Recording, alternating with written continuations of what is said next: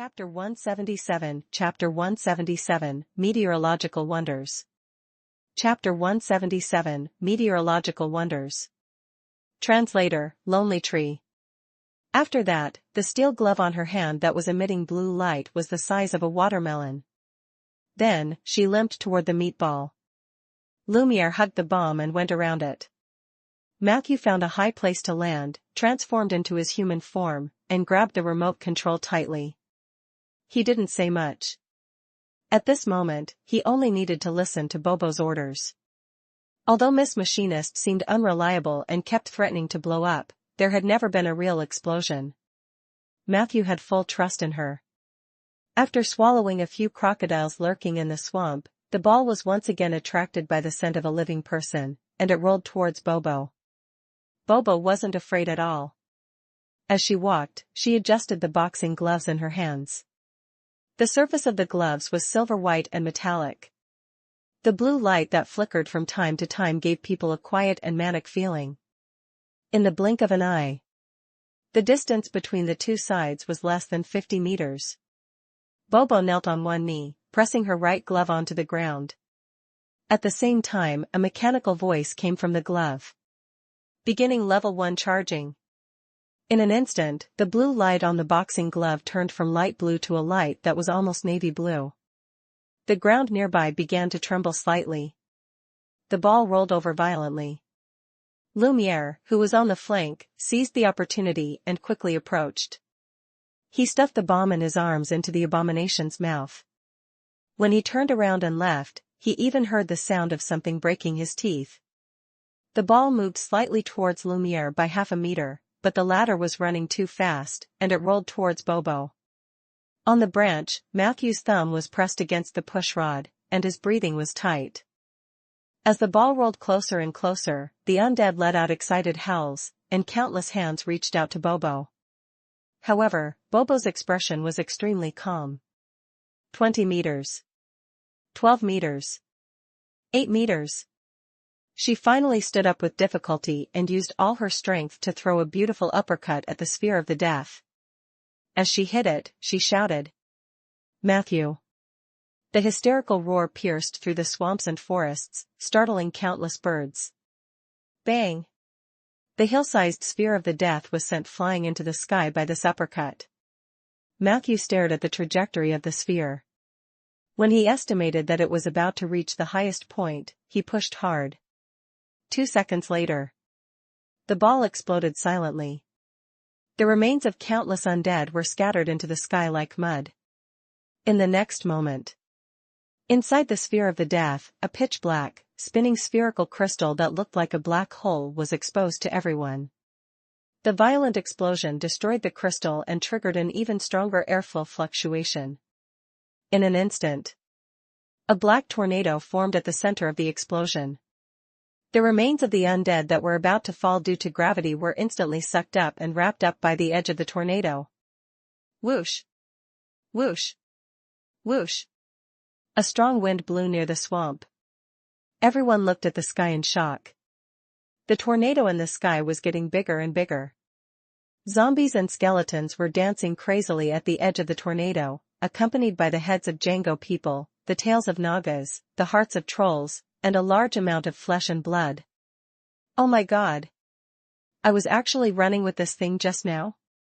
Lumiere raised his head and looked at his hands with lingering fear.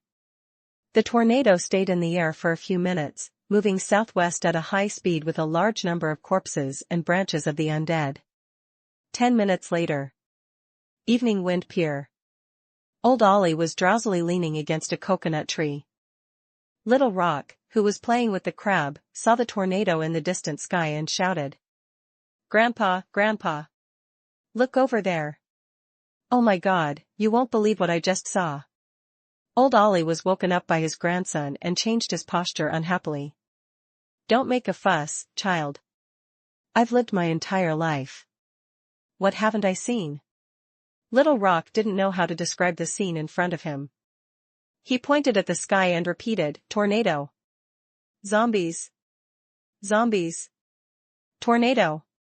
Ollie was annoyed by his noise. He turned his head to look at the sky. The next second, he jumped up. After staring blankly at the horizon for a few seconds, old Ollie suddenly ran toward the dock. "Get up, Shankunzi. You won't believe what I just saw," the old man shouted as he ran. On the shore, a huge turtle buried its head in the water and blew bubbles contentedly. "Don't make a fuss, Ollie. I've lived for hundreds of years." "What have I not seen before?" But he still turned his head curiously. When he saw the tornado carrying hundreds of thousands of undead passing by in the distance, along with some zombie residue, animal bones and internal organs, resin, or mud, his neck suddenly stretched 20 meters long. "I've really never seen this before." Shankunzi cried out in surprise and hurriedly dived into the water. He could vaguely hear a voice coming from the water. Wifey, you definitely won't believe it." One evening, the undead tornado swept across the northern shore of the Gold Coast. It was only at night that the tornado turned from the southwest of Condor City into the Aruni Sea and gradually disappeared from everyone's sight. Prompt: "You have destroyed Blinken's heavenly sphere of death and the negative energy gravity crystal." Blinken's mental power was damaged. Hatred of Dragon Lich Sect +10. You have unintentionally created a weather phenomenon, the undead tornado. A few Django people and an elemental watched the entire battle between the brave party, you, and the undead heavenly sphere. They might spread their sight of the battle in oral form. Soon, more and more stories about the undead tornado will appear. Bards will sing about you, young heroes will idolize you, and wealthy forces will consider recruiting you. Your party, Lumiere, Bobo, has Southern Legends +1, Winky Face. Your regional legend points, Rainforest +3, Gold Coast +1, Swamp City +1. Naga Race +1. Very good. You destroyed my heavenly sphere of the death. I'd like to have a chat with you before I'm completely enraged. But I will only give you 3 sentences. Now, begin. A black shadow quickly appeared in front of the 3 of them. Blinken said with a sinister expression. Chapter 178. What class do necromancers hate the most? Chapter 178. What class do necromancers hate the most? Translator, Lonely Tree. In Ainder, negotiations were a common occurrence. The people of Ainder were so passionate about negotiations that they were obsessed with it. Whether it was a civilized society or an adventure in the countryside, when people encountered conflicts, their first reaction was to choose negotiations. And even if the initial negotiations failed, in most cases, both sides would agree to start a second round of negotiations and add a mediator role in the subsequent negotiations. In Rolling Stone Town, the position of mediator was often held by the town's respected people. In a big city like Jiliu City, the government even had a special negotiation organization to manage disputes among the people. Matthew had once read the work of a senior mediator, who wrote on the title page, "How can we ensure a better resolution of the dispute?" There were 3 things to do. Before the negotiations, one had to ensure that the strength of both sides was equal. During negotiations, use all sorts of methods. After negotiations, don't be too hung up with the outcome. The first 2 points were easy to understand, but the third point seemed to Matthew to mean something like this. Even though it was the consensus of most people in Ainder to use negotiations to solve problems, there were still many people who did not care about ethics. There were also examples in history of people who went back on their words and backstabbed the next day. Therefore, even if the outcome of the negotiations had already become a fact, they had to be more careful and vigilant. This was Matthew's first negotiation. He was facing a level 20 big shot. Although the Blinken in front of him was most likely a water mirror image, the law of death in the morning still left a deep impression on Matthew. It would be a lie to say that he wasn't nervous. But at this moment, Matthew knew that he had to muster up the courage to face him. If he showed any signs of fear, this negotiation would be lost. He walked up and maintained a safe distance. He said calmly, "There are no dragon tombs in this rainforest." Blinken sneered. Now, the second sentence. Matthew's expression did not change. The internal strife of the Sandstorm Bandits is most likely a self-directed farce. Blinken was getting impatient. The third sentence. Matthew's heart was slightly stirred. Blinken's reaction was beyond his expectations. He thought that the two pieces of information he had thrown out would at least make the other party refute, but the other party was completely indifferent. Blinken's attitude changed Matthew's train of thought. He reacted quickly and decisively to change the content of the third sentence. I have a legendary existence with me. Blinken wanted to raise his right hand subconsciously, but he stopped before the staff could reach 15 degrees. A legend? Do you think I'm a child? Do you think I am so easily deceived? He stared coldly at Matthew. Seeing the other party's attitude, Matthew finally heaved a sigh of relief. When Blinken was about to raise his staff, he was ready to use his undead body. Soldier and the drifter were already in position. As long as the enemy showed the slightest intention to act rashly, the two immortal assassins would immediately attack. Fortunately, Blinken finally reacted to Matthew's words. Even though the content was still questionable. However, at least there were signs of negotiations between the two sides. There's no point in lying. I don't think it'll be difficult for you to verify my words. Matthew replied calmly. Suspicion flashed in Blinken's eyes. The next moment, he suddenly took out a skull from his pocket. There was a faint soul fire within the skull, which was obviously different from the ordinary undead. Matthew could feel a rich life force. It was rich but very weak, as if it could be extinguished at any time. Blinken carefully held the skull in his arms, then gently stroked its forehead and cheekbones, and asked gently, Emma, my Emma, he said they have a legend with them. Hearing Blinken's voice, the skull seemed to wake up. She flew out of Blinken's arms, spun in the air, and landed in his palm. Why didn't I wake up with my lover's kiss this time? My Ken, do you not love me anymore? The skull looked at Blinken with some resentment. Blinken quickly hugged her and kissed her forehead. I'm sorry, baby. I'm just a little anxious. His tone was gentle, his movements were gentle, and even his kiss was filled with love. I like your kiss. It reminds me of when we were still in love. You were so young and radiant back then, but now you're old. The negative energy has corroded your body and brain. Skull Emma said affectionately. Blinken coughed. We can talk about this when we get back, baby. I'm negotiating with someone right now.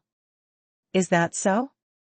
Emma turned 180 degrees, glanced at Matthew and the others, then turned back and said to Blinken, I'm afraid what that child said is true.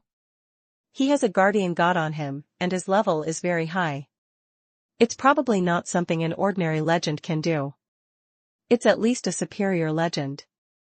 Superior legend? Blinken was shocked. There aren't many superior legends in the entire South. Oh, my poor lover, this rotten world has corrupted your flesh, necromancy has blurred your vision. Can't you see the obvious mark on the Patronus? Emma asked worriedly. Blinken's eyes shone with a bright white light. After a few seconds, he frowned and said, Ronan. But I heard that he was trapped in the astral plane. Chapter 179. Chapter 179, What class do necromancers hate the most? Chapter 179, What class do necromancers hate the most? Translator, Lonely Tree. Emma persuaded. But he won't be trapped in the astral plane forever. You know what he's capable of. Your current judgment worries me. Promise me, don't let the negative energy continue to erode your brain. It's the sexiest organ in your body and also my favorite. Blinken's facial muscles twitched slightly, but he soon understood. I'll be careful, Emma. The skull looked particularly worried. She turned to Matthew and the others. Let me talk to that child. I'm more suitable to negotiate with normal people than you. Blinken took a deep breath and didn't say anything else. He tacitly agreed to Emma's words. Hello, my name is Emma. What's yours? The skull looked very friendly. Matthew replied politely, Hello, madam. My name is Matthew. Nice to meet you, Matthew. Emma said vivaciously. The world has always had a big misunderstanding about Blinken. In fact, he is a good child, always has been, but he is not very good at expressing himself. When he was still a magic apprentice, a few troublemakers had hidden all the frogs for dissection because they hated the dissection class the next day. When Blinken learned of this, he went to them and tried to get them to hand over the frog. The reason was that he did not want his group to fall behind the other groups of magic apprentices.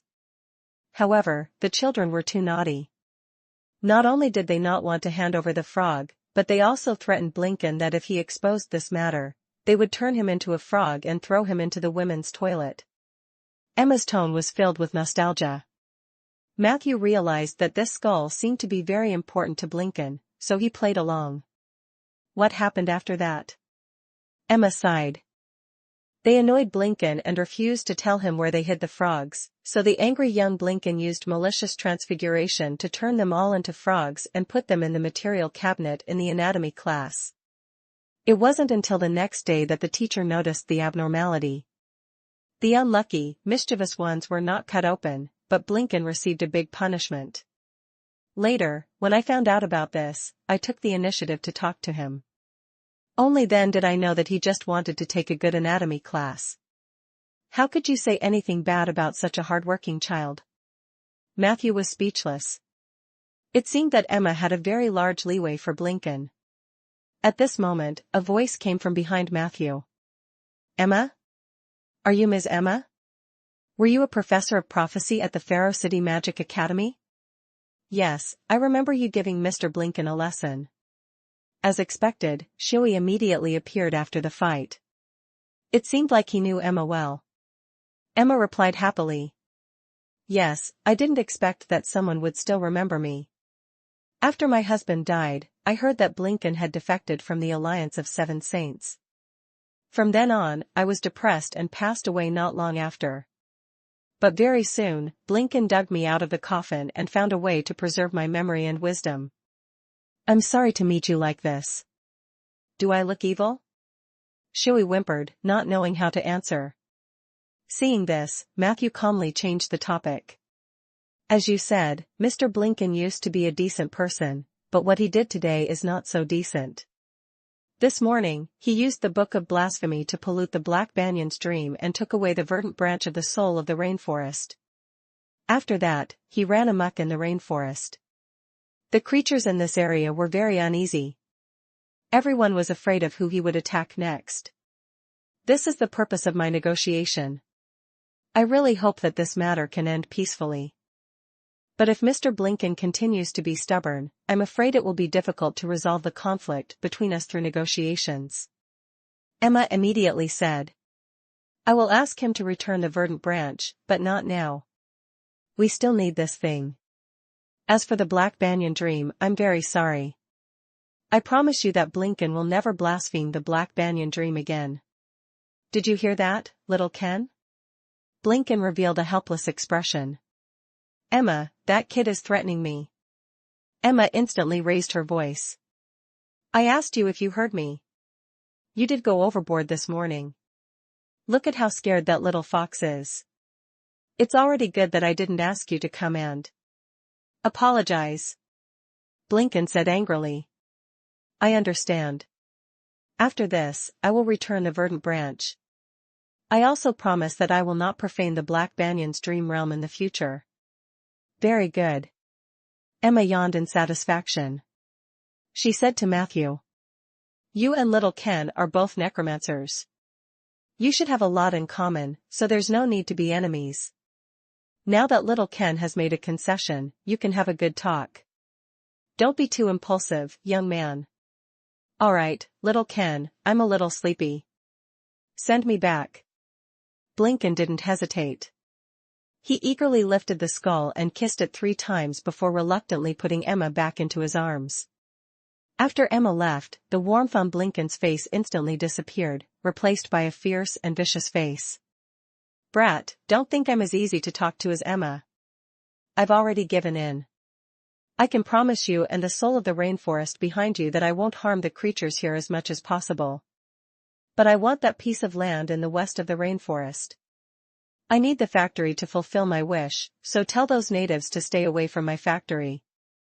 Otherwise, I don't know what will happen. Chapter 180. What class do necromancers hate the most? Chapter 180. What class do necromancers hate the most? Translator, Lonely Tree. Also, my people and I will be walking around the rainforest for the next period of time. If those ferocious beasts or natives take the initiative to attack me, don't blame me for being ruthless. If you can agree to this, I can give Em a face and stay out of your way for the time being. Matthew knew that this negotiation would not end well. He simply said vaguely, I'm not sure if the soul of the rainforest will accept such conditions, especially after you robbed her, but I'll convey these words to her. Blinken sneered, she will accept it. Brat, I don't know what the soul of the rainforest promised you, but no matter how generous the reward is, it's not as important as your life. You're not so lucky to have a flying squirrel be a sacrifice for you, right? Matthew's heart skipped a beat. So, he knew everything that happened in Black Banyan's dream realm after he left. What do you want to do in the rainforest? The Tomb of the Dragon? It doesn't exist at all. He tried to pry more information out of Blinken. However, Blinken only smiled faintly. Don't ask so many questions, kid. Don't do useless things. I've already sent my people away when we were negotiating. As for me, you should know that the person in front of you is just a mirror image. The real me is already thousands of miles away. As he spoke, he turned around and walked away. After 10 steps, he suddenly turned around and looked at Matthew solemnly. Forget it. Since we're both necromancers, I'll give you one last piece of advice. Matthew asked. What is it? When you wear a robe with tight cuffs, it's best to always roll up your sleeves to avoid affecting your spellcasting. Blinken said seriously. Also, the second button on the inner lining of your shirt is not fastened. Remember to button it immediately. After saying that, his figure immediately collapsed and turned into a puddle of water. Shui came over. So, is this negotiation a success or a failure?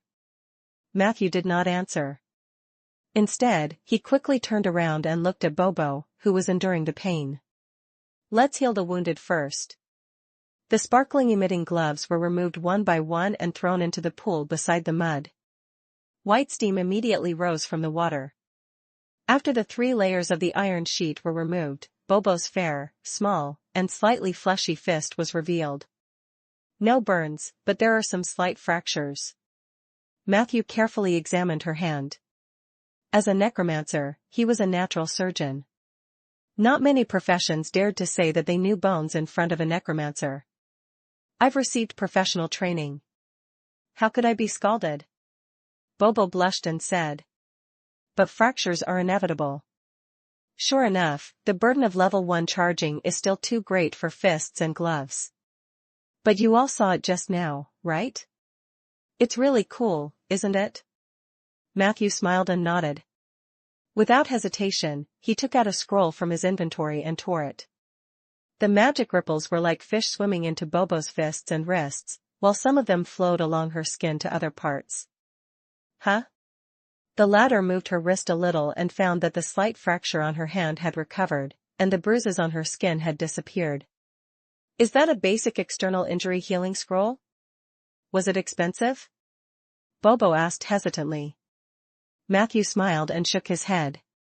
Seeing the embarrassed look on Bobo's face, he naturally wouldn't tell him that she was actually using an intermediate external injury healing scroll.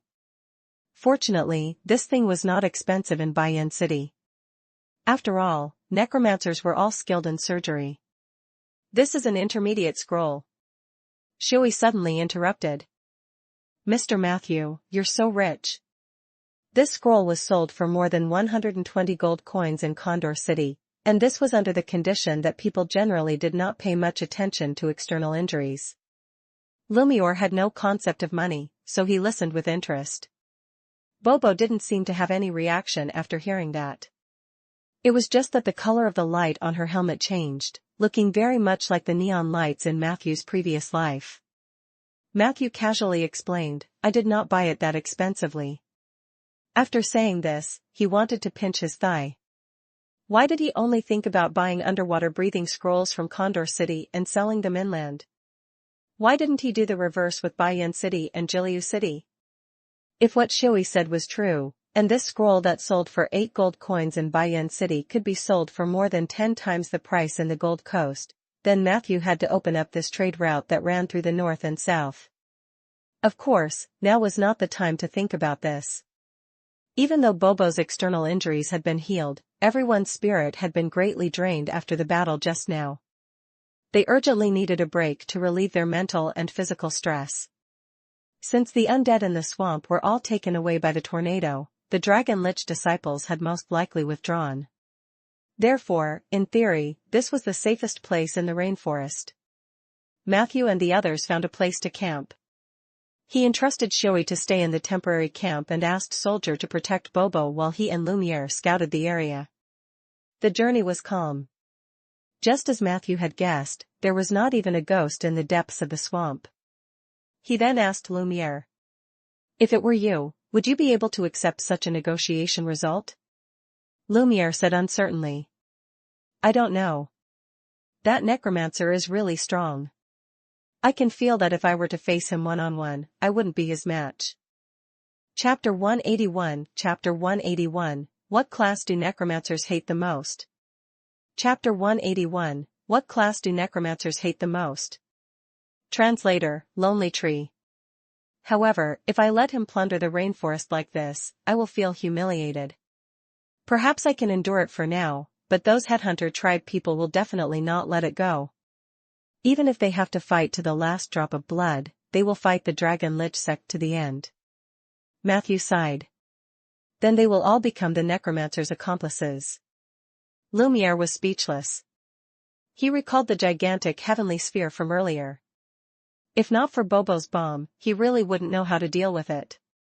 I didn't mean to mock your clansmen. I also respect their courage, Matthew said in a deep voice.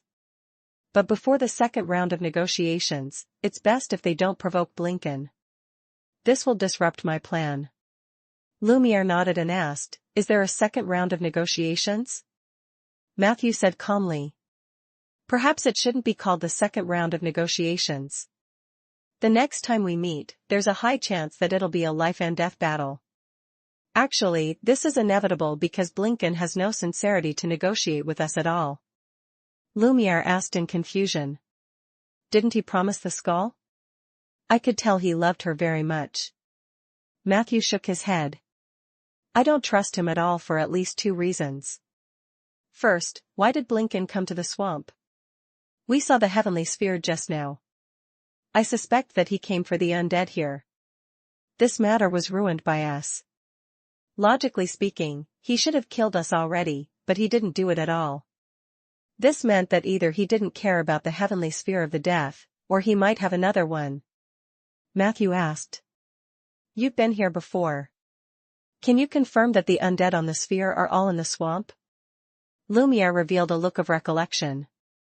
I can't remember clearly. There are indeed a lot of undead in the swamp. Thinking about it carefully, although the heavenly sphere looks terrifying, there are not that many undead on the outer shell. If we really count them, it might not cover all the undead in the swamp. Matthew nodded and said. That's right. I believe that Blinken wouldn't do something meaningless. The heavenly sphere of the death is the purpose of his trip. It's a pity that I don't know much about this spell, but it doesn't seem to be an offensive spell at all. Or rather, offense is its side effect. He must have a greater purpose in making the heavenly sphere. Matthew speculated. Lumiere asked worriedly. If he really has another heavenly sphere of the death, isn't he stalling for time by negotiating with us? Matthew said. I'm afraid so. There's another reason why I can't trust him. That's Emma. Lumiere was shocked. But she looks very nice. Matthew said in a deep voice. It's because she's too nice. Don't you think her interaction with Blinken in front of us is a little too fake? Of course, there was also the possibility that their relationship was really that good. It was just that some of Emma's words made me uneasy. Lumiere still looked as if he could not believe that Emma's kindness was faked. But he listened very seriously. Matthew recalled. Emma said that Blinken was a good boy. In order to punish the students who hid the frogs, he used malicious transfiguration on those students and turned them into frogs. The story is not wrong. I just want to know how a magic apprentice, who is at most level 4, learned malicious transfiguration, which requires at least level 10 to master. Lumiere looked enlightened. Matthew walked forward quietly. Actually, there were still many suspicious points that he did not mention, including when Emma mentioned Suya. She seemed to have inadvertently pointed out that Suya's true form was a fox. This was very intriguing. The interaction between her and Blinken was completely controlled by the former. She thought of Blinken's inexplicable betrayal and his later participation in the Dragon Lich sect. Matthew even suspected that Emma was the mastermind. From another point of view, regardless of whether Matthew's guess was true or not, Blinken was unwilling to give up his activities in the rainforest, which meant that the negotiations had completely broken down. Not to mention Suya, Matthew himself would not allow the Dragon Lich sect to tarnish the rainforest, and he would not allow Blinken to barge into the tomb of the bright Sandalwood King. Looks like a fierce battle is inevitable. He thought about it. Matthew flipped open the divine power badge on his chest. The message from 2 hours ago was still shining brightly. 2 people, just this once. Never again. These were the goddess of moonlight's exact words. Asha agreed to help Matthew, but doing so was also a huge burden for her, who was getting weaker. She could not always support Matthew unconditionally. The meaning of this sentence was, I can help you next time. But you have to pay more.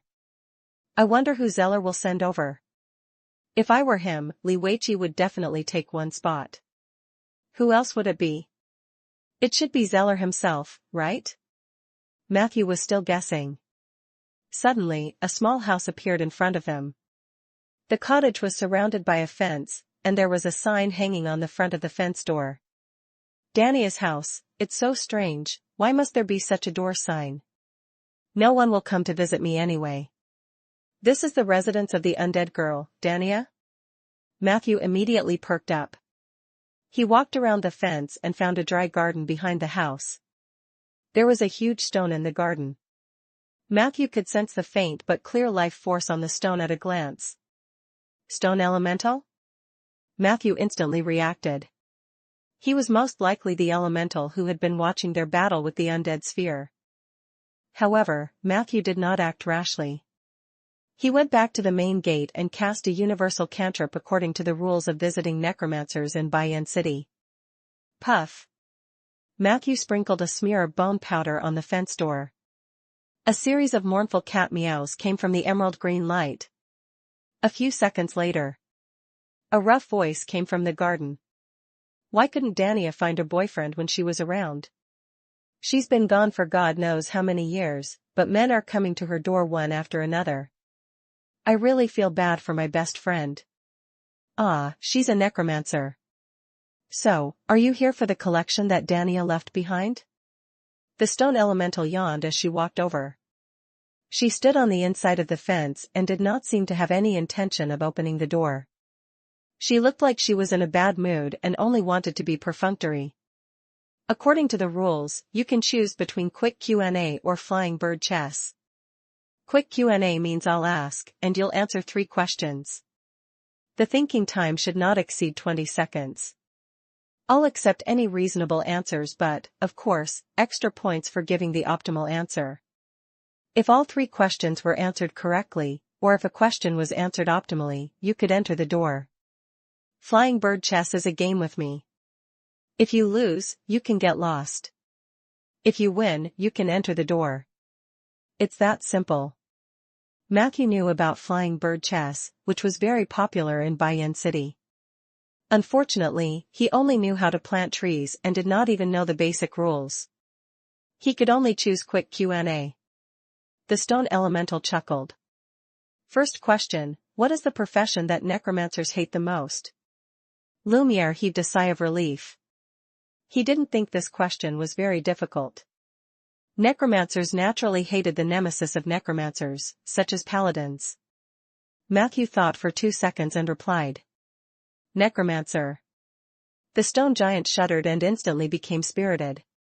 What's your relationship with Dania? Chapter 182. Chapter 182, Are you eating this? Chapter 182, Are you eating this? Translator, Lonely Tree. After explaining that he had never met Dania before, the stone elemental said regretfully. If you had come a few decades earlier, Dania might have been able to get rid of her single status successfully, and she wouldn't have become so perverted later. As she spoke, she pulled open the fence door. Matthew walked in, and Lumiere tactfully waited outside. Dania's cabin looked small, but the space inside was comparable to a castle. The floor was translucent. They were like floating tiles, transparent and full of texture. Matthew looked around and saw at least 100 rooms under his feet. Floating brick structure? This is the technology to build a floating city. Matthew was amazed by the interior of the hut. The stone elemental was already used to it. No, Dania doesn't have that kind of brain. She just tore down a library in a floating city and installed some of its parts here. She took a few steps on the floating bricks and muttered. Necromancer, male, below 30 years old, above 180 centimeters, looks very handsome according to human aesthetics. That's room 7. The stone elemental led Matthew to a smaller floating brick and stepped on it heavily. At the same time, she explained. Dania left different gifts for different people. They belong to different rooms, and each room has 3 to 20 items. You can only choose one of them as Dania's gift. Matthew's heart skipped a beat. Different groups of people? Even non-necromancers. If that was the case, he wanted Lumiere and Bobo to try their luck. The stone elemental yawned. Matthew was surprised. But I just saw some rooms with the logo of other professions. The stone elemental chuckled. That's why I said that she's gone perverted. She clearly set the rules that only necromancers are allowed to participate in flying bird chess and quick A&A, but in the end, she prepared gifts and rooms for all classes. Her mental state before she left was very confusing. I even suspect that she didn't want to leave anything good for her descendants, even necromancers. I think because she couldn't find a boyfriend in her lifetime, she left these behind as proof of her existence. As she spoke, she stomped on the tiles again. This time, the ladder finally sank slowly. Matthew came to a small storage room. On the table in the middle was a specimen of a chicken covered in black feathers. The label below it read, "This is the 1,000,000 with purgatory chicken born since the birth of purgatory." Of course, it's fake. Who would be so bored as to count chickens? For some reason, this sentence felt funny to Matthew. He smiled and looked away. There were 6 items on the shelf beside him. High-level negative energy stone, I'm lying to you. Do you think there are different levels of negative energy stones? A broom that doesn't know how to sweep the floor, but it can help you mop the floor when it's wet. It can also salivate. Isn't it amazing? A copy of the title deed to a house in Bayan City. When I bought the house, the agent told me that this is a permanent property right. Kill him if he was lying. Dania's paper crane, my Prince Charming, hee hee. Spellbooks with spells written upside down and in reverse order, strongly recommended. This is a wonderful book, but remember to practice it upside down. L. Bloodstained pads, hee hee. When he saw the last item, Matthew really began to doubt Dania's mental state. How long had she been a shut-in to drive her crazy? The stone elemental's words seemed reasonable. This necromancer probably didn't want to leave something for her descendants but just wanted to find a sense of existence. Matthew used the elimination method to make a preliminary screening. The only options left were, specimen of purgatory chicken, Bayan City land deed, and spellbook. Bayan City's title deed was actually quite good, but whether it was permanent property was really a question mark. If he took it back and it was a lie, it would be a huge loss. Matthew felt that there might be something hidden in the specimen of the purgatory chicken. Normally, the specimen was just a pretense. The egg in its stomach was the main point. It was a pity that Matthew did not have enough spiritual power now. Otherwise, he would have been able to see it clearly with a round of equalized perception. As for the spellbook, it was something that every mage would not neglect. Matthew pondered for a moment. In the end, he still chose to take the spellbook with him. Even if the book is written backwards, it's not impossible to decipher it. There's definitely no big mistake in choosing a spellbook, as long as it's not too trashy. After gradually understanding Dania's mental state, Matthew made this choice. Anyway, he didn't pay anything. He only answered a question. It was already good enough to get a small gift. After getting the spellbook, Matthew left the storage room under the lead of the stone elemental. If possible, please spread the news that Dania's hut has a gift among the necromancers. The stone elemental said as she sent the guest off. In the past, the edge of the swamp was filled with the undead left behind by Dania. No one could break in at all. It's a pity that her meticulous arrangements have completely become a pantomime that no one can appreciate. At that time, I advised her that if she wanted more people to understand her, she shouldn't set such a high threshold. However, she refused. She insisted that only necromancers who could break through the undead in the outer circle were qualified to receive her gift. Chapter 183 Chapter 183, Is that all you eat? Chapter 183, Is that all you eat? Translator, Lonely Tree. I couldn't understand her thoughts at all. Why would she still force these powerful necromancers to play her mini-games then? Perhaps this was the reason why she could not find a boyfriend in her life. As her best friend, I feel sorry for her. She's actually a very good person. It's just that her mind has been affected by negative energy. Young man, you have to be careful too. The path of undying is not something that ordinary people can control. Matthew nodded with gratitude. Of course, he knew about the negative energy's influence on humans, especially on the brain, heart, and other organs. Just like how arsonists always found it difficult to restrain their desire to set fire, necromancers were also easily tempted by negative energy and gradually fell into the abyss. Generally speaking, this process would be significantly accelerated after the fourth rank. This was also the objective reason why high-level necromancers always gave people the impression that strangers were not allowed to approach them.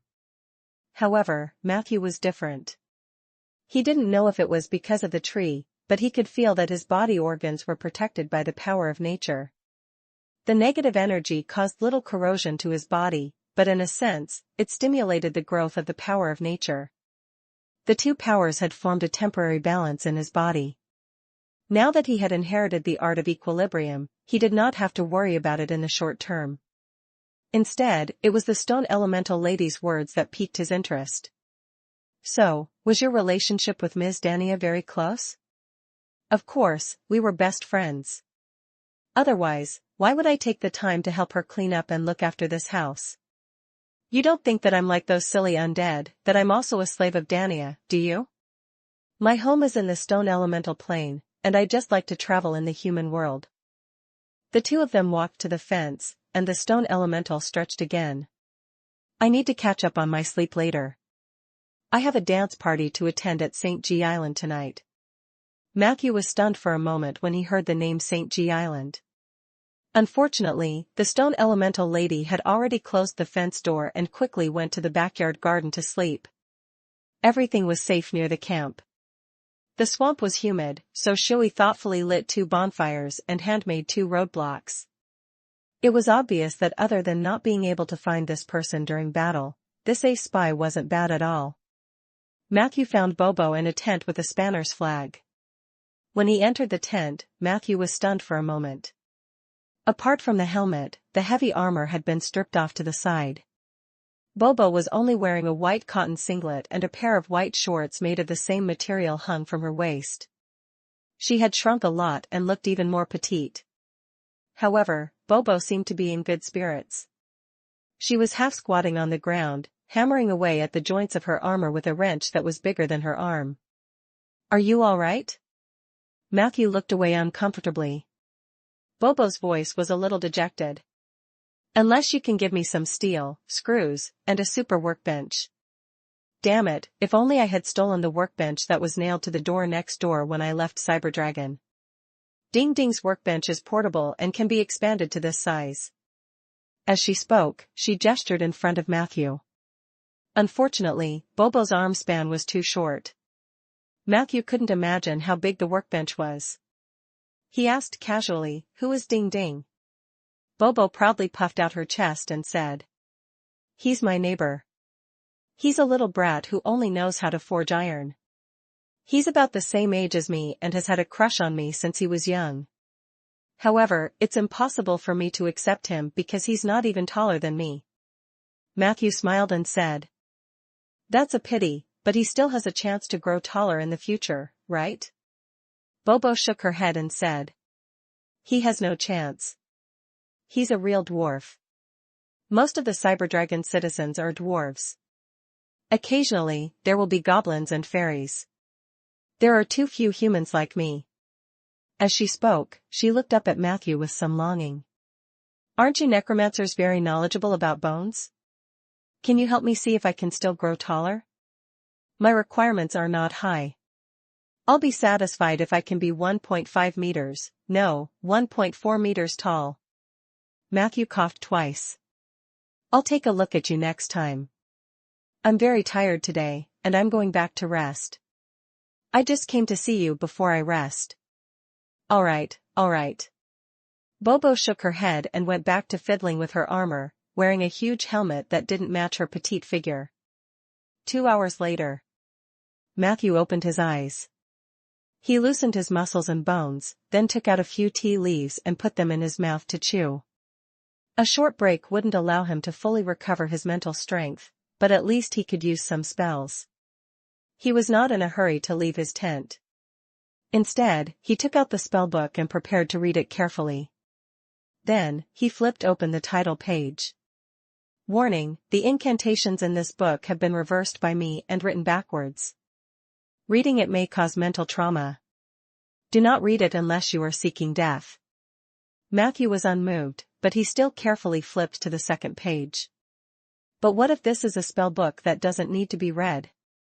Congratulations, you're in luck. This is a spellbook published by the Feast Sect Lodge.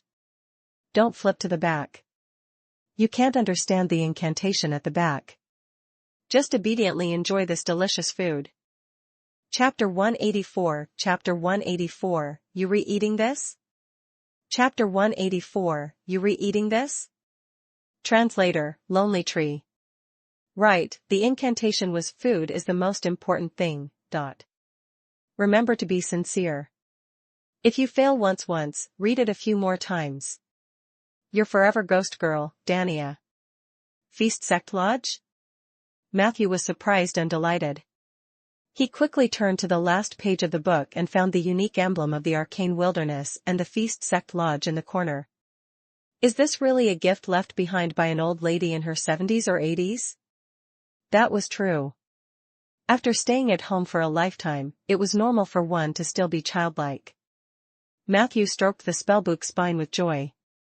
The Feast Sect Lodge was an organization from the arcane wilderness, which was independent of the material world and a magical plane full of active magic power.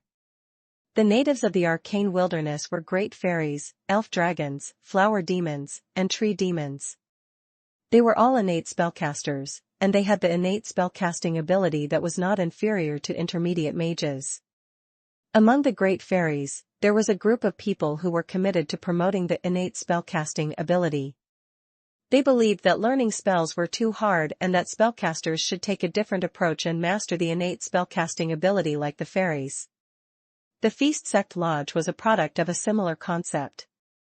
Every year, this organization would regularly publish some special spellbooks to spellcasting organizations in the material world and other dimensions in exchange for money, materials, and, more importantly, influence. The special feature of these spellbooks was that they were not meant for reading but for eating. As long as you eat a spellbook of this type, you will be able to master a spell within 15 minutes at most. Moreover, this spell belongs to the category of innate spellcasting and enjoys various additional spell check bonuses. This made the spellbooks of the Feast Sect Lodge extremely popular. Due to the limited production of the lodge, many times, even members of large spellcasters organizations might not be able to get a copy in their lifetime. How could Matthew not be surprised?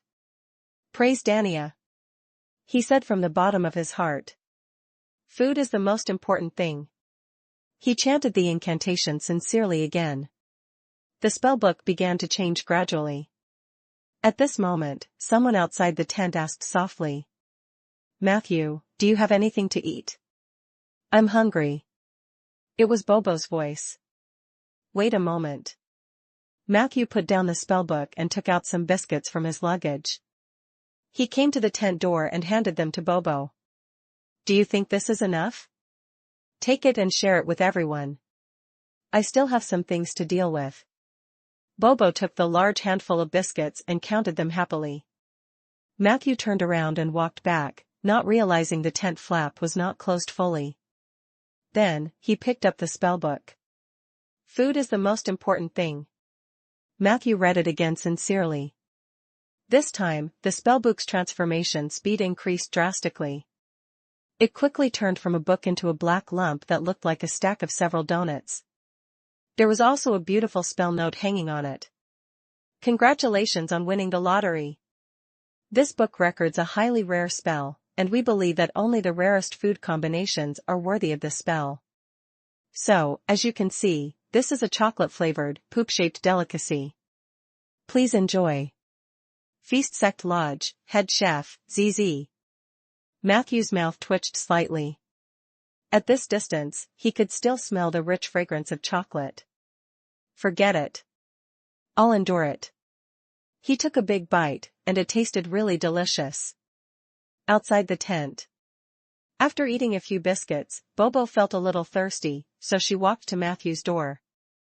Suddenly, her body trembled as she saw an unbelievable scene. You gave us biscuits, and you ate that? Bobo asked in a trembling voice. Matthew didn't react immediately. Oh? This is chocolate-flavored. It is not bad. Bobo was stunned for a moment. She, who had always been strong, couldn't hold it in this time. She covered her mouth, and tears began to flow out. Matthew saw her expression and finally realized what had happened. He finished the food quickly and was about to explain. But at this moment, a huge amount of information surged into his mind. Hint, you have mastered the innate spellcasting ability, Instigation.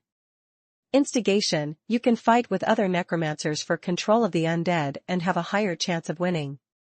If you succeed, you will receive a second cast of Instigation without exhaustion within a short period of time.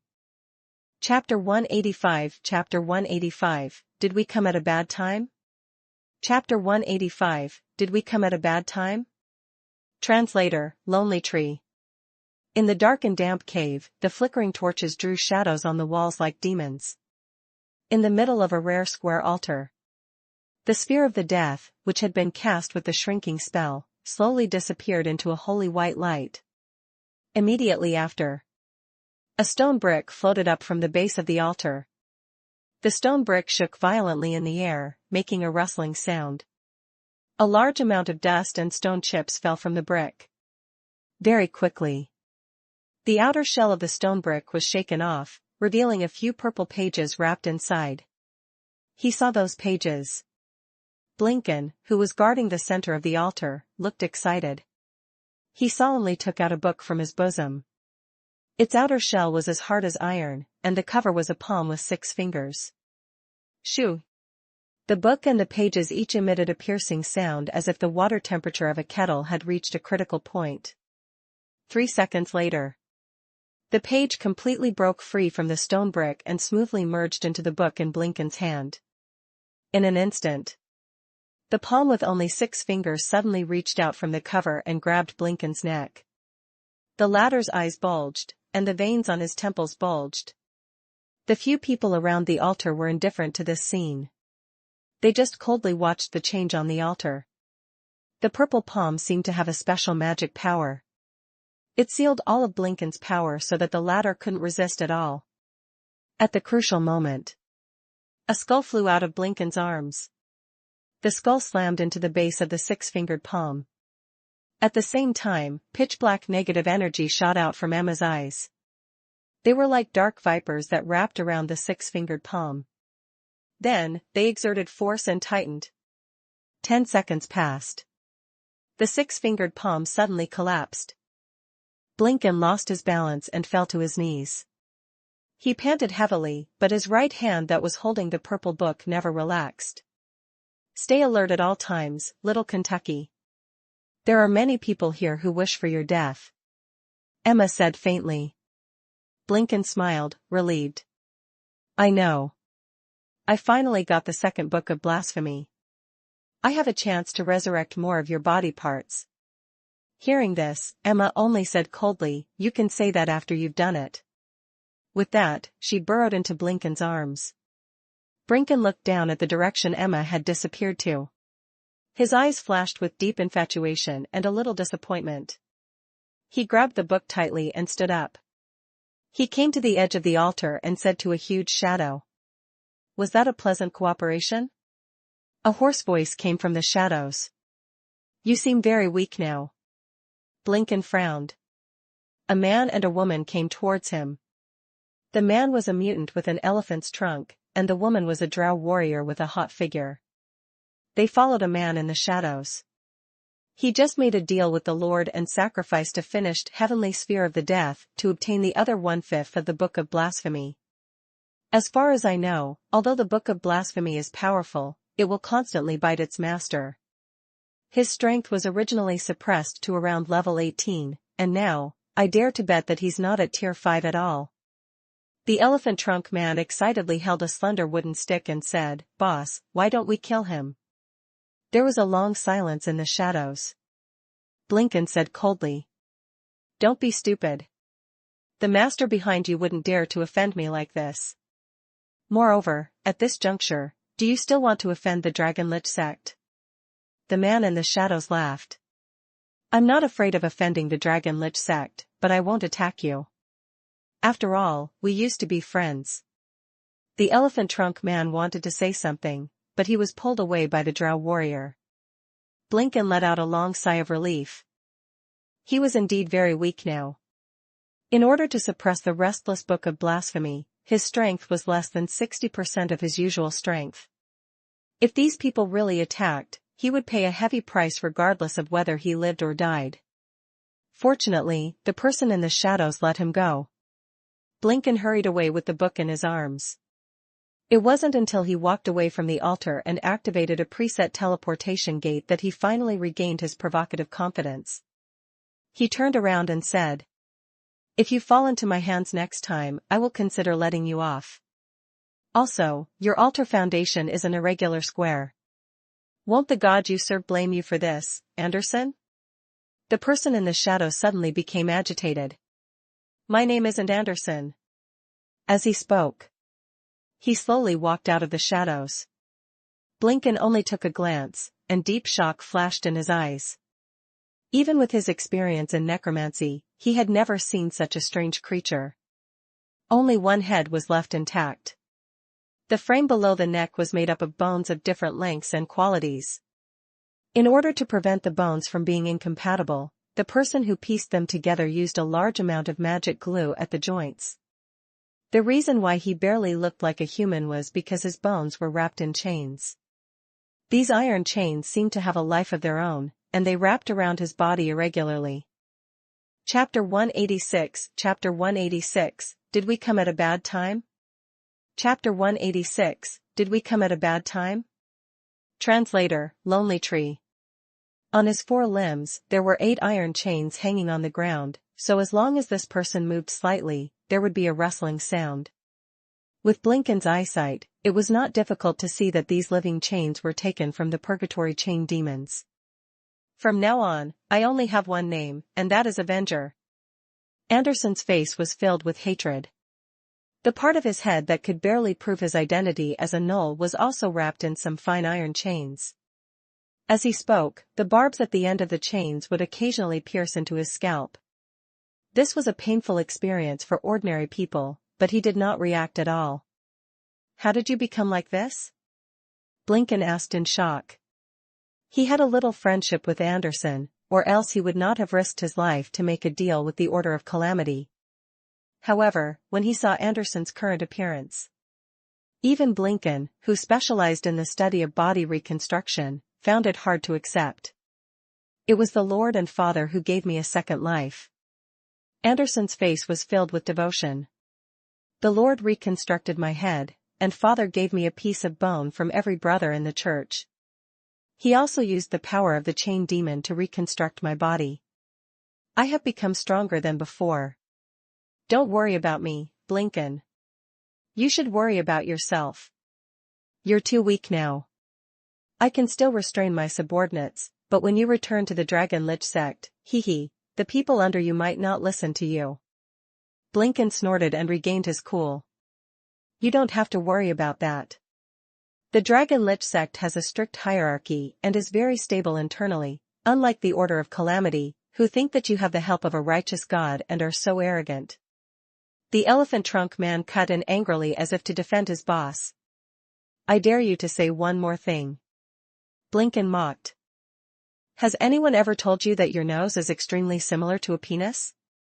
After saying that, he took the opportunity before the elephant man could react and walked directly into the portal. Who knew that in the next second? He heard the elephant trunk man laugh in a daze. You're so strange. Why are you suddenly praising me? Blinken's figure disappeared completely. The drow warrior Lara pressed her forehead with her hand speechlessly. He was mocking you. The elephant trunk man was shocked. Really? Lara rolled her eyes. Why did Father send me with teammates like you? Strong but dumb. The elephant trunk man chuckled. He eagerly ran to Lara's side. His elephant trunk shook as he wanted to rub against Lara's thigh, but he was almost cut off by the other party's knife. He didn't mind being almost hurt by Lara. He just smiled and asked, Lara, why do you think we're paired together? Could it be that your ex also likes thighs like me? Lara coldly put the scimitar back into the weapon sheath on her thigh. You'd better control your nose. Otherwise, I can't guarantee that I won't have a third teammate soon. Secondly, I said something wrong just now. Sinwak is not the same as you. He is much stronger than you. After saying this, she looked at Anderson, whose chains were shaking. The transaction is complete. Our mission has been completed. It's time to leave, an Avenger? Anderson gritted his teeth and said. Shush. I can sense his existence. It's the Lord who is guiding me. I see it, he will come here and walk into the trap. We're not going anywhere. We'll wait for him here. Only then did Lara notice that Anderson's eyes were extremely cloudy, glowing with a strange blue-white luster. Him? Do you mean that necromancer? Did he also come to the south? Lara frowned. That person is not to be trifled with.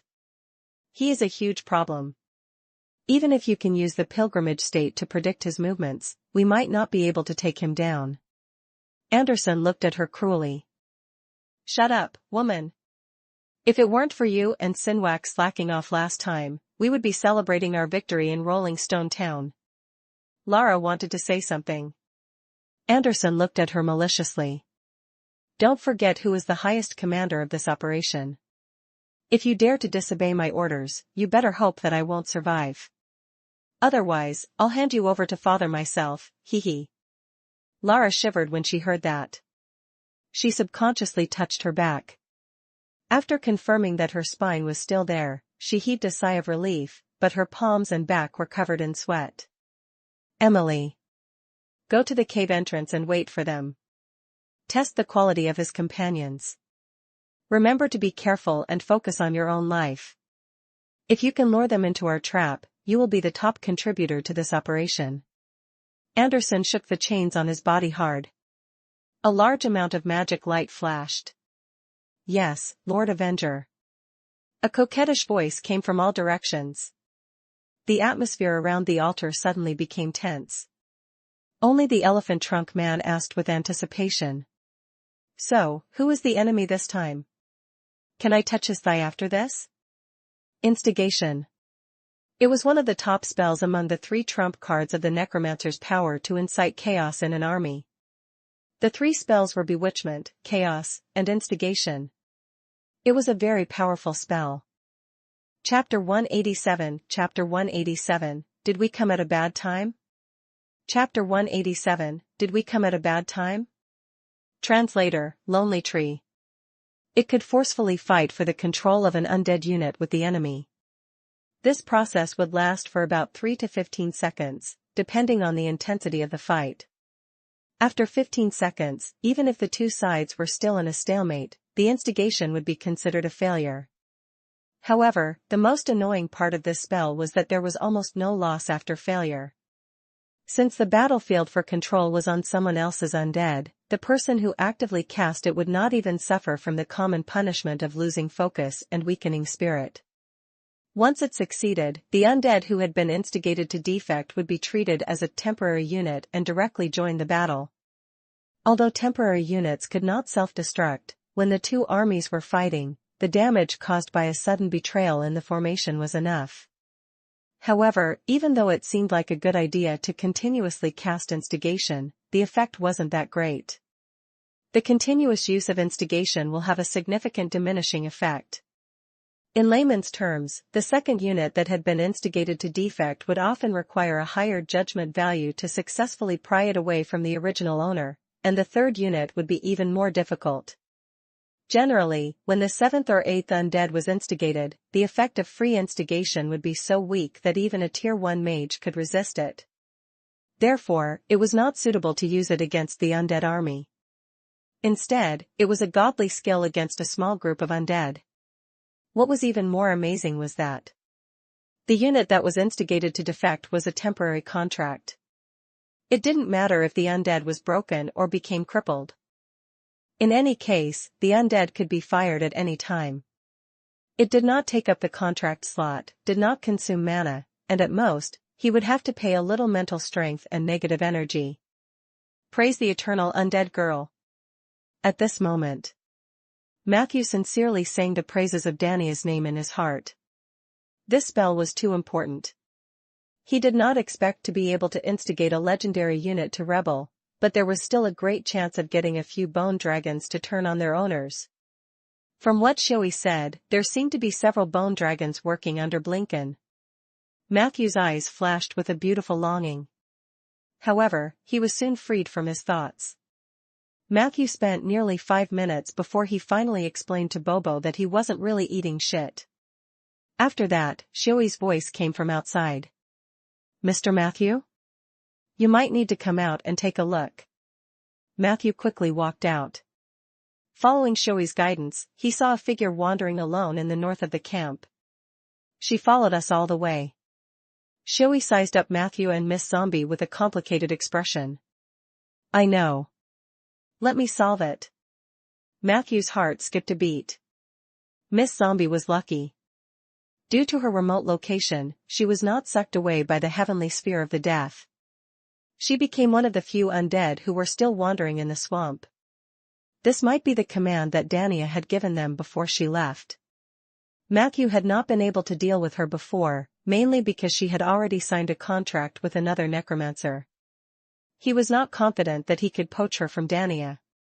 Things were different now. He planned to try to persuade her to defect. So he walked over gently and greeted Miss Zombie. Hello, we meet again. I'm very grateful for your help that night. Matthew smiled. Miss Zombie looked at him in confusion. After a moment, she suddenly bit him.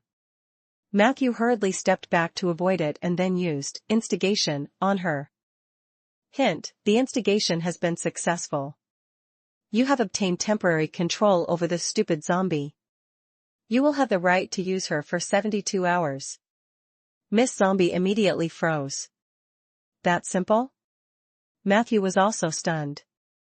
However, he quickly realized that no matter what Dania had done, she had little control over the undead there.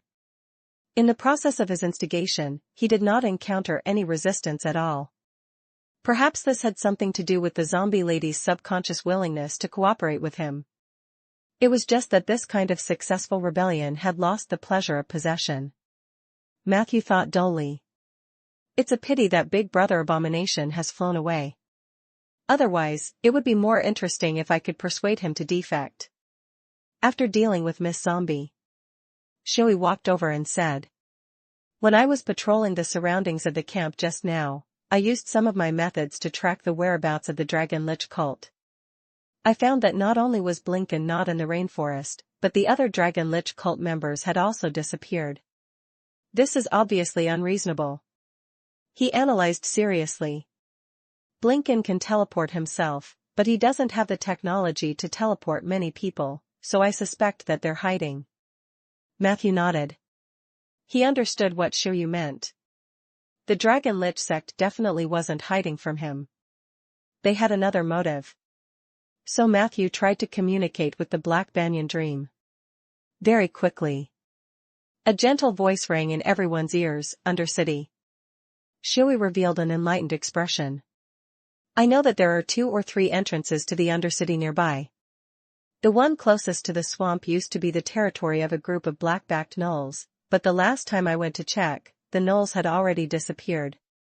Do we need to follow them? Lumiere walked over, indicating that he was in good condition and could continue on his journey. Matthew looked at Bobo again. The latter had already put on her armor again, and the right glove was replaced with a fire-resistant glove. Bombs and lightning gloves aren't all the tricks that an arcane machinist can use.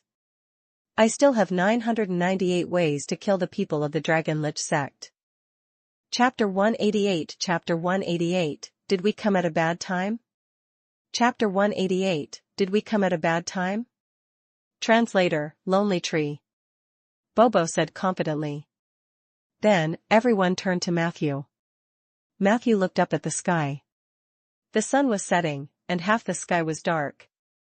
A waning moon was vaguely hanging on the branches of the rainforest. Then let's go over and take a look. There's no need to chase too closely. I've invited 2 experts. When they come, we'll have a better chance of winning against Blinken. Matthew patted the badge on his chest and said. 40 minutes later. In a narrow and damp underground passage. The group moved sideways.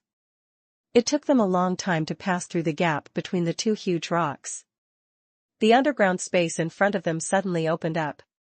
The stone stairs leading down were obviously man-made. There were messy murals on the side, as well as a small number of tools and living supplies. It was not hard to guess that this was once the territory of a group of black-backed gnolls. There should be another exit in this Undercity. With the size of the black-backed gnolls, they will not be able to pass through this place. The gnolls in this camp were probably killed by Matthew, so he knew their physical condition very well. Shui agreed. Most of the Undercities under the rainforest extend in all directions. Although there aren't many creatures here, they have inherited the cunning of the rainforest creatures. As far as I know, there are at least 3 roads leading to the surface. This is the closest one, and it's relatively safe. Even so, there are always dangers lurking in the underground world. I remember that there are many vampire bats hiding in the road ahead. It's best if everyone doesn't use torches because they especially like to attack people who hold torches. I have a certain level of dark vision, so why don't you let me go first? But you must remember to support me at all times. I really don't have confidence in my combat standards. The group discussed for a while and decided to adopt Shui's suggestion. They extinguished the torches and used a rope to connect the 4 wrists. If anything unusual happened, they could shake the rope violently to inform their companions. It was also very convenient to break free of the rope if necessary. Shui took the lead. Matthew followed closely behind. He took out the Ring of Desire from his inventory and put it on. In his pitch-black vision, a grayish-white outline suddenly appeared. This was the effect of dark vision. The Ring of Desire could provide 10 points of dark vision, which meant that Matthew could now see the dark environment in front of him. It was blurry if they were further away. In the Undercity, equipment that could enhance dark vision was always in demand. The effect of the Ring of Desire was immediate. However, its other use was equally annoying. After wearing it, you really don't have any desire at all. If Heart of Tranquil Water only helps you resist the temptation from the outside world, then wearing this Ring of Desire is equivalent to directly completing the psychological castration. Matthew spun the ring a little uncomfortably. As they went deeper into the Undercity, the team gradually fell silent. Only the rustling of footsteps could be heard. If not for the occasional shaking of the rope, everyone would have thought that their companions had been swallowed by the endless darkness. About half an hour later, Shioi's relieved voice came from ahead. We've already passed the vampire bats' territory. There should be some fungus man villages ahead. They're not a threat to us. We can light the torches for a while. If the surface creatures suddenly enter the Undercity and can't see the light for a long time, they will have hallucinations. As he spoke, he lit his torch first. However, in the next second, Matthew, who was about 15 meters away from him, shouted in surprise. Watch your back. Shioi reacted quickly.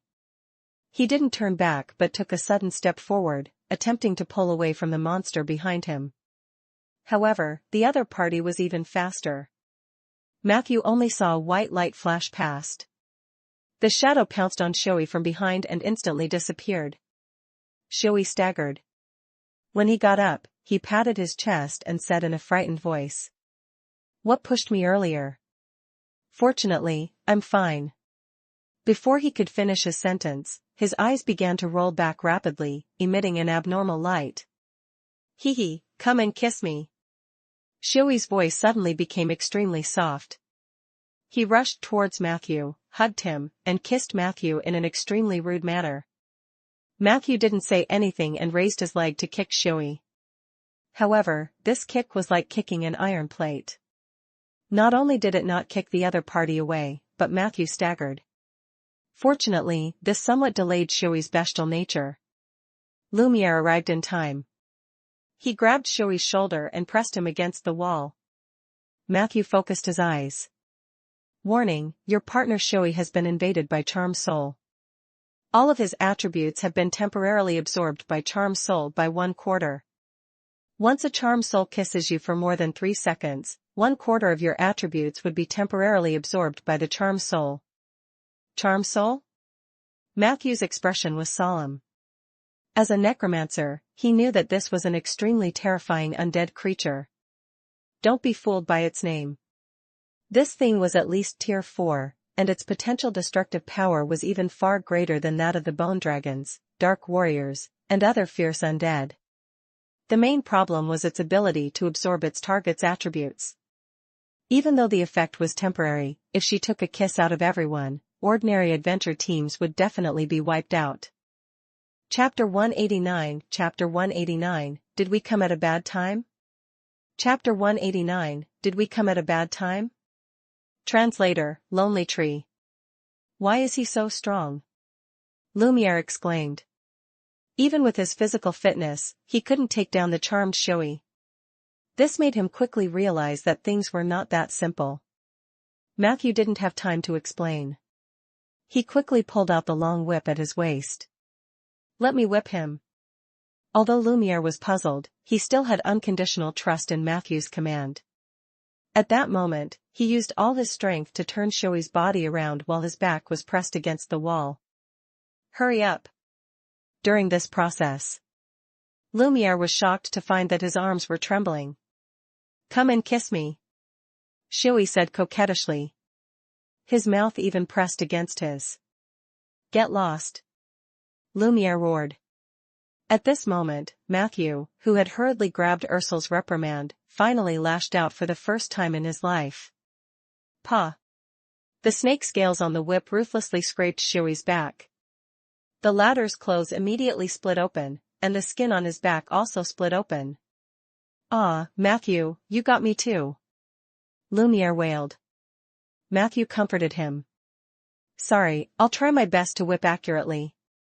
As he spoke, he lashed out with his whip again. Bang!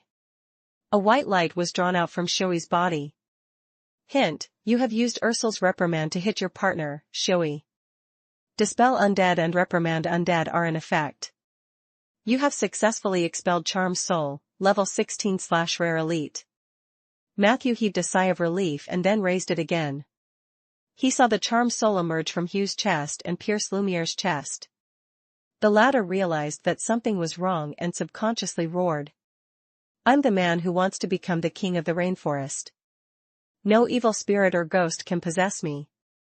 At this moment, Shui, who was in front of him, woke up in a daze. What happened? Before he could ask for an explanation, he saw Lumiere in front of him, and Lumiere grabbed Shui as if he was going to gobble him up. Help! Shui struggled violently, but Lumiere easily pressed him against the wall. Lumiere's breath and lips were getting closer and closer. Shui's eyes were filled with despair. He closed his eyes. A crisp smack sounded beside his ear. After that, there were 2 more whipping sounds. Ah, Matthew, you hit me too. Shui, who was pressed against the wall, shouted in pain. However, how could Matthew be in the mood to care about this? This Charm Soul had displayed a terrifying ability to continuously possess people's bodies as well as an extremely terrifying speed. The long whip in his hand might be her only nemesis. He had to constantly be on guard against the other party. If he were charmed, then everything would be over. Endure it. I don't believe that she's completely immune to dispel undead. Matthew knew that this was not the time to be merciful. He gritted his teeth and ruthlessly whipped the 2 people who were hugging each other. Pa! Pa! Pa! The crisp whipping sound, the 2 people's alternating wails, and the occasional panting of the Charm Soul mixed together, echoing in the cave for a long time. 10 seconds later, Matthew suddenly felt the badge become hot. The goddess of moonlight had sent him a message that Matthew needed moonlight. Matthew didn't say anything else. He wiped his badge and activated moonlight spell. After that, he continued to whip the 2 of them. In the next second, a ray of moonlight shone in the cave. 2 figures slowly appeared. After the teleportation was completed, the duo from Rolling Stone Town saw this ridiculous scene at a glance. Matthew was sweating profusely and panting as he lashed his whip. Near the cave wall, the 2 men were hugging each other. They did not dodge Matthew's whip and occasionally made strange sounds. Seeing this, Li Weiqi subconsciously touched his bald head.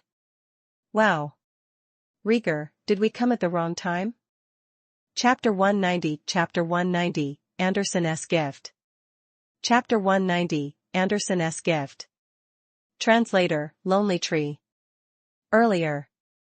In the oak forest north of Rolling Stone Town, Li Weiqi, who was empty-handed, and Rieger, who was carrying bags, walked to the agreed location. It was already nighttime. The oak forest was silent. Occasionally, the howling of zombies could be heard from underground. It's been a long time since I left Rolling Stone Town for an adventure. This reminds me of when I was young. I was only 16 or 17 years old, no more than 18 years old. That was how I left my hometown with my luggage. I was filled with anticipation for the future and embarked on an adventure. Rieger said emotionally. Li Weiqi looked at him strangely. Is this why you didn't use the storage ring and insisted on carrying all your luggage? Has our Lord, who has been pampered for so many years, finally begun to reminisce about the past? Rieger looked at him. I thought you would help me share some of the burden. Li Weiqi said seriously. Everyone has their own cultivation. Forgive me for not being able to share your burden. Rieger could not help but roll his eyes at him. After walking for a while, he finally could not help but stuff the largest bag into his storage ring. But this way, it doesn't feel like an adventure. It's more like a vacation. Rieger sighed. I don't think the people of the Dragon Lich sect will agree with you. Li Weiqi smiled. Right, Rieger, I heard about Sif and Matthew. Rieger suddenly became sensitive. What do you think? Li Weiqi asked curiously. I think they are very compatible. Clang. Rhaegar pulled out a huge sword that was flashing with a cold light and placed it on Liweichi's neck. Although they're very compatible, Matthew is a poor necromancer. He's not compatible with our pure and sacred little princess of Rolling Stone Town, so in the end, I still object to this marriage. Liweichi said righteously. Also, regarding this matter, I have a suggestion for you in this operation. Rhaegar took away his sword. Tell me. Liweichi suggested, you can work hard and use your ability to save Matthew's life. It's best if you can get injured. Rhaegar's heart skipped a beat. He put away his sword and pondered. What do you mean? Liweichi smiled evilly. In that case, he owes you a favor. With Matthew's moral sense, as long as you continue to oppose it, he will continue to feel guilty when he and your daughter date in the future. As time passed, this guilt would make him completely lose interest in Sif. How was it? Isn't it a brilliant idea? Leijia's body trembled as he looked deeply at Liweichi. This is not a bad idea. Sometimes, I really suspect that you are a warrior monk reincarnated from a devil. How could you think of such a cunning and vicious plan? Liweichi shrugged. Don't make personal attacks, Rhaegar. The truth is that I'm much smarter than you. Rhaegar did not refute this point but continued to question. So? You're smarter than me. And is that why you can break the precepts so crazily? I heard that you're notorious in the coastal city. You've almost eaten the turtles in many places until they became extinct. This doesn't conform to the precepts of a monk, does it? Speaking of turtles. Liweichi's face suddenly turned green. Don't mention it. I feel like vomiting when I hear the word turtle. Rhaegar laughed and said. Ate too much of them? So, how many sea turtles did you eat to reach the tier 5 realm? Liweichi said uncertainly, tens of thousands? I can't remember. If the turtle egg counts, it's 100,000? Rhaegar thought for a moment. Then it's not easy for you either. It's not easy. Liweichi complained, do you know why I haven't become a legend? Rhaegar asked, is it related to Coiling Dragon? Liweichi said bitterly. That's right. Other than eating turtles, that guy also liked to breed new races. Rhaegar did not react for a moment. After a few seconds, he burst out laughing. I can't imitate this at all. Liweichi touched his bald head helplessly.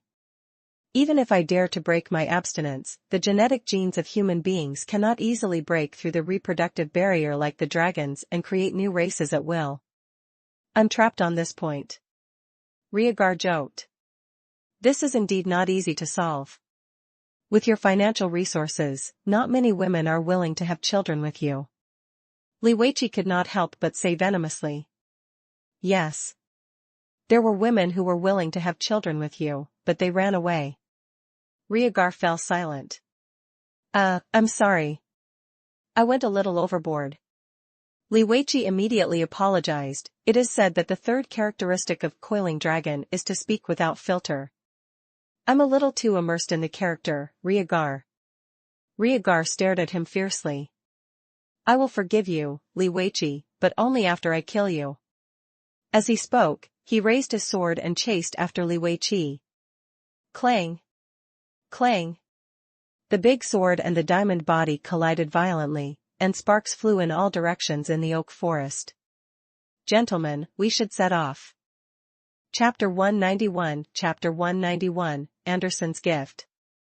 Chapter 191, Anderson's Gift. Translator, Lonely Tree. After a while Ella flew over. It was cloudy in Rolling Stone Town that night. Therefore, Ella came over with a white glass bottle in her mouth.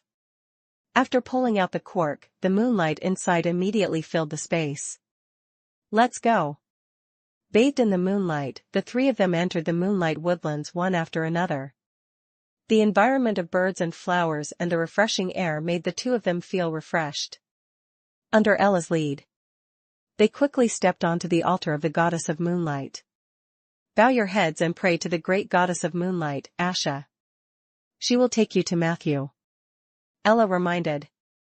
The two of them did as he said. Rhaegar poked Li Weiji with his elbow and said uncomfortably. How should I pray again? It had been so long since I had interacted with the gods that I had forgotten about them. Li Weiji said naturally. Oh, I'm quite experienced in this area. In order to prevent mistakes when dealing with multiple gods, the best way is to only use general terms. First, recite a universal prayer, and then devoutly shout praise the goddess or praise the god, depending on the gender of the other party. Don't overdo it. I knew that there was an unlucky person in history who had mixed up Girl of Pain and Sister of Desire. That person's fate was very tragic. It is like cheating. If you call everyone your baby, it won't be easy to make mistakes. Pa, pa, pa. 3 bolts of lightning struck down in succession, causing Li Weiqi's face to darken. Having achieved his goal, Rhaegar immediately laughed out loud. He opened his arms and shouted. Praise the ancient moon, the bright and eternal moonlight, the guardian of the night, the morning star of travelers, the great Lady Asha. A gentle white light lit up and enveloped the two of them, teleporting them to an unknown distance. After tens of seconds of chaos, the two of them opened their eyes. They heard the pleasant sound of a whip and saw Matthew panting. Wow. Rhaegar, did we come at the wrong time? Li Wei asked curiously. Matthew immediately looked at them. There's a charm soul. She's possessing them. Li Weiqi immediately became alert. I understand. I also smell the aura of an evil spirit. The experienced Rhaegar immediately reacted. An evil spirit? I just happen to have the means to deal with them. As he spoke, he took out his big sword and a bottle of sword oil that flickered with blue light. This bottle of sword oil could provide the already sharp sword with the effect of a spirit-killing weapon. This way, he could kill the spirit. At this moment, Li Weiqi had already charged forward with his bare hands. That charm soul was really cunning. When she saw Li Weiqi rushing over, her first reaction was to run. She possessed Lumiere's body, turned around, and ran into the darkness. However, as Li Weiqi ran, he extended his right hand to Lumiere. Come back here. Ability, Dragon drinks water. Terrifying energy erupted from his palm and formed a small vortex. Lumiere's momentum was temporarily restrained. A few seconds later, he involuntarily fell into Li Weiqi's palm. Seeing that the situation was not good, the charmed soul took the initiative to break away from Lumiere's body, wanting to escape. However, how could Matthew, who had been holding back his anger, allow this to happen? In the darkness, a ghost floated over and tripped the charmed soul. There shouldn't have been a collision between spirit bodies, but the drifter had used an attack posture that was specifically targeted at spirit bodies, causing the charmed soul's movements to slightly pause. Matthew seized the opportunity and lashed out with the whip in his hand. Pa. 4 consecutive whips struck charmed soul's body like lightning, and the last one hit the drifter. The former wailed as her body collapsed. The latter let out a joyful sound. Bang! Charmed soul's spirit body melted and collapsed like an avalanche. Some scattered powder and snow-white particles fell to the ground. Hint, you used Ursul's reprimand to accurately hit the main body of the charmed soul. Dispel undead in effect. You have killed charmed soul, LV16/Rare Elite. Charmed soul dropped a set of spirit body stardust and 10 wraith's tears. You used Ursul's reprimand to hit your summoned creature, the drifter. The drifter's strength +1, winky face. The drifter's attacks would have a continuous speed reduction effect. The drifter's soul fire was slightly damaged. The above effects will last for 72 hours. Phew. Matthew heaved a long sigh of relief. This charmed soul was extremely difficult to deal with. If it wasn't for Li Weiqi's appearance scaring her away, it would really be difficult for him to deal with her. Ursul's reprimand had a strong restraining effect on spirits, but its possession ability was too strong. Matthew wasn't very good at using whips either. Thinking of the whip, Matthew could not help but look down. Unknowingly, his hand had grabbed the wrong end. His palm was a bloody mess, his forearm, neck, face, calf. There were several small wounds on his body that had been accidentally touched by the whip. This was the result of using a xenogenic weapon without mastery. The whip was still alright, but if some of the weapons were used forcefully, one could even accidentally kill oneself. It seems that I have to learn the whip technique in the future. Feeling the burning pain from his wound, Matthew continued to suck in cold air. He walked over and temporarily picked up the items that Charm's soul had dropped. At this moment, a loud and clear voice came from behind them. "I'm ready. Where's the spirit?" Chapter 192 Chapter 192, Anderson's Gift. Chapter 192, Anderson's Gift. Translator, Lonely Tree. Matthew was slightly stunned. The stalwart lord charged over with a shiny sword in his hand. Li Weiqi waved his hand. "The next time you fight, you can negotiate with the enemy first and let her wait for you." Rieger's face darkened, and he didn't say anything. Matthew met the two of them and went to check on Lumiere and Shui. At this moment, the two of them were already awake. When they recalled the scene just now, their faces turned red. However, they immediately grimaced in pain. Matthew quickly took out the healing ointment and applied it on them. This ointment was made by soaking the extract of bitter grass for a long time. It had an extremely strong effect on superficial injuries. In Baiyan City, this ointment had always been the best seller in all the major apothecaries. As for why necromancers were so keen on buying medicine to treat superficial wounds, Matthew was puzzled before, but now he suddenly understood something. After a round of treatment, Lumiere firmly declared that he had recovered, but he still looked a little scared. While applying the ointment, he asked Matthew, "If I encounter such an enemy next time, how should I deal with it?" Matthew thought for a moment. "There are spirit-killing weapons and ghost protection spells. If you have to take it head-on, you can only rely on our powerful mental strength and will. Or should I say, advancing to legend will solve your problem." Lumiere nodded thoughtfully. On the other hand, Shui's situation was dire. His physical fitness was much worse than Lumiere's. After being whipped by Matthew, he could not stand up. The group discussed for a while and decided to send Shui back to the surface before they went too far into the Undercity. Along the way, Matthew also explained the ins and outs of the matter to the duo from Rolling Stone Town. After listening, Riegar said seriously, "I can understand that you want to protect the rainforest, defeat the Dragon Lich sect, and even kill Blinken. We are willing to support you. However, there's one thing you have to explain to me." Matthew asked. "What is it?" Riegar pointed with his right hand. "What's wrong with this child?" "Matthew, you're too irresponsible. In Rolling Stone Town, people who have child labor are flogged." Matthew followed his finger and looked over. Bobo raised his head and looked at him with a confused expression. That expression was really like a child who had been kidnapped and sold without knowing it. In the depths of the cave, beside the square altar, "Emily is dead." Anderson suddenly growled in frustration. "How is this possible? With her ability, if she wanted to escape, no one should be able to stop her." Lara calmly persuaded. "We should retreat, Avenger. Don't be blinded by hatred. A wise man knows how to adapt to the times." But Anderson didn't listen at all. He only said coldly, "Everything will proceed according to the original plan. We have the altar, the protection of the God of Midnight, and Yurkus. We still have a high chance of winning." Lara held her breath. "Can I quit?" Anderson looked at her with a sharp gaze. The elephant trunk man beside him asked with interest, "Are we going to fight? Speaking of which, your organization, oh no, now it's our organization.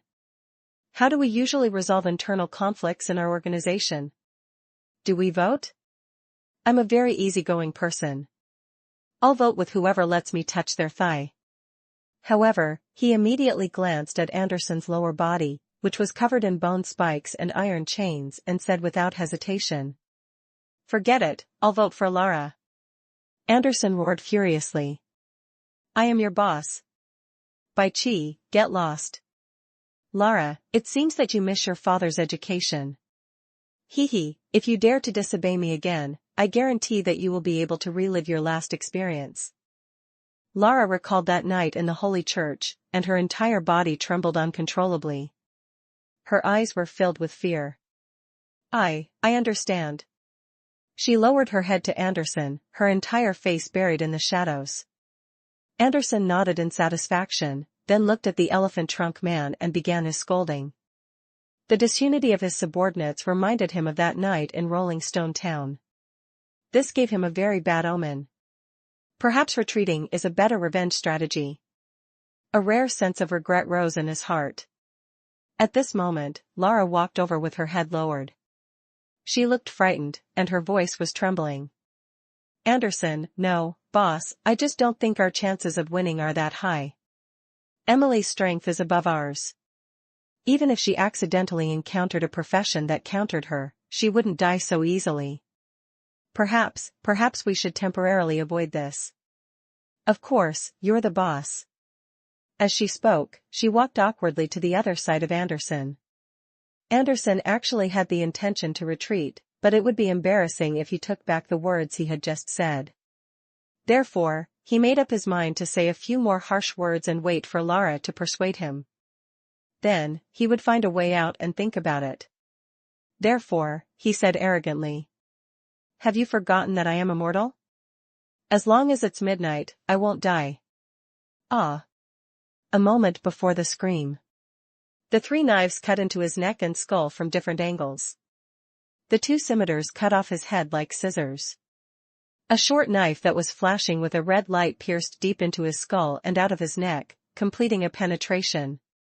Anderson's curses echoed in the cave. The chains on his lower body suddenly twitched wildly. But Lara was prepared. With a nimble roll, she hugged Anderson's head and hid far away. 10 seconds later. Anderson's headless corpse fell to the ground. Lara slowly closed the eyes of the head in her arms. She looked at the altar in shock. It was all right. Nothing happened. It seemed like Anderson wasn't as he had boasted, receiving the attention of the gods all the time. Opposite the headless corpse, the elephant trunk man raised his hands in panic. Hey, this is your personal grudge. It has nothing to do with me. Lara stared at him coldly. By Chi, you're just a mercenary. There's no need for you to be too loyal to the church. Do you understand what I mean? Don't get in my way. Don't go back to the Holy Church, or you'll regret it. Bai Chi nervously pinched his nose. Do I look that stupid? Do you think I still dare to return to the Holy Church after such a thing happened? I don't want to be the scapegoat. Don't worry. Lara. Do you remember that I voted for you just now? We are on the same side. I just feel a little unlucky. Why is it that every time I join a new organization, my new boss will be killed by his subordinates? And it's not even me who did it. This is already the 3rd time. Lara hugged Anderson's head and quickly left. Then remember to do it yourself next time. What you said makes sense. Bai Chi followed. Where are you going, Lara? Can you bring me along? I just lost my job. Russell. A cold light flashed. Lara raised her scimitar and warned. Don't follow me, or I can guarantee that you'll lose more than your job. Bai Chi retreated in embarrassment. Lara, on the other hand, ran wildly, and soon her back disappeared into the darkness. Hint, your ability Nature's Gift, 2 out of 2, is in effect. You have gained new abilities, Cold Resistance and Counterspell. Cold Resistance, weakened you can resist the cold very well, but because you don't have fur, the effect is not as strong as the Nulls. Counterspell, L. After sending Shoei back to the Null camp, the group turned back.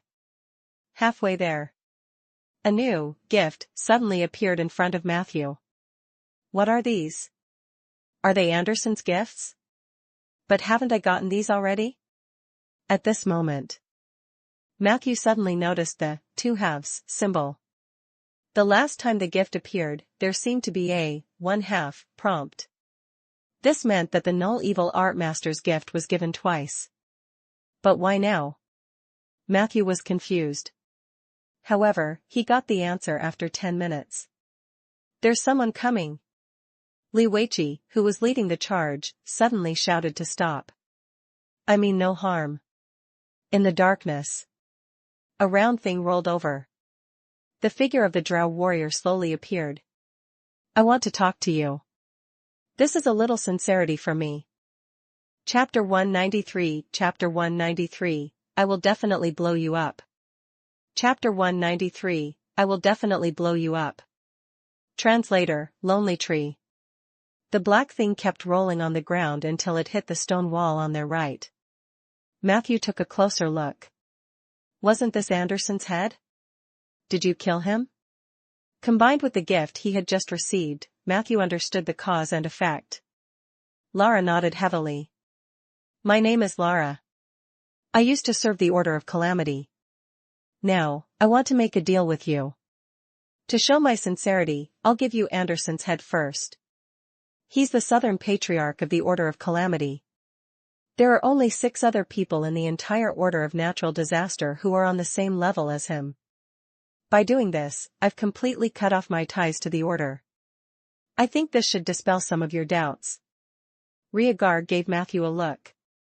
Be careful of traps. As he spoke, he raised the big sword in his hand, ready to fight at any time. Lara suddenly took a step forward. Everyone was provoked by this and was about to make a move, but in the next second, the drow warrior resolutely took off all her clothes. Silently, piece by piece, the fabric slid down her ankle. Everyone could not help but widen their eyes in shock. What a shocking body! Her skin, which was originally tightly wrapped in cloth, was now covered with bruises, brands, bloody sores, rotten wounds, and sutures. There was also the half-cut breast on her left chest. This scene sent chills down everyone's spine. Is this what your order did to you? Matthew asked in a deep voice. Lara put her clothes back on one by one expressionlessly. It's no longer my order. Regardless of whether our cooperation succeeds or not, I'm no longer a member of the Order of Calamity. He's called Father. I don't know his name, but his position within the church is supreme. Even Anderson has to lower his voice before him. I suspect that he is the descendant of an evil god. His perversion terrifies me. During the last punishment, he even pulled out my spine. He told me that perhaps becoming an animal with no backbone would please the supreme being he spoke of. He asked me if I was willing, and I was completely devastated. This is the reason why I'm here. I don't want to face that pervert anymore. After Rhaegar looked at the other party's wound, his originally fierce gaze softened slightly. However, he still asked, what kind of deal do you want to make with us? Lara said calmly. I once swore allegiance to the evil god, and now that I've betrayed his order, it's impossible for him to let me go. That's why I want to become an oathbreaker. This ritual requires the help of many people. I hope that you can help me share the wrath of the evil god during this process. What I can provide you with is all the information about the Order of Calamity and some information about the Dragon Lich sect.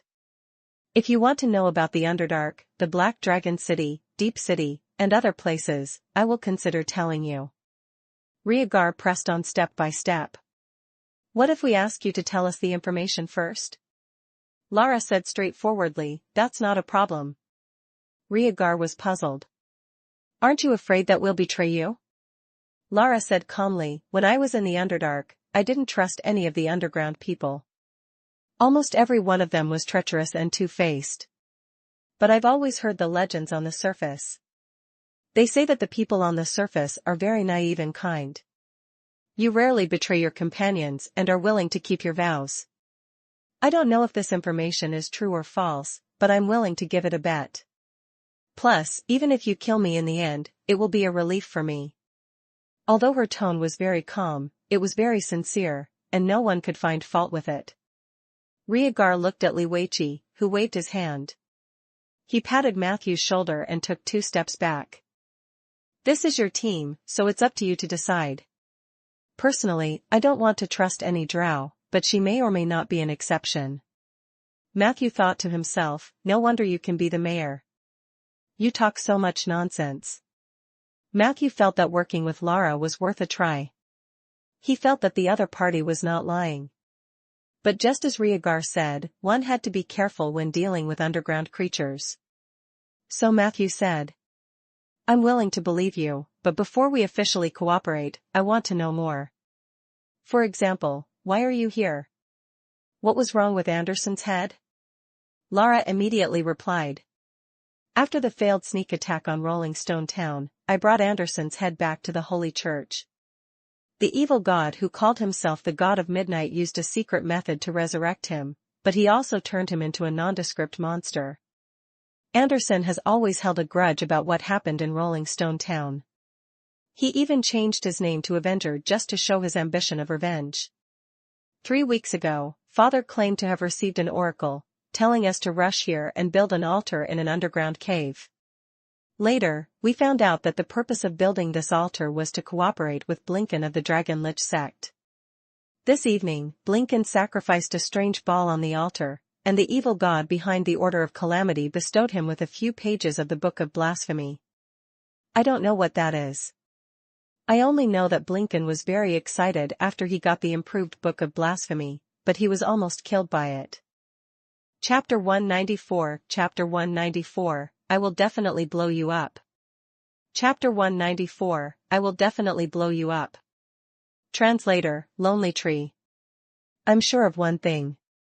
After getting the Book of Blasphemy that didn't belong to him, Blinken became very weak. Even if I were to attack, I would have a chance to kill him.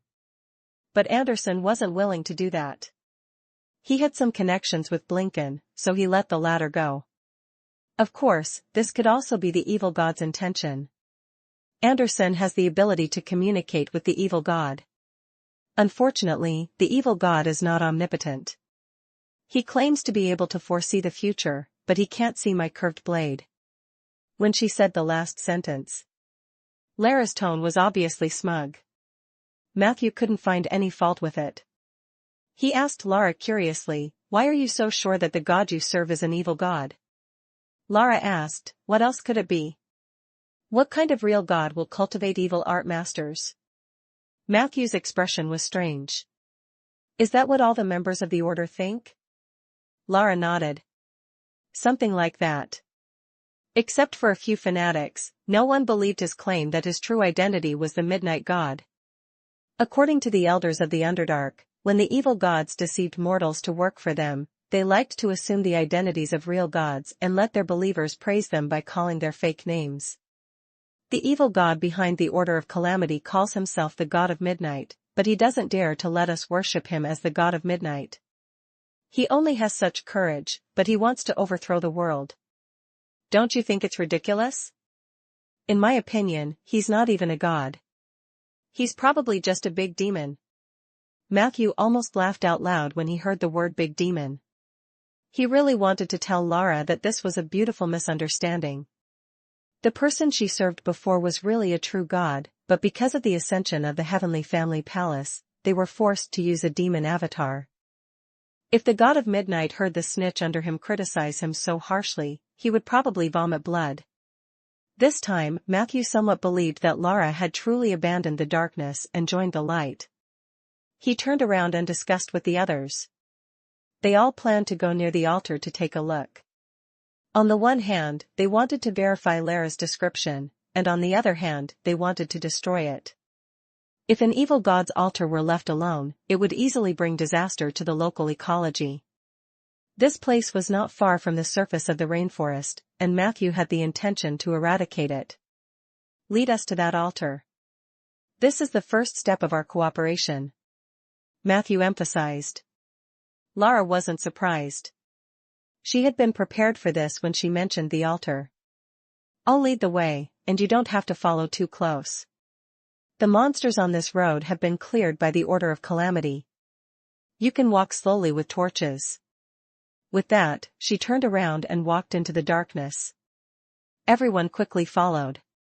20 minutes later, the terrain in front of them changed significantly. The narrow tunnel suddenly expanded in all directions. Then, a huge underground karst cave appeared in front of everyone. The cave was more than 10 meters tall, and there were rows of stalactites hanging upside down like glaciers. Colorful gems were embedded in them, reflecting colorful light in the darkness.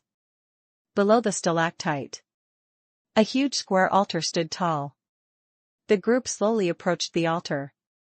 Halfway through, Li Weiqi suddenly sniffed the air. "Did you just kill Anderson here?" Lara, who was leading the way, turned around and nodded in relief. However, in the next second, under everyone's horrified gazes, a purple flame rose from the altar and pounced on Lara's back at lightning speed. In the blink of an eye, Lara let out a miserable cry as her entire body was ignited with purple flames. It was the fire of divine punishment. Traitors should repent in the endless burning. You will be burned in the flames for 49 days until your filthy soul completely disappears. A deep voice came from the altar. In just a few seconds, all of Lara's clothes and even her hair had been burnt clean. The purple flames danced on the surface of her skin and seeped under her skin. "She'll die if this continues, Matthew," Li Weiqi shouted. Matthew made a prompt decision. "Lara, if you still want to live, hold the ceremony of the Oathbreaker now." Lara was engulfed by the purple flames and rolled on the ground in pain. Li Weiqi leaned over, but he didn't dare to go near her. He only blew 2 breaths to relieve some of her pain. At the crucial moment, Lara's forehead was almost wrinkled into 3 layers.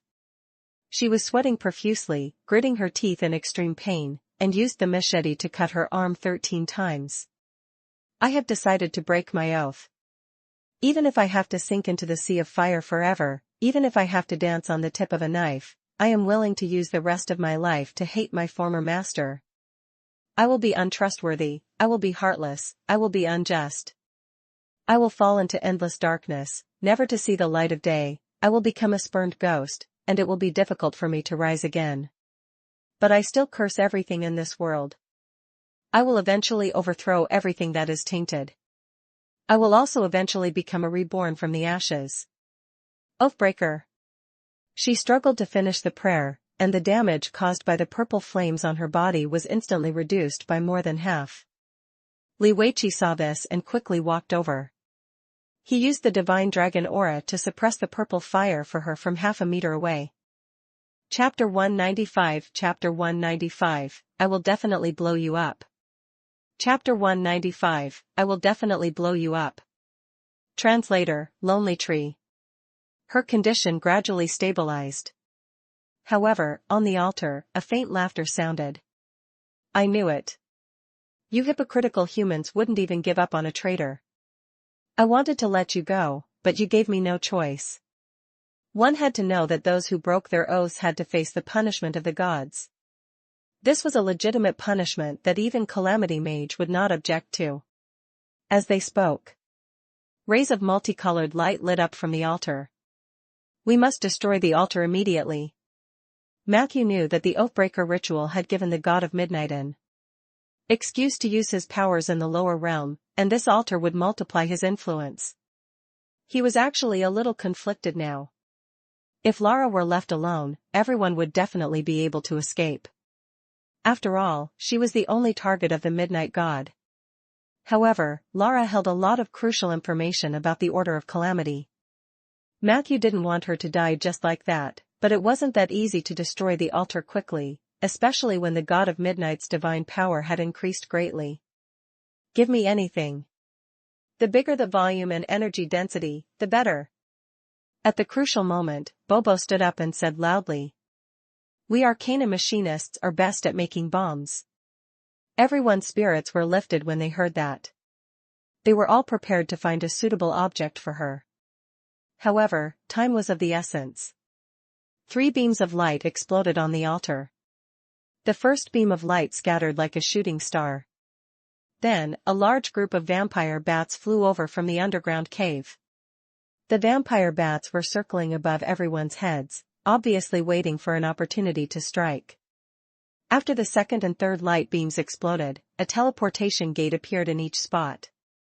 A few burly demons with horns on their foreheads and blazing flames on their tails crawled out of one of the portals. They had a group of lesser demons behind them. The strange thing was, the other portal was empty, as if nothing had been sent over. Be careful. It's an invisible unit. Matthew and Rhaegar shouted almost at the same time. Matthew subconsciously took out lime powder from his inventory and was about to scatter it in that direction when Rhaegar had already taken out several bottles of developer powder and smashed them on the ground in front of him as if they were free. Matthew quietly stuffed the lime powder back into his bag. Bang! Bang! Bang! Rhaegar's developer powder was a truly high-grade product. It had the effect of automatically locating the enemy. In an instant, it made the molting gel on the ground appear. Warning, you and your party have encountered a large group of vampire bats. Group Level 9, 300 molting gels, revealed, 7 horned demon warriors, Level 15, and a large number of lesser demon servants. Even though they were already mentally prepared, when they saw the 300-plus molting gel, their scalps went numb. The light purple developer was evenly sprinkled on their wriggling bodies, and it was almost not enough. Damn it! Rhaegar swung his sword down and took out 2 bottles. You guys stall for a while. I'll apply some sword oil. Li Weiqi, who was taking care of Lara, cursed angrily. Didn't you just apply it earlier? Rhaegar replied as he wiped. This is a different monster type. I have to apply it again. At this critical moment, Matthew couldn't care less. Compared to living creatures, the undead had an easier time dealing with the molting gels. Especially the drifter. She had no body, and the molting gel was not a real threat to her. As long as she had enough time, the specter could kill all these monsters alone. Leave those demons to me. Lumiere volunteered, and Matthew naturally wouldn't reject him. From his sprinting posture, it wasn't hard to see that this guy had held back a lot of anger today and was preparing to vent it on these demons. Whoosh! Lumiere leapt high into the air, leaping over the molting gel beneath him and stepping on the edge of the altar. He rushed to the front of the demon and pressed his hands against the demon's chest. Horned demon warriors were famous for their strength in purgatory, so they naturally wouldn't back down when faced with a small human's provocation. He went up to Lumiere. A few horned demons behind him also laughed and followed to watch the show. Then, they were pushed by Lumiere onto the stone pillars of the altar like a train. Boom! A corner of the stone pillar broke and smashed into the heads of the horned demons. Some of them were dizzy from the impact, while the rest were furious. They moved frantically toward Lumiere, trying to take him down. However, the child of the rainforest, who had gone all out, finally showed his terrifying melee strength. He spread his 10 fingers and waved his claws like a cheetah. After a few breaths, almost all the horned demons had their throats torn open. Fresh blood gushed out. However, the demons were extremely tough and resilient. They only touched their throats before attacking Lumiere again. Lumiere didn't dodge. He roared and pounced forward like a ferocious beast in human form. He fought with the demons. Behind them, the vampire bats seized the opportunity and swarmed down. However, they did not know that Matthew had been waiting for them for a long time. Just as they were diving down, Matthew quickly completed a spell harmony through a standard spell movement. Chapter 196, Chapter 196, I will definitely blow you up. Chapter 196, I will definitely blow you up. Translator, Lonely Tree. Hint, you have used the spell harmony. The target of the harmony is the wilderness form, winged dragon wind god, and the death shock wave. After the adjustment, wilderness form, winged dragon wind god, was strengthened to wilderness form, winged dragon death. The winged dragon wind god that you have transformed into is estimated to have a slight increase in size, intelligence +2, and the ability of death breath. The final effect was almost as Matthew had expected. Previously, he had used Raven and Rotten Sack Control as materials to come up with a basic template. From the looks of it now, although the effects of spell harmony were random, there was a certain pattern. For example, the addition of a certain spell-type ability to the shapeshifting form would probably give the shapeshifting form a similar spell-type ability. In the next moment, Matthew's body lit up with moonlight. Facing the attack of the vampire bats, he quickly transformed into the enemy's natural enemy. Winged Dragon Death. Compared to the normal winged dragon wind god, the color of the skin and feathers of the winged dragon Death had turned gray, which symbolized negative energy. Matthew shook his hand, and a large pile of ashes fell. The winged dragon opened its mouth wide and spat out a breath of death at the bats. Whoosh! Whoosh! Terrifying negative energy was spat out from his mouth. The breath of death had not only inherited the original heavy injury trigger from the death shockwave, but it had also added a slight amount of instant death trigger. The level of the vampire bats was not low, but that was if they were in a group. Individually, they were pitifully weak. After Matthew's barrage of spraying, the bats that bared their fangs and brandished their claws were like mosquitoes that had been sprayed with a powerful pesticide. One by one, they crashed. Matthew was still not satisfied, so he swept his gaze around the ground. As an undead creature, the molting gels were not afraid of the breath of death, but the continuous heavy damage still affected their wriggling rhythm. The drifter took this opportunity to go up and attack crazily. At this moment, a few more lights lit up on the altar. It seemed that there were new monsters coming to help. Matthew knew that he couldn't continue fighting like this. He turned to Bobo and said, "Have you found something suitable?" Bobo had already put her backpack on the ground and took out everything inside. She said to Matthew dejectedly, "The energy density of the things I carry with me is not enough. It's difficult to destroy the core of the altar completely." Matthew's gaze swept around the area.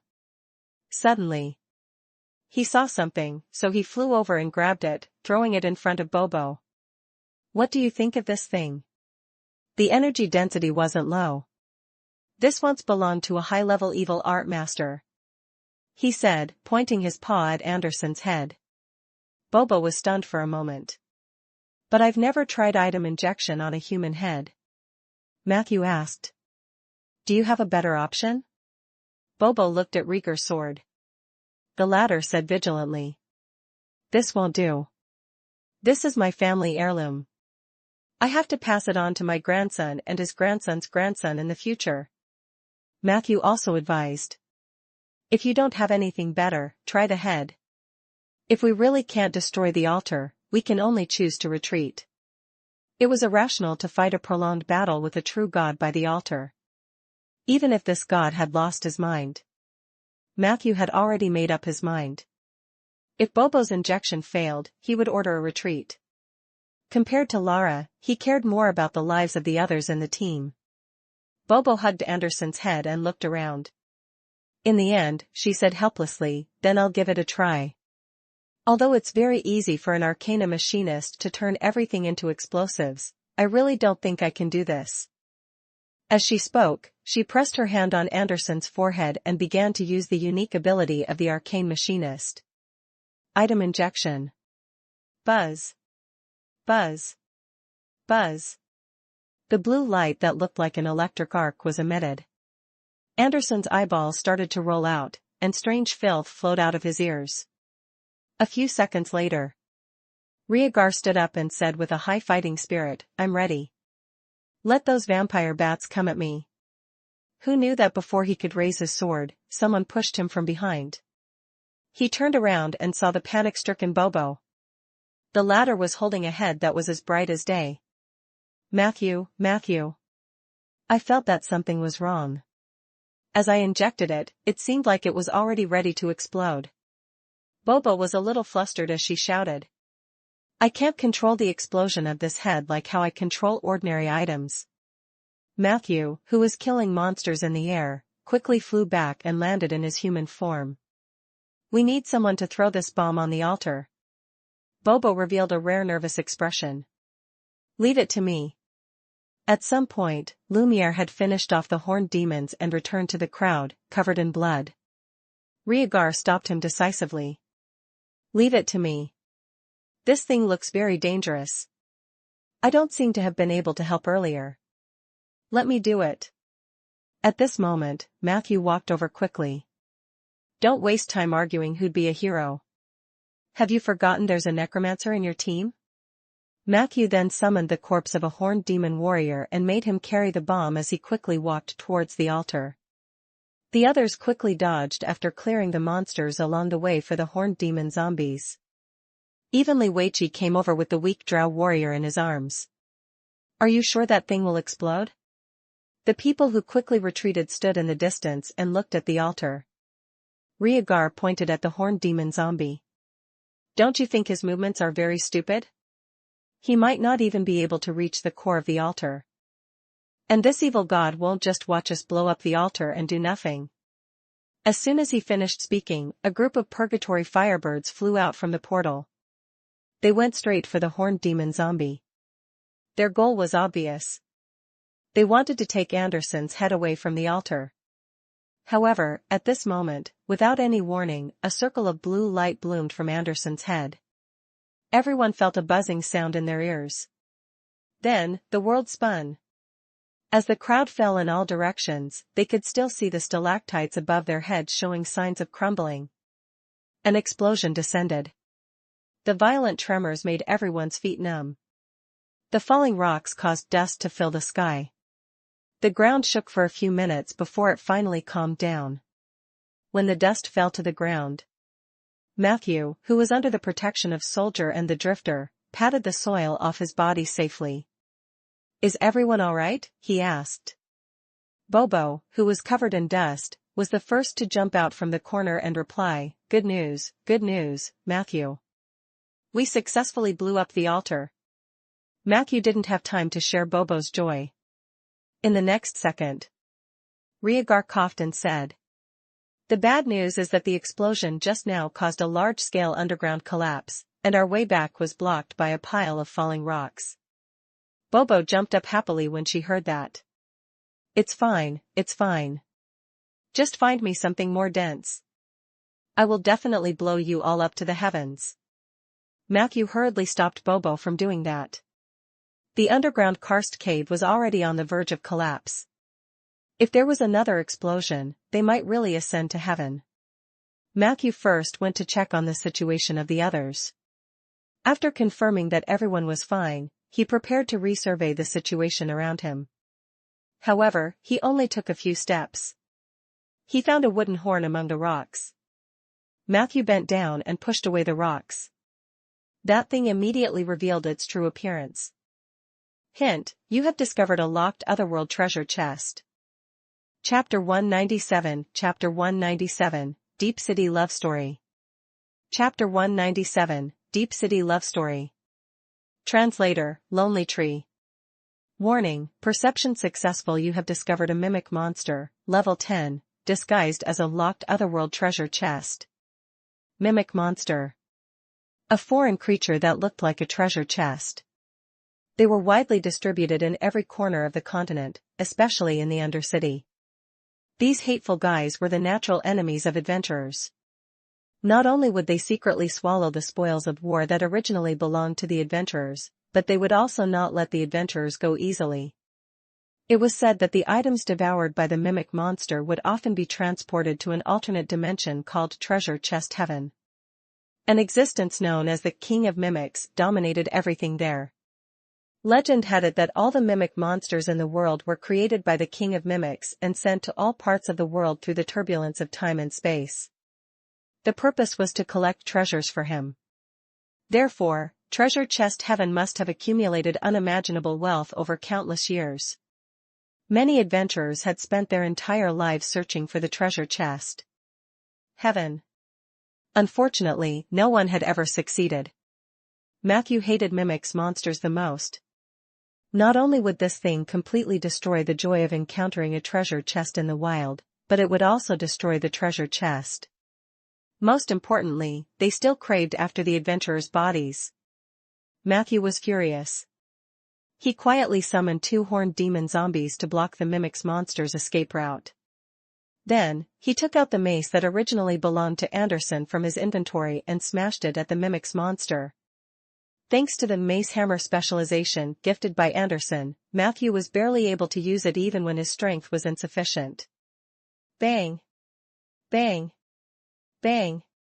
Before the mimic's monster could figure out what had happened, its entire body was smashed flat. Hint, your mutant weapon, Spike Hammer, has killed Mimic Monster. Your Spike Hammer proficiency +1. You have obtained the loot from the Mimic Monster's stomach. 2 bloodstained books. A piece of rare metal, unidentified, 1 cloth glove, partial armor +0.5. A small amount of gold coins, 3 well-preserved sheep intestines, one end tied up, the other open. 2 undigested finger bones. He ignored those strange things. Matthew took out the 2 blood-stained books from the body of the Mimic's monster. After wiping the bloodstains on them with a rag, the 2 books were revealed. The Hitchhiker's Guide to the Underdark. Author, Black Bear Monster That Doesn't Eat Humans. Deep City Love Story. Author, Innocent Drow. Are all the pen names of authors in the Underdark so strange? Matthew flipped through it for a moment and was shocked. The Hitchhiker's Guide to the Underdark was one thing. Although the author of this book had terrible writing and the narrative was upside down, it could at least introduce the customs of the Underdark.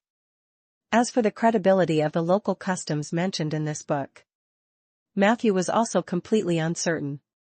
As for the book, Love Story of Deep City, it was completely insane. Matthew skimmed through the story outline and found that the book was written in the first person. It was an autobiographical account of the ups and downs of a drow girl named Mira.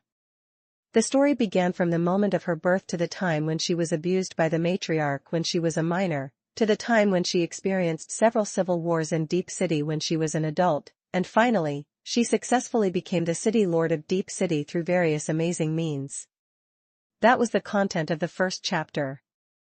From the second chapter onwards, Matthew's head started to hurt. After becoming the city lord, Mira and the 3 male drows were truly in love. They gave birth to 6 daughters, and all the boys were drowned.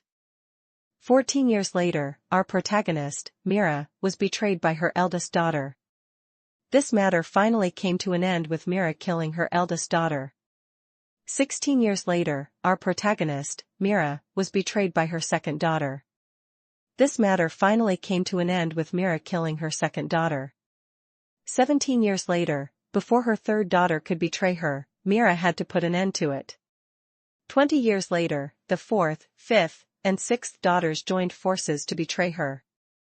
Mira was forced to abdicate and was exiled to the Cold Dragon Pool along with her 3 harem members. Along the way, the 3 harem members abandoned their vows and left Mira one after another. In the end, only Mira consciously followed the tradition of the Drow elves and arrived at the Cold Dragon Pool in Deep City with difficulty. Over there, hungry and cold, with her magic abilities sealed, Mira met many drows that she had exiled before. They abused Mira day and night. The latter walked towards the edge of death and despair. During this process, in order to alleviate the pain, Mira began to recall her difficult life. Deep City Love Story was written by the female lead, Mira, under such circumstances. The most ridiculous thing was, after Matthew finished reading it in one go, he realized that it was only the first half. The ending of the book was written like this. I'm probably going to die. The lake water in the Cold Dragon Pool might not be as cold as my heart. I couldn't feel any warmth, and my body was extremely weak. I'm definitely going to die. Because I saw the shadow of the Grim Reaper. He's here to take my life. I'm finally going to die. The Grim Reaper? Why? So gentle? What? Narration: Mira met the Grim Reaper before she died, but the Grim Reaper was unwilling to take her life. It turned out that our heroine was so beautiful that even the Grim Reaper fell in love with her. Chapter 198 Chapter 198, Love Story in Deep City. Chapter 198, Love Story in Deep City. Translator, Lonely Tree. Death resurrected Mira, but he had a condition. He wanted Mira to give birth to many children for him, and all of them had to be boys, and they must not drown after they were born. Of course, Mira would not agree. The drow tradition was to drown newborn boys. This way, only the strongest baby boy could survive so as not to waste the precious food of Deep City. But how could she resist the mighty power of the domineering death god? Poor Mira was brought to a mysterious palace by the god of death. She was abused day and night and gave birth to 7 boys in 3 years. When these baby boys grew up, they became very terrifying things. They became the tools for death to take revenge on the heavenly palace. After completing all this, Mira returned to Deep City with the support of Death and her sons. At this time, Deep City was facing a huge crisis under the governance of Mira's 3 daughters. Could Mira seize the opportunity to successfully take revenge on her daughters? Would Mira's sons and sisters have sparks? If you want to know what will happen after this, let us look forward to the second half of the Deep City love story. Is this really something that a normal person can write? Matthew was deeply suspicious. The author of this book obviously had a deep understanding of Deep City and the customs of the drows. It was an in-depth description and analysis of the social form of the drows, where women were the only ones, the clan was the unit, and everyone was surrounded by the matriarch. Moreover, they even knew about the heavenly palace. Many details showed that she had an extraordinary amount of knowledge. However, it just so happened that an author with such a deep background had written a story that was so outrageous. This made Matthew very confused. He hesitated. Forget it, let's not continue spreading mental pollution. His fingertips lit up. Cantrip, flame tongue. Matthew rarely burned books, but this book was too heaven-defying. There were many descriptions that made his scalp tingle. Therefore, he planned to burn it directly and purify his soul at the same time. The faint flames quickly engulfed the book. A few minutes later, all that was left of the love story of Deep City was a spine made of some unknown material. Matthew picked up the spine from the ground. After wiping away the ashes, he found groups of strange runes on the spine. Secret manual? Matthew was delighted. Prompt: you have discovered the pink chapter, confused, spellbook remnant page. You can insert this chapter into any spellbook. All types are compatible. After charging, you can use the spells recorded in this chapter up to 3 times a DAV. The current spells are as follows. Confusion: you spit out a ball of pale pink mist from your mouth. The mist contains a strong fragrance and the scent of hormones. Those who are enveloped by the mist will quickly fall into a state of confusion and be manipulated by others. It was even more effective when used with love potion or love powder. Basic spell duration, 20 minutes. Caring spell: choose a target and place a magic mark on the target for 3 consecutive days without alarming the target. From the 4th day to the 49th day, you can send a magic message at a specific time to the target, making the target feel the warmth of care. Remark: can care for up to 7 targets at the same time. Matthew's eyes lit up. These 2 spells were very good. In the eyes of those who were obsessed with sex, confusion and caring techniques might just be some dirty tricks. The former could only be used to force the opposite sex to indulge in their desires, while the latter could only be used to chase after them or monitor them. However, in Matthew's eyes, the former was a divine skill for a close-range sneak attack. The latter could be used for directional communication or as a threatening spell. The only problem was compatibility. Although the pink chapter clearly stated that all spellbooks could be inserted, he compared the size of the defensive psalm and the pink chapter spine. The difference was too great. The defensive psalm was only the size of a palm, and the spine of the pink chapter was 3 to 4 times larger. Can this be inserted? Matthew tried. The page slowly sank into the blank space behind the defensive psalm. At that moment, Matthew could clearly feel the unhappiness of the defensive psalm. It was resisting with all its might. But very quickly. This resistance was immediately dispelled by the faint red light emitted by the pink chapter. In the end, the pink chapter had successfully fused into the defensive psalm, and its size had also been successfully reduced to the size of a palm. Matthew opened the expansion page of the defensive psalm and found that the 2 spells could be used now. However, he did not try to activate it because he did not have a suitable target. The remnant pages of the pink chapter are hidden in the spine of the Deep City love story. If this book has been printed many times, do the other books have similar content? Matthew suddenly became very interested in this book. He took out the Hitchhiker's Guide to Underdark and removed its spine, but it was empty. It seems that we can only wait for Lara to wake up before asking. She is a drow from Deep City, so she should have heard of this author. After packing up the things left behind by the mimic, Matthew ordered the horned demon zombies to clean up the battlefield while pulling more undead from the ruins. Chapter 199 Chapter 199 Love Story in Deep City. Chapter 199 Love Story in Deep City. Translator, Lonely Tree. The others also began to move. Some helped clean up the battlefield, while others tried to find an exit.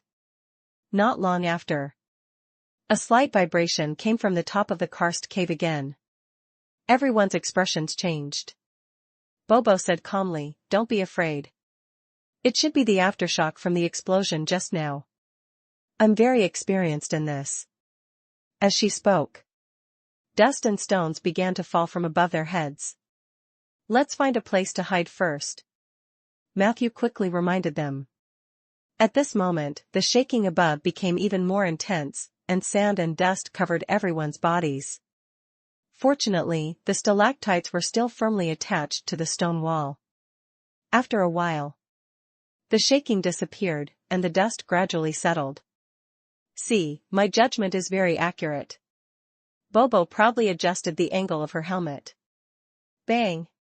A loud bang sounded above her head. A blue object fell on her helmet and bounced a few times on the edge before finally landing on the dusty ground.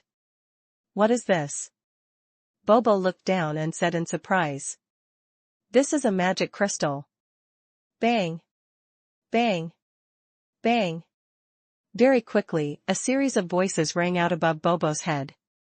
Small blue, red, and yellow stones kept falling. This time, no one dodged. Everyone looked up at the sky in joy, allowing those rocks to hit their faces. A high-purity magic crystal. "Oh my God, there are so many of them. We're going to be rich," Li Weiqi said happily. But in the next second, his expression returned to normal. "No, you're going to be rich. These things have nothing to do with me." However, there was a hint of frustration in his tone. At this moment, Rhaegar came over and patted his shoulder, gloating. "I understand. It must be because Coiling Dragon doesn't like money. Don't worry, I'll take care of your share." Li Weiqi gritted his teeth and said, "Commandment. This time, it's because of the commandments." The sudden rain of gems livened up the atmosphere of the team. Everyone put all the magic crystals they had picked up together. Matthew and Rhaegar estimated that if the Chamber of Commerce becomes bigger and stronger from now on, you might even be able to enjoy other benefits. Now, do you have any details to ask? Matthew looked at everyone expectantly. "I agree." Bobo was the first to raise her hand. "So I'm a lady boss now?" Li Weiqi waved his hand. "I won't participate in splitting the money, nor will I participate in making money. But if your Chamber of Commerce is established, can you give me an honorary founder position? If one day I am so poor that I have no food to eat, at least I can ask your Chamber of Commerce for a bit." Rhaegar looked at Matthew meaningfully. "How long have you been preparing for this?" "In principle, I have no objections. But before it's established, remember to make a report to the City Hall. Rolling Stone Town has been vigorously supporting businesses for the past 2 years. Get Liz to help you deal with it. You can fight for a tax exemption policy for at least 3 years." Only Lumiere seemed to be unable to make a decision. "Matthew, I want to know if it's possible to make a loss if we set up a Chamber of Commerce." Matthew said seriously, "I don't rule out the possibility of losing money, but I personally think that the possibility of profit is greater." Lumiere hesitated for a moment before shaking his head.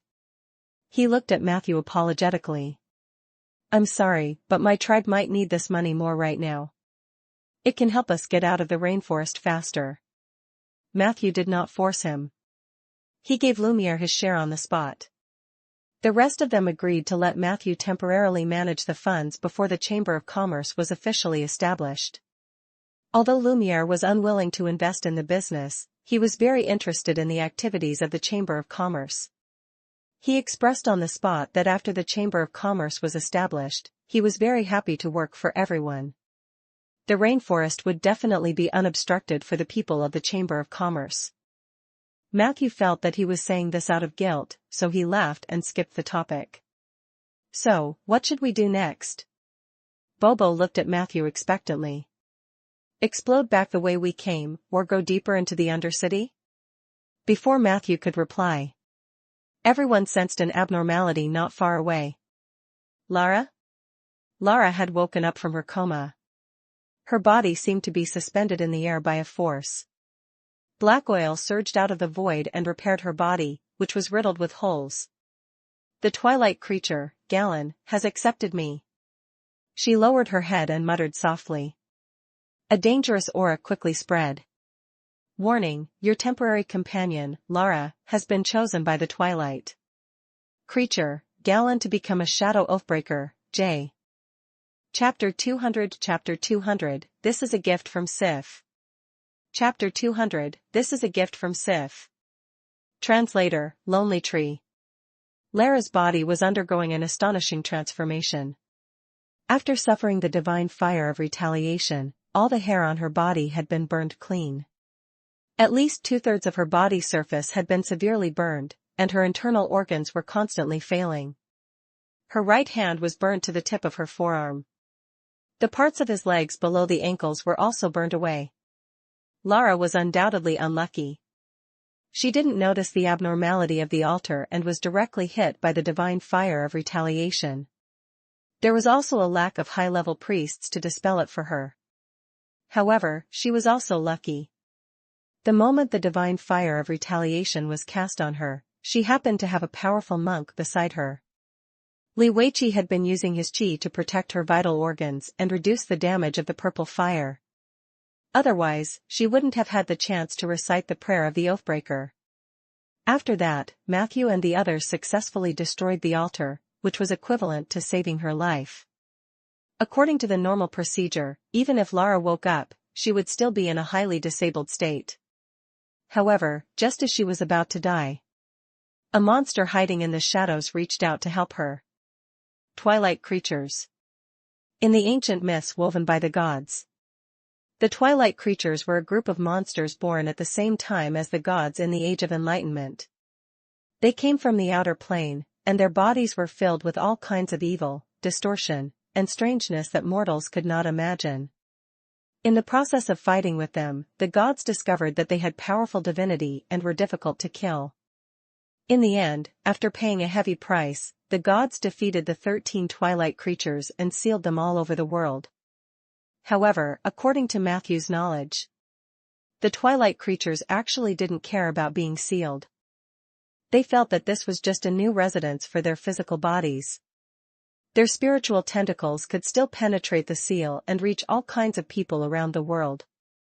Therefore, in the first few hundred years of being sealed, the twilight creatures had always been working hard to spread the unique distortions in their bodies to the human world.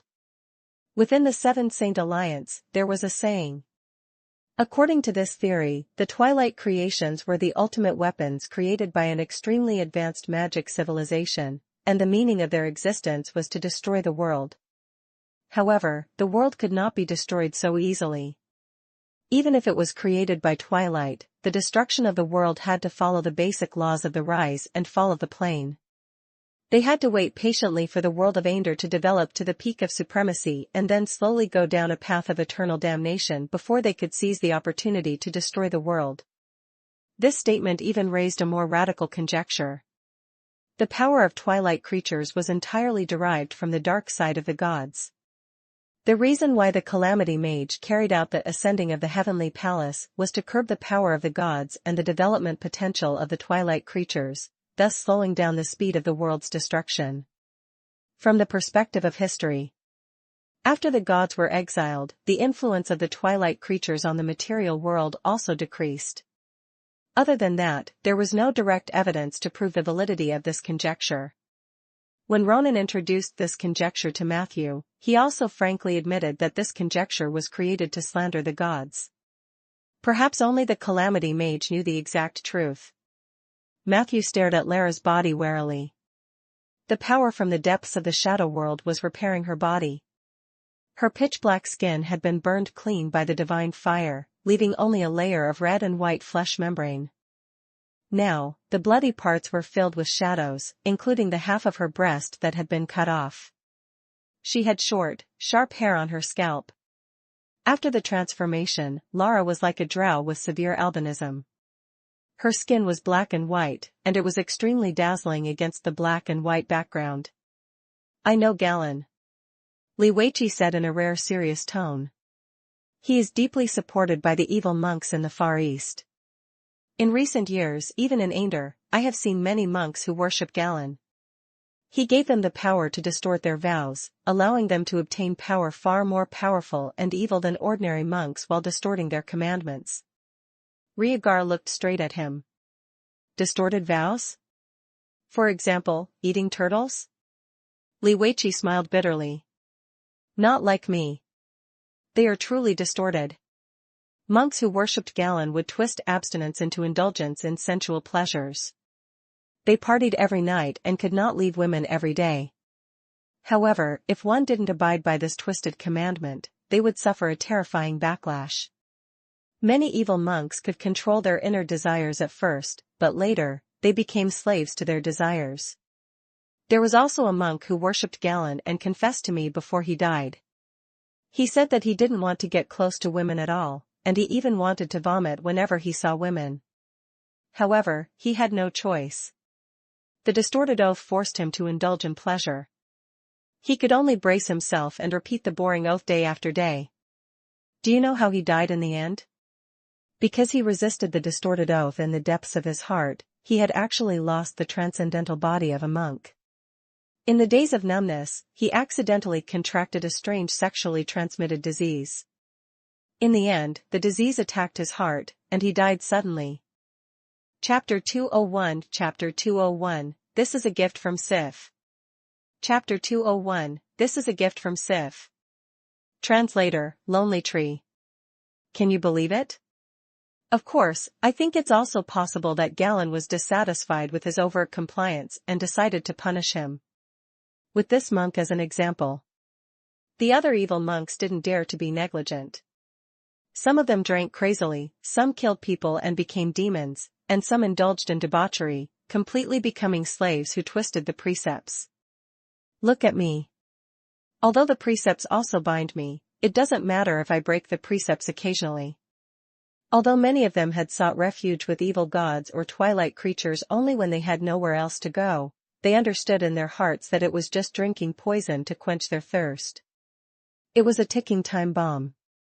After saying this, Li Weiqi looked at Lara with pity and sighed softly. At this moment, the shadow on Lara's body gradually receded. The force that was holding her up in the air gradually relaxed. 10 seconds later. She opened her eyes and murmured, "I seem to have been reborn." However, she did not seem to be very happy about this new life. "Thank you for saving me." She adjusted her body on the spot, caught the clothes Matthew threw over, and quickly put them on. "What happened to you while you were unconscious?" Matthew asked. Lara's condition did not seem too bad. At least she was conscious. Shadows, endless shadows. At the bottom of the darkness, there was a voice that promised me that I could be reborn. At that time, my consciousness was already blurry. That voice was like a life-saving straw for a drowning person. I had no other choice. Lara whispered. Matthew comforted her. No one here will blame you for your choice. In that kind of situation, anyone would do it to survive. Lara looked at him gratefully. Li Weiqi asked seriously, "So when Galen reconstructed your body, did he ask you to do anything?" Lara hesitated for a moment as if she was thinking. "Yes, he said 3 sentences to me. The first sentence was that he wanted me to be his eyes. He promised that he would not hurt me, nor would he affect the people around me.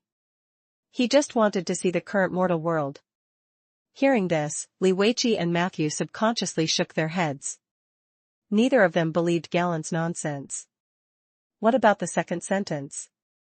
Li Weiqi asked.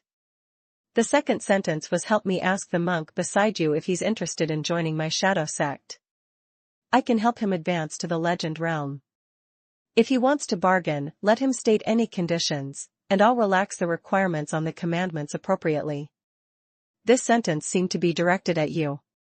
Lara looked at Li Weiqi with a strange expression. Li Weiqi chuckled. I'll stay with the coiling dragon. What about the third sentence?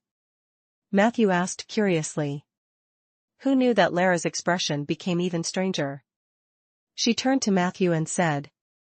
The third sentence is, help me ask the necromancer beside you if he is interested in joining my shadow sect.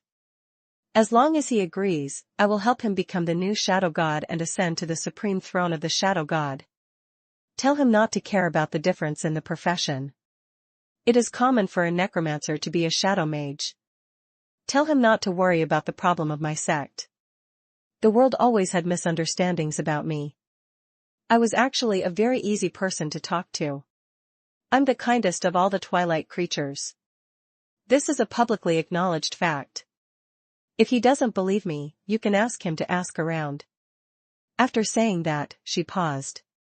This sentence must be for you, Matthew. Matthew rolled his eyes and smiled politely. Forget about the shadow throne. Get Mr. Galen to find someone else. At this moment, Rhaegar interrupted unhappily. What's up with that Galen? Doesn't he want to ask the rest of us? Didn't you ask him what conditions he would give if he recruited me? Lara answered honestly, no, he doesn't seem to have noticed your existence. Rhaegar flew into a rage and was about to draw his sword. He was persuaded by Li Weiqi. The shadow world isn't a fun place. Galen is sealed in the shadow world, so don't listen to his words. Besides, the monsters in the shadow world are very fast. If you go there, you won't even have time to apply your sword oil before you die. These words made Rhaegar stare at him.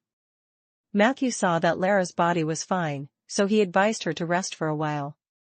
She had just been reborn, so she had consumed a lot of energy, both mentally and physically. Lara did not refuse. She took the biscuits and water from Matthew and found a place to rest after eating. Li Weiqi said that he also needed to meditate and rest, but in fact, he was sitting beside Lara with the intention of watching her. This was exactly what Matthew wanted. He didn't completely let down his guard against Galen. But if Lara's words are true, then Galen was actually attracted here by Li Weiqi and me, and saving her was just a convenience? This was not good news. Matthew had already received a lot of attention from high-level existences. The scariest thing about this thing was that it had a snowball effect. It was almost like a god staring at a mortal, and another god came over. What are you looking at? Let me take a look too. As such, the various demons, purgatory lords, and twilight creatures might also come to join in the fun. Matthew felt immense pressure when he thought of that scene. Chapter 202 Chapter 202, This is a gift from Sif. Chapter 202, This is a gift from Sif. Translator, Lonely Tree. He was only a Tier 3 mage. I've been exposed a little too much recently. In the future, I'll try to keep a low profile in front of these big shots. Who knew that just as he thought this, a line of information appeared in front of him. Hint, you and your team have destroyed the altar of the great evil demon Trier, land of the end of antiquity, in the form of a big explosion. A nearby fungal tribe and a snot dragon, immortal peach spirit realm / spiritual monster, hiding in a pile of stalactites witnessed the whole process. It was expected that in the near future, the story of the detonation squad fighting evil demons would spread widely in the Underdark and the immortal peach spirit realm. Your party's regional legend, Underdark / Immortal Peach Spirit Realm, +L, favorable impression of your group, Fungal Tribe +1 / Snot Dragon Tribe +1. Trier, Midnight God, S hatred +20. Twilight Creation Galen has paid attention to you. The Twilight Creation, Brooke, has paid attention to you. Queen Midnight, Arcane Wilderness/Fairy Overlord, has paid attention to you. What is the meaning of this? Do bad news travel so fast? Matthew didn't know whether to laugh or cry. He stood up and looked around. There were ruins and falling rocks everywhere. Where was the trace of the fungus tribe and the snot dragon? Why was it that people would see him doing good deeds everywhere? It's fine if they saw something, but must they spread the word? What made his scalp tingle the most was the attention from the last three entities. The two twilight creatures and the fairy overlord were most likely lured there when they destroyed the Midnight God's altar. At this moment, Matthew realized how reckless it was to destroy a god's altar. This not only attracted the hatred of the person involved, but it also meant that the other big brothers and sisters of the same level would pay attention to it. We've already met Galen. Brooke isn't famous, so we don't know which domain he's from. As for the Midnight Queen, she's most likely the nemesis of the God of Midnight. Their domains almost overlap, and with the ascension of the Heavenly Palace, the power that the Fairy Queen can display might be stronger than that of a true god. Matthew thought about it and decided that he would return to Rolling Stone Town to plant the trees in peace after he settled the matter with the Dragon Lich sect. Before he was a legend, he would never come out and cause trouble again. Immediately, he commanded the horned demon zombies to speed up the clearing of the falling rocks. Not long after, Rhaegar walked over. I just went to check the original road. Although it looks like it's blocked by falling rocks, it's actually not that bad. Matthew's teeth hurt. He wanted to ask Rhaegar how bad the collapse was, but the words that came out of his mouth were, "Then I'll go take a look." According to my experience, with this degree of collapse, as long as you have tools, it's very easy to dig a passage. However, you have to be careful when digging to avoid a second collapse. This time, the Lord finally spoke in human language. My suggestion is to dig back the way we came. You happen to have hands, and I happen to have tools. As he spoke, he took out a dozen shovels from his storage ring. Matthew's eyelids twitched, and he couldn't help but ask, "How big is your storage ring?" Rhaegar casually raised 3 fingers. 30 cubic meters? Matthew was extremely envious. 3 cubic meters. Rhaegar said proudly. This was a gift from Sif last year. She bought it with her own savings. Hee, but I secretly returned the money to her afterwards. After all, she's still underage. I plan to let her save that pocket money for her dowry in the future. Where's your bag? It doesn't look bad either. How big is it? Hearing this, Matthew felt a little guilty as he touched his super version of the magic bag. Then, he weakly raised a finger. Rika smiled and patted his shoulder. 1 cubic meter is not bad. At least you earned it with your own hard work. You're still young. You'll get better in the future. After saying that, Rhaegar threw down his shovel and walked away like a triumphant rooster. Matthew was left alone to face the falling rocks, silently enduring the torture of being a thief. 3 hours later, the clanging noises finally came to an end. The horned demon zombies successfully moved the pile of falling rocks away, and the road to the surface was open in front of everyone. Matthew ended this high-quality short break. His spiritual power and magic power had recovered greatly, and he could continue fighting. The others, including Lara, had almost recovered. Everyone didn't stop and headed straight for the exit. Along the way, Lara took the initiative to tell Matthew about the information she had learned. Blinken is very weak now. There is no doubt about it. He had been collecting the Book of Blasphemy. According to Anderson, he wanted to use that book to defile a tomb in exchange for incredible power. It was a kind of a power that could surpass life and death. I overheard their private conversation before the deal. Matthew's expression turned solemn. A power that transcends life and death? So, Blinken already knew that it was the tomb of Bright Sandalwood King? It was no wonder that his previous negotiation had no effect. But WHV now? Matthew asked. Other than the mission to build the altar, does the Order of Calamity have any other operations? For example, coming to the rainforest or something? Lara shook her head decisively. I don't think so. There aren't as many people in the Order of Calamity as you think. After the failed attack on Rolling Stone Town, the southern branch had basically been demolished. I can confirm that no one from the Order of Calamity has gone to the surface for any action in this period of time. Matthew felt strange. When he went to the DeLong Lake that day, he clearly saw a group of Calamity disciples fighting with the Sandstorm Bandits. Thinking of the Sandstorm Bandits, Matthew suddenly realized that other than the frequent appearances of this group in the rainforest at the beginning, they had almost never appeared again. He asked Suya. Even the soul of the rainforest couldn't find any trace of them. They were not in the Undercity either. This meant that they had probably left the rainforest. Someone is stirring up trouble from behind. Matthew's mind was sharp, and he quickly outlined a nearly complete blueprint of the incident. However, there were still some fragments that needed to be filled. However, now was not the time to think about this. The Dragon Lich sect was the #1 enemy of the rainforest. They had to seize the moment when Blinken was weak and attack the Dragon Lich sect. After leaving the surface, the group picked up Shui, who had regained his mobility. With Suya's permission, Matthew brought everyone through the node of the Black Banyan Dream to complete the long-distance teleportation in the rainforest. In just 30 minutes, they arrived southwest from the center of the rainforest. At the edge of the rainforest, he could vaguely see the outline of a factory that looked like a logging yard. Outside the factory, there were piles of tall trees that had been cut down. Inside, it was brightly lit. Matthew looked at the sky. It was almost midnight. He turned into a raven and flew over the factory. He found that there were still a large number of Dragon Lich worshippers working overnight. They were entering and exiting a huge building. Each of the Dragon Lich disciples who walked out was carrying a round egg in their arms. That's dragon egg? Matthew wanted to take a closer look. Who knew that at this moment? A sharp arrow tore through the air and flew past Matthew's feathers. Get lost.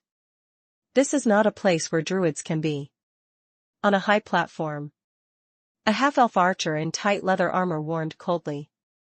A sinister necromancer walked out with a staff. Behind him was a huge monster. Matthew narrowed his eyes. It was a bone dragon. Hint, you have discovered the dragon nurturing field, Dragon Lich Sex Base. You have encountered half-elf archer Erasima, LV-16. You have encountered Necromancer Jennings, LV-14, and his bone dragon. Chapter 203, Chapter 203, Your bone dragon is really awesome. Chapter 203, Your bone dragon is really awesome. Translator, Lonely Tree. After his whereabouts were exposed, Matthew flew higher and flew away without looking back. A few magic attacks came from behind, but they all fell powerlessly because they were too far away. What was worth mentioning was, Matthew noticed that the half-elf archer did not attack. She was holding a strong bow that had been enchanted many times. To her, this distance was not unattainable. Is there someone in the Dragon Lich sect who isn't that bad? Thinking back to the arrow that brushed past him just now, the other party should have gone easy on him. He remembered the half-elf's face and name. The raven quickly returned to the rainforest. Matthew had a general understanding of the structure of the dragon nurturing ground. Behind the tall wooden walls, there were a total of 5 tall wooden factories in the shape of petals surrounding the central building. It was a giant tower with a pointed tip that reached into the clouds and an oval base. There was no sound in the tower. However, Matthew felt a dangerous aura from it. There must be something locked up there. A dragon? Matthew thought of the dragon eggs that the Dragon Lich disciples were holding in their arms, and his mood was rather agitated. As the name suggests, this is probably the place where the Dragon Lich sect hatches young dragons. However, the young dragons might not be true dragons. They might be the kind of ground fire dragons that I've seen before. He compared it in his mind and confirmed that the dragon egg in the hands of the dragon lich sect was much smaller than the real dragon egg. A few seconds later, Matthew returned in the crowd and recounted what he had seen and heard. In addition to the Necromancer and the half-elf archer, who were high-level members of the Dragon Fawn class, there were 6 dragon blood warriors and a small group of bear gnome warriors beside them. They seemed to be the bodyguards of these 2 people. The most people inside are the dragon lich disciples. They are all humans, about 100 of them. These people are much healthier and stronger than the normal evil cultists, but they shouldn't be difficult to deal with. In addition, although I didn't see it, there should be a large number of ground fire dragons or other low-level subdragons in the factory. They look very busy. They might be speeding up the hatching of the dragon species. Li Weiqi asked. Didn't you find Blinken? Matthew shook his head. Li Weiqi pondered. It's not impossible to forcefully attack the dragon nurturing ground to lure Blinken out. However, before we see Blinken, it's best for Rhaegar and me to hide. Otherwise, we'll lose the effect of a surprise attack. But if you do this, you will be short of manpower. I'm afraid it will be very difficult for you to pose a threat to the dragon nurturing ground. Anyway, you should make the decision, Matthew. We're all willing to believe you. The others agreed.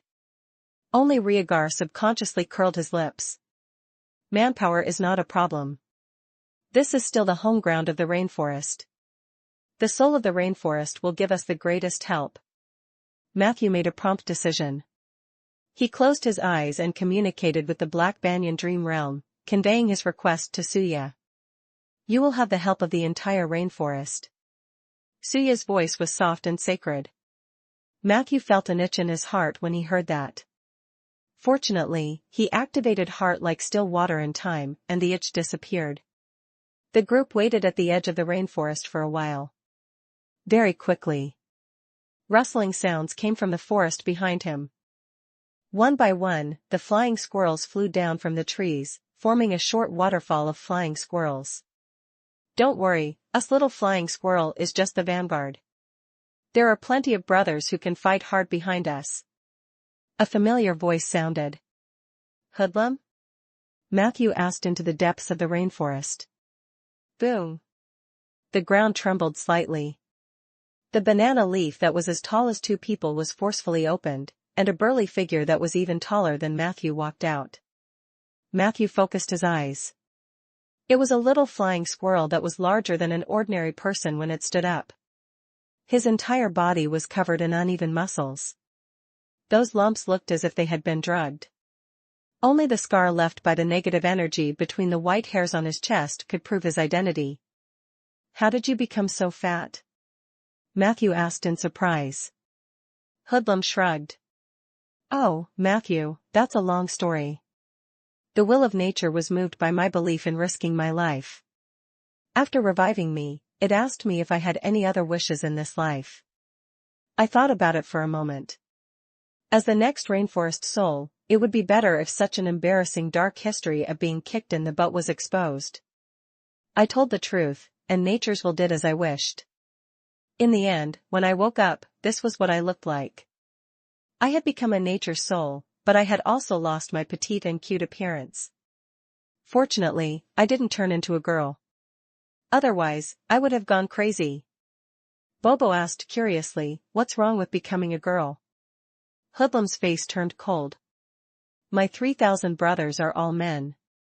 Once I become a girl, the consequences will be unimaginable. Speaking of which, my current status is different from before. They all call me Boss Hoodlum. Hoodlum proudly snapped his fingers with his slender claws. The little flying squirrels immediately swarmed over. Some of them climbed onto Hoodlum's back to beat his chest and back, some tickled him, and some danced back and forth on his arms. Matthew smiled. Looks like things are indeed different now. Hoodlum said proudly. Of course, you can still call me Hoodlum, little Matthew. As the 2 of them spoke, more and more animals walked out of the rainforest. There were countless birds in the sky, and the beasts on the ground were even more ferocious. Apes, pythons, crocodiles, hippopotamuses, and a group of rhinoceroses that came out of nowhere were also eyeing the factory wall. Chapter 204 Chapter 204, Your Bone Dragon is Really Awesome. Chapter 204, Your Bone Dragon is Really Awesome.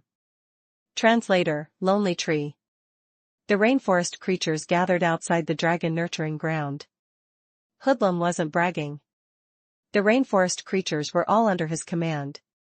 Some of the beasts seemed to be unable to hold back their desire to kill, but they didn't dare to move without Hoodlum's order. "What do you want to do, Matthew?" Hoodlum asked. "Let the rainforest creatures attack the dragon nurturing ground head-on. Leave the troublesome characters to us," Matthew said decisively. "This is too simple. Brothers, your boss will lead the charge." Hoodlum waved his hand and swaggered toward the wall. The archers on the tower had clearly noticed this conspicuous target. As soon as Hoodlum approached, he was greeted by a barrage of arrows. Whoosh! Whoosh! Whoosh! A volley of arrows rained down. Hoodlum was instantly stabbed like a huge porcupine. Bang! His body suddenly exploded. With a flash of white light, those arrows fell to the ground. A little flying squirrel quickly ran out. "I've successfully tricked them into using their arrows. Brothers, charge!" In the next second, tens of thousands of rainforest creatures charged at the wall. Within the wall, the people of the Dragon Lich sect had obviously heard the commotion. "I knew that being soft-hearted wouldn't end well. Lady Erisima, if you hadn't deliberately missed that arrow, perhaps they would have been more afraid." Necromancer Jennings snorted heavily. The half-elf archer ignored him. She climbed up the tower again, pushed away the human archers, and took a good position. She started to shoot at the rainforest creatures that rushed over. When the Dragon Lich disciples inside the wall received the signal to retreat, they also put down the dragon eggs in their hands and retreated towards the 5 factories. They dealt with the crisis in an orderly manner. Jennings controlled the position of the door where the bone dragon was. The latter rushed into the group of beasts and stomped back and forth, killing many of the rainforest beasts. However, the battle had just begun. Hint, your companion Hoodlum, newly promoted Nature's Soul, has been pierced by an arrow. Mighty illusion dispelled, currently fleeing like a rat. Matthew glanced at the data panel and chuckled. He quickly assigned tasks to his teammates. After doing all this, he prepared to go around to the side of the dragon nurturing ground alone. Instigation was a divine skill, but it could not be used indiscriminately. Jennings was 1 level higher than Matthew, and Matthew's chances of winning were slim in a head-on battle. He had to employ some tactics. Matthew had only taken a dozen steps when Bobo's voice came from behind him. "Matthew, aren't you coming with us?" Matthew explained. "I have to sneak attack from the side. Although you guys stay in the front, don't enter the dragon nurturing ground rashly. Just like what I've just arranged, wait for my signal." Bobo asked doubtfully. "Why do you have to be so wretched even though you're a mage?" Matthew said righteously. "Have you seen a mage who can transform into a winged dragon wind god?" Bobo thought for a moment and felt that it made sense. She then protested. "Then why did you put me in the same group as the logistics group? Are you looking down on me?" Matthew was stunned for a moment before he reacted. "Logistics? Do you mean Rieger?" No, you've misunderstood. He's a true tier 4 warrior." Bobo was shocked. "I always thought he was here for comic relief. I was going to ask you where you found the logistics staff to liven up the atmosphere." "Hey, little girl. It's not a good habit to sneak ill of others behind their backs." Riegar followed her unhappily. "Matthew just entrusted you to me, and I was looking for you everywhere." Bobo looked at him suspiciously. However, under Matthew's encouraging gaze, she finally compromised. "All right then, Uncle. We're temporary partners now." Matthew said that he was going to launch a sneak attack alone. "What do you think?" Riegar said calmly. "Let him do it. A necromancer should do something sneaky." Bobo asked in boredom. Then what are we going to do? Are we just going to sit here and wait? This is too boring. Why don't we go and ambush a group of monsters? I see a group of fire dragons over there. They look stupid and easy to bully. Rhaegar thought for a moment. It's not impossible, but what is the attribute of the ground fire dragon? Bobo said straightforwardly. Fire? Earth? It should be those. Rhaegar waved his hand. Then let's go kill them. Bobo's mood instantly lifted. I'm sorry, Uncle. I always thought you were from the logistics team. Rhaegar smiled magnanimously and took out a bottle of medicine that emitted an icy aura. It's all right, wait for me. I'll apply some sword oil and we'll set off. Bobo's eyebrows suddenly turned into a V shape, and the antenna on her helmet stood up again. The red light was jumping, and she looked extremely dangerous. The surrounding environment also became very chaotic. The sounds of fighting between the Dragon Lich disciples and the ferocious beasts could be heard from both inside and outside the wall. However, this did not affect Rhaegar's movements in applying the sword oil to become more elegant, decent, and slowly. East of the dragon nurturing field, near the desert, Matthew squeezed through a gap in the wall. He was wearing the invisibility ring on his hand, and his body was standing close to the wall. He would enter the invisible state at the slightest movement. However, the journey was very smooth. The Dragon Lich disciples were all attracted by the wild beast's attack from the west, and there was no one around him. Chapter 205 Chapter 205, Your Bone Dragon is really awesome. Chapter 205, Your Bone Dragon is really awesome. Translator, Lonely Tree. Matthew was able to sneak in. 10 minutes later. He successfully arrived at the back of a factory. This place was not far from the western wall. The Dragon Lich sect had built a mixed structure of a wooden bunker and a tower here. In the dragon nurturing field, the senior members of the Dragon Lich sect were gathered here. The half-elf archer occupied the top of the tower. Her archery skills were outstanding, and she could always accurately find elite characters among the dense rainforest creatures and kill them in one shot. If it wasn't for the fact that there were too many creatures in the rainforest and that Suya had given them a death order, she might have been able to defend this checkpoint by herself. However, the core factor that hindered the rainforest's battle was the Necromancer. Jennings was standing on the third floor of the bunker. He was surrounded by guards. Right in front of him was the most intense battlefield. At this moment, there were already countless corpses. Under Jennings' command and chanting, the bone dragon charged forward, greatly slowing down the assault of the rainforest army. The corpses were also resurrected by Jennings. The ferocious beasts that had just charged into battle became the Necromancer's puppets in an instant. This phenomenon was extremely terrifying for any intelligent creature. After the initial wave of attacks, even the fiercest and smartest beasts, insects, and snakes hesitated. They wantonly destroyed the wall, but they did not dare to go any further. In the factory of the dragon nurturing ground, Dragon Lich disciples kept coming in and out. Groups of fire dragons were released and were heading to the battlefield in an orderly manner. Seeing this scene, Matthew knew that if he didn't make a move, he would be defeated on the battlefield sooner or later. So, he found a corner that was not easy to be discovered. He began his little trick. 2 minutes later, Jennings, who was on the third floor of the wooden bunker, suddenly felt that something was wrong. At that moment, a deep chill flashed through his heart.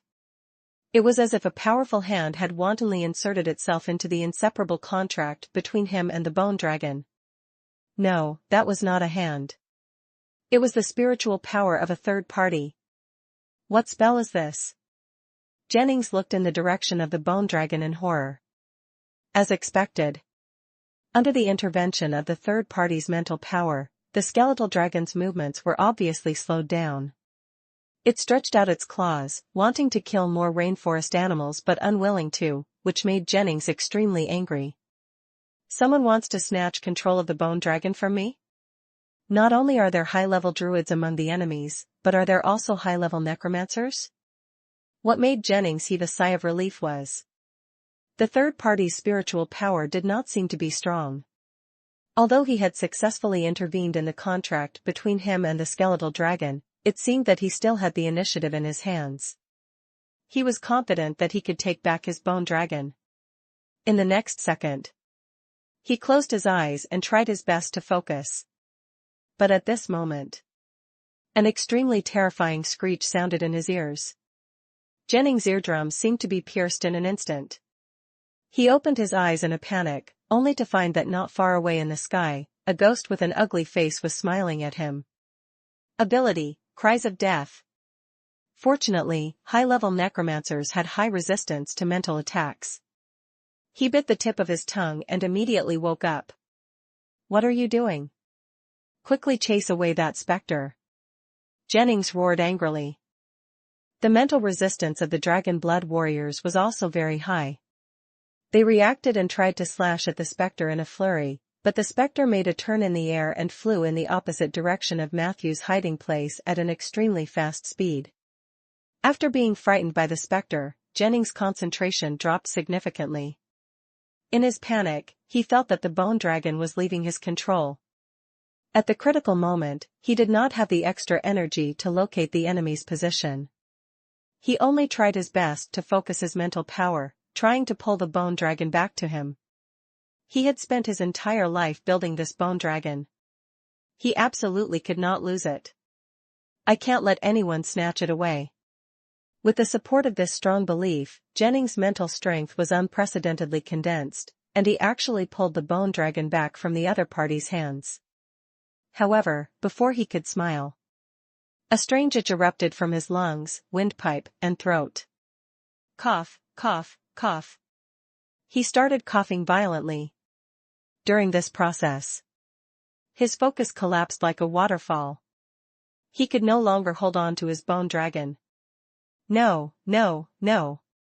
Jennings coughed in pain. He felt a hand choking his lungs, making it impossible for him to breathe. His eyeballs were bloodshot, and the blood vessels were almost dripping out. There was a moment. It was as if he could see the innocent people he had tortured and killed. They had also knelt on the ground like this and looked at him helplessly. But that didn't stop Jennings from killing them cruelly and making them into undead. Don't disturb me, you bugs. Death is your reward. Jennings shook his head violently. He rejected the memory that surged into his mind and tried his best to call for help from his companions. Arasima. There's a mage nearby. Please find him. However, the half-elf archer did not respond to his screams. As soon as Spectral Soul made her move, a skeleton assassin jumped out of the Shadow Realm and started fighting with her.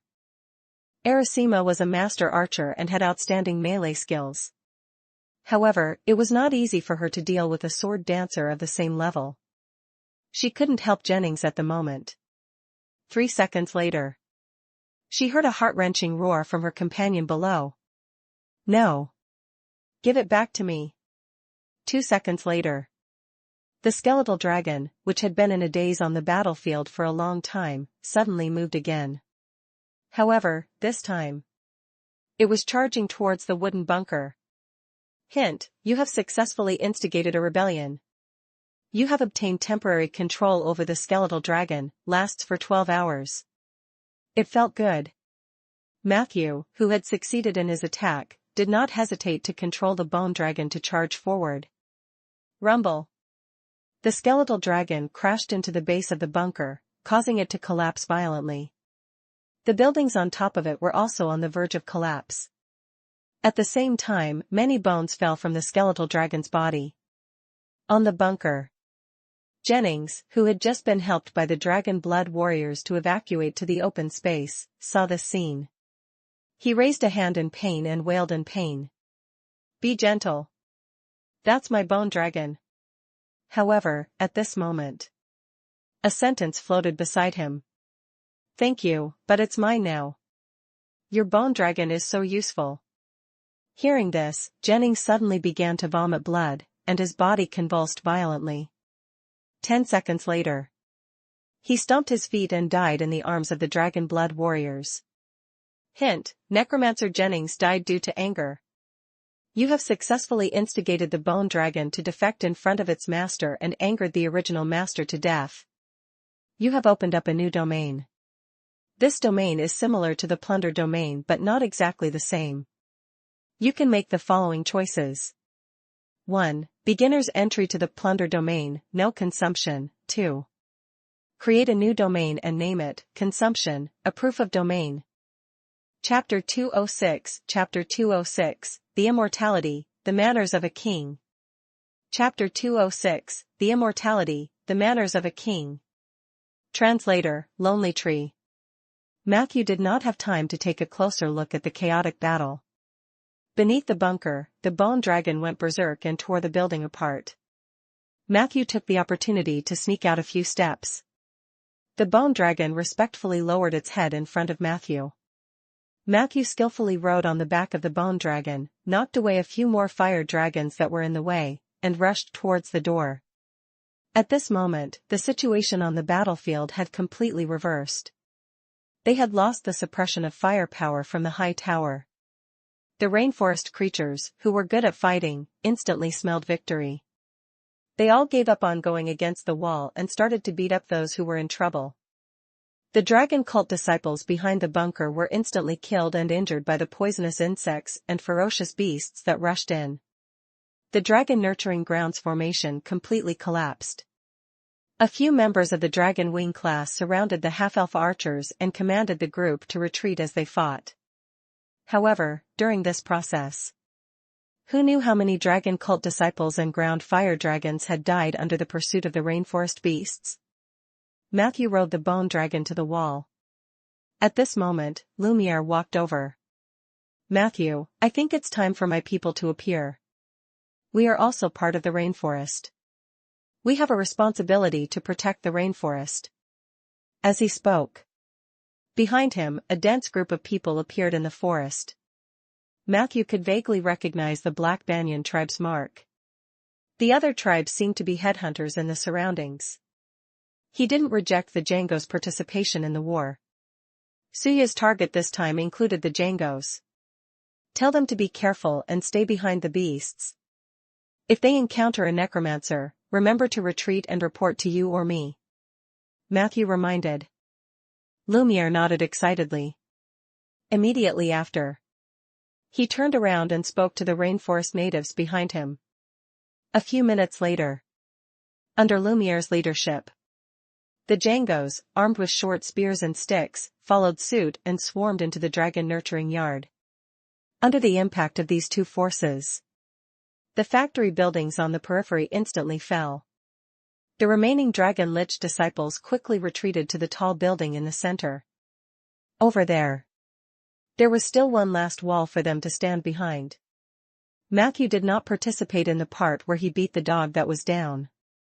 It was not that he did not want to chase after it, but the Dragon Lich disciples retreated very quickly. This kind of chase was not only inefficient but there was also the risk of being killed instead. He had always placed his guard against Blinken as his top priority. Therefore, he walked leisurely behind the front line. When they passed by the Dragon Lich Sex factory, Matthew even went down to take a look.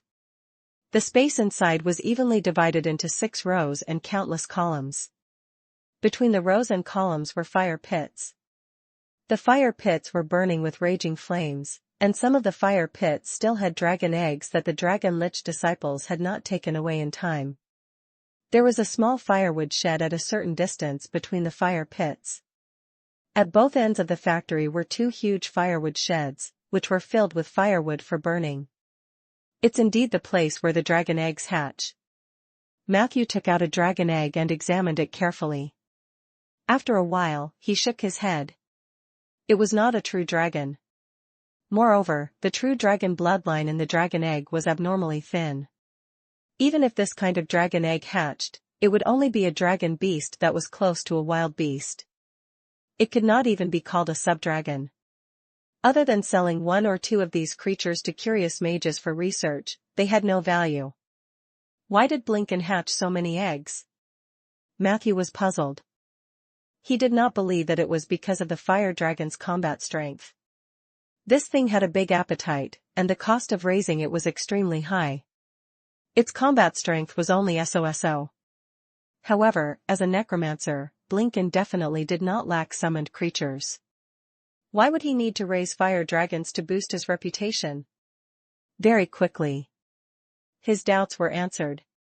In the northwest corner of the factory, Matthew found a huge pit.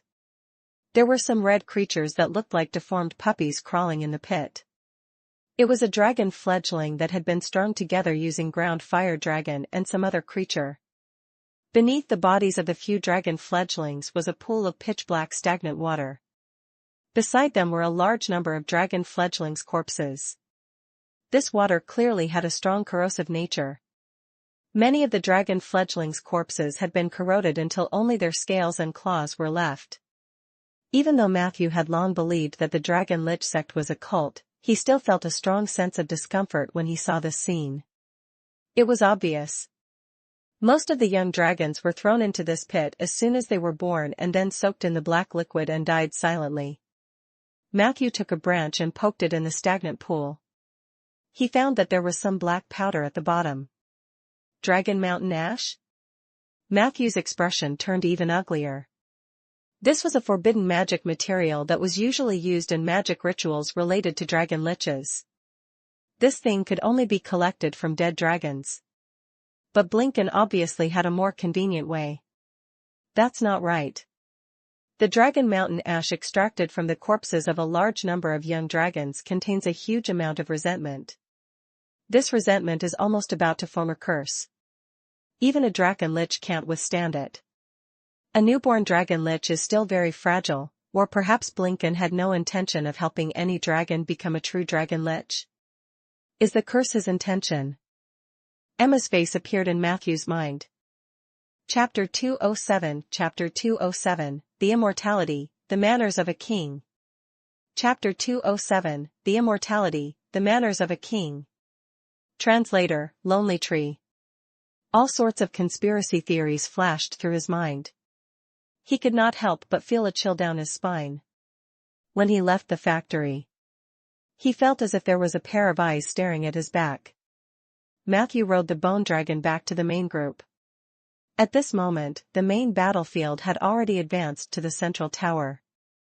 Under the attack of the Rainforest Coalition army, the Dragon Lich disciples, who had retreated in a panic, finally organized a decent defense.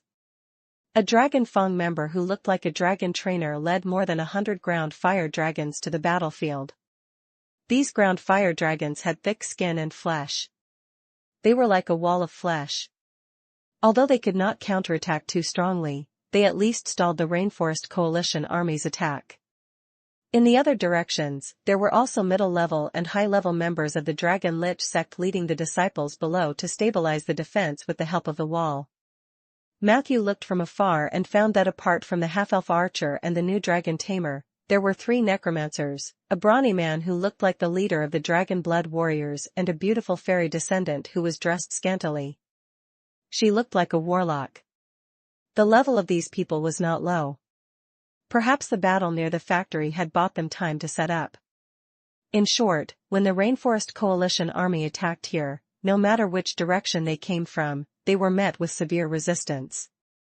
Even though the Jangos were fearless in battle, Lumiere had no choice but to ask them to retreat for the time being when they could not open a gap even after sacrificing several lives. The beasts surrounded the central tower and the surrounding walls. They started to hesitate again, only knowing to attack the wall, as if they could not see where the real enemy was. Matthew had expected this. He was not in a hurry. After all, apart from destroying the dragon nurturing ground, the bigger goal was Blinken. If the latter really cared about his subordinates, Matthew believed that Blinken would appear very soon. Thus, both sides fell into a stalemate. Using this opportunity, Matthew also took a look at his new domain. If he had to choose one of the two, he was definitely leaning towards the latter. If he chose the plunder domain, he could get 1 to 2 permanent abilities, at most a temporary ability, and the effects of the domain itself. It was very nice, but in front of a self-created domain, it was worthless. Matthew's path of legend was destined to be different. He was destined to start from life and death and transcend it. Thus, he didn't want to miss any opportunity to create his own domain or concept. Every opportunity was to pave the way for a greater path in the future. It was about the new domain. There were still many things that Matthew had not thought through clearly. For example, how to name it. The domain that I've opened up is similar to plundering, but it's not just plundering. It contains elements such as corruption, emissary, betrayal, conversion, and temptation. In essence, it comes from the rare ability instigation, so it's also related to the undead. The former is a bit like the Tauren in the indecent literature of my previous life, and the latter is immortal. The Tauren is immortal. Isn't that Peggy? Matthew's imagination ran wild, and he almost laughed out loud at his strange association. Of course, it wasn't impossible to call the new domain Tauren. In Ander, concepts were forced into this world by those who had power. If you were strong enough, you could name your domain whatever you wanted. Considering that Peggy's race was almost extinct on the continent of Ander, it was entirely possible for Matthew to take over the domain name. At most, he would give Peggy the position of a domain supervisor, and then it would be official. Thinking about it this way, Matthew, who had always been indecisive, also finalized this plan in his heart. Unfortunately, the Tauren domain could not be officially named yet. This was because he did not have the proof of domain on hand. The proof of domain was a reflection of a person's rich experience in the domain. It was similar to the driver's license issued by the field to an old driver who had been on the road for many years. However, the proof of domain could be accumulated. The more times the person had delved into the domain, the further they had explored. Generally speaking, those who explored the same domain twice, at most 3 times, could obtain a proof of domain. Matthew was still a newbie. He had only explored all the major domains once, so his proof had not been issued yet. However, he believed that he would be able to obtain the proof of domain very soon. He just didn't know if it would be from the undead or the oak tree. If that didn't work, he could also use 20 elements to exchange for a proof of domain. It was just that doing so would be too much of a loss. Matthew would be naturally unhappy. Hint: you have chosen to create your own domain. This domain is temporarily named Tauren. No name conflict detected. As you do not possess the proof of domain, you are temporarily unable to obtain the permanent abilities and buffs of the Tauren domain. The domain will be reserved for you for 120 days. If you still cannot provide the domain proof after 120 days, the Tauren domain will automatically disappear. I wonder what kind of permanent abilities the Tauren domain can provide. Matthew's heart was itching with anticipation. He couldn't wait to get his hands on the proof of domain as soon as possible. He glanced at the domain tab in the quest bar. Good heavens, before he knew it, the Undying bar had already jumped to about 900/0. He reckoned that he would be able to enter the Undying domain for the second time soon. Chapter 208 Chapter 208, The Immortality, The Manners of a King. Chapter 208, The Immortality, The Manners of a King. Translator, Lonely Tree. Thinking of this, Matthew calmed down and quietly patrolled outside the walls of the central tower. He communicated with Suya again. The Rainforest Army quickly switched to a strategy of surrounding but not attacking. They surrounded the remaining Dragon Lich disciples and kept giving them pressure to stimulate their nerves. Unknowingly, a night passed. When the first light of dawn came from the east and hit the canopy of the eastern part of the rainforest, Blinken still did not appear. Matthew sighed softly. I'm afraid he won't appear. Li Weiqi appeared beside Matthew. With the ability of a Tier 5 mage, if he had rushed back the moment he learned that the base was under attack, he would have appeared a few hours ago. We gave him enough time to return to help. Matthew nodded. He didn't know what Blinken was up to. But then, the only thing they needed to do was to completely destroy the dragon nurturing ground. Earlier, in the tower, an argument inevitably broke out. After Jennings' death, there were only 4 Dragon Fang higher-ups left in the dragon farming field. They were the high-level Necromancer Potter, the half-elf archer Erisima, the leader of the Dragon Blood Warriors, Kumbatotra, and the fairy warlock White. The 4 of them had a strong disagreement about the current situation. "Where is Lord Blinken?" the half-elf archer questioned. "The enemy is unbelievably strong. In terms of numbers, we are also fighting against the creatures of the entire rainforest. Without the help of a high-level necromancer, we can't possibly defend this place." Potter said unhappily, "Watch your words, little girl. I am also a high-level necromancer. Don't forget, the western wall is still guarded by my death curtain." After this night, there have already been quite a number of undead transformed within the enemies. If this drags on, our chances of winning will only increase. Erisima glanced at him. "I mean no offense, but honestly, Mr. Potter, your necromancy skills are nothing compared to Lord Blinken's." Potter's face turned pale, but he did not refute. The leader of the Dragon Blood Warriors, Kumbatotra, said, "The order I received was to defend this place. Unless Lord Blinken personally chanced the order, I won't go anywhere. I don't know where Lord Blinken went, but I believe he won't give up on us. Everyone here owes Lord Blinken at least one life. To put it bluntly, even if he wants us to pay with our lives, can you refuse?" Even Erisima, who had been the first to suggest retreating, fell silent. She didn't like anyone from the Dragon Lich sect, nor did she like their behavior. However, she liked Blinken. The latter had saved her life, and after that, she joined the Dragon Lich sect. In her life in the Dragon Worship sect, that man had never disappointed her. Every time she encountered a crisis, he would always appear on time and calmly resolve it. However, the situation seemed to be different this time. The elven bloodline in her body constantly reminded her of the danger that was coming. If it wasn't for the fact that he still had faith in Blinken, she probably left without looking back.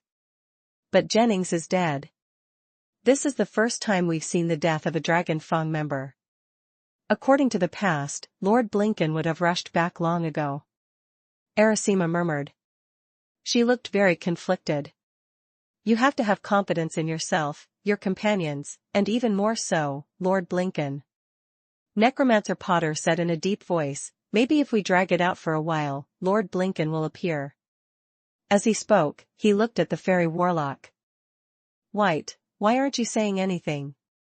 Don't you usually like to bicker with Era?" The fairy warlock stretched lazily. This action completely exposed her beautiful body, which was not wearing much to everyone. However, the other 3 quickly looked away. This included Erisima, who was also a woman. "You already know that I like to bicker with her the most. If I don't say anything, it naturally means that I agree with her," White said lazily. "To be honest, I'm already planning an escape route. Blinken did save my life, but that didn't mean that I had to sell my life to him. Fairies are very realistic creatures. Of course, I thought that half-elves were more noble, but now it seemed that they were similar to me." As she spoke, she looked at Erisima provocatively. The latter was indifferent. "So what about you? What's your final decision?" Kumbatotra asked Erisima. "Retreat. If you don't retreat, I will leave by myself. After that, I will find Lord Blinken to apologize." Erisima thought for a moment and said in pain. But, the Dragon Blood Warrior wanted to persuade her again, but he was interrupted by the necromancer beside him. Look, women are like this. They flee faster than anyone else when they are in trouble. Usually, Blinken treats them better than anyone else.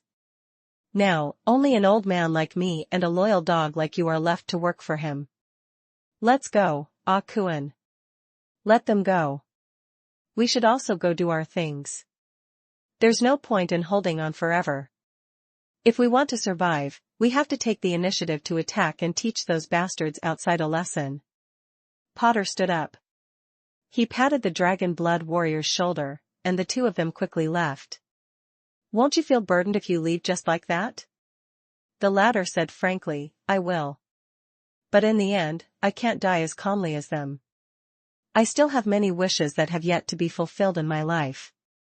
Repaying Lord Blinken is only one part of it. I don't want to die without knowing where he is. White snorted. How hypocritical, half-elf. I'm different.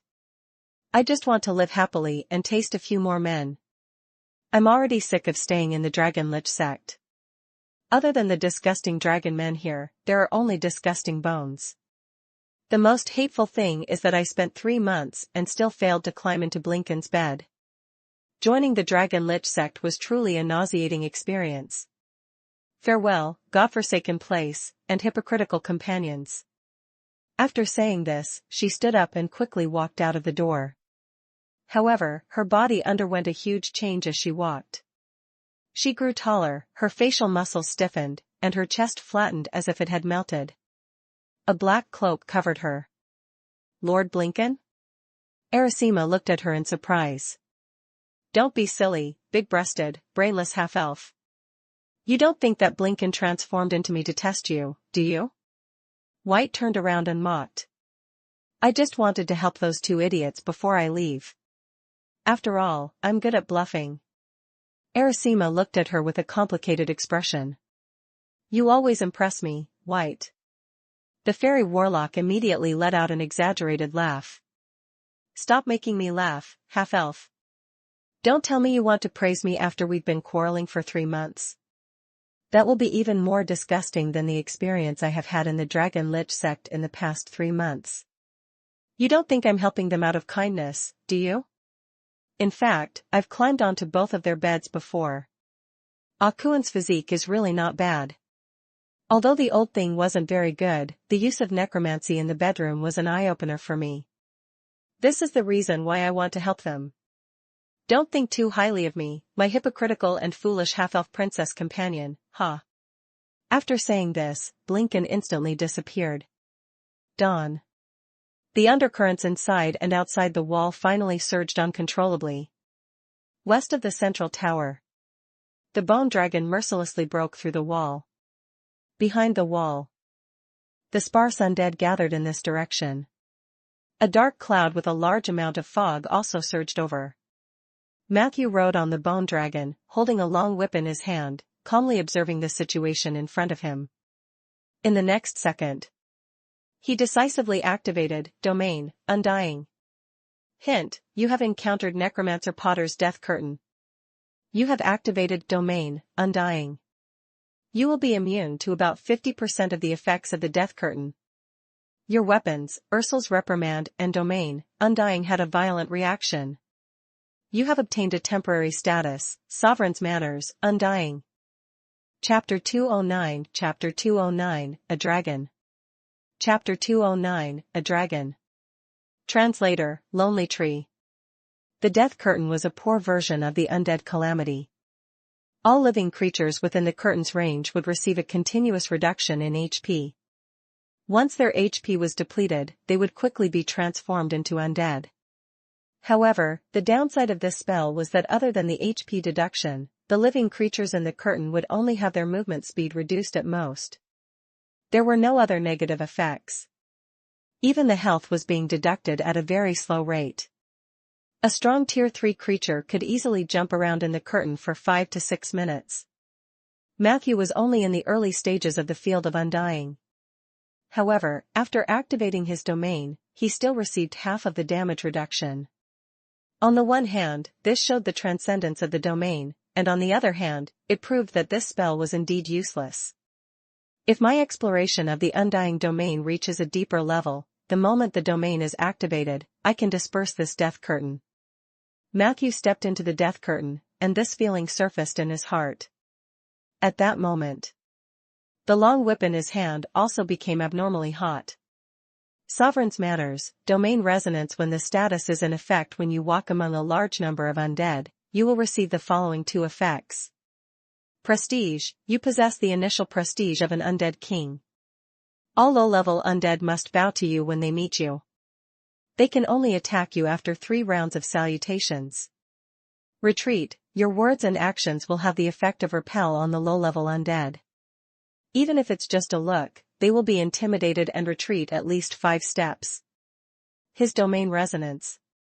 This was a resonance phenomenon between a certain domain and a specific weapon. Ursul's reprimand was a necromancer's exclusive weapon, and its original owner was a senior necromancer. It was not surprising that it could resonate with the undead domain. He could only vaguely sense it. The power contained in this whip had not been developed to the extreme by him. When he was whipping the undead, although he could feel a sense of contentment, he could also sense a faint sense of alienation between the weapon and himself. Matthew knew. Even if many weapons were not sentient, they would still develop some spirituality. After I return, I might be able to try using the equilibrium domain to communicate with this weapon. Equilibrium includes the mediation between people and the harmony between people and objects. Legend has it that there are many divine artifacts and high-level wondrous items. Even after obtaining them, it will take a long time for the owners to tune into them. This necromancer's specialized weapon might have a similar temperament. Matthew rode on the bone dragon and strolled through the death curtain. There were originally quite a number of undying beings swarming over from all directions. However, under the suppression of the sovereign's manners, when the undead who wanted to hurt Matthew got close, they could not help but kneel on the ground and kowtow. Seeing this, Matthew simply turned over and walked towards the undead. The group of undead who had finished kowtowing stood up and wanted to attack, but they were forced back by the retreat effect. Among the undead, there were a few high-level zombie skeletons that were immune to Sovereign's manners. However, they were blocked by the other undead and could not move out no matter what. They could only watch Matthew walk down the red carpet under their eyes. For a moment. In the place Matthew had walked past, the undead split into 2. They retreated to the side one after another. Those who didn't kowtow hurriedly kowtowed, and those who finished kowtowing had to continue standing as punishment. Occasionally, there would be a few audacious traitors who would be crushed by the bone dragon that was diligently following behind. Matthew moved freely in the death curtain as if he were strolling in his own backyard. 10 seconds later, he found the high-level necromancer hiding among the undead. It was an old man who looked like he was about to die. Oh. Sovereign's manners. Necromancer Potter looked at Matthew with a complicated expression. I haven't seen this for many years. The last time I saw it was on a female mage called Ursul. The whip in your hand is very similar to hers. Who is she to you? Miss Ursul is my senior.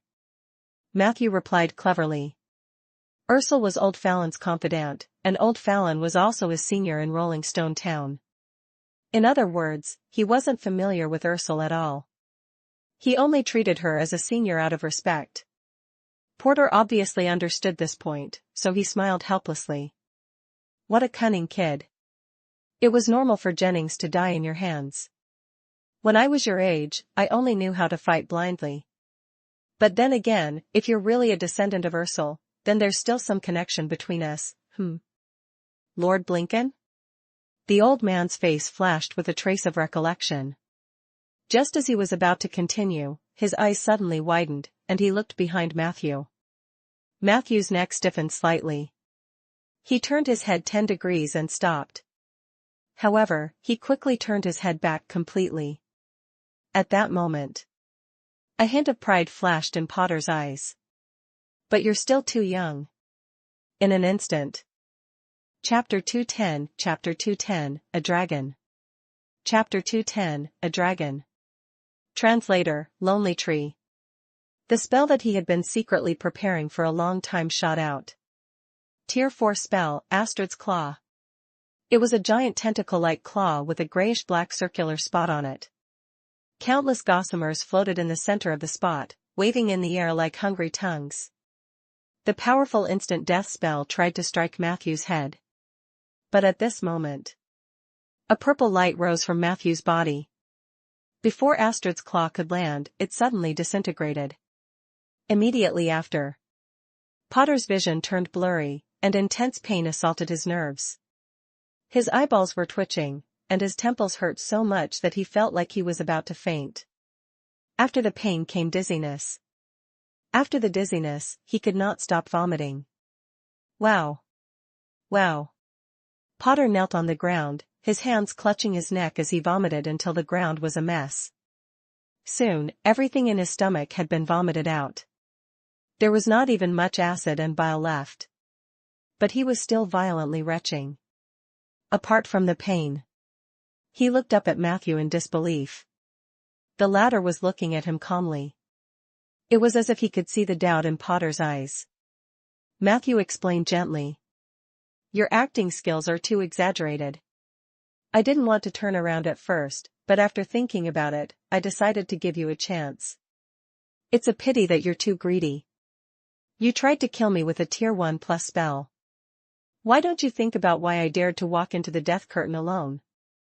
Besides, who wouldn't prepare a counter before a fight? Hint, you have successfully used counterspell to disintegrate the tier 4 spell Astrid's Claw of the high-level Necromancer Potter. Potter will suffer a severe focus penalty. Porter's concentration was no longer sufficient to maintain the death curtain, and it began to dissipate. You have successfully used counterspell to incapacitate an advanced mage. You have obtained the following elements. Acting, Deception, +2, Winky Face. Counterattack, Magic Domain, +5.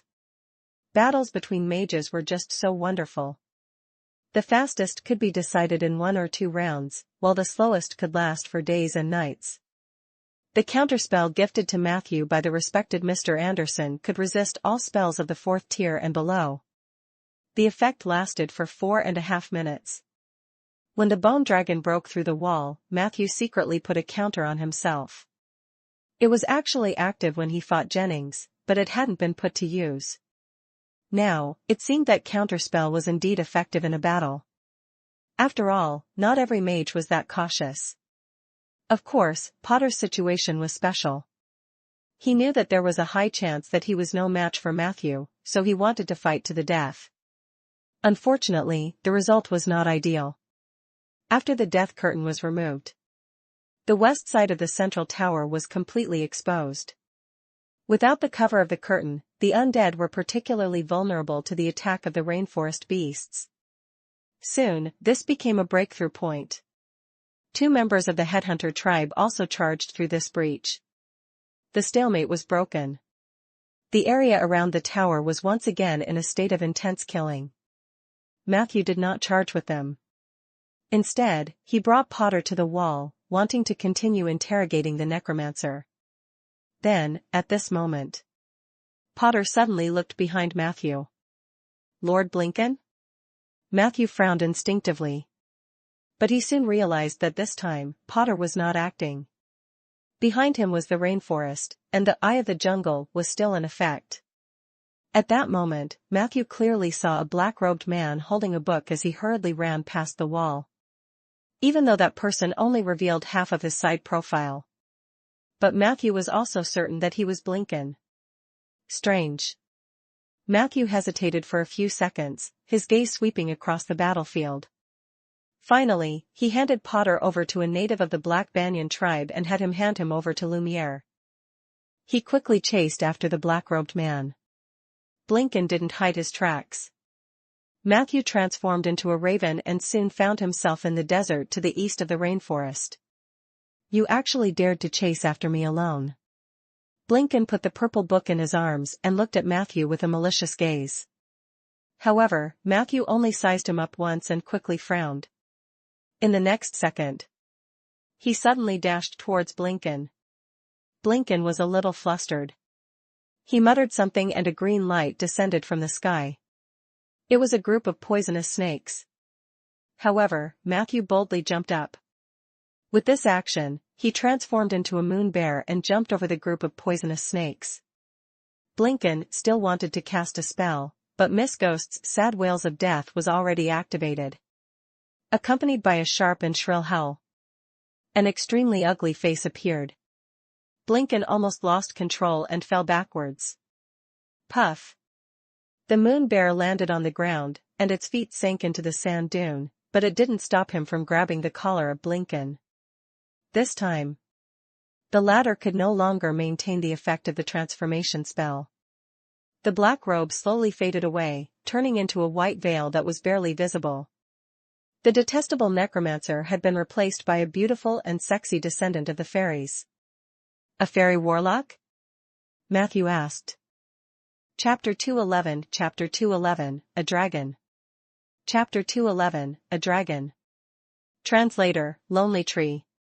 Did Blinken make you take his appearance to lure me away? The fairy warlock revealed a shy expression. You're hurting me. As long as you put me down first, I'm willing to tell you anything and do anything with you.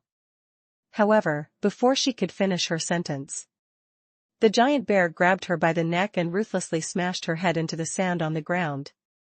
Charm has no effect on me. If there are any more magical fluctuations, I will directly twist your head off. Matthew pressed for more than a minute before pulling the fairy warlock's head out of the sand. Then, he warned coldly.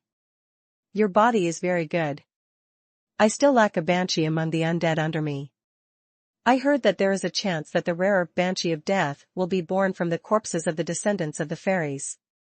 Do you think you have the potential? The latter's face was full of horror, and her delicate face was covered in sand and bruises. She spat out the stones while she could not help but breathe heavily. During this process, more sand was squeezed into her mouth.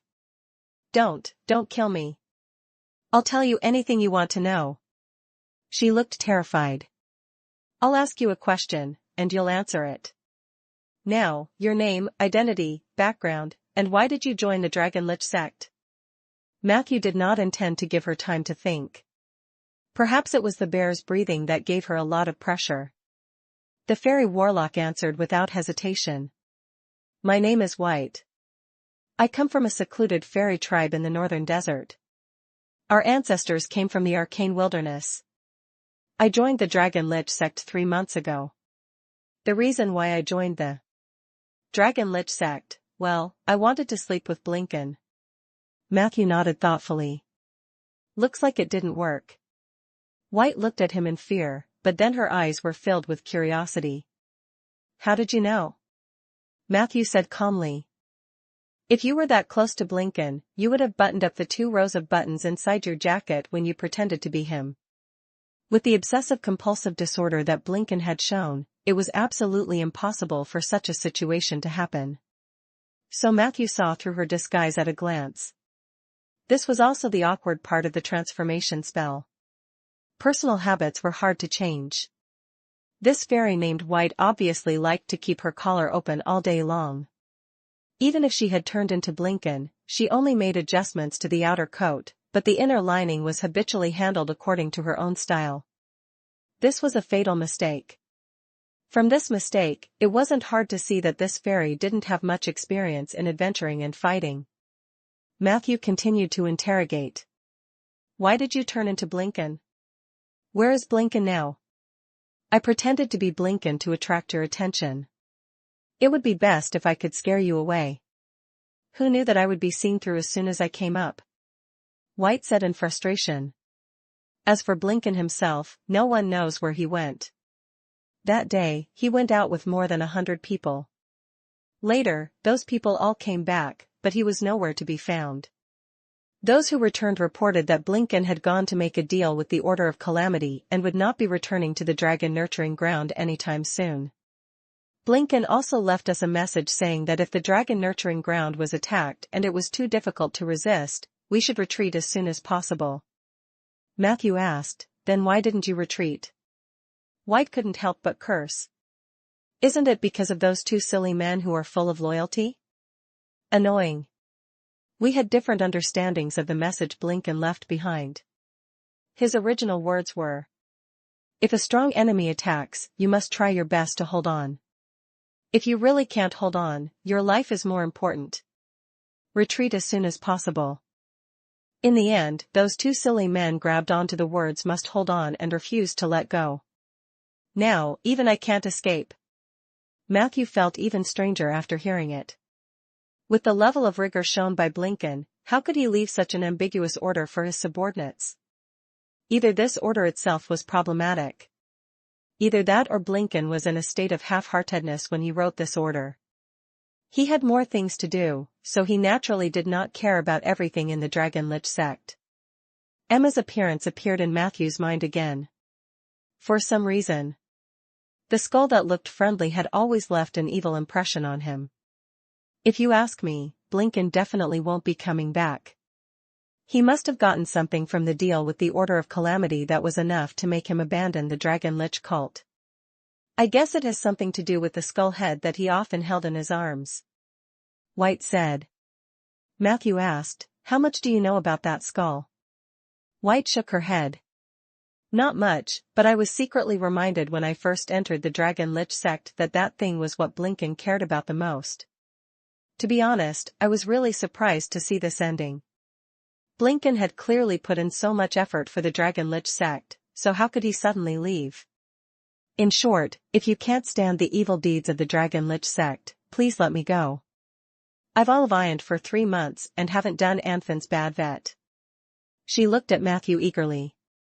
Matthew ignored her. He gently slapped the fairy warlock's forehead, causing her to be in a daze. Then, he transformed into a human and tied her hands with a rope. After finishing all of this, Matthew planned to return to the battlefield. However, after taking a dozen steps, a figure holding a bow appeared on the sand dune to the side. Let her go. The half-elf archer aimed at Matthew's head and said coldly, don't doubt my accuracy. Matthew slowly turned 90 degrees and faced Erisima. You can try to see if the bow and arrow will work on me. Or perhaps you care about her life that much? As they spoke, a few figures quickly rushed over from the direction of the dragon nurturing ground. Leading the way was Lumiere, who was carrying a man on each shoulder. On his left was Necromancer Potter, who was still vomiting, and on his right was the burly dragon blood warrior, Kumbatotra, who was unconscious and bleeding from the corner of his mouth. Li Weiqi, who was following closely behind him, used divine steps and caught up from behind. It's not a wise move to chase after Blinken alone. Matthew, although you informed us in time if we were delayed by something, who knew what would happen? He heaved a sigh of relief when he saw that Matthew was safe and sound. Matthew smiled and replied. Don't worry, there's a high chance that Blinken won't appear here. Then, Bobo, Shoei, and Lara appeared in Matthew's vision. Matthew's gaze swept across the entire team, and he couldn't help but ask Bobo. Where's Rhaegar? Bobo lowered her head and did not answer. Seeing this, Matthew couldn't ask further. He looked at Erisima again. Look, your companions are all in our hands, so don't point your arrows at me.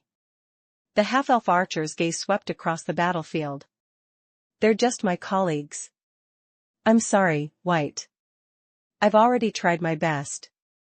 With that, she jumped backwards and disappeared behind the sand dune. When everyone rushed over, they only saw a black hole that was constantly being filled with sand. Did Blinken really abandon the Dragon Lich sect just like that? This is unbelievable. It's as if someone told me that Rhaegar had given up on Rolling Stone Town. On the way back, Li Weiqi grumbled. So we traveled thousands of miles to the rainforest, but we didn't even see Blinken? Matthew smiled. There will be opportunities in the future. As they spoke, they had returned to the edge of the dragon nurturing ground. The area around the central tower had been completely occupied by the rainforest creatures and the Jangos. The dragon nurturing field was in chaos. The rainforest beasts that lacked commands only knew how to wreak havoc. They surrounded the tower and vented their anger. Suddenly, a rumbling sound came from the east side of the central tower. Immediately after, large pieces of wooden structures began to collapse. Dust fell in patches. Sand flew everywhere. In the tower, a huge head was exposed. He seemed to have been awakened by the commotion outside and could not help but raise his head to let out a low groan. The sound waves surged from the tower. The nearby rainforest creatures froze, their limbs went limp, and they could not help but kneel on the ground. Matthew focused his eyes. That was a dragon. Chapter 212 Chapter 212, The Truth. Chapter 212, The Truth. Translator, Lonely Tree. When the pair of dragon horns on the dragon's head appeared in Matthew's field of vision, his first reaction was shock. Red dragon? No, that wasn't right. Soon, he realized that the dragon in front of him was very different from a real red dragon. His horns resembled that of a red dragon, but below his neck, the style was completely different. Under the fine and rough scales, this guy's bloated and short neck almost merged with his fat body. It was not difficult to see through the cracks of the collapsed buildings. This dragon was almost as fat as a meatball. His weak forelimbs were completely buried in the fat on his chest, and his hind legs were hidden in the building, making it impossible to see them clearly. Matthew instantly calmed down. This was a standard subdragon with at least a quarter of the red dragon bloodline. Judging from its appearance, it was most likely a subdragon species that was a hybrid of a red dragon and an earth dragon. In other words, it was a true ground fire dragon. This kind of monster could not be underestimated, but it was far inferior to a true dragon. After the dragon roared, a large number of rainforest creatures were scared away. The ground fire dragon's head hung limply on the only remaining wooden shelf. His golden vertical pupils stared at Matthew and the others. Immediately after, an extremely dignified voice sounded in everyone's ears. "Save me! Please save me!" Matthew turned to look at White. The fairy warlock shrugged. "They didn't let me in there before. They only said it was a secret place, but I heard from Blinken that he caught a fire dragon and put it in there for breeding." "Breeding?" Matthew looked at the fat ground fire dragon again. The latter sobbed with snot and tears. "That's right. That damned necromancer, Blinken, locked me up in the desert for 5 years. 5 years. Do you know how I survived? Every day, when I open my eyes, I eat, mate, eat, mate. I'm almost driven crazy by him. Don't think that I'm fat. In fact, I wasn't fat at all before. I was very flexible. It was really because of Blinken's conspiracy and the pressure of breeding in the past few years that I became like this. It's all that bastard's fault. Well, since you heroes are here, that bastard Blinken must have been destroyed by you, right?" Matthew looked at him curiously. "You speak the common language fluently." "Thank you." The ground fire dragon replied politely. "My name is Arudalon. My grandfather was a powerful red dragon, but my father was not. He was just a fire dragon that only knew how to fight and go into heat. Fortunately, my mother, who was a fairy, was smart enough to save my bloodline in time. She made me more intelligent and charming. In fact, when I slim down, you will find that I am not bad-looking." As he spoke, Aru stretched out his 5 claws, wanting to scratch his chin. However, because he was too fat, his claws could not reach his chin no matter what. Aru was so anxious that he bounced around in circles. In the end, it was Matthew who accurately fired 5 arcane missiles to solve his urgent problem. Matthew turned around and discussed with the team for a while. Everyone felt that the ground fire dragon was not a threat, so they planned to enter the central tower to take a look at the situation. They would decide whether to release this hybrid and intelligent subdragon.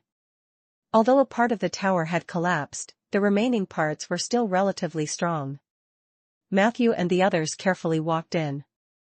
In the tower, they found the lower body of Aru, which was even fatter. His stomach and buttocks took up almost 2/3 of the space inside the tower. The remaining feet, tail, and short wings could only be tucked under his stomach and on the sides. It looked no different from a ball. Aru's body was pierced with more than 30 thick iron chains. These chains were also pasted with magic incantations. "Are these incantations used to restrict your movements?" Matthew asked. "No, a part of it is used to help me move. As you can see, I'm too fat now. I can't even turn over on my own."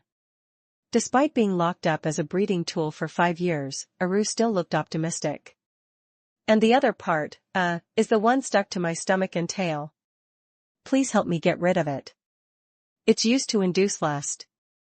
Bloody Blinken, you can't imagine what he did to me." Matthew and his companions checked the situation in the tower while chatting with Aru. "How did you get caught by him?"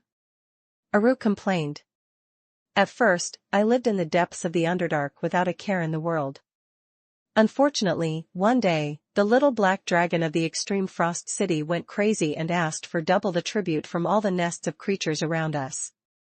At that time, it was difficult for me to even feed myself. How could I pay tribute? I had no choice but to move my house towards the surface. Not long after my last move, I met Blinken. In the beginning, he disguised himself very well. Seeing that I had a big appetite, he kept using large amounts of cattle and sheep blood to tempt me. I couldn't resist his temptation. The more I ate, the fatter I became. We became good friends. In about half a year, I went from a healthy and handsome young man to a round meatball. At this time, Blinken finally showed his ugly face. He forced me to breed for him. Of course, I was unwilling, but at that time I was too fat and completely lost my fighting strength. I was captured by him in a few rounds. Chapter 213 Chapter 213, The Truth. Chapter 213, The Truth. Translator, Lonely Tree. After that, I was locked up in the territory of the Dragon Lich sect and tortured by them day and night. I've really regretted it all these years. If I had eaten less at that time, would I have been able to run faster and finally escape from the clutches of that damned necromancer? Sigh. His tone was filled with regret. Matthew smiled and asked curiously. What kind of animal did Blinken let you mate with? Oh, there are many of them. In the beginning, mammoths, rhinos, crocodiles, giant camels. I've tried all of these. At that time I was quite happy. I felt that although I was fooled, my days weren't that bad. But very quickly, my nightmare came. One day, he brought back two abnormally terrifying creatures. A few days later, he told me that I could only continue to mate with those creatures. At that time I was really furious. What's even more hateful is that they always ask for more. They are never satisfied. Sometimes, I feel that they're squeezing out the fat from my body, but I don't lose weight at all. Aru complained. Anyway, I don't want to mention the name of those disgusting creatures at all. You'll see them soon anyway. What Aru said was true. Not long after. The group of people saw ugly creatures with 8 legs, short fur, and dense compound eyes in a large number of giant cages at the bottom of the tower. Breeding spider, LV11/giant creature/ancient creature. They were good at participating in the reproduction of any species, and most of the children they gave birth to inherited their father's abilities and forms. The method of giving birth to the children is also inherited according to the paternal line. With just one glance, Matthew understood why the ground fire dragon, controlled by the Dragon Lich sect, looked more like a spider. It really is the product of a large-scale crossbreed between a fire dragon and a spider. Matthew was basically certain. Blinken used the technology he had mastered to continuously extract the reproductive potential of Aru and the breeding spider, thus obtaining a large number of cheap and inferior dragon eggs. After these dragon eggs were quickly matured and hatched, most of the young dragons became the ashes of the dragon mountain in the Black Pit. Blinken collected a large amount of this material. With this, he could mass-produce hundreds of dragon liches. However, this thing must have other uses. Those dragon fledglings that survived the deep pit were qualified to become members of the Dragon Lich sect. They would be raised and tamed by specialized dragon trainers so that the Dragon Lich sect disciples could use them when they burned, killed, and plundered. Although the ground fire dragons were weak compared to Matthew and Bobo, they were still very difficult to deal with for ordinary adventurer teams. Moreover, the Dragon Lich sect usually plundered ordinary people. Judging from the number of dragon eggs in the dragon nurturing field, although it has just been built, it is indeed prepared for a protracted war. However, something happened later that made Blinken completely dismiss this idea. He directly abandoned the dragon nurturing ground and disappeared. Matthew was walking outside the cage of the breeding spider. These spiders looked dull and slow as if they were reproductive machines. They don't seem to be very smart. They even lack biological instincts. Matthew asked, puzzled. Yes, that's why it's so boring to breed with them. I mean, the breeding spider is indeed not a normal creature. When Blinken introduced them to me, He once proudly said that he got this creature from a big shot in the Alliance of the Seven Saints. If you ask me, this must be something that some mage made in the laboratory. It was impossible for nature to give birth to such a pure machine. Aru said. At this moment, Li Weiqi, who had also been checking the cage for a long time, said to Matthew seriously. He's right.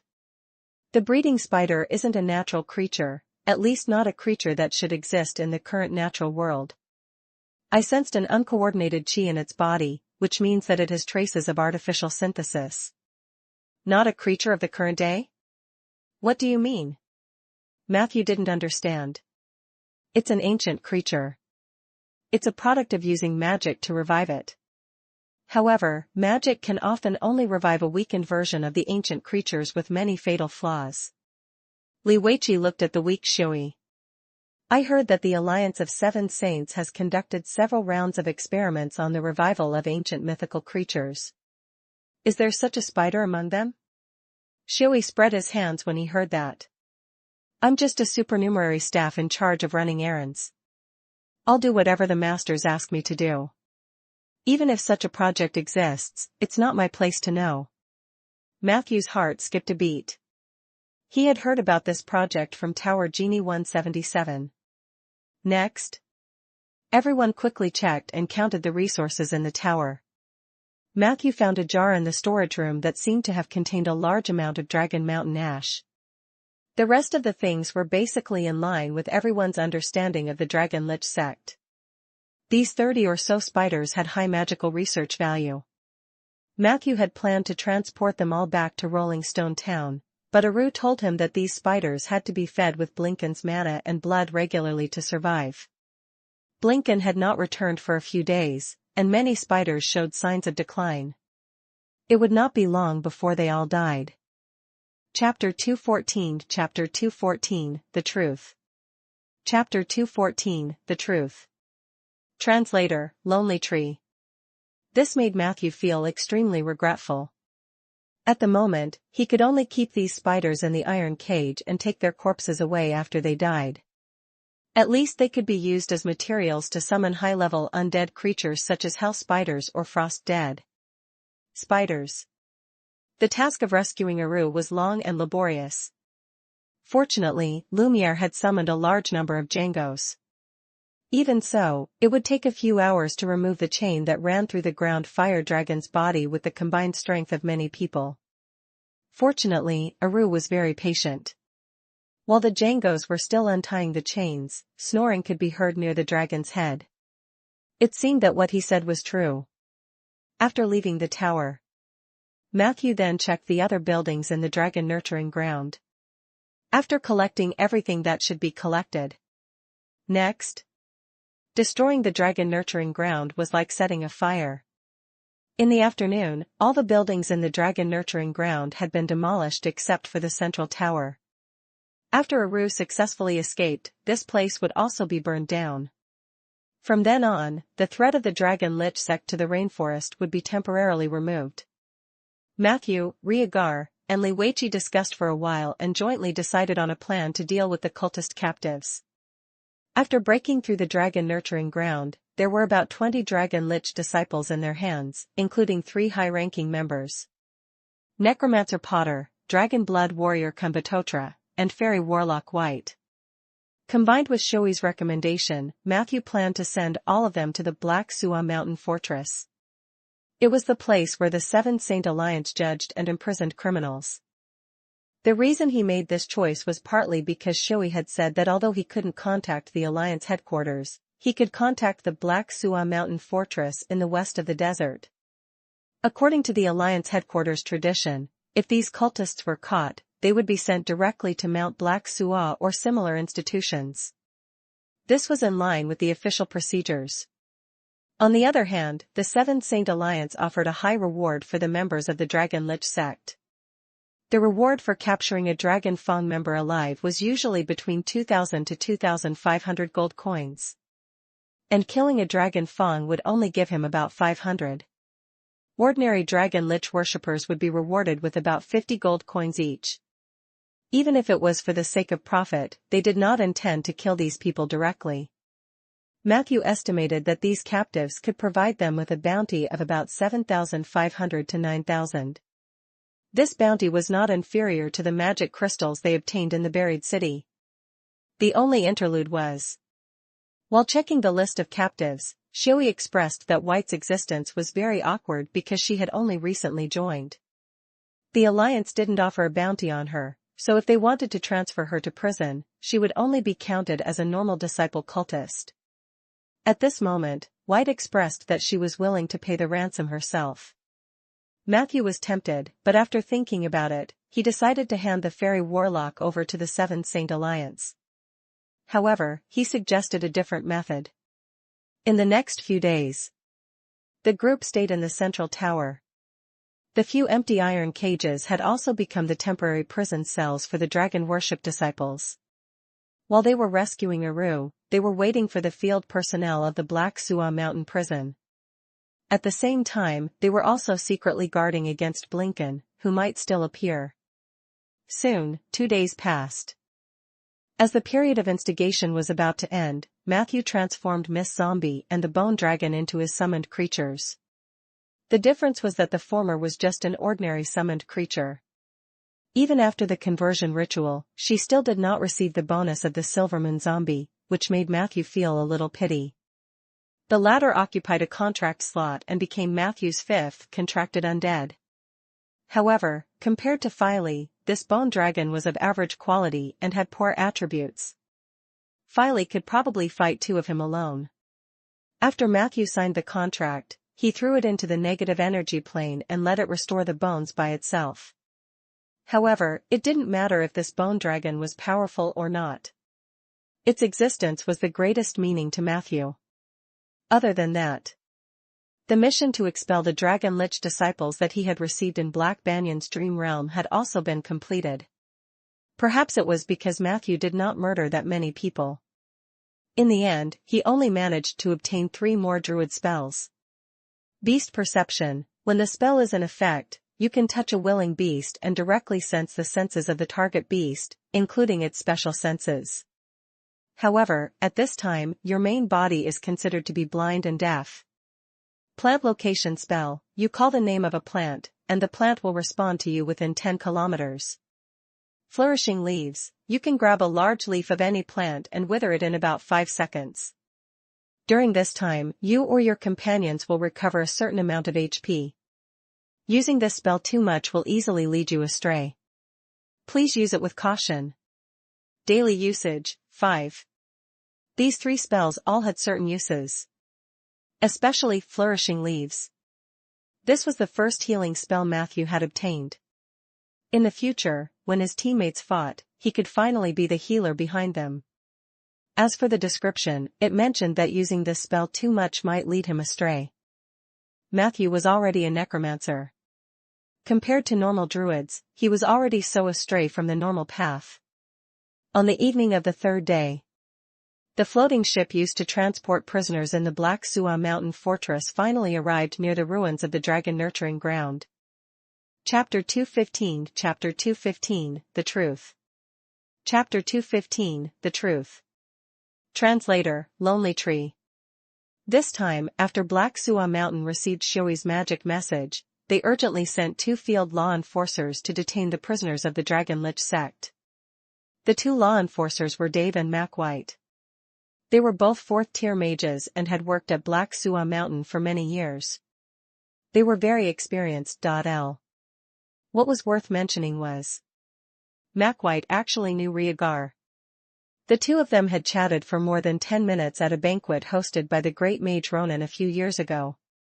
Although they did not catch up for too long after meeting this time, with this relationship, both sides trusted each other even more, and the exchange was very harmonious. Mac White told Rhaegar that according to the normal procedure, the prisoners who were taken to Black Sua Mount needed to be taken to trial before the bounty would be given. However, this time, Shui had specially emphasized their bravery and contributions in the magic message, so Black Sua Mount had specially approved them to send the bounty money over. At this point, Matthew and the others received a high reward. Dave and Mac White also got their wish and captured a group of important criminals. Both parties were happy.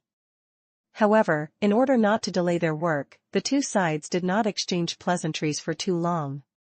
10 minutes after escorting everyone onto the ship, the floating ship started again. During this time, Shoei boarded the ship. He leaned against the side of the ship and said goodbye to Matthew and the others, saying that she had to go to Black Sua Mount for work. Matthew smiled as he sent off Shoei and the airship, until the black shadow disappeared at the end of the desert. The smile on his face gradually disappeared. "Are they all marked?" Matthew asked Li Weiqi. Li Weiqi nodded solemnly. "Yes, the ship is confirmed to be from Black Sua Mountain, and the people are also from the Seventh Saint Alliance." Matthew's expression was a little complicated. With his back facing the setting sun, he sighed softly. At most tonight, the truth of why Blinken suddenly disappeared will be revealed. I hope I'm overthinking it. At night, beside a bonfire near the tower, Li Weiqi appeared in front of Matthew again in a hurry. Without waiting for him to speak, Matthew nodded to show that he knew everything. On the data panel. Hint, the Necromancer Potter and Dragon Blood Warrior Kumbatotra that you have marked are dead. I'm afraid that it won't be long before the news of the floating ship of Black Sua Mount being wrecked or being crushed by a giant dragon reaches our ears. Matthew smiled helplessly at Li Weiqi. This world is really complicated and cruel. Li Weiqi's expression didn't change. He sat down next to Matthew and poked the bonfire with a branch. Therefore, the reason why Blinken resolutely abandoned the Dragon Lich sect is very clear. He just wants to live. Matthew nodded lightly. At first, I couldn't understand why Blinken was so aggressive when he negotiated with me, but he disappeared after the negotiation. Now that I think about it, he severely misjudged my identity during that negotiation. When he saw Shoei beside me and heard that I was related to the Seventh Saint Alliance, he panicked. He thought that I was the first step taken by some important figure in the alliance to test him, and what awaited him next was his elimination. The reason why I haven't thought of this is probably because I still have some positive illusions about the Alliance of Seven Saints. The Alliance has allowed the Dragon Lich sect to develop without stopping for so many years. And Shoei said that he was sent by the Alliance to monitor Blinken, but only he knew if that was true or not. After all, from the beginning to the end, he slowly led us to fight to the death with Blinken. The Alliance has always waited until after the trial before giving away the bounty. But they broke the rules this time. Dave and MacWhite are so enthusiastic this time because they want to shut our mouths. After all, I have Ronan's guardian spell on me. Rhaegar and you are also present, so they don't dare to have any evil thoughts. The dragon nurturing ground was destroyed by us. The Dragon Lich disciples either died or fled. Even the boss, Blinken, didn't dare to show his face. In a few days, people will start to cheer and celebrate. There will be one less scourge in the world. But who would have thought that the notorious and hated third priest of the Dragon Lich sect, Blinken, was most likely the underling of a big shot in the Seven Saints Alliance? How much of the Dragon Mountain ash and other forbidden materials that Blinken collected were for his own use, and how much was handed over to the giants hiding in the shadows of the Alliance of Seven Saints? I don't know. The light of the flames reflected on Matthew's face. His expression was a little sad, a little helpless, but more so, it was filled with traces of anger. Chapter 216 Chapter 216, You are the pride of the Sioux. Chapter 216, You are the pride of the Sioux. Translator, Lonely Tree. Anger itself was meaningless. Matthew quickly controlled his emotions. He had long known that the world was always complicated and humans were always multi-faced. It was just that the world in his previous life was relatively comfortable. The most aggression he got was when he faced keyboard warriors on the internet. However, knowing it and experiencing it personally were two different things. He opened his hands and quietly felt the temperature of the bonfire. A moment later, Matthew let out a long sigh. The fire in his eyes had disappeared, but the fire in his heart would not be extinguished easily. After experiencing this incident, he was even more eager to join the Seven Saint Alliance than before. The singing and dancing of the Django natives could be heard. Matthew looked around. Around the central tower and Aru's head, they lit more than a dozen bonfires. Many young natives held hands and sang and danced by the fire. They were enjoying the joy of expelling the Dragon Lich sect. The Django culture was bold and open. At such celebrations, young girls would often boldly confess their love to the boy they liked. If the boy refused, the girl could directly drag him into the forest and force him to have sex. In some of the more ancient tribes in the western part of the rainforest, young girls who mastered the way of voodoo would use spells and poisons to force the men they liked to submit. Fortunately, the indigenous tribes that participated in the siege of the dragon nurturing ground were relatively more civilized. They were mainly from the Black Banyan tribe, and there were also 2 headhunter tribes mixed in. Therefore, there were males being pulled around, but no poisons were used.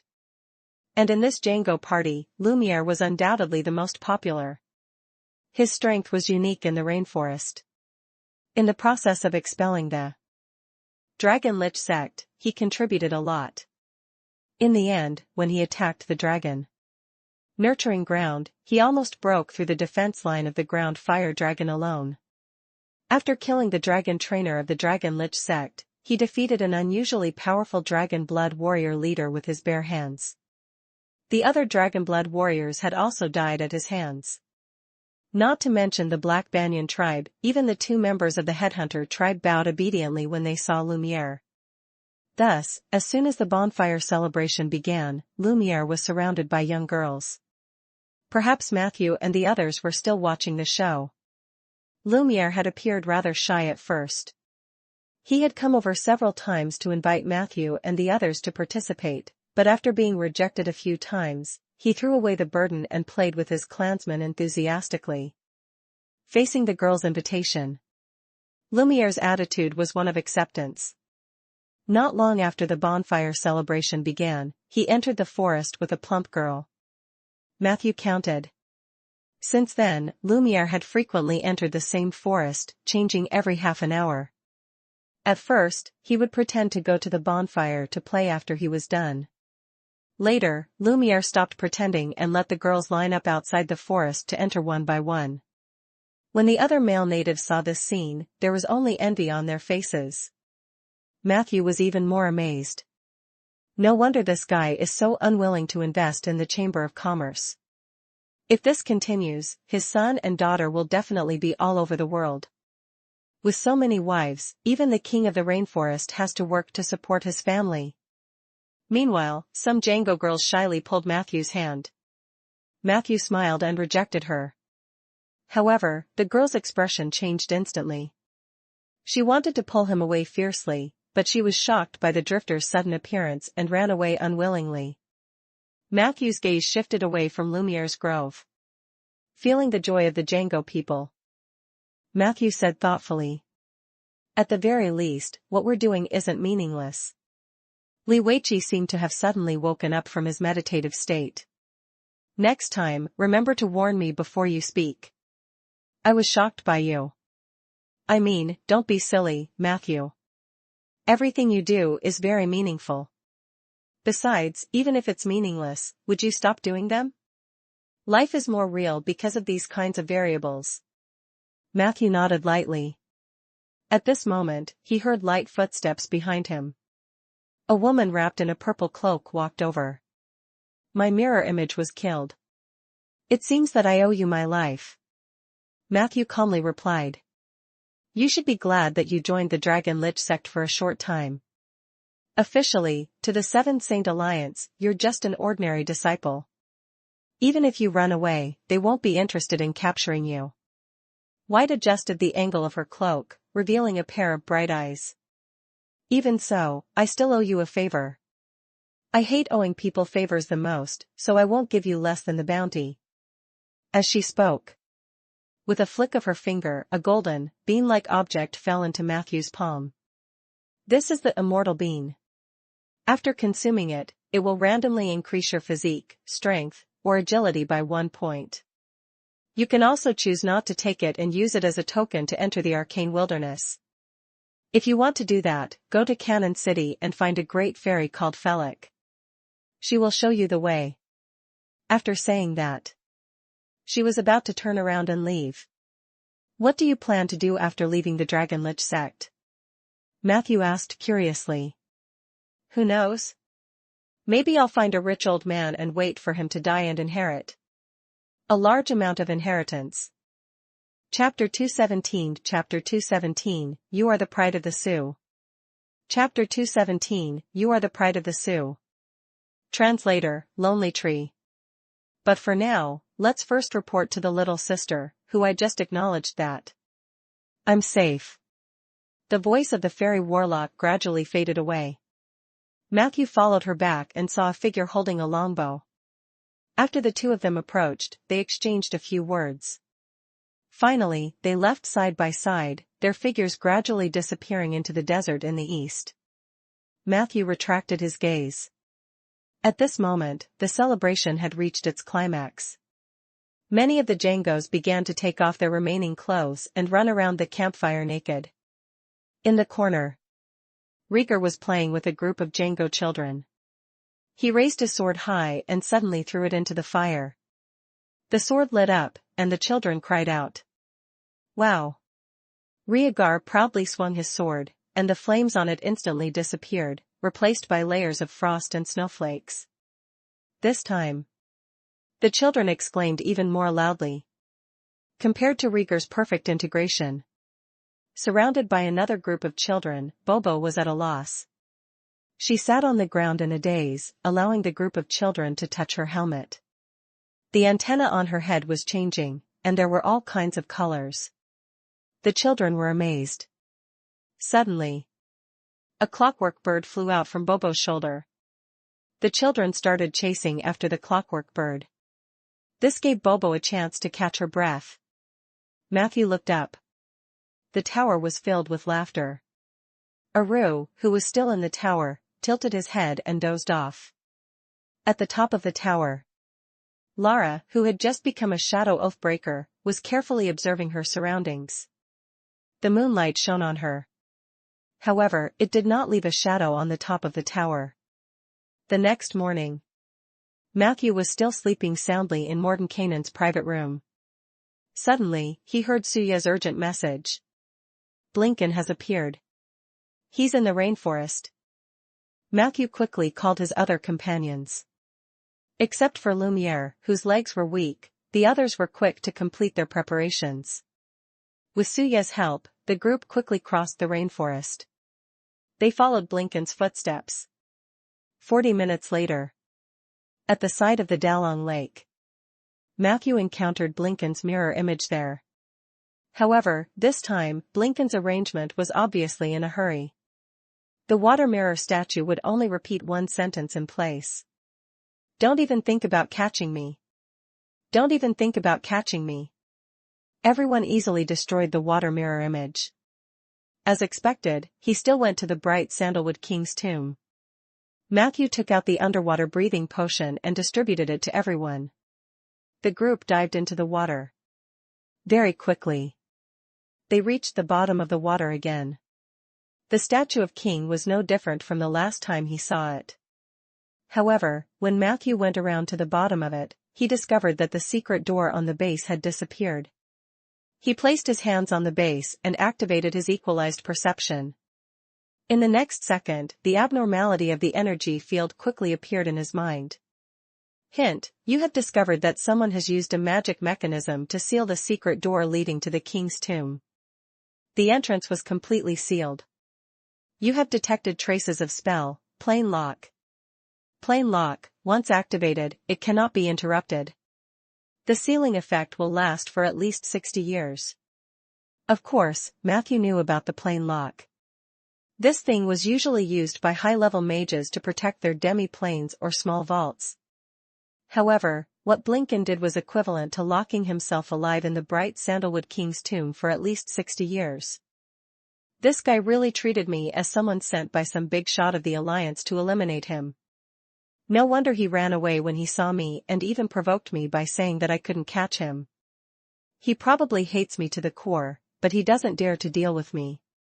Matthew didn't know whether to laugh or cry. Thinking about it carefully, Blinken's guess was actually very reasonable. A guy like him who knew the dark history of the Alliance's big boss would be killed sooner or later. It was estimated that before he arrived, the relationship between Blinken and the big boss was already a little tense. Only the former would be so paranoid. If that big shot really wanted to make a move on Blinken, he would definitely not let go of the glory of uprooting the Dragon Lich cult. The big shot would send a capable subordinate. The two of them finally worked together to kill the villain Blinken. The big shot had solved the hidden danger of the spy. The subordinates would reap actual benefits and merits.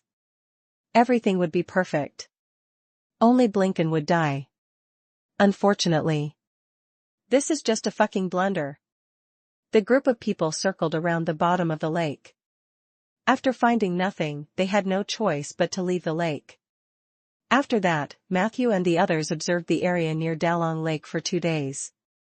After entering the water several times to confirm that the secret door was really sealed, they completely believed that Blinken had locked himself in the bright Sandalwood King's tomb. He probably wouldn't be willing to come out for a while. No matter what, the crisis in the rainforest was temporarily resolved. After the dragon worship sect left, everything returned to peace. In the group, the only one who was unhappy was Rhaegar. I haven't made a move yet. The enemy ran away already? This is too boring. When Matthew heard his words, he suddenly had an idea and invited everyone to visit Condor City for a few days. What he meant was that since they were already here, why not go to the Gold Coast for a tour? They could also inspect the market in Condor City and discuss the details of the establishment of the Chamber of Commerce. Chapter 218 Chapter 218, You are the pride of the Sioux. Chapter 218, You are the pride of the Sioux. Translator, Lonely Tree. No one objected. The next day, the group arrived at the city of Condor, which was filled with oceans, rainforests, and deserts. As a turtle monk who had once been famous on the Gold Coast, Li Weiqi took the initiative to take on the role of a guide. Over the next few days, everyone had a good time.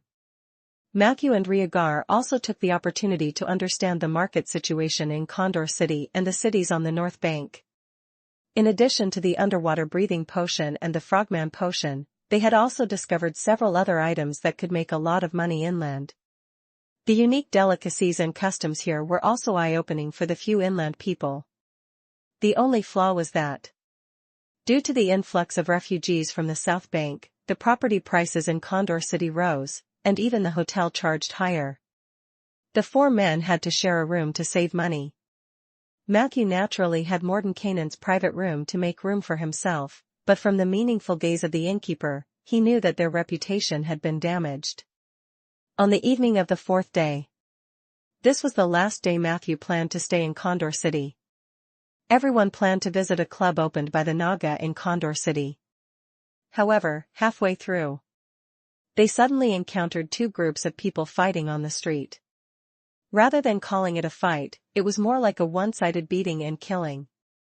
One group of people was defeated badly, and soon, the street was covered in blood. Matthew noticed that the gang members had a strange flower tattoo on there. The defeated side was soon on the verge of death. By the time the guards at the city gate arrived, the group of people who had attacked had already fled. They could only frown and collect the corpses. Matthew recognized the leader of the guards, then activated his charm to greet him and stuffed a gold coin into his pocket. Who died? The guard replied. Gang members. The security of Condor City has always been very good. The only people who will die in these alleys are the troublemakers. Matthew asked curiously. So, was it a gang fight? Does this happen often? The guard shook his head and said. Not often. It's just that, for some reason, it's happened very frequently in the past few days. Could it be related to the refugees in the south? I know this person. He's the boss of the Dragon and Beauty Casino in the next block. I don't know why he's wearing the clothes of a thug. I heard that he has some relationship with the Dragon Lich sect. He pointed at a corpse on the ground and said. Matthew suddenly quivered and quickly asked. How is Dragon and Beauty now? The guard shrugged. The boss is already lying here. What do you expect the business to be like? Of course, it was divided up by the other gangsters. As he spoke, he ordered the other guards to move the corpses. Matthew was thinking hard. A moment later, he finally remembered where he had seen the emblem on the gang members who had escaped. What's wrong? Bobo tugged at Matthew's clothes. Let's go. I'll bring you to a place, Matthew said decisively. Rhaegar said disappointedly, what is it? We're not going to the Naga Club? Matthew chuckled and said, I promise that the place I'm taking you to is much more interesting than the Naga Club. 10 minutes later. Happy Casino. The huge black door that Bobo had blown up previously had been restored to its original state. Outside the black door, Rhaegar had already started to play with his chips, and Lumiere was watching with great interest while Bobo was still tiptoeing, trying to raise her head above the chess table. Near the black door, Lara was pacing back and forth with her hand on the scimitar at her waist. Inside the black door, the fat man behind the desk stood up with a smile on his face. However, in the next second, his pants fell down. Two slim, naked girls covered their mouths and crawled out from under the table. Welcome, my friend. The casino owner, Yu Lian, looked at Matthew in surprise. Have you really become the envoy of equilibrium? Oh my God, this is really a miracle. You must know that this profession is difficult for even us Sioux to master. You're the pride of the Sioux clan. Matthew, I hope you don't mind me saying this. Matthew smiled gently. Of course not. It's a compliment to me. I came today not only to express my gratitude to Mr. Yu Lian for showing me the way but also to share with you my experience in the rainforest. Yu Lian raised his eyebrows. Oh, that must be a very thrilling story. Unfortunately, I have an appointment with another guest and have to leave in 10 minutes. I'm afraid I won't be able to listen to you for that long. Matthew smiled and pulled a chair over to sit down. Then I'll make it short. I met the quasi-legendary mage of the Dragon Lich sect, Blinken, in the rainforest. He was defeated by me and finally hid in the bright sandalwood king's tomb. I'm very curious.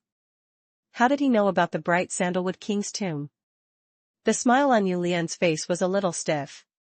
Perhaps he has remarkable abilities? You know, mages always have some abilities that we don't know about. He used divination, right? It must be divination. Matthew calmly looked into Yu Lian's eyes. Let's start from the beginning. Nearly a month ago, a grave robber bought the secret of the bright sandalwood king's tomb from you. You once told me that there are two paths leading to bright sandalwood king's tomb, one life and one death. But in reality, there is only one path, right? Chapter 219, You are the pride of the Sioux. Chapter 219, You are the pride of the Sioux. Translator, Lonely Tree. There is only one exit. And the way it changes depends on the behavior or attitude of the person who took it. This part was indeed not a lie. The grave robber happened to be a middle-ranking member of the Sandstorm Bandits. He happened to be drunk and told everyone about this news. And someone from the Dragon Lich sect happened to be sitting near him. Therefore, the Dragon Lich sect's leader, Blinken, naturally learned of this news. However, the information he received had been tweaked. Somehow, the grave robber confused Bright Sandalwood King and the ancient giant dragon tomb. That was so strange. However, you know very well what the tomb of a giant dragon means to the people of the Dragon Lich sect. And in order to make the cunning Blinken believe this, you did not hesitate to do everything in your power, letting the Sandstorm Bandits put on a good show of internal strife as they fought to control the dragon tomb. The two groups of Sandstorm Bandits fought all the way from Condor City to the Dalong Lake. One of them even disguised as disciples of the Order of Calamity and fought with their brothers. Now, we all know that the internal strife in the Sandstorm Bandits was fake. And you could have made it more realistic. However, when one of them had a conflict with the Django tribe, my partner Lumiere accidentally intervened, causing you to lose a lot of men. Even if you had a lot of influence in the bandit gang, it would be difficult to make them continue with this charade. After that, the sandstorm bandits completely withdrew from the rainforest and never appeared again. Fortunately, your goal has been achieved. You just want to provoke Blinken and give him a sense of crisis that the dragon's tomb has been discovered by others so that he can't help but speed up his actions of entering the bright sandalwood king's tomb. For you, as long as you can shift Blinken's attention to the rainforest, you will have succeeded in a sense. Not to mention that Blinken had indeed entered the tomb. When I arrived, I found a plain lock at the entrance. At first, I thought it was Blinken who did it. But now, I realized that this lock was actually your handiwork, right? When Lian heard this, he finally became serious. He. Stop it, Matthew. You can't joke like this. I don't have the ability to set up such a lock. Besides, what good would it do for me to lure Blinken to my ancestor's tomb? Matthew smiled. It's just business. When I was still in the rainforest, I heard from an unreliable friend of mine that Blinken was a very capable person. He was stationed in the desert, but he could manage the industries of the Dragon Lich sect in a few cities by the shore. I guess the expansion of the Dragon Lich sect's casino in the Gold Coast has seriously affected your business, right? He stole your gamblers, signed your prostitutes, and even did better than you in other semi-legitimate industries. Of course, this is not your fault. He is a quasi-legendary mage, so he should be better than most people. Hearing this, Lian was silent for a while, and a helpless smile appeared on his face. Matthew secretly raised his guard. But he still said, "Of course, I'm not here to denounce you. Strictly speaking, I almost saw through your scheme, and you didn't use me to do anything. I'm just curious. How did you convince Blinken that the bright sandalwood king's tomb was the tomb of a dragon? How did you control the secret door and the plain lock at the bottom of the Dalong Lake? When the three of us entered bright sandalwood king's tomb, why didn't you do anything to harm us?" He looked at Lian's expression. Matthew could basically conclude that his speculation was true. The reason why he did not immediately fall out with Lian was also because of the last condition. The other party probably had the switch to control the secret door, but he chose to let Matthew's group go. This was the key reason why both sides could still sit here and talk. Alright, Matthew, you're indeed the pride of the Sioux. You've connected all these clues together. Lian said with a faint smile. If you swear that you will only be my friend and not my enemy, I will tell you everything you want to know. Matthew thought for a moment and finally shook his head. Whether or not we can continue to be friends doesn't just depend on me. It also depends on you. Then I can only answer one question. Lian asked slyly, among the 3 questions you asked just now, which one do you want to know the most? Matthew said without hesitation. The first one. Lian took out a cigar and leisurely lit it. He took a deep puff and then said, "Who said that there couldn't be other tombs under bright sandalwood king's tomb? It's really difficult to fool you mages, so I can only tell you the truth. When the bright sandalwood king built his tomb back then, he dug out half of the giant dragon's tomb and rebuilt his own grave. If Blinken was lucky enough, he might really be able to ascend to a dragon lich there." Chapter 220, My Brother Matthew. Chapter 220, My Brother Matthew. Translator, Lonely Tree. Matthew naturally did not believe Lian's words. This guy had deliberately tricked Blinken into entering the bright sandalwood king's tomb, so how could he not have a follow-up killing move? Hence, he asked, "Is the king's tomb actually a land of death?" Lian said in a relaxed tone. "Whether you live or die, the choice is yours. Just like what you guessed before, life and death are indeed the same. If you still want to explore the king's tomb after inheriting the power of the Envoy of Balance, then you are indeed only one step away from death." Matthew heaved a sigh of relief. Lian's words implied that Blinken's chances of survival were slim. Matthew pondered as he looked at Lian. This guy was indeed very resourceful. On the surface, he did not look very strong, but he was able to toy with the great mage of the Dragon Lich cult. Although Matthew suspected Lian had other help, what he did was still not simple. facing Matthew's unrestrained sizing up. Yu Lian's tone gradually became tough. Listen, Matthew, I gave you the right clue and didn't harm you. I just did what I should do. I didn't want to cause trouble. I can see that you have the advantage in numbers and have a wide network. At this point, Yu Lian's gaze looked in the direction of the black door for a while. Riker's voice could still be heard faintly in the room. I won. Hey, don't go back on your word. These are all mine. Yu Lian immediately looked straight into Matthew's eyes and said harshly. But I have been able to survive in Cordo City for so long. I'm not a pushover either, Candy Baby. Candy Baby. He shouted a few times in the direction of the corridor. A few seconds later, a beautiful tiefling wearing silk pajamas with long horns on her head walked out from the room on the other side of the corridor. With sleepy eyes, she crossed her arms over her chest. What's wrong, dear? When Yu Lian saw this, he immediately became anxious. Didn't we agree? When I shout for Candy Baby, you should appear in the form of a Cerberus before coming out. Oh, sorry, I forgot. Tiefling stuck out her pink tongue and walked into the house with her wide and perky buttocks. She seemed to be undressing as she walked. The atmosphere was a little awkward. Fortunately, Yu Lian was very thick-skinned. He laughed and calmly prepared to change the topic. However, Matthew went straight to the point. I told you, I'm not here to cause trouble.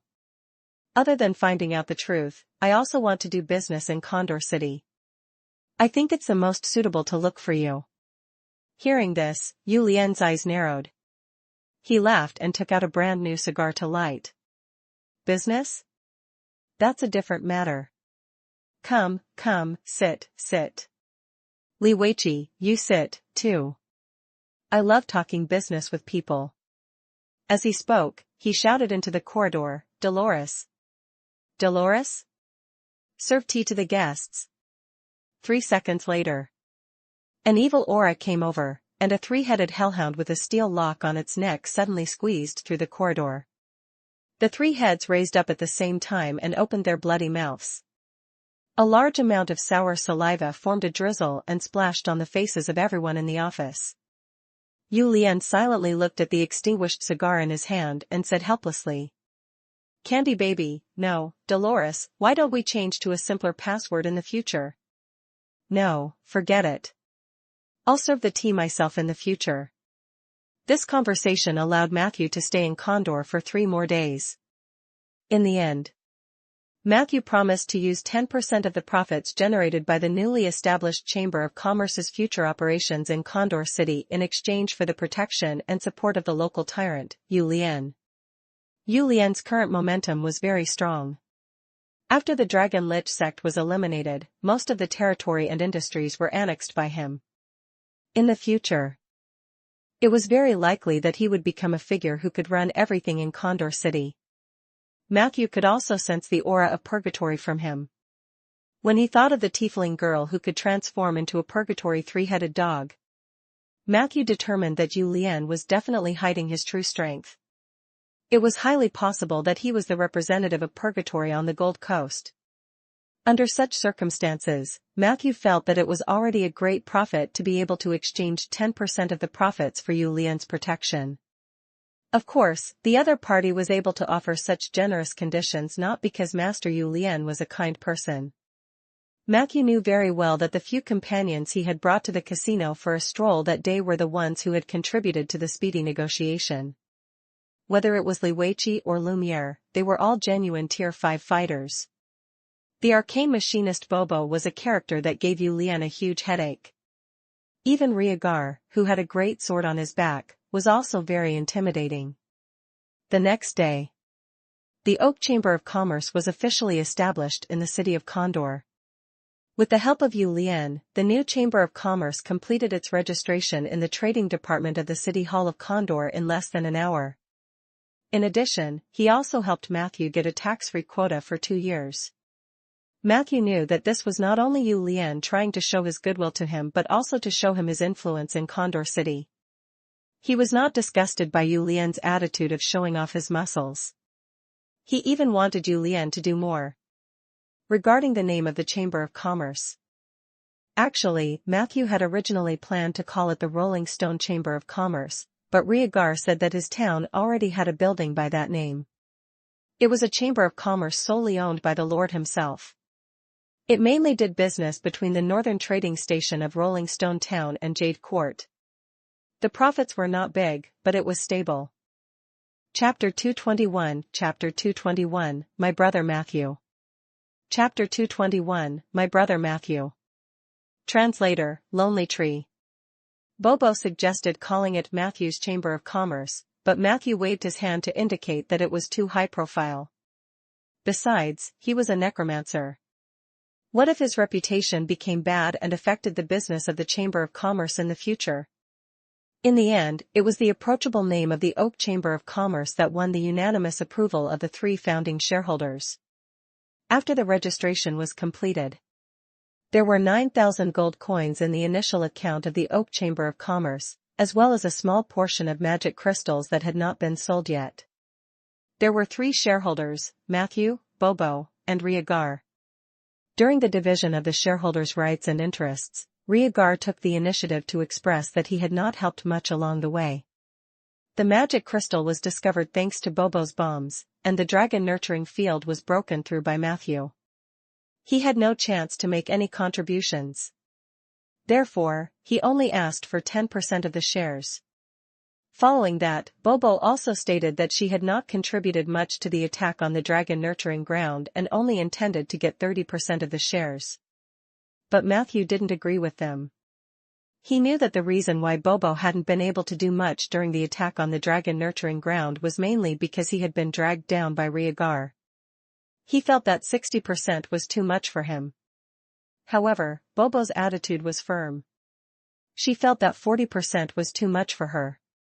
Both sides felt that they could not take so much, so they started a tug-of-war. Neither of them could convince the other. In the end, it was the experienced Riegar who reminded them. Actually, if you're not afraid of the trouble of doing the accounts, you can also split it 3-5:5-5.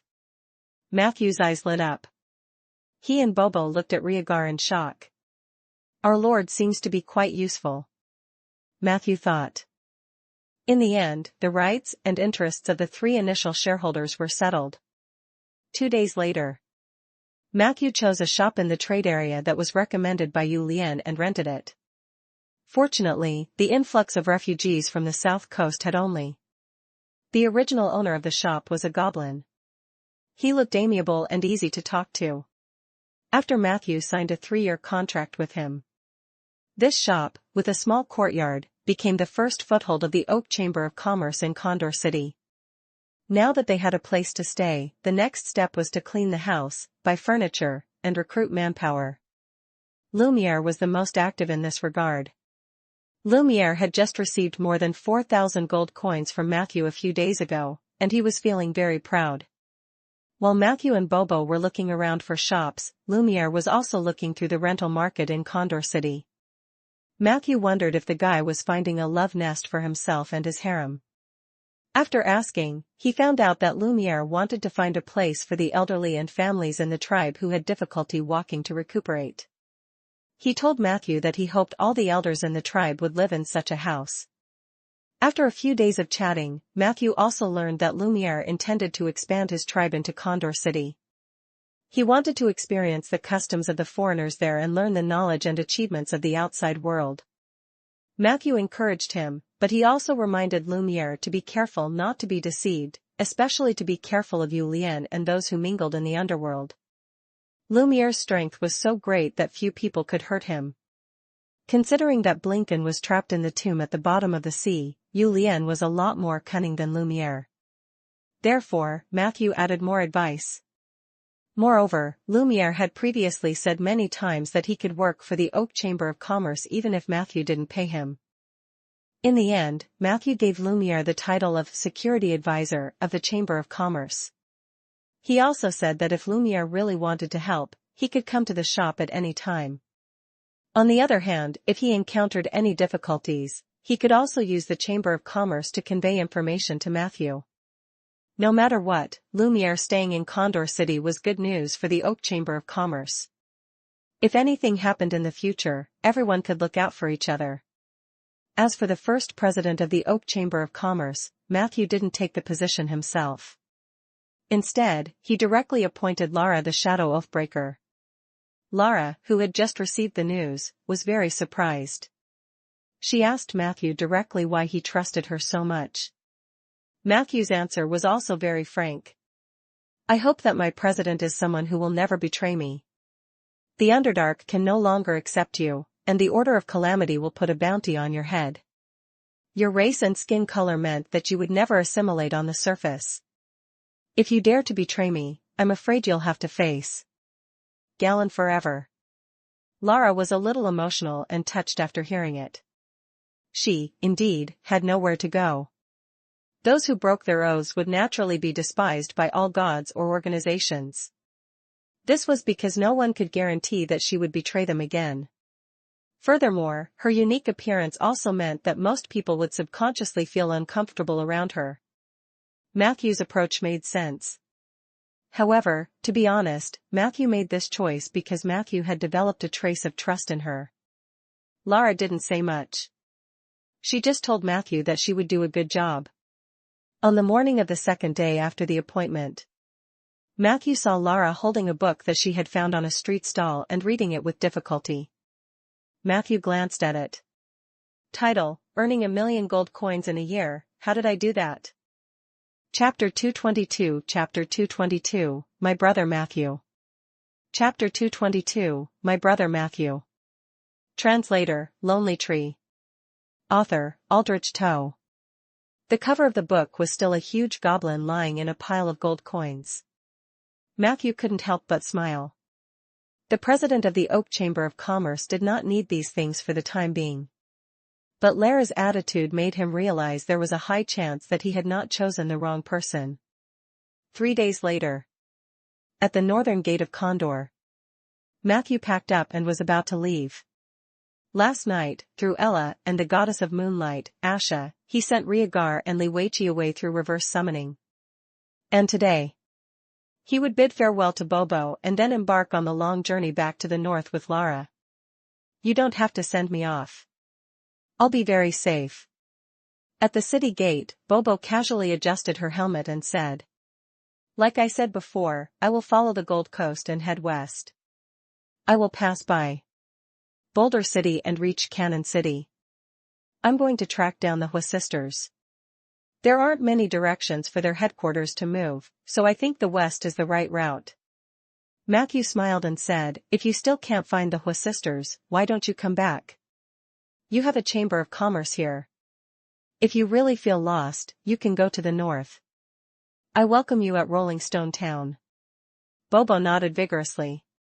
Rolling Stone Town, I'll remember it. It's Uncle Rieger's territory, right? He once invited me to be a guest there. If I really have nowhere to go, I'll look for you. But don't get your hopes up. I'm going to become an arcane machinist who can blow up the Heavenly Palace. Even if I can't find the Sisterhood, I'll find the legendary machinery, Fire Dragon, and Titan. Just you wait, Matthew. I'll surprise you the next time we meet. As they spoke, she suddenly stuffed a pocket-sized black box into Matthew's hand. This is a parting gift, friend. Only a true friend can get it. Bobo emphasized. Matthew accepted the gift and was a little embarrassed because he had not prepared a parting gift for Bobo. He searched his magic bag. Other than magic tools, there was only a pile of bones. Sorry, I don't think I can return any present. Matthew hadn't finished his sentence. Bobo didn't mind at all as she waved her hand. She turned around and tugged at her backpack strap before coolly walking into the distance. Hint, you have received Bobo's gift, the Chishan Black Box. Chishan Black Box. Through this item, you can communicate with other members of the Chishan Pen Pal Association who possess the Black Box on a regular or irregular basis. Note, after the Chishan Black Box is activated, you only have 1 minute to communicate with a specific pen pal by writing. Can be used once a day. Communication is only possible when both parties are on the same plane. A machinist's version of a walkie-talkie? Matthew was shocked. Can the Cyberdragon citizens already create such an impressive thing? I wonder how much it costs to communicate in the same plane regardless of distance. Although he was curious, Matthew still put the box away first. He met up with Lara, and the two of them set off from the north of Condor City, heading towards the rainforest. In the future, Lara had to be able to independently take on the task of running the business transportation route. Matthew decided to take her through the route at least once first. Especially in the area between the rainforest and the swamp city, even if Lara was a peak tier 4 Oathbreaker, she could not be careless. Before noon. As soon as the two of them entered the rainforest, Matthew could not wait to communicate with the Black Banyan Dream. This time, the entry was unusually smooth.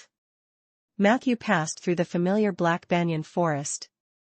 The traces of Blinken's siege had all been wiped away, and the world was once again full of vitality. On the same familiar throne, Suya's legs were tightly closed as she sat upright. Hoodlum was sitting on her left shoulder.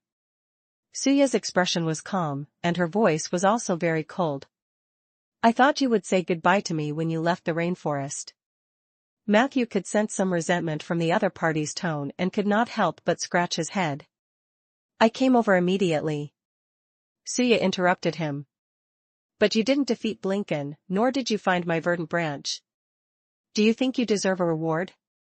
As Matthew listened, he felt as if he was being mercilessly mocked. Suya didn't give him too much of a chance to explain and only said coldly. As long as Blinken is still alive, the Black Banyan Dream Realm is not safe. Thus, in order to protect myself, after you leave, I will close the Black Banyan Dream Realm long time. Hoodlum on her shoulder nodded and said. That's right, little Matt. Suya and I are going to close the door and live our own lives. Pa. Suya skillfully grabbed and kicked Hoodlum in front of Matthew. Help me take this stinky flying squirrel away. I see that the two of you have the same stinky smile. You two belong with each other. Why are you still standing there? Move. Do you want me to send you off? Suya said with disgust. Matthew picked up the dizzy Hoodlum and was about to leave. Suya suddenly said. Wait. Since you're leaving, return all the blessings on you to me. As she spoke, a green light began to glow from Matthew's body. These were all bestowed upon him by Suya a few days ago before he attacked the dragon nurturing ground. Now, they had all been taken away. Even though Matthew was prepared, he still felt a strong sense of loss. He didn't say anything else and left with Hoodlum. However, just as he was about to leave the note of Black Banyan's dream realm, a gentle voice called out to him again. Matthew. Matthew subconsciously turned around. In an instant, he saw something white and furry. His lips seemed to have been rubbed by something fragrant and soft.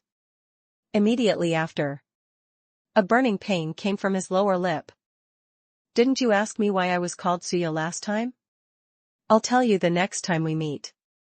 Now, get lost. Return to your oak tree. A coquettish and fierce voice sounded. A gentle force pushed Matthew out of the Black Banyan Dream. He licked his lips. The faint, sweet smell stimulated his taste buds. However, his first reaction was, I won't get rabies from this, right?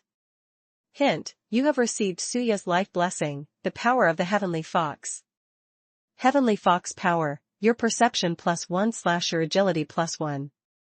The blessing that you once had on you, Suya's joy, has been upgraded to Suya's nostalgia. Suya's nostalgia. When you walk in this rainforest, you can step into the Black Banyan Dream Realm at any time and place and use the Black Banyan Dream Realm to complete long-distance displacement. When you walk into the rainforest, the soul of the rainforest will sense your presence. Other than a few existences, most of the creatures in this rainforest will not take the initiative to attack you. Duration, permanent. After reading all the blessings, Matthew sighed softly. Moment, he felt an urge. That impulse pushed him to knock on the door to Black Banyan's dream again. However, Hint, the soul of the rainforest, Suya, has temporarily closed all the entrances to the Black Banyan dream. That fast? Matthew tilted his head in disbelief. Next to him, Lara silently watched him. Were you rejected? Matthew shook his head. Then she must be playing hard to get, Lara said decisively. Matthew said angrily, I'm a necromancer, and my heart has always been as still as water. I just want to go home. As he spoke, he strode towards the north. Lara shrugged. She quickly followed. 3 days later. In Marshwater City. Matthew and Lara came to the 11th and 12th stone doors together. He pointed at the hotel's signboard and said, Jungle Dance has a good reputation, and the boss is also very nice. If you need to replenish your supplies and rest, this will be a good place to stay. Next time you come alone, if you're not confident in crossing the rainforest, you can ask the boss to find you a guide called Old Lucky. Tell him my name and everything should be fine. As he spoke, he led Lara forward. When they approached the inn, there was a commotion inside. There was a very recognizable voice that was talking nonstop. Who am I? I just slept with a few Nagas at sea. You said that I'm very powerful? Just SOSO. To tell you the truth, my brother Matthew is the real deal. He even does it with a cat. Bang! The door outside the inn was pushed open forcefully. Matthew smiled and appeared in front of the door. Long time no see, my brother, Lorraine. Chapter 223, Lorraine's Magical Spell. Chapter 223, Lorraine's Magical Spell. Translator, Lonely Tree. In the lobby of the inn, a man with an unrestrained temperament sat at the edge of a table surrounded by idlers. His dazzling golden hair was casually scattered over his shoulders, and his silk cardigan was as wide open as possible, revealing his thick chest hair. The emerald flute hanging from his waist emitted a magical glow from time to time, and the dazzling legendary charms hanging beside the flute constantly reminded others of its owner's rich and noble status. Who else could it be but Lorraine? Matthew greeted the innkeeper, Trog, and ordered 2 glasses of juice for himself and Lara before walking over. When Lorraine saw Matthew, he immediately jumped down from the corner of the table happily. He pushed away the idle people who were in the way, opened his arms and cheered. Matthew? You came back just in time. I was just about to tell them about your glorious history. Matthew couldn't stand the bard's enthusiasm. After a brief hug, he calmly stopped Lorraine from trying to go any further. He pulled a chair and quickly sat down. My matter is not worth mentioning. Why don't we talk about you? Weren't you enjoying yourself on St. G Island? Why are you back so soon? How is the island? The moment he heard about St. G Island, Lorraine immediately perked up and sat down on the table in front of Matthew. Then, he raised a glass of mead and said with a smile. It was awesome. Let me tell you what happened to me. At period, it was quite boring. That was when I was captured by a group of Nagas and was forced to go to the bottom of the sea. At that time I was extremely annoyed. Every day when I opened my eyes, the creatures I saw were Nagas. Although Nagas came in all different sizes and backgrounds, after a while, it became boring. So I thought of a way to escape. Later, I got my wish and landed on the island. My friend had heard about my encounter and knew that I was no longer interested in the Nagas, so she arranged for the sea elf and crab woman to entertain me. How should I put it? The sea elf women felt pretty good. However, the crab woman was not as good. Her body was always filled with the smell of rotten seafood. Even if she sprayed a lot of perfume, it was still disgusting. I pitied them, so I let them accompany me on the island for 3 days before sending them away. At that time I was quite depressed. The scenery of St. G Island was not bad, but it was not as fun as I had imagined. Until that friend of mine finished something and personally came to accompany me. Matthew's heart jumped. Your friend? That's right, she's the stone elemental beauty I mentioned to you before. Lorraine said happily, you didn't expect it, did you? It's so rare to find a stone elemental in the material plane. At first, I suspected that she was lying to me in the letter, but after meeting her, I knew that she was telling the truth. It's not convenient for me to go into the details.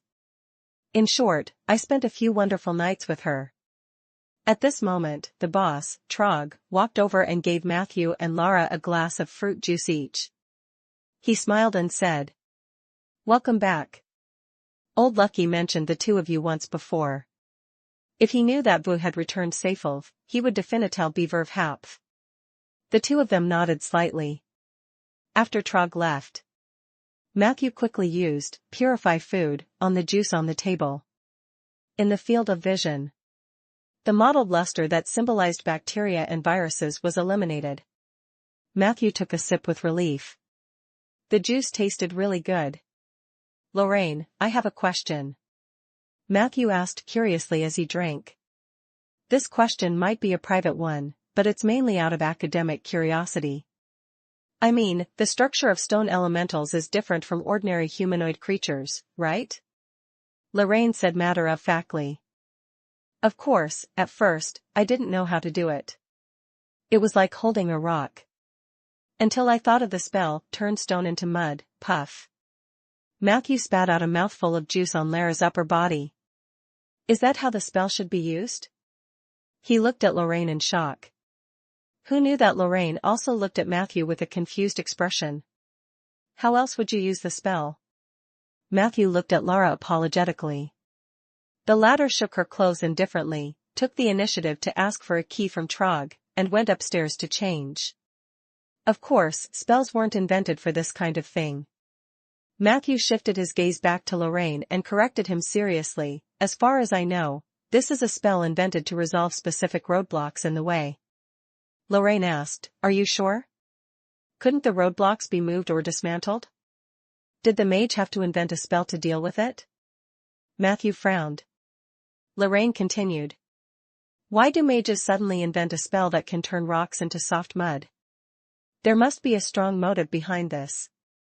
And I think that love that transcends races is a strong enough motive. What do you think, Matthew? Matthew fell silent. Lorraine commented sharply. Actually, there are many spells that can support my point of view.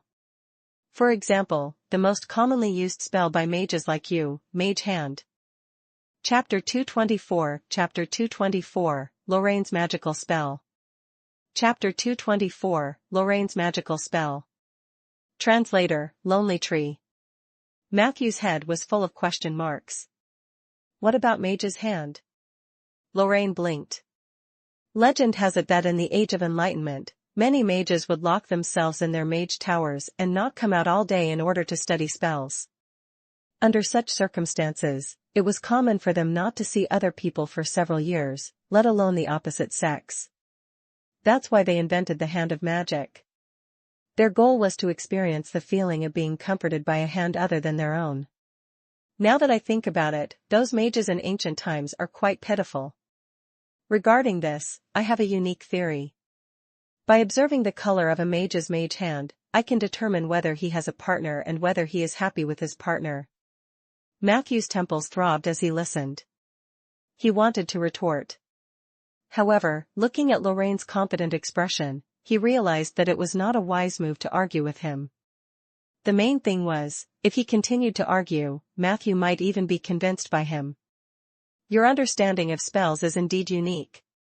Matthew had no choice but to flatter him. You can write a book in this field, which might sell better than your novel. Lorraine's eyes lit up. You're right. Let me think.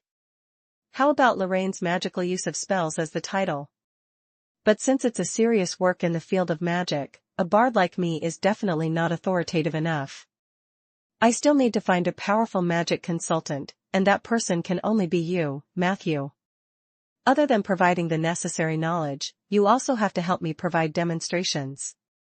How about this, Matthew, let me see your mage's hand first. Lorraine revealed a smile that revealed her true intentions. I refuse. Matthew immediately rejected Lorraine's invitation. But then he explained to himself. I'm a necromancer, and I'm exposed to negative energy all year round. It's inevitable that my hand of magic will be contaminated. Mine is not a typical case. Besides, my magic power is low and not worth mentioning. So, Lorraine, you should find someone else for the position of magic consultant. Hearing this, Lorraine immediately showed an unhappy expression. Hey, Matthew, you're not a friend. Your excuse might fool others, but not me. A person who can create an undead tornado and easily blow up the altar of a great demon can't possibly have low magic power. Matthew looked at him in surprise. How did you know about these? Lorraine puffed out his chest proudly, his jacket opening wider. It was only then that Matthew noticed that this fellow's chest hair had been specially trimmed into the shape of a heart. It looked as flashy as it could be. Bards know everything, my dear. High-level bards had a class feature called catching wind and shadow. That is, any major event that happens within 20 to 100 kilometers of us has a certain chance of being perceived by us. If a bard's perception is high enough, he can even witness some fragments of the scene of the major event in the form of a vision. If you ask me, blowing up the evil demon altar is nothing, but that tornado is really cool. I followed the strange phenomenon all the way to St. Island. Even the zombie's brain and intestines were clearly seen when they were thrown out by the tornado, said Lorraine smugly. Catching wind and shadows? The bards of this world actually had this ability? It was no wonder that as long as something big happened, people would always know about it. With these human-shaped news communicators, it was almost impossible to do something big in a low-key manner. Matthew secretly noted this down. Seeing that the topic had been successfully changed, he took the initiative to talk about his encounter in the rainforest. He talked about his landing on the island, his visit to Yulian, his return to the rainforest to fight the dragon worship sect, and finally, Blinken's escape. He skipped over many of the details, but Lorraine still listened attentively. However, what surprised Matthew was that the thing that piqued Lorraine's interest the most from his story was the fire dragon. What happened after that? Did you save him? I'm talking about that poor dragon called Aru. He was so fat, so it was definitely not convenient for him to move, right? Lorraine asked with concern. Matthew reminded, Arutrin is a male ground fire dragon. Lorraine shook his head. I just want to talk to him. Don't you think he's very powerful? He's been oppressed by the dragon worship sect for 5 years, but he's still in high spirits. Seeing his strong thirst for knowledge, Matthew could only tell him. That dragon was too fat and couldn't squeeze into the path leading to the Underdark. In the end, the Black Banyan tribe took him in. The rainforest is rich in ecology, but the Black Banyan tribe definitely cannot afford to raise him.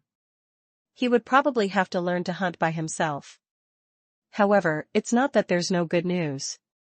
Before I left, he told me that he wanted to lose weight and was going to be a vegetarian for the next period of time. If he could really become a vegetarian, he might have a chance to improve his health. Lorraine clicked his tongue in wonder and repeatedly said that she wanted to find that fire dragon to exchange experiences. The two of them chatted for a while. After lunch, Matthew still hadn't seen Old Lucky. He had planned to take Lara away from Marsh City in the afternoon and continue their journey. However, he met Lorraine, who enthusiastically pulled Matthew to his side and said that he wanted to treat him to a good show. Chapter 225 Chapter 225, Lorraine's Magical Spell. Chapter 225, Lorraine's Magical Spell. Translator, Lonely Tree. The time was tonight. Considering that the theater in Marsh Water City was indeed famous in the south, Matthew reluctantly agreed. He immediately booked a room with the boss and explained the situation to Lara. The latter said that she also wanted to explore the city. Thus, both sides split up. Lorraine dragged Matthew to buy tickets for the night. Lara, on the other hand, walked deeper into the stone door alone. Southern Theater. There was a long queue outside the ticket office. The men, women, and children in the queue were generally in good spirits, and their clothes were cleaner than the ordinary people on the street. They are probably the servants of the influential people in Marsh Water City. They are here to buy tickets for their masters. Lorraine pointed around them and said. This theater is very famous. The last time we came, their circus and a few important actors were invited to tour a few cities in the north. They just returned a few days ago. Tonight's performance was the first since the tour team had returned. It was said that they had prepared a new script, costumes, and performance format for this. It is really exciting. You can see how popular this place is with so many people lining up. Of course, if their script and performance can please or even impress me, I will naturally not be stingy with my applause. However, if the result disappoints me, I will have to harshly criticize them. Matthew saw a poster next to the ticket office. In the center of the poster was a handsome man with a bright smile. He showed 2 rows of white teeth and had a fake island background behind him. The man was surrounded by several young girls who were completely naked. For some reason, Matthew felt that this layout was familiar. Brandon White, the top star of the Southern Theater, is a killer who specialized in capturing female audiences. In the Marsh City and the surrounding cities, from 90-year-old women to 9-year-old girls, everyone likes him. Lorraine whistled. But I think his smile is a little unnatural. His body movements are not as good as that clown over there. Matthew took a look and found half a clown's face in the corner of the poster. They looked like an insignificant character. And right above the poster was the name of the show. A particularly wonderful story. Let's go buy tickets. Lorraine walked straight to the ticket office. He found the person at the front of the queue and handed over a handful of gold coins. It won't take up too much of your time to queue up again, sir. The man looked very angry when Lorraine patted him on the shoulder. But soon, his face was filled with joy. Of course. Of course. You're right, sir. I'm happy to queue again. After saying that, he left the queue and swapped places with Lorraine. Lorraine proudly flashed his glittering biceps at Matthew. Hello, sir. How many tickets? Perhaps it was because she had seen the scene just now. The ticket seller's attitude was very good. 2 tickets. I want the best seats. Lorraine casually placed his arm on the window of the ticket office. The ticket seller took a quick glance at his chest and blushed. 120 gold coins, sir. You can choose to be in the first row to get a close experience or the second row where there is more room. Or you can have a room on the second floor. The view there is better, and it's quieter. No matter what you and your partner do, no one will disturb you. Only 120? It's not as expensive as I thought, said Lorraine, grinning. He fumbled around in his bag for a while and grabbed a bunch of gold coins of different shapes and sizes. Is this Naga's gold coin? Sorry, sir, we only accept standard gold coins from the Alliance of Seven Saints. Lorraine was a little dissatisfied. He immediately slapped a gold brick in front of the ticket seller and said, Then do you accept this? The ticket seller was dumbfounded. She said in a daze, this, I have to ask the guild leader. Matthew went over to stop her. What's wrong? He asked Lorraine. I've run out of Alliance gold coins. She doesn't accept Naga's gold coins or gold bricks. Do I have to find someone who can exchange them for gold coins now? Lorraine complained and looked at Matthew. Do you have any gold coins on you? Matthew counted for a long time before handing over the full amount of gold coins. Thank you. I'll take it as a loan. I'll find a currency exchange place tomorrow and return the money to you. Lorraine paid and kept the gold bricks and Naga gold coins. He took 2 tickets from the dizzy conductor and handed one of them and a yellow book to Matthew. Book of Abundance? Matthew was a little surprised. Of course, you need collateral for the loan. Lorraine smiled and patted his shoulder. Let's go, Matthew. Let's go back to the inn to talk before my gold bricks attract more bandits. I also need to go back to store my treasures. The 2 of them had just taken a few steps forward. Matthew could feel a lot of people following behind him. Moreover, these people were suspected to be from different forces. Is this the charm of gold bricks? He looked at Lorraine with envy. The latter was still holding his head high and walking fearlessly. When they were 2 streets away from Jungle Dance Inn, Lorraine even took the initiative to take Matthew to the side alley. A moment later, Lorraine looked at the empty alley in surprise and said, "What's going on? Are bandits not interested in gold anymore?" Matthew smiled as he walked past him and patted Lorraine on the back. "Let's go. Maybe the pickpockets have become smarter." At the same time, in an alley 2 streets away, after a dull thud, the last pickpocket fell into the crowd in a sorry state. At this moment, there were more than a dozen people lying on the ground in the alley. They were either unconscious or too weak to move. They could only lie on the ground and moan. And the culprit of all this was a black-robed man wearing a cloak. After doing all this, he turned around and left.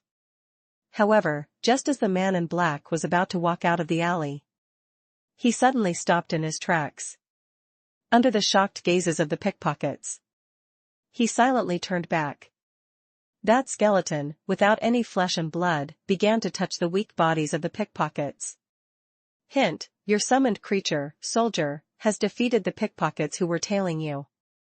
Soldier had awakened part of his previous life's memories, and he began to have some interest in the money of the living. Soldier began to pick up the wealth from the pickpockets. Your summoned creature Soldier has obtained a new keyword, intermittent honesty. Intermittent honesty, Gray. In most cases, he would return the loot to you.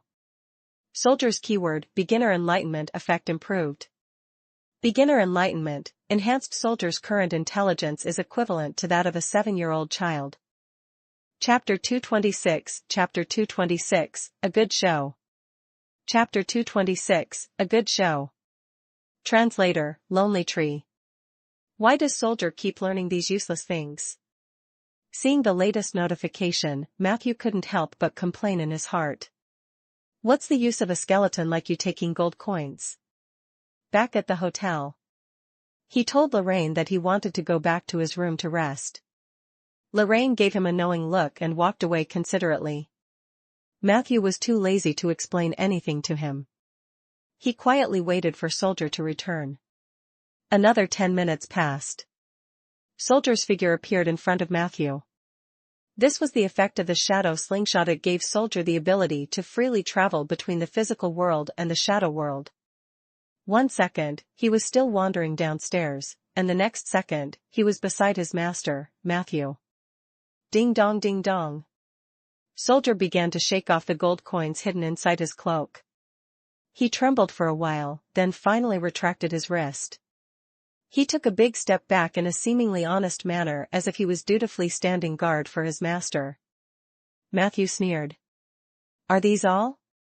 There were currently more than 40 gold coins on the table, which was actually quite a lot.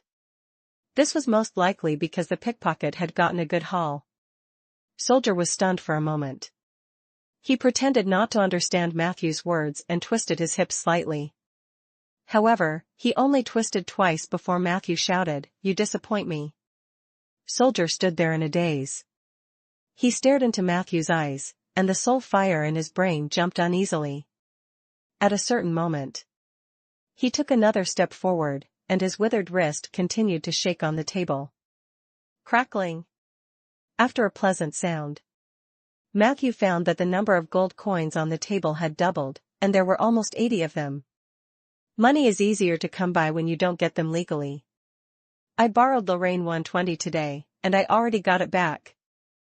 Matthew composed himself and continued to look at Soldier with a scrutinizing gaze.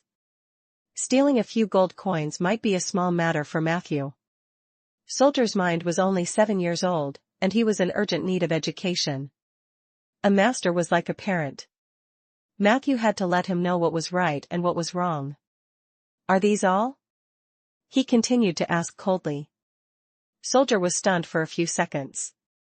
A faint sense of grievance came from the Undead contract. After a while, Soldier stepped forward again and shook his wrist. This time, the number of gold coins that leaked out was relatively sparse, but there were still more than 10.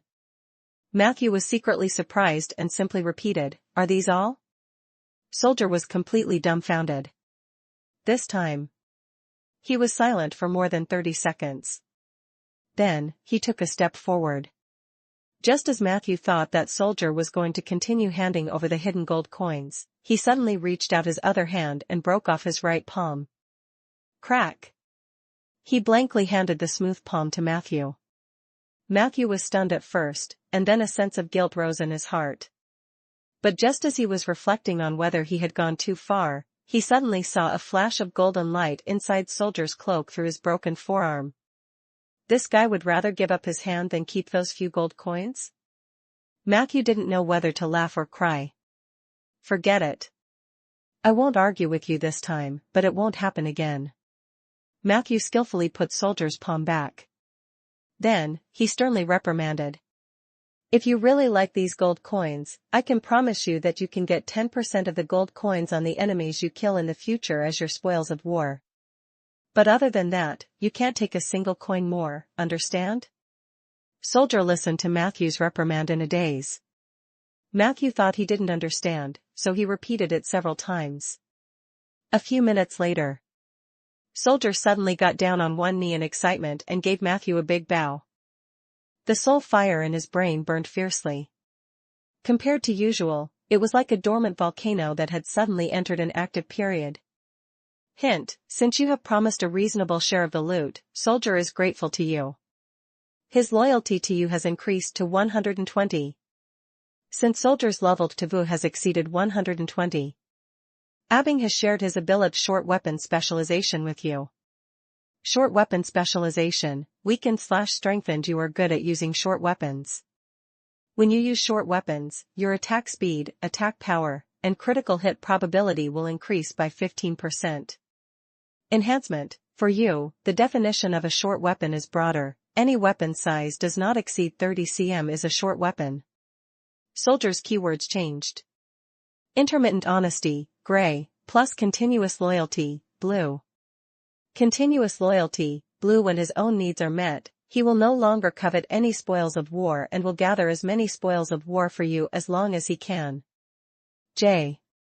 After the Undead's loyalty exceeds 120, is it possible for me to steadily obtain shared abilities from them? Matthew noticed the change in the description. Loyalty had always been a mysterious indicator. Low-level Undead did not have loyalty. Although they had a small amount of consciousness and intelligence, they were still 100% loyal to the summoner. There was no such thing for high-level Undead. For example, Peggy. Let alone loyalty, Matthew couldn't even see her 6 major attributes. Her abilities were something that he had learned from spending time with her. Chapter 227, Chapter 227, A Good Show. Chapter 227, A Good Show. Translator, Lonely Tree. If Peggy wanted to hide something, and she didn't want Matthew to know, Matthew would probably never understand. Only those who were born with a certain level of intelligence and possessed a little humanity, but did not ascend to the level of Peggy would have a special indicator of loyalty. Currently, only Filey, Soldier, and the Drifter had loyalty indicators under Matthew. If he wanted to get more shared abilities, he would have to continue working with these 3. Matthew pondered for a moment and pulled his attention back to the present. Short weapon specialization was still useful for mages. In addition to the crossbow, every mage would also prepare a dagger for self-defense. The higher the level, the more powerful it would be. This dagger was often the mage's last defense. If he could make good use of the dagger, he might be able to create a miracle. But what Matthew was most concerned about was Soldier's change. He was originally annoyed that this guy had gained another gray keyword. He did not expect that through his preaching, he would miraculously turn the negative keyword into a positive one. Did this mean that there was room for improvement in other keywords? Matthew looked at the kneeling soldier and fell into deep thought. As night fell, Matthew and Lorraine walked on the streets of Marshwater City together. After nightfall, the city, which usually looked lifeless, seemed to suddenly come alive. The flow of people on the street had obviously increased. Lorraine introduced. Do you find it strange? There are more people going out at night than during the day. This is because there is a superstition among the residents here. They believe that the probability of getting sick at night is much lower than during the day, so if possible, they won't go out during the day. Therefore, other than holy water, the best-selling items in Marsh Water City are lanterns and candles. Matthew found it interesting. So many people actually believe this nonsense? Lorraine shook his head. It's not entirely nonsense. I've asked many people. They all have long-term experience living in Marsh Water City. According to their observations, they almost never get sick when they go out at night, but not during the day. This might not be a superstition, but a rule. Matthew nodded seriously. When they were about to reach the entrance of the theater, he suddenly asked, "Didn't you notice we didn't encounter anyone sick or coughing on the way here?" Lorraine nodded and said, "It's like this. Perhaps this is the reason why it's not easy to be infected when you go out at night. Those guys who were sick didn't seem to parade around at night. Maybe it's not that they don't want to go out at night, but that the Plague King doesn't want to pay them at night." Lorraine laughed out loud. "This guess is very reasonable. Maybe the Plague King is the clown in the theater we're going to. Because he's busy working at night, he doesn't have time to hire people to spread the plague." At this point, he suddenly dragged Matthew into a small alley on the side of the theater. As he walked, he said excitedly, "Do you still remember the location where we chased after the red-masked man? Let's go over and take a look now. We might find something unexpected." The two of them walked into the depths of the alley. This was exactly the back of the theater. They really bumped into something. At the back door of the theater, a man was shaking a woman's arm impatiently. The woman looked less than 20 years old. Her belly was slightly bulging, and she looked very sweet. However, her hair and clothes were a little messy. The woman grabbed the man's forearm and begged, "I love you, Bran. I really love you. I can't live without you. I already have your child. I don't expect you to do anything for us, but can you come and see me occasionally? We haven't seen each other for more than 3 months. I understand that you keep saying that you're busy, but why did you always make time when we first got together? Bran, please don't be so cruel, please don't abandon me." The man said impatiently. "Isn't it enough that I'm willing to meet you before the start of the performance? Rain, my career doesn't allow me to be dragged down by a child and a wife. I've told you many times, and I thought you would understand this. I've always thought that you're a well-behaved girl. Back then, I broke up with Cassidy because I saw this in you. Don't disappoint me, okay?" The woman's expression was a little confused. But I'm pregnant. My parents found out and chased me out. I've used up all the money on me and have nowhere to go now. I don't dare to go home. My father wants me to abort this child." The man patted her face and said coldly, "Your father is right. Aborting this child is good for everyone. As for the money, don't count on me. My pockets are emptier than yours. Otherwise, I wouldn't be performing so hard on stage. Don't think that I'm rich because I'm very glamorous on stage. I'm just earning some hard-earned money. Anyway, Rain, go home. You can abort this child yourself. Only then can we continue dating. I'm very busy now. Leave before I'm completely disappointed in you." Chapter 228 Chapter 228, A Good Show. Chapter 228, A Good Show. Translator, Lonely Tree. As he spoke, he cursed at Matthew and the other man. "Get lost.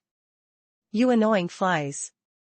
Don't stay at the back door of the theater, or I'll call the guards." His words were fierce, but he quickly retreated behind the door. Bang! The back door was tightly shut. Only the woman was left crying helplessly against the door. "Madam, do you need our help?" Lorraine walked up to her like a gentleman. Who knew that the woman would glare at him fiercely? "Mind your own business. If you dare to spread the news about Bran and me, I will make you pay for it." With that, she wiped her tears and walked away aggressively. Matthew watched this scene with interest. This was the first time he had seen Lorraine's charm fail before a woman.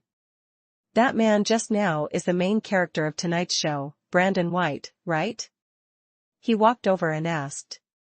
Lorraine still had an indifferent expression on his face. That's right. It seems that this isn't the first time he's gotten a girl pregnant. Matthew looked at him questioningly. Is this also the effect of catching wind and shadows? Did you just sense that there would be a melodramatic scene here? Lorraine waved his hand. I don't need to use that skill. That thing is used to capture big events. For this kind of regional gossip, I have a special ability called alley gossip. As soon as I get close to an area where something similar might happen, I can smell it.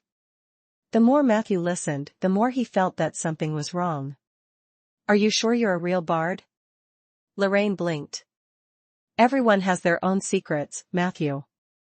If you can be called a necromancer, why can't I be a bard? Let's go. It's almost time to enter. The two of them left the alley and returned to the main road. Not long after, they arrived at the main entrance of the theater. At this moment, the square was filled with all kinds of carriages. From time to time, men and women dressed fashionably and elegantly walked out of the car, arm in arm with each other. The servants handed over the tickets that they had bought. After a simple inspection, the people from the theater would naturally come over to lead them in. There were indeed a lot of people watching this show. Although everyone was either rich or noble, there was still a short queue at the door. This time, Lorraine didn't cut the line. While the two of them were waiting patiently, a small incident happened at the entrance of the theater. A young attendant who was in charge of checking tickets suddenly fainted. This scene caused quite a commotion. He was lying on the ground with a red face and sweat on his forehead. It was like he had a fever. Whispers came from the crowd, but not many people left. Soon, people from the theater carried him away. However, this meant that the theater was understaffed. The queue became rowdier. Many nobles could not help but complain. At this moment, a middle-aged lady in a long black dress walked out. As she walked, she shouted to the anxious staff. Stop. Calm down. That child, Barry, has been working late for 3 consecutive days. He fainted because he was too tired. It's not any other reason. Lawrence. Where was Lawrence?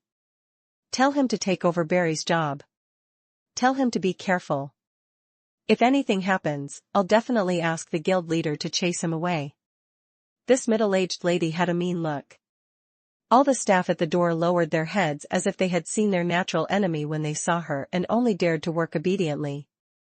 After a while, a smiling young man walked out of the theater. The moment he appeared, he gave off a comical feeling. The middle-aged lady warned sternly.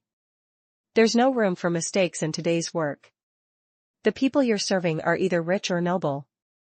If anything goes wrong, you know what will happen. Yes, Mrs. Jess. The young man seemed to want to seize this opportunity and kept nodding and bowing. Under the middle-aged lady's picky gaze, he started working methodically. To everyone's surprise, he did a good job, even better than other professional ticket inspectors. He seemed to have practiced every procedure involved in the ticket checking countless times in advance, and he handled it flawlessly. Even if he encountered some unexpected small situations, he could respond appropriately. Very quickly. The crowd at the entrance of the theater was alleviated. The middle-aged woman was still staring at Lawrence's back with a vicious gaze. The latter did not seem to see it and just quietly did his work. It was Matthew's turn. Lorraine handed the tickets over. The other party revealed a very standard bright smile, revealing a mouthful of white teeth. Hello, there's no problem with your ticket. You can choose to go to the private room on the 2nd floor or watch our performance up close in the 1st row on the 1st floor. Lawrence said with a smile. Lorraine replied with the same bright smile, we're not going to the private room. We'll sit in the 1st row. All right, sir. I'll arrange for you immediately. Lawrence shouted into the theater.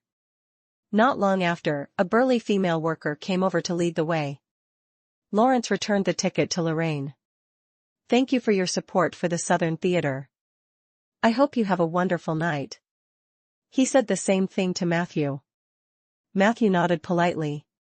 As the two of them passed by each other, he suddenly noticed that there was an unnatural red on the tip of the other party's nose. Actually, there are a lot of strange theories in Marsh City. Other than the fact that it's safer to go out after dark, there's also the saying that the employees of the Southern Theater won't get sick. In the first row, Lorraine stretched comfortably and chatted with Matthew. But the child just now obviously fainted from a fever, so this theory was false. Matthew replied. When I walked in, I heard a lot of people discussing this matter. Several people swore that the theater staff had never fallen ill before. If what they said was true, then the waiter who just fainted was the first person to fall ill in the theater. Is that so? Lorraine seemed to have discovered something and became spirited. Does this mean that something special will happen tonight? Matthew looked at him playfully. Shouldn't I ask you? You're the one with alley gossip and catching wind and shadows. Lorraine shrugged. Using my ability frequently will make me lose a lot of fun in life. Tonight, I just want to be an ordinary spectator. Matthew smiled and said nothing more. The people in the theater arrived one after another. The warm-up program had already begun on the stage. A good show. It was about to start. Chapter 229, Chapter 229, The Plague King Greets Everyone. Chapter 229, The Plague King Greets Everyone. Translator, Lonely Tree. On the dark stage. The tightly shut curtains slowly opened, and the magic spotlights on both sides lit up. A tall and handsome man dressed in a bold and unrestrained island-style costume somersaulted a few times onto the stage. The light shone on him alone, illuminating his white teeth and pure smile. A young man's voice was heard. The wind of the island brought me to the beach. She said, go out to sea, young man. Go to sea, sailor. There are treasures in the sea that you dream of. There is a girl in the sea who you will love at first sight. I said no to wind of the island. I don't have my dreams in the sea. There is no home in the sea. The wind of the island leads me to the cliff. She said, fly, young man. Fly, warrior. In the sky is the freedom you chase day and night. The sky has the courage you've been longing for. I said no to wind of the island. The sky doesn't have my dreams. The sky is not my home. The wind of the island brought me to the mountain. She said to cultivate, young man.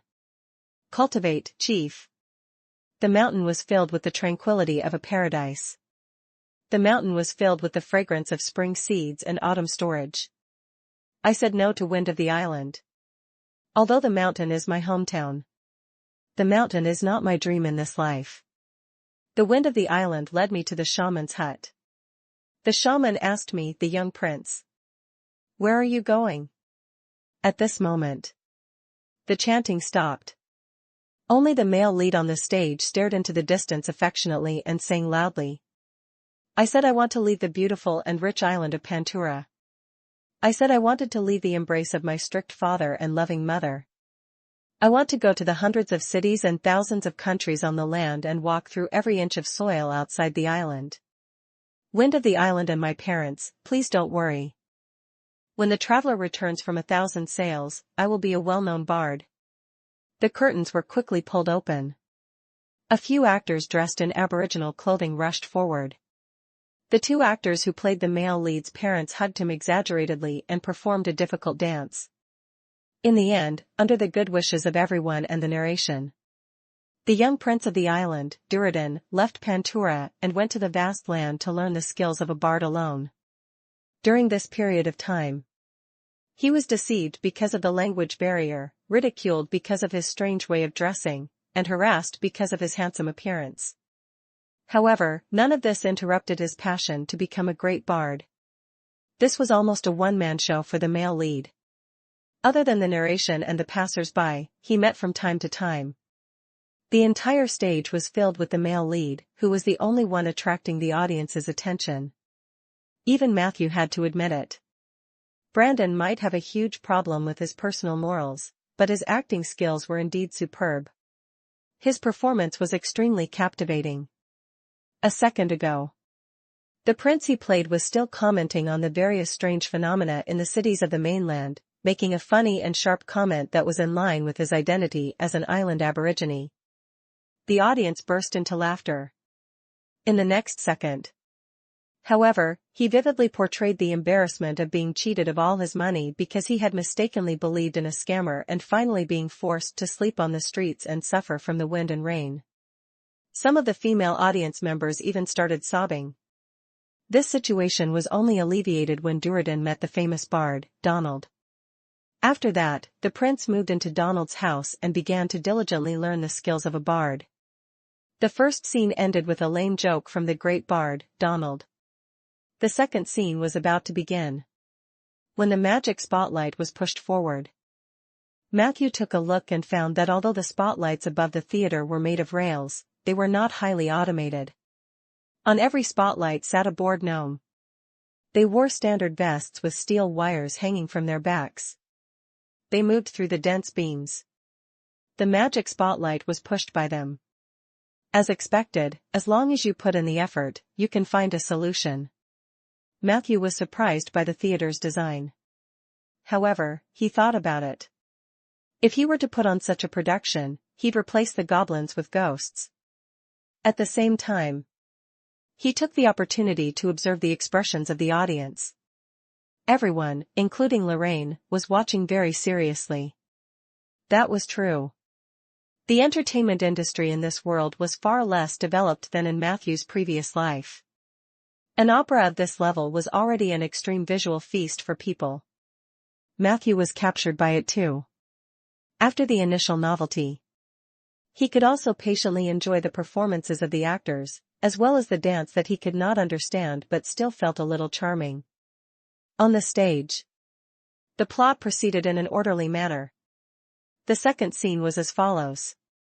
What the Prince of Island didn't know was, as soon as he left the beautiful island, a terrifying coup broke out on Pantura. His second uncle colluded with the Naga and stabbed his father to death with a short dagger he got from the Naga. After that, with the help of Naga, second uncle changed into his father's appearance and successfully sat on the position of chief of Pantura. He also took over his mother, who seemed to be unaware of this. However, Duradin's second uncle was very different from his father. The latter was generous and kind. The former was cruel and vicious. The tribe was soon thrown into chaos by him. He even openly communicated with the Nagas, who were originally enemies. The tribe was angry but did not dare to speak up. Very quickly. Chapter 230 Chapter 230, The Plague King Greets Everyone. Chapter 230, The Plague King Greets Everyone. Translator, Lonely Tree. The originally peaceful island was now in chaos. At this moment, with the help of the wind of the island, the shaman who lived in seclusion on the high mountains of Pantura saw through the disguise of the second uncle of Duradin. He asked the seagulls for help overnight. He called for Duradin, who was traveling outside, to return quickly. The second act ended here. A classic revenge story. Lorraine commented. It's not too bad, but it could be better. We'll have to see how the third and fourth acts are handled. As he spoke, he flipped through the program list he had received when he entered the venue and frowned. Why are there only 4 acts? It's too rushed. Seeing his serious expression, Matthew smiled and asked. From a professional point of view, what do you think of the plot and lines of the first 2 acts? Lorraine shrugged. He said seriously. Tonight, I can't analyze it from a professional perspective. I just want to be an ordinary audience member. Matthew sensed something strange from his tone. Before he could speak, Lorraine suddenly whispered. If something strange happens tonight, no matter how strange it is, try to be a silent audience, okay, Matthew? This was the first time Matthew had heard Lorraine's nervous tone. However, before that, he had a premonition. He had only come to Marshwater City to check out the place, and he had coincidentally bumped into Lorraine. Wasn't this too much of a coincidence? Thinking of his strange abilities, there was only one answer. Lorraine had been waiting for him in the jungle dance-in. And tonight's show was probably not limited to the stage. Matthew stared at Lorraine. Logically speaking, I should leave immediately, right? Lorraine forced a smile. At that moment, Matthew suddenly felt that Lorraine was so unfamiliar, as if he had become another person. We are friends, right? Matthew asked softly. Friends should trust each other and not hurt each other. Lorraine looked guilty. He covered his face with his hands and said in an extremely low voice, I won't hurt you, Matthew. This is my promise. Matthew nodded. Your words are enough, so what do I need to do? Lorraine put down his hands in surprise.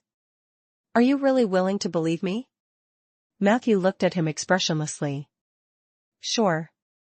A hint of joy flashed in Lorraine's eyes as he said in a deep voice, you just have to continue watching.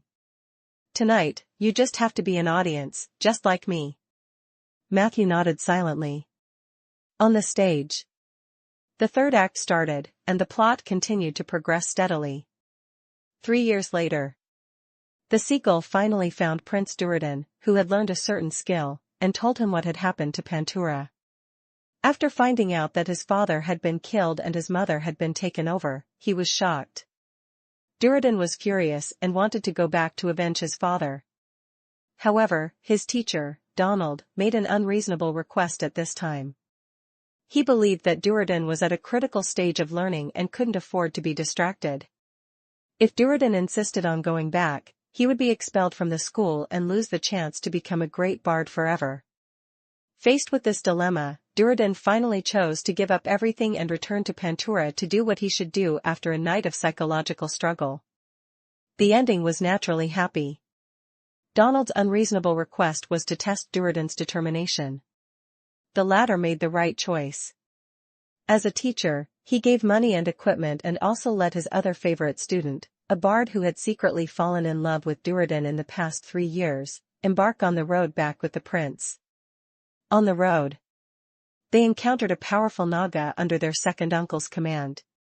In the end, the man and woman were defeated on the beach and captured. At the moment of death, the male and female protagonists expressed their feelings to each other. It was another long musical. The girl behind Matthew cried. However, the two of them did not die on the beach. The Naga revealed his identity after defeating the male and female protagonists. It turned out that he was the old shaman in disguise. The shaman told Duradin that his second uncle, who had received the blessing of the Naga, was very powerful. If the prince could not even defeat him, then he would definitely not be a match for his second uncle. If he wanted to get rid of that despicable person, he would have to go to a secret island and seek the help of a mage. The mage came from the barbarian Tooth Peninsula and controlled the Yanxing spells that even the Nagas feared. The so-called Yanxing spells was a curse spell school that was widely spread in the Eastern Sea. In Marshwater City, the Yanxing spells could be compared to the voodoo art in the western part of the rainforest. They were both terrifying killing methods. Those who were cursed by the spell would often die in strange ways. However, the conditions for learning the spell were very harsh. Only those with outstanding talent had the opportunity to learn these spells from the mages on the secret island. Thus, the group embarked on the journey to the secret island. Along the way, they overcame all obstacles and finally found the mage. After listening to the prince's story, the mage expressed his willingness to teach him the Yanxing spells. But at the same time, he also expressed that the path of the Yanxing spells was not that simple. If one wanted to obtain something, one had to pay something first. Chapter 231 Chapter 231, The Plague King Greets Everyone. Chapter 231, The Plague King Greets Everyone.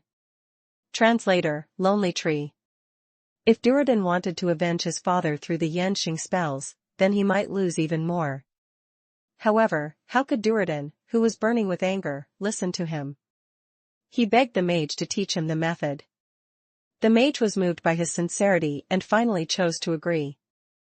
After that, the mage let the prince stay in his hut for 3 days, and the rest were driven out. 3 days later, Duradin walked out with a pale face. The mage was nowhere to be found. Duradin, who had learned the Yanxing spells, returned to the now-changed island of Pantura with the female protagonist and shaman. The climax of the last scene had finally arrived. Perhaps to make it easier for the audience to go to the toilet, the intermission between the third and fourth acts was longer. On Matthew's way back, he saw a young man running into the dressing room in a hurry. The middle-aged woman with a mean face from before urged him. "Lawrence, do you want to be whipped again? Quickly change into your stunt double costume." "Yes, Mrs. Jess." The optimistic voice of a young man came from the corridor of the dressing room. Matthew shook his head, and Lawrence's appearance appeared in his mind. The unique perception of the envoy of equilibrium told him that this young man was definitely not simple. He returned to his seat. The fourth act had already begun. The speed at which the plot progressed suddenly increased. The group of people bumped into his second uncle. Duradin tried to expose his second uncle's identity in front of everyone, but everyone on the island was already unfamiliar with him. They didn't completely believe Duradin's words. Only when the old shaman appeared and stood with Duradin did some people waver. However, at this critical moment, Duradin's mother actually took the initiative to speak up for her current husband. She told Duradin not to listen to the old shaman's slanderous words. His father was fine and hadn't been killed by anyone. There had indeed been an accident 3 years ago, but the person who had died was his second uncle. His mother's betrayal had left him heartbroken. Second uncle seized the opportunity to order the chieftain's guards to capture Duradin. The two sides fought for a while. The old shaman was old, and both Duradin and the female protagonist were bards, so their combat strength was naturally not enough. Very quickly, they were arrested and thrown into the prison on the island. Duradin met several tribal elders who were loyal to his father in prison. They were one of the few people on the island who were willing to believe Duradin's words. Unfortunately, they were all prisoners like the prince and could not help Duradin.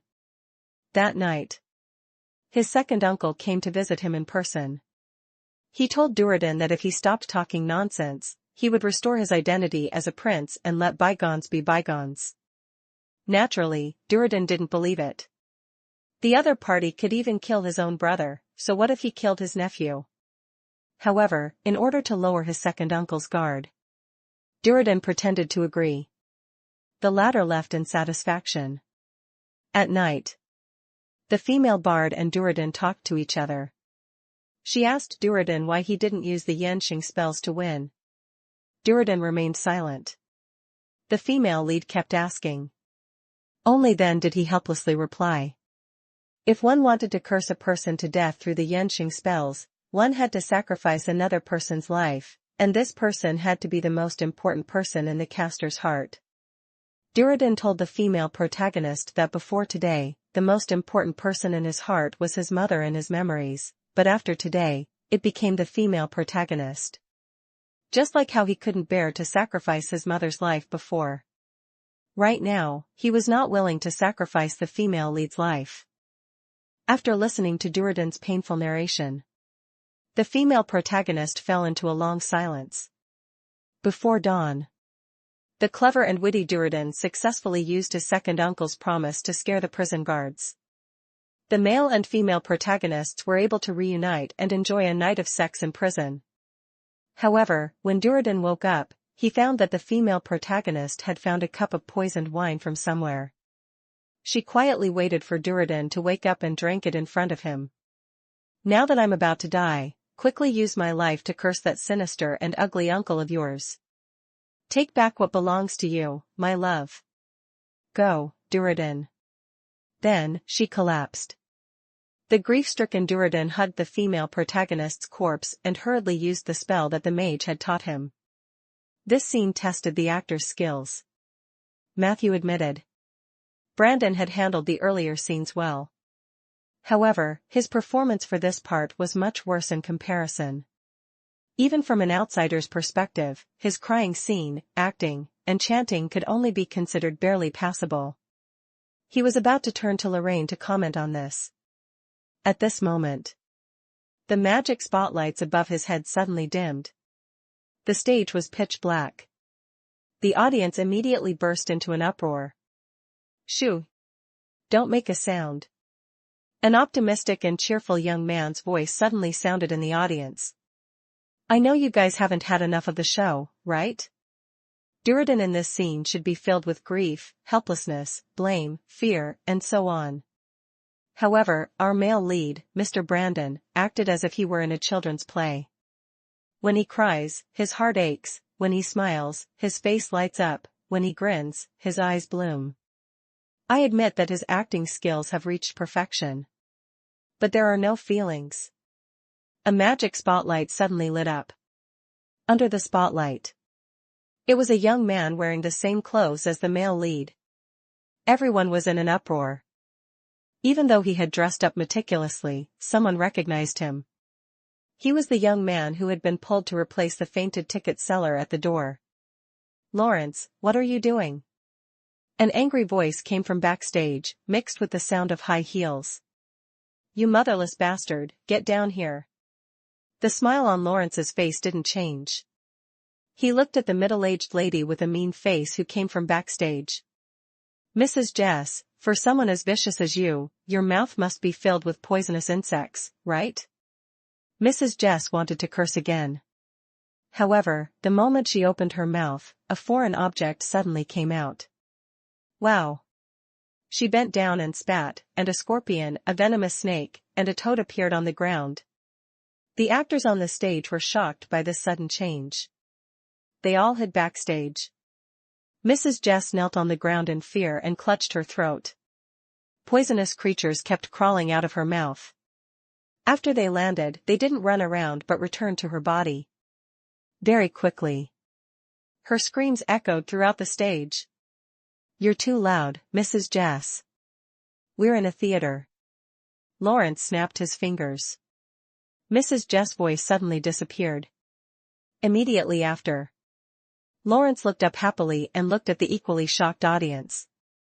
The little episode will end soon. Our performance will continue. Next, I will be the male lead and present the climax of this good show to everyone. Thank you for your support. By the way, the Plague King sends his regards to everyone. As he spoke, he bowed deeply to the audience. Chapter 232 Chapter 232, Demigod Ritual. Chapter 232, Demigod Ritual. Translator, Lonely Tree. Lawrence looked very sincere. However, the commotion in the audience became even more intense. The audience was all influential people in Marshwater City. They might not have anything else, but they definitely had a good sense of the situation. When Lawrence made Mrs. Jess spit out poison, many audience members saw that the situation was not good and prepared to escape. However, they soon realized that all the doors to the theater were closed. One by one, people wearing red masks walked out from the shadows of the various passages. They blocked all the exits. Plague King! Someone stood on the steps and shouted. I have no intention of interfering in your dispute with others. Open the door and let me leave. Lawrence smiled brightly. I can't do that, unfortunately. In the corridor on the left, a middle-aged man with a fat face said unhappily. So, are you the Plague King? I know you. You're a clown in the circus of this theater. You're doing your job well. Listen, buddy, I don't know what kind of conflict you have with your colleagues, but you'd better let us go now. The 4 sacred halls are hunting you down. You shouldn't be so ostentatious. Lawrence's expression did not change, but his tone became sharp. Although you are an audience member, I don't like the way you talk to me. Being born to a higher class doesn't mean that you can always be high and mighty. It's time you had an acute fever.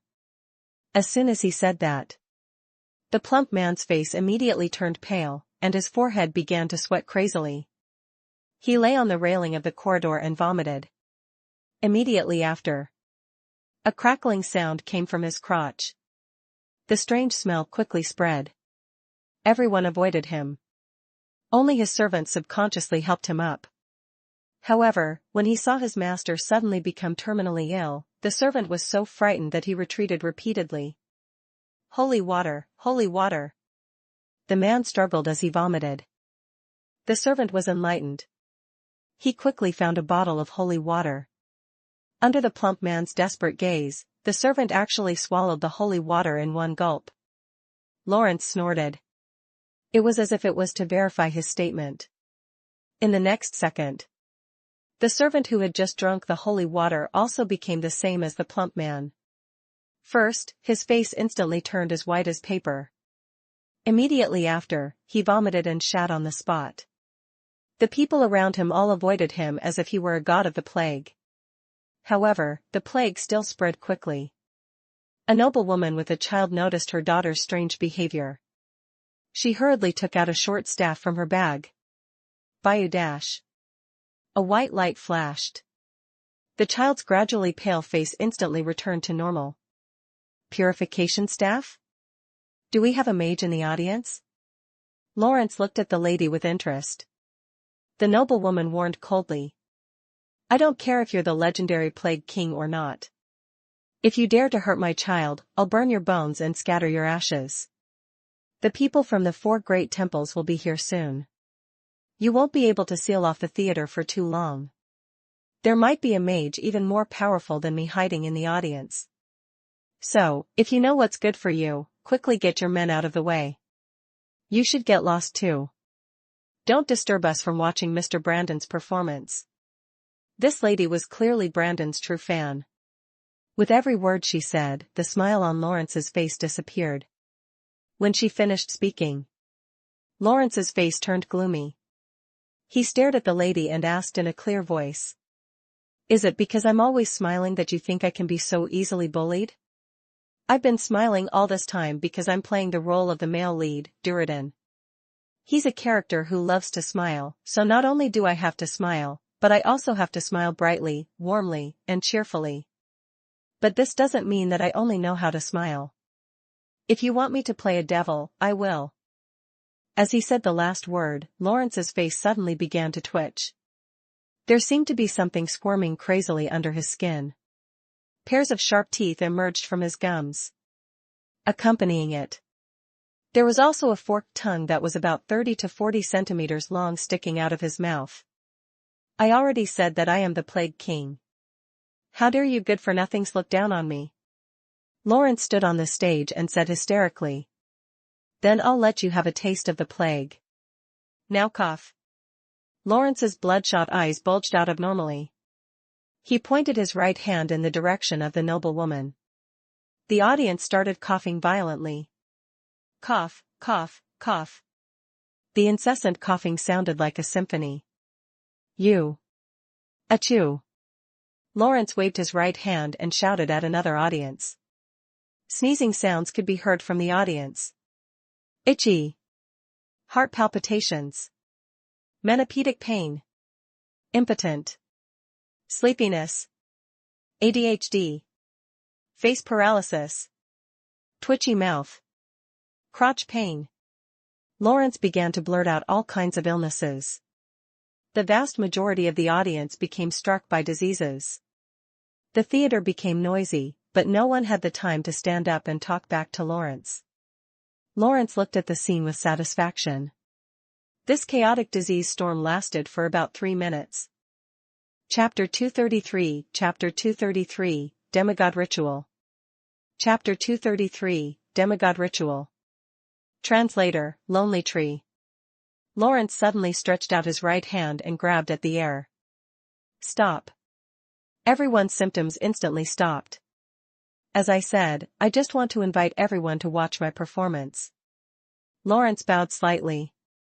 My tolerance is very limited. Let's not make each other unhappy, okay? The audience was silent. Even if there were a few adventurers among the nobles, they had also experienced the power of the Plague King's domain at this moment. They looked at each other. Some were gesturing to each other, while others were using secret tools to contact the outside world. There was still a little chaos in the audience, but Lawrence turned a blind eye to it. He asked a red-masked man to carry away Mrs. Jess's body, which had been corroded beyond recognition by the poison. Then, he turned around and walked to the trembling actors. Lawrence, my lord. Brandon, who played the male lead, was also very discerning. He immediately gave up his seat and apologized submissively. If you're willing to play the role, this scene will definitely take it to the next level. Forgive my ignorance and arrogance in the past. Previously, I dared to point fingers at you. Laughing, Lawrence patted Brandon's shoulder. No, Brandon, I'm actually very grateful to you. Although you love to mock me just like them, at least your guidance on acting has benefited me a lot. Brandon heaved a sigh of relief and said in a flattered tone. No, that's what I should do. But before he could finish, Lawrence lifted his neck, and the female lead beside him screamed. But you still have to die. Lawrence said gently. Brandon struggled in fear. Why? I didn't offend you more than anyone else. Lawrence, do you remember? In the past, I thought that you didn't have any luck with women, so I specially introduced girls to you. Lawrence smiled. Are you talking about the girls you abandoned after getting pregnant? Brandon quickly explained. I did it out of good intentions. They're all good girls. You can't kill me because of this. Lawrence shook his head.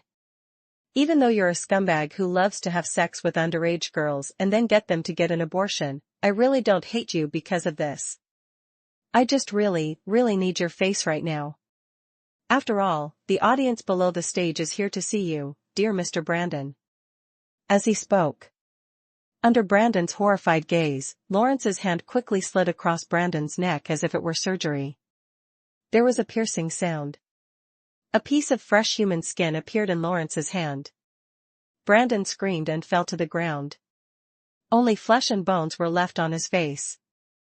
However, the audience was silent. The Plague King's domain had completely expanded. A powerful force pressed down on everyone's throats, rendering them unable to make a sound. They could only stare in horror as Brandon rolled back and forth on the stage.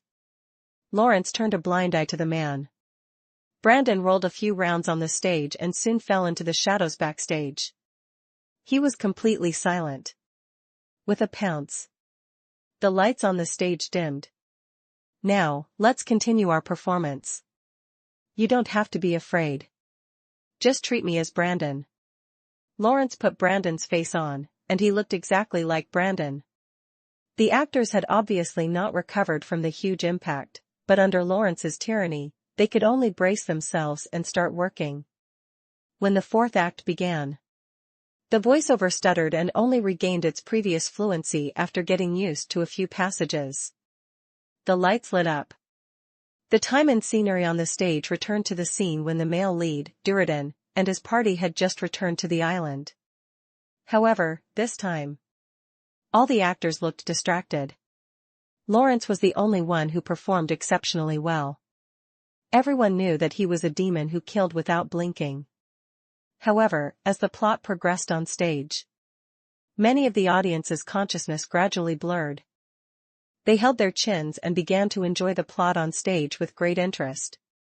They did not notice the abnormality of the other actors at all. In the first row, Matthew looked at the stage thoughtfully. So, is this the real show tonight? On the data panel.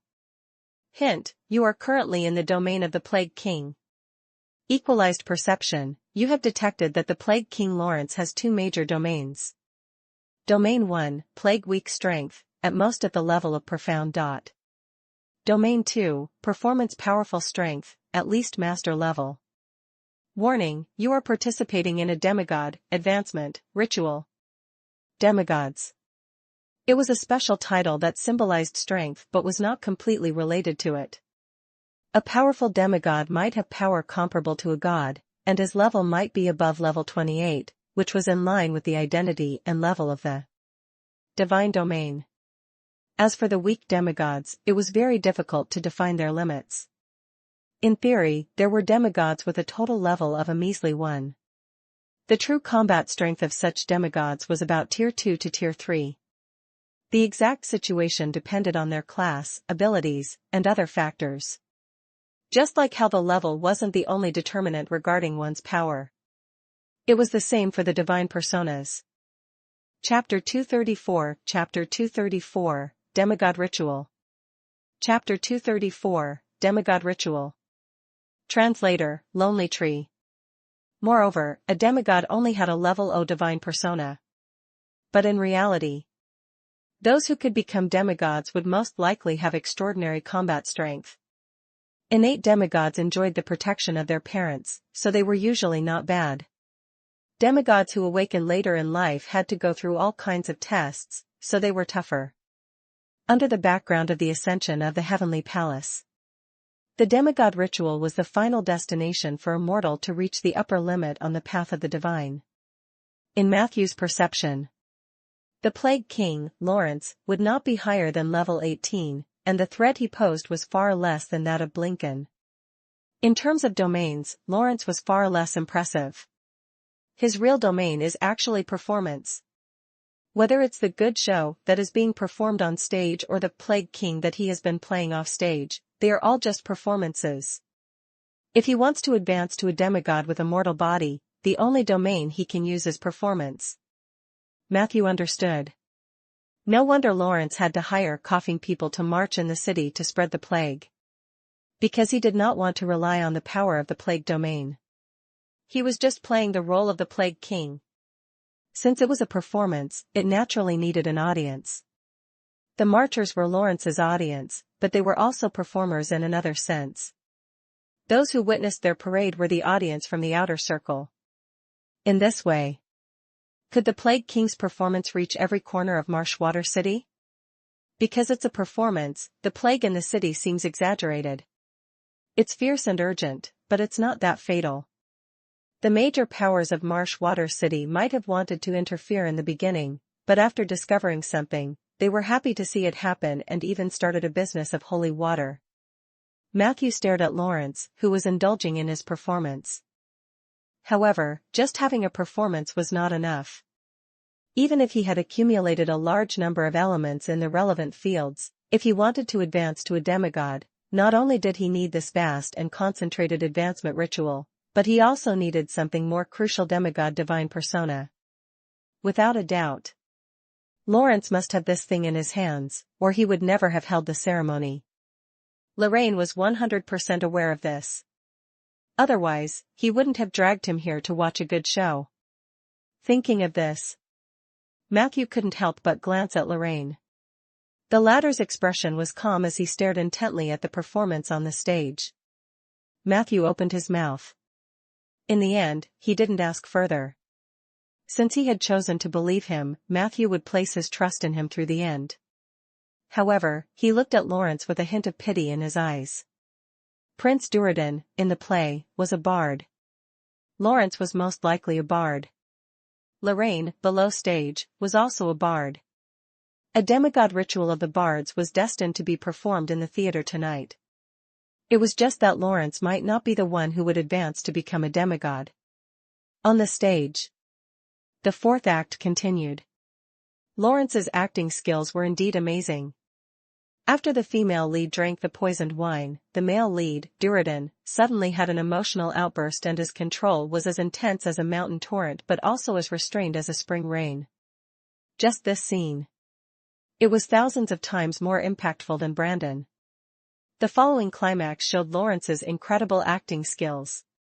In the play, Prince Duradin used the Yanxing spells to break the disguise of his second uncle and the extraordinary power that Naga gave him. According to the customs of Pantura, the two sides would engage in a final hand-to-hand battle on the cliff. Your actions are despicable, but how can I refuse to carry out the Panturan tradition?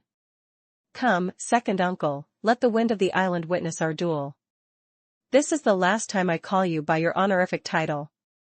How could you harm your own brother? He's your brother. You're an evil person who should go to hell. Both parties rolled around on the cliff. Duradin grabbed his uncle's neck and questioned him angrily. The shaman once told me that revenge is not desirable. Ending your sinful life might make me feel even more empty.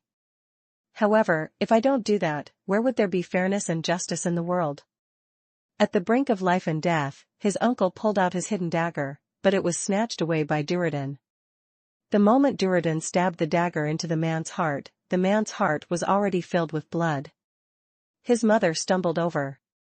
She hugged her uncle's head and cried, Duradin, oh Duradin, how could you kill your own father? After saying that, she pulled out the dagger and stabbed herself in the heart, dying as well. Hearing this, Duradin's face turned pale. He staggered backwards on the stage, all the lights shining on him. At that moment, shock, hesitation, loss, doubt, pain, confusion, countless emotions burst forth at the same time. Below the stage, the applause was thunderous. Matthew noticed that almost all of the audience members were immersed in Lawrence's performance. This was the terrifying aspect of a domain that was close to completion. With Lawrence's performance, so many people temporarily forgot about the bloody incident. Their faces were flushed, and they clapped their hands. Especially when the prince, played by Lawrence, committed suicide with the same dagger in despair. The atmosphere at the scene reached its peak. Chapter 235 Chapter 235, Demigod Ritual. Chapter 235, Demigod Ritual. Translator, Lonely Tree. Many people stood up from their seats and cheered loudly. Wonderful. King of Performance. King of Performance. Encore. Gradually, this kind of applause and cheers constantly converged to the same frequency. The cheers of the King of Performance became the lines that everyone chanted. Matthew didn't need to activate his equalized perception to feel that a large number of performance elements were gathering on Lawrence. Dozens of seconds later, his chest lit up with a bright yellow light. Matthew narrowed his eyes. Divine Personaf. He was about to remind Lorraine. However, when he turned around, the seat next to him was empty. Matthew suddenly looked up. In the darkness, a spotlight suddenly lit up automatically and shone on a handsome man wearing the male lead's costume. Who are you? Lawrence looked at Lorraine, who had suddenly appeared in shock. Why are you wearing the same clothes as me? Lorraine smiled and clapped. The performance was not bad, but I still don't think it was a good show. I think my performance is above yours. By the way, we are not dressed in the same clothes. As he spoke, he pointed at the ground. There was a slight uproar below the stage.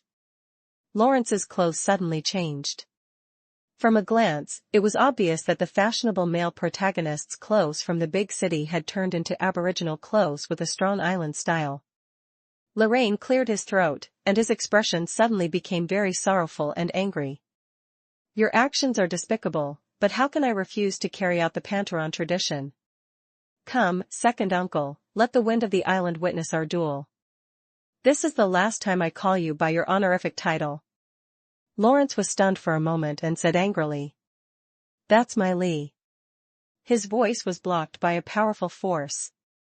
In the next second, it was as if there was an invisible force pulling him, and the two of them began to fight. How could you harm your own brother? The shaman once said to me, but if not, how could there be fairness and justice in the world? Lorraine's words were powerful.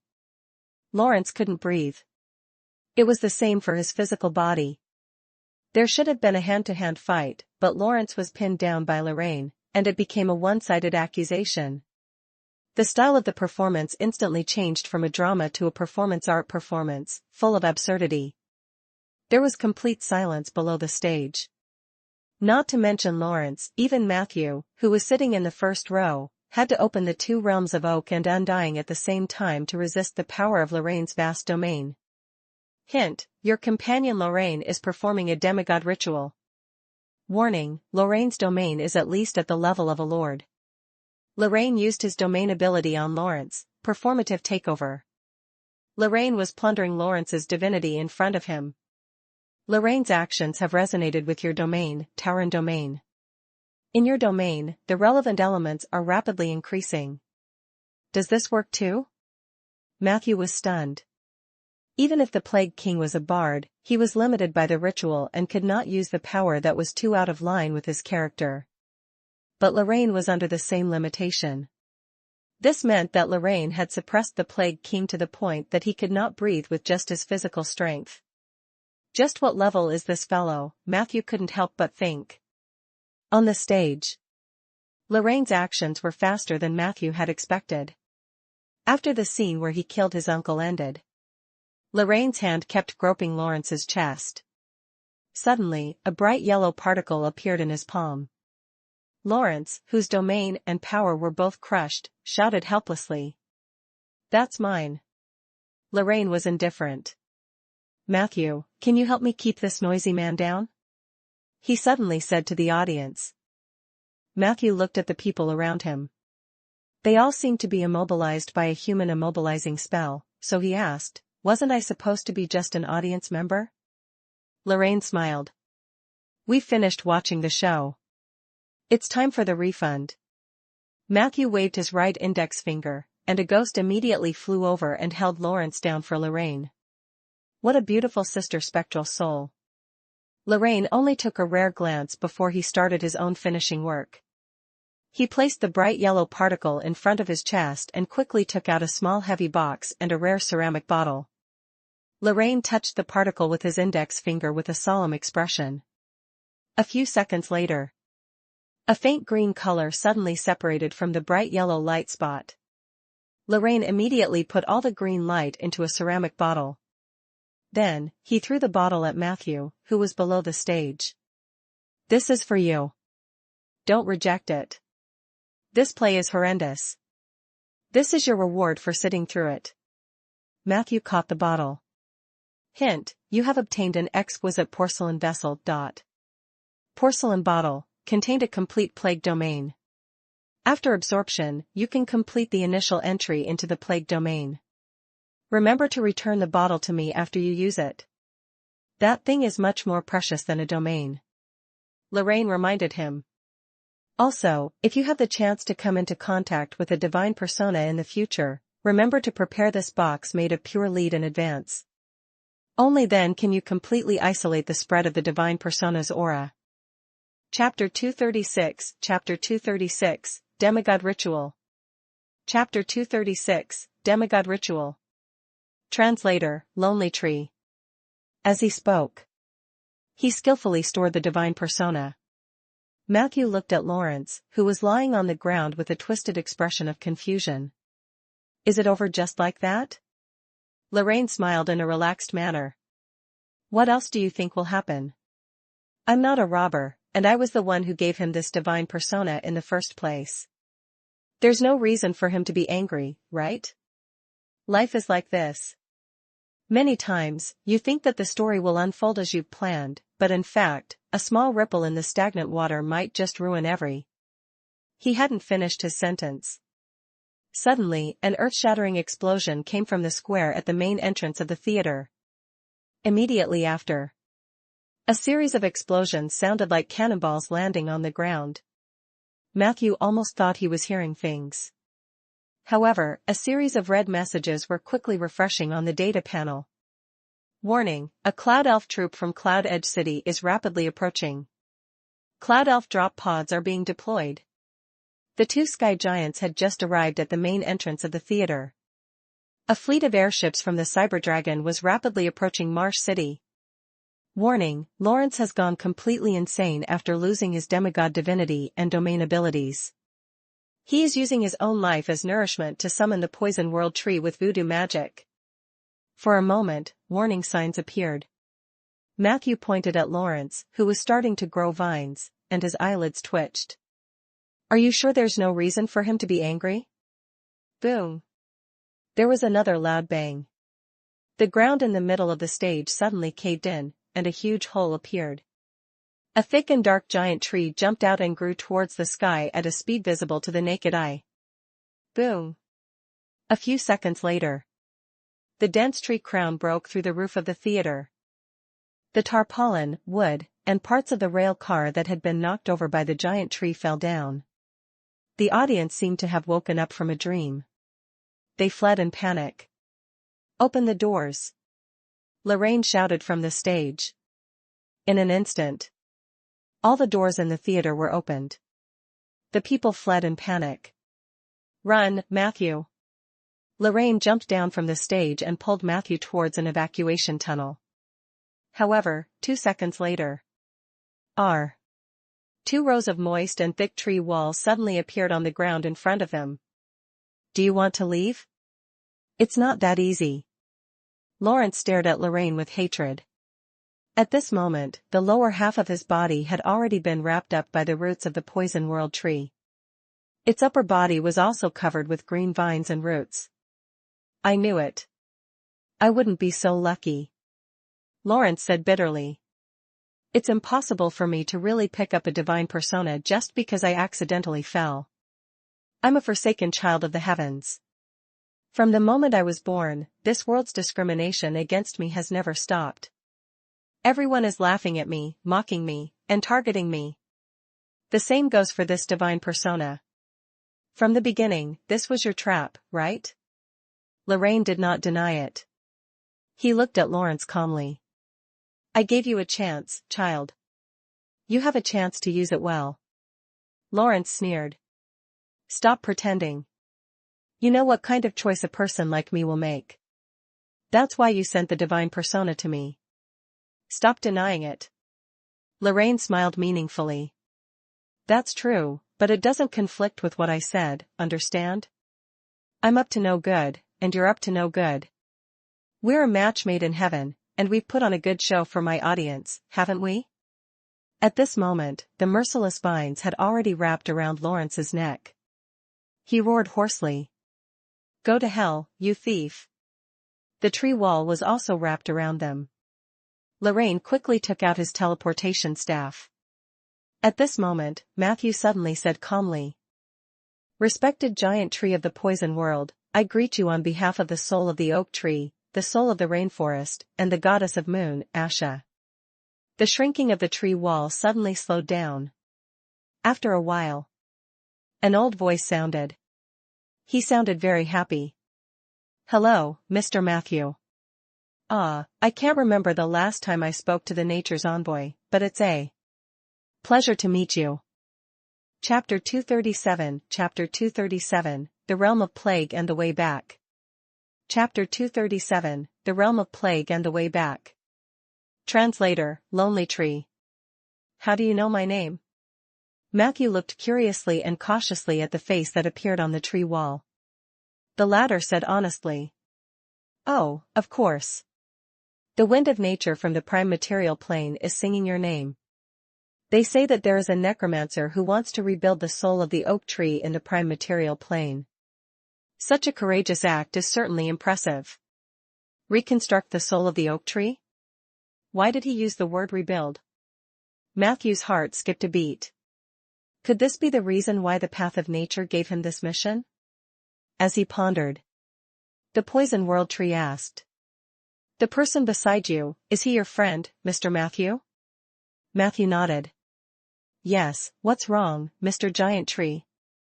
Oh, I have a name, Matthew. Just call me Sarinka. The giant tree introduced itself politely. At this moment, Lawrence, who was entangled by a large number of roots, somehow burst out with a huge force. He crawled out from inside and showed his head as he shouted at the top of his lungs, Don't get it wrong. Sarinka, I summoned you. It was me. It's not him. Sarinka quickly showed an apologetic expression. He pulled Lawrence down and explained to Matthew. I originally wanted to eat this bard in one bite. After all, it's rare to see such a fresh demigod. I haven't eaten such a delicacy for hundreds of years, but for your sake, I'm willing to hold back my appetite. Matthew was stunned for a moment before thanking him. Really? Thank you so much. Sarinka was flattered. No. I should be the one thanking you, Mr. Matthew, who is favored by the future oak soul. Furthermore, the already outstanding rainforest soul, and Lady Asha, are indebted to you. It's not in vain for me to use my clone to make a trip to the prime material plane. Lorraine curled his lips, but in the end, he didn't say anything. Matthew wanted to ask a few more questions. Lawrence came out of the vines again. Sarinka, you idiot. I summoned you. Kill those two. Hurry up and kill them. Pa. The vine slapped him hard on the face.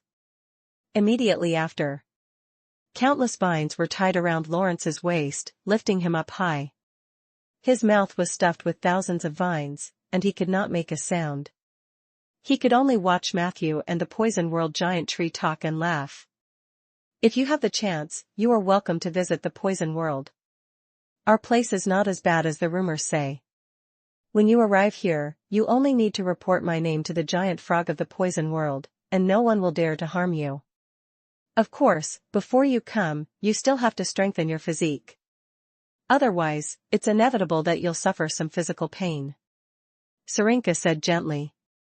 As he spoke, he revealed a spell coordinate on the tree wall.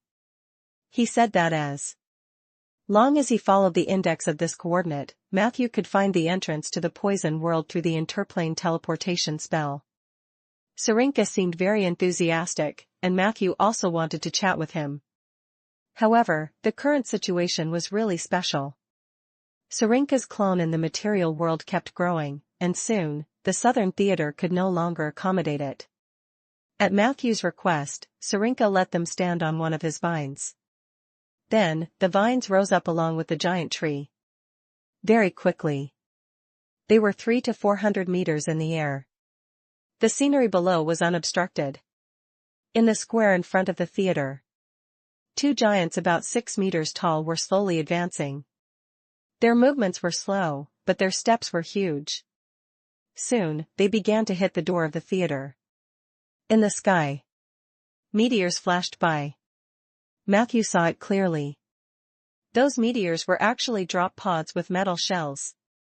Has the Cloud Elves' technology reached this level? Matthew found it hard to believe. Lorraine nodded. The Cloud Elves are a race that is cursed and blessed at the same time. They usually can't come into contact with the ground and can only live in the clouds. However, their technological level is second only to the cyber dragons.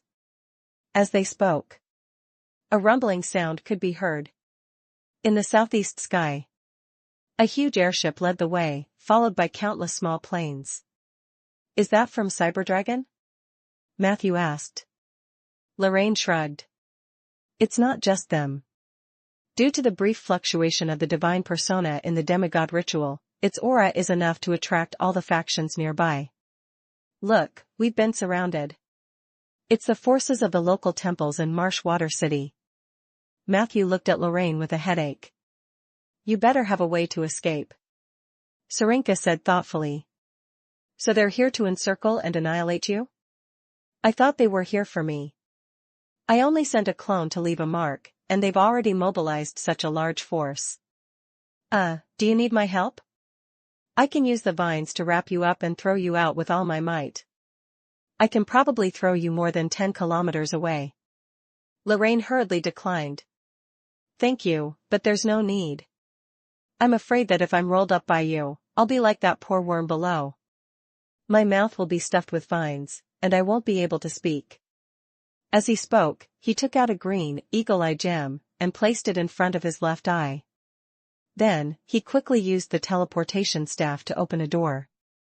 The two of them entered. The portal quickly disappeared. Matthew found himself at the entrance of the Jungle Dance Inn. After tonight, we might be famous people in the South. Chapter 238 Chapter 238, The Realm of Plague and the Way Back. Chapter 238, The Realm of Plague and the Way Back. Translator, Lonely Tree. Lorraine smiled proudly. Of course, they might have thought that we summoned the giant tree. Matthew's face darkened. So run away as soon as possible before they can confirm your identity. Lorraine whistled. 10 seconds later, a huge albatross appeared in front of him. Lorraine skillfully climbed onto the back of the albatross and hugged its neck. He said to Matthew, this pursuit won't end so soon. Their target is me, so it's best if you don't travel with me. Leave Marshwater City as soon as possible. I'll see you later, Matthew, if you're willing to see me again. As he spoke, he winked at Matthew. The albatross beneath him suddenly flapped its wings and soared into the sky. Matthew silently watched the back of the figure in the sky. Suddenly, he took out the Book of Abundance from his inventory. However, as soon as he took it out, the color of the cover of the yellow book faded and soon turned pink and white. The title of the book on the cover had also become 618 Makeup Techniques for Men. As expected, Matthew smiled silently. He quickly returned to the guest room to find Lara, and the two of them left the city overnight. Perhaps the commotion in the direction of the theater had attracted too much attention. Nothing happened along the way. It wasn't until they left the marsh water city and arrived at the mountainside, where they had rested for a short while, that the two of them took a break. Matthew stood on the same cliff as when he came and looked at the city. The crown of the giant tree that had reached the clouds had long been reduced to ashes by unknown damage from all sides. However, there was still a large amount of unknown magic light shining above the city. At that moment, he suddenly felt a little tired. "Let's go," he told Lara, who had been expressionless the entire time. After walking for a long time, Lara suddenly asked, "Why did we leave in such a hurry?" Matthew thought for a moment and looked to the north. "It's nothing. I'm just a little homesick." When Lara heard this, her eyes were filled with envy. 2 weeks later, a plain carriage was traveling on a bumpy stone road, passing by the checkpoint of the Red Mountain in the south, passing through the golden fertile fields, and Finelfsvolve entering the territory of Rolling Stone Town. Matthew sat in the carriage, quietly feeling the changes in the domain power in his body. He held a white porcelain bottle in his hand, but the contents inside were already empty. Due to the uniqueness of the plague domain, Matthew carefully chose to absorb only a little every day. Half a month passed. Finally, he had safely mastered this hard-earned domain power. Due to an unexpected gain, you have successfully entered the subdomain of death, plague. As a reward for stepping into the field, you can choose one of the following 3 abilities. Sack of Decay Evolution. Your Sack of Decay will have the ability to rapidly spread the plague. Plague Undead. Your Undead will have the ability to spread plagues rapidly. Enhanced Symptom. You can use this ability on a single target. After that, you can choose at most 2 diseases or symptoms latent in the target's body to cause it to worsen drastically in a very short period of time. You have chosen Enhanced Symptom. There was actually a very easy choice. Matthew didn't want to be a walking plague machine at all. However, the ability to aggravate the target's illness was extremely useful. Nowadays, who didn't have an occupational disease? Mages were sick all year round. Even if a warrior didn't have old injuries, he should have a joint strain, right? Even for a bard, there was a high chance that he had a sore throat. Druids looked very healthy. They often ate raw food and had sex in the wild. They most likely had stomach flu or STD. Thieves who were good at fighting might have tenovagnosis and arthrosis. Most of the adventurers in the north had a cold. Adventurers who lived by the sea were prone to gout. How could there be so many perfectly healthy adventurers in the world? Only monks with chi protection were relatively healthier. Matthew felt that this ability would be very useful when fighting against those below legend. You have completed the enlightenment of the plague domain. Current status. Just entered the domain. You have obtained a permanent status, Health Origin. Health Origin, your disease resistance +10, plague resistance +15, you have obtained a time-limited status, Plagued with all diseases. Plagued with all diseases, you can activate this state at any time in the next 3 years. After activation, it will be converted into a temporary state for 60 days. Within these 60 days, you can stimulate your physique growth by contracting diseases, plagues, and even toxins. Pay attention to your immune system. Overinfection may kill you. In terms of status, the Health Origin provided a good basic resistance, which gave Matthew more confidence when he came into contact with the elements related to the plague in the future. The time-limited status was also very tempting. After all, no one would reject an increase in the attributes like physique. However, Matthew also knew this could easily kill him. The good news was that this state could be activated at any time in the next 3 years. Matthew still felt that before using this ability, he had to increase his resistance a little more.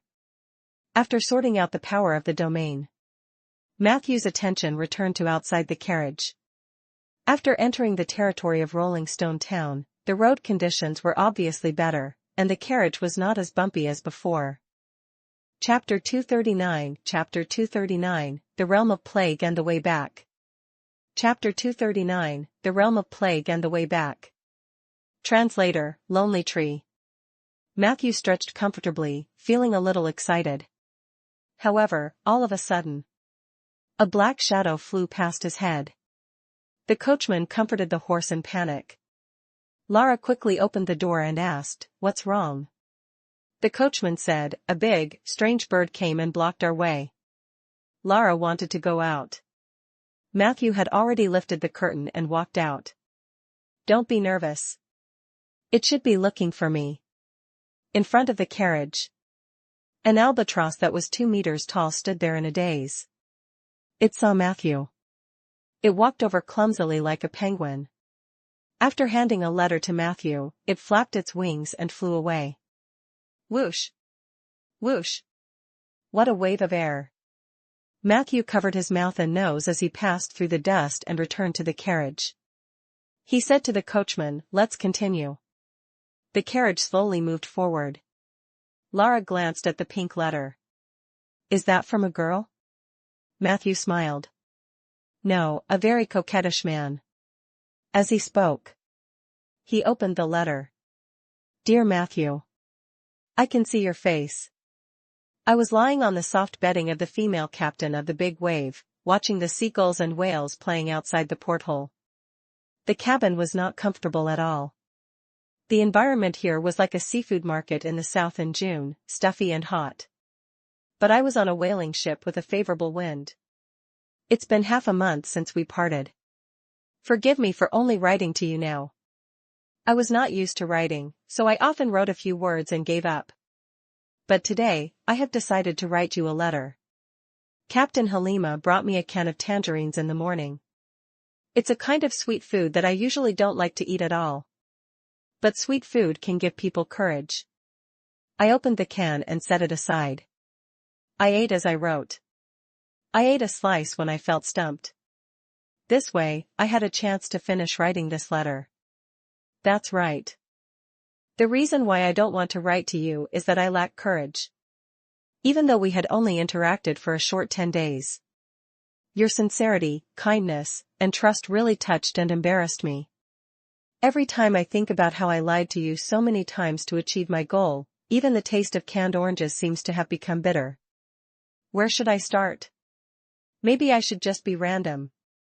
About 5 years ago, the Cloud Elves and the Sky Giant had discovered the ruins of a battle of gods in the Cloud Ruins. They found more than 4 collapsed places in the ruins caused by the fall of the gods. At first, the two sides worked together to explore the first collapsed land. Soon, they confirmed that the fallen god that formed the collapsed land was called Flynn. More importantly, they soon found Flynn's divine persona in the collapsed land. Even though the divine power and divinity in it had long disappeared, with this divine persona, both forces had the chance to nurture a demigod. It was unknown who was the first to betray the agreement. In short, the two sides started fighting in the collapsed land. Just like that, the Cloud Elves and the Sky Giants fought from the collapsed land to the ruins of the Battle of Gods and then to the ruins on the clouds. The temptation of becoming a demigod was too great. The small-scale friction quickly escalated into a large-scale protracted war. In the prolonged war, the Cloud Elves and the Sky Giants could not the drawn-out consumption and began to recruit foreign aid. I happened to be in Cloud Edge City at that time. Because I had a good relationship with the Cloud Elves, I was quickly invited to join the war. Out of curiosity about the ruins on the cloud, I agreed. However, the unfortunate thing was, the Sky Giant also called for reinforcements. They found the Cyber Dragon's airship fleet. It was unbelievable. These Sky Giants, who were normally so dumb, went to the arcane machinists to win this war for them. I had just arrived at the Cloud Ruins when a small source of information told me about the whereabouts of the Cyber Dragon airship. I immediately escaped. The facts proved that my decision was quite wise. Do not get close to the arcane machinists, and you will become very unlucky. That night, the ruins on the cloud was very lively. The arcane machinists blew up a quarter of the ruins of the War of the Gods. The remaining 3/4 had also been severely damaged. The ruins activated their self-protection barrier, making it impossible to enter. That night, countless cloud elves and sky giants died. I didn't know if cyberdragons suffered any damage, but I didn't care. All I know is that because of the big explosion, Flynn's ruin fell to the human. Wolio. Many forces had noticed this. Countless hands were fighting for Flynn's divine persona. Fortunately, I was lucky. In the end, I managed to obtain this divine persona. However, it was impossible for the cloud elves, sky giants, and cyberdragon to give up just like that. They had been paying close attention to Flynn's aura. In order to avoid unnecessary complications, I took the divine persona and disappeared. For a very long time, I placed the persona in a lead box and didn't even dare to look at it. Several years later, only then did they gradually relax their pursuit of the divine persona. And I finally had the chance to study this treasure. Very quickly, I discovered 2 problems with this treasure.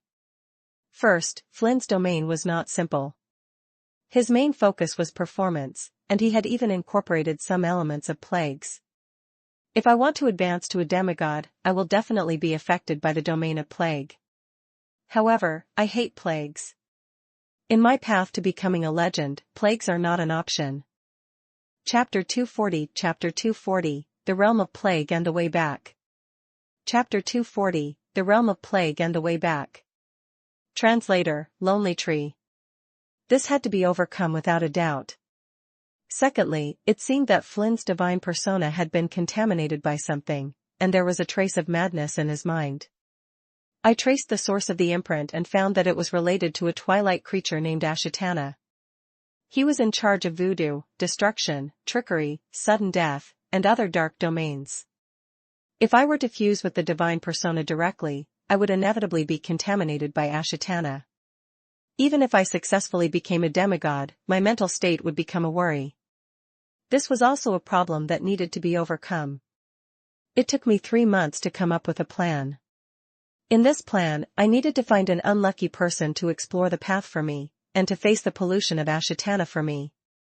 At the same time, I could also successfully remove the plague domain contained in the divine persona. In order to prevent my plan from being discovered in advance, I came to Marsh Water City a long time ago. After a year and a half of observation, I found a near-perfect option. It was Lawrence from the Southern Theater. When we first met, this young man left a very good impression on me. He was always so warm and cheerful.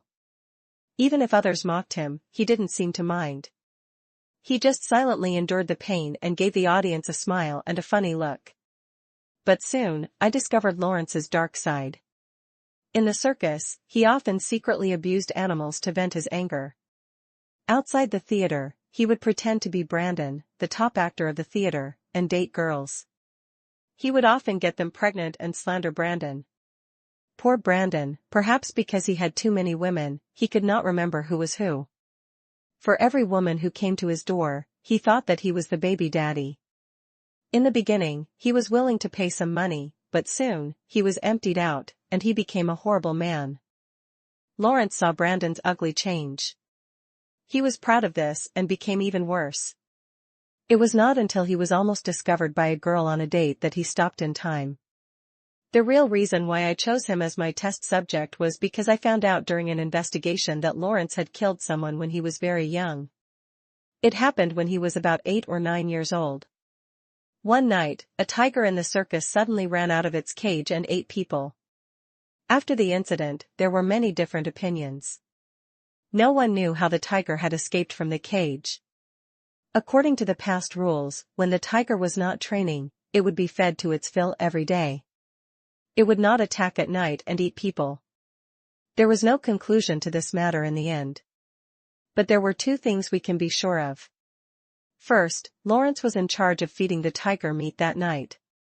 Secondly, the person who died was the vice-captain of the regiment, Jace, who had the worst attitude towards Lawrence and was often beaten, scolded, and whipped. Probably because of their trust in the child, no one believed that Lawrence would kill Jace. Only his wife, with her woman's intuition, determined that Lawrence was the murderer of Jace. However, at the request of her regiment commander, she couldn't do anything. At most, she could only mock Lawrence with words. Of course, Jace and his wife played a big part in the abuse Lawrence suffered in those years. After I learned the whole story through my spells and special abilities, I took action. I let Lawrence obtain a divine persona that I had modified after an accidental fall. It also contained a bard's training. I added the knowledge and ritual required to become a demigod into the divine persona. Of course, I concealed an important part of it and also made some changes to the divine persona. Through these means, I could ensure that he would do things in the manner I wanted. Of course, I also gave Lawrence a chance to be kind. If he were pure enough and refused to become the Plague King, things wouldn't have developed to such a stage.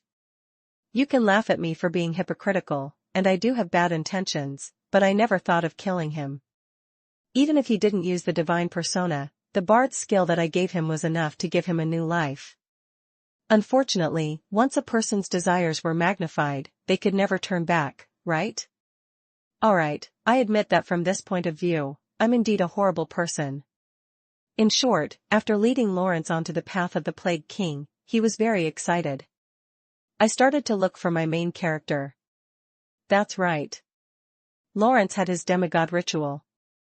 I had mine too. That day, you saw me easily take away his divine persona. This was not only because my power was above his, but also because of my performance domain. Sorry, Matthew. You are the protagonist and audience that I have chosen in the end. From the first time we met, the ritual for me to become a demigod began.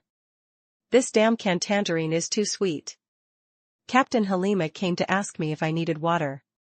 Of course, I did. I was dying of thirst. I'll go over now and continue writing when I come back. When I came back, it was already dark. That damn woman had amazing stamina.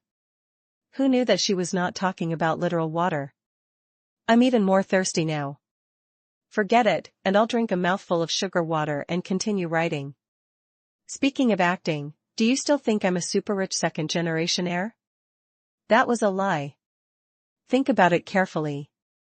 In the many days that I've been with you, what part of my performance has made you think that I'm especially rich? Chapter 241, The Realm of Plague and the Way Back. Chapter 241, The Realm of Plague and the Way Back. Translator, Lonely Tree. Actually, it was only the first time, right? A few bottles of cheap holy water, some forged charms and scrolls, a perfect performance, an arrogant temperament, and a simple and crude line. You're convinced by these, right? It's not your fault. I've used this on many people, and it's almost always worked. Every time I go through this process, everyone feels that I'm a rich second-generation heir. This was the importance of the law of acting, first impression. With this first impression, even if I were to bargain with others in the market, you would only think that I was a smart rich second generation and would not realize that it was just a facade. Later on, when we entered the rainforest, I didn't need to deliberately put on a show. I just needed to drop a few details and you would be able to imagine the rest yourself. Am I right? Sorry, little Matthew. This is the first place I lied to you. This was how I completed the first step of the ritual. Identity deception. Then, the second step came, cognitional deception. When you were traveling in the rainforest and the city of Condor, you must have heard of the news of an unrestrained bard who single-handedly destroyed the Naga Palace, right? This news spread like wildfire on land and sea. I know that you will definitely admire and envy me after hearing this. Just thinking about that scene made me want to laugh. Sorry, little Matthew. This was the result of me hiring 6 or 7 bard companions to spread rumors around the coastline day and night. I only needed 6 or 7 bards to work together and create a storm-like news effect in a certain area. The most ridiculous thing was, not only did the people on the shore believe this ridiculous story, even the Naga in the sea believed it. The Naga warriors who were far away from the palace thought that internal strife had really broken out, so they started fighting without saying anything. When I left, they were still fighting happily. I didn't know what would happen after that. The Nagas would probably stop. It should probably stop. Then, it was the third step. On the day of the ceremony, when I took you to buy tickets, I lied that I didn't have enough gold coins on me and borrowed a sum of money from you. I'm sorry, little Matthew.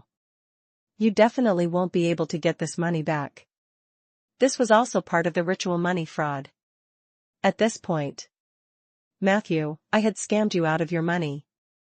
However, there was still one last thing that had to be completed in the ritual, and it was also the most difficult point on my path to becoming a demigod. That was trust deception. In the theater, when the good show was about to begin, I told you that you only need to be a spectator, but in fact, you and I would go on the stage in the end. I asked you to trust me, but my story was already full of flaws. I knew that you had already noticed the abnormality. If you continued to pry into the matter or leave in a huff, then my ritual was destined to fail. But you didn't. I'm very grateful for your trust in me. I know that it's not because of my acting skills or any other reason, but because you really treat me as a friend. This is also what I feel the most guilty about. After that, I left the plague domain to you. This will make my remaining conscience feel better. But just like you said, friends should trust each other and not hurt each other. I don't know if my actions hurt you. If so, I'm sorry. Even if you leave me, I won't complain. However, if you think that I can still be saved and that you're willing to continue being friends with me, then please write back and let me know. I'm currently on a long journey and have no fixed residence. I'll let you know as soon as I have a new address. If you want to reply, just write it and give it to the sweet girl. It's that albatross. It will come to you from time to time. I swear. I might lie to anyone in the future. But I won't lie to you. My friend. Matthew. Your best friend. Level 20 Bard, Level 1 Dusk Chanter, Deceit Demigod. Musical Instrument Master, Weapon Master, Amateur Grave Robber, Smandy's Lying Operator, Cloud Edge City's Honorary Citizen, Deep Blue Harbor Sword Singer, and the third most popular man on the East Coast in the new decade. Losal and Ranchi, 45 years old, but I don't feel it at all. He closed the letter. Matthew was filled with emotions. Lorraine's letter did not stray too much from his expectations. When he was watching a good show in the theater, Matthew had already noticed that something was wrong. The choice after that could only be said to be a matter of his choice and opinion. Now, it seemed that the result was not bad. Network, Legendary Bard +1. If trust can be exchanged for the friendship of a legendary demigod bard, I'm sure many people will take up this chance, right? Matthew smiled. He did not reply immediately. Instead, he closed his eyes and enjoyed the peace back home. However, this silence did not last long. The carriage stopped. The coachman chatted with the people outside for a while. A moment later, a gentle young male voice sounded. Hello, I'm a resident of Rolling Stone Town. I have an urgent matter to attend to, and I'm planning to rush to the Southern Trade Station. However, my carriage broke down on the way, and it won't be repaired in a short time. Can you take me with you? Matthew lifted the curtain and found that the other party was a young man who looked only slightly worse than him. He stood there alone. Not far away, there was a carriage parked by the roadside. The coachman was checking something under the carriage. The young man's expression was somewhat anxious. Sure, come on up.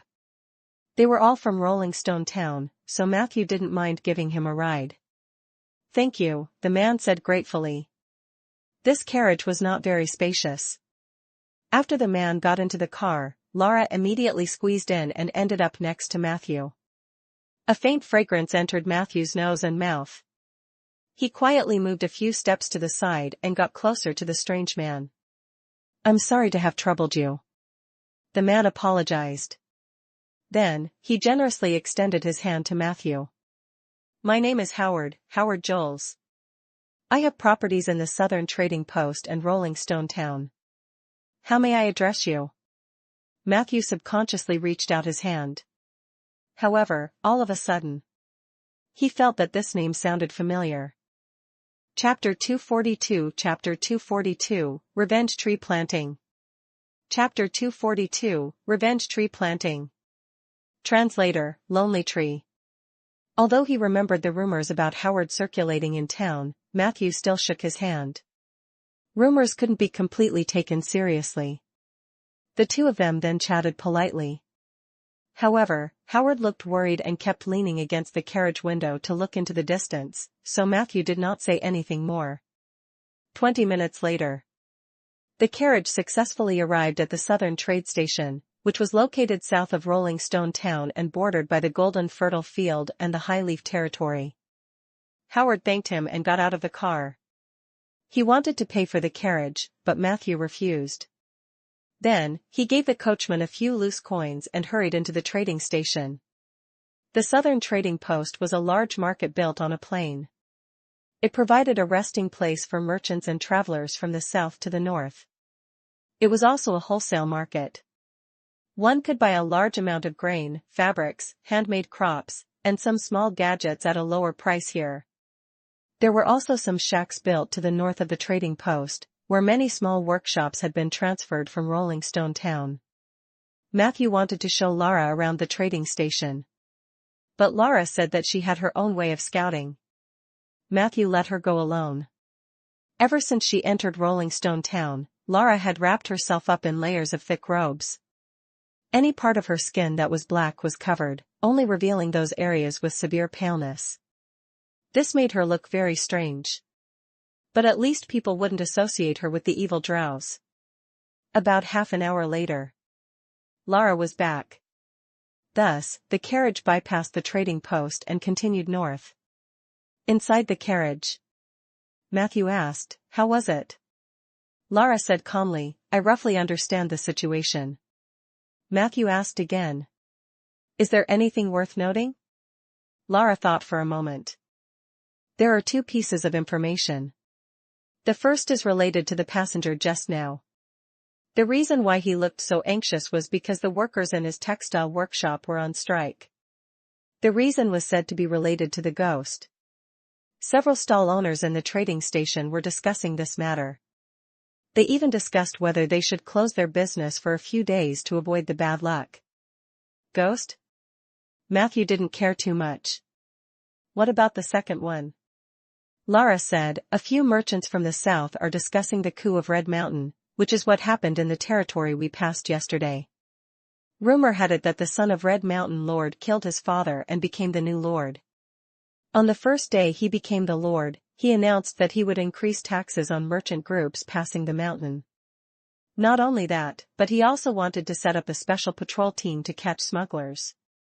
Although the specific decree had not been issued yet, the merchants had already confirmed this point from many channels. These days, the convoy entering and leaving Red Mountain had sped up. They were worried that Red Mountain's actions would affect the flow of people at the Southern Trade Station. At this point, she added, "However, none of this has much to do with us. No ghost would dare to provoke you. Moreover, the tax checkpoints on Red Mountain won't affect me. At most, I'll take the mountain road." Matthew nodded. Red Mountain was the only way for Rolling Stone Town to develop its trade in the south. The main reason was that the sandy river that ran through Red Mountain was amazing. The sandy river was stable enough to transport goods day and night throughout the year. Red Mountain prospered because of this, and the local lord's family was extremely rich because of the business from the south to the north. The volume of goods was large. Naturally, there were many smugglers. Even Matthew, who had been planting trees in Rolling Stone Town, had heard about the rampant smuggling in Red Mountain. Now that a new lord had taken over the throne, it didn't seem that strange for him to issue a new decree.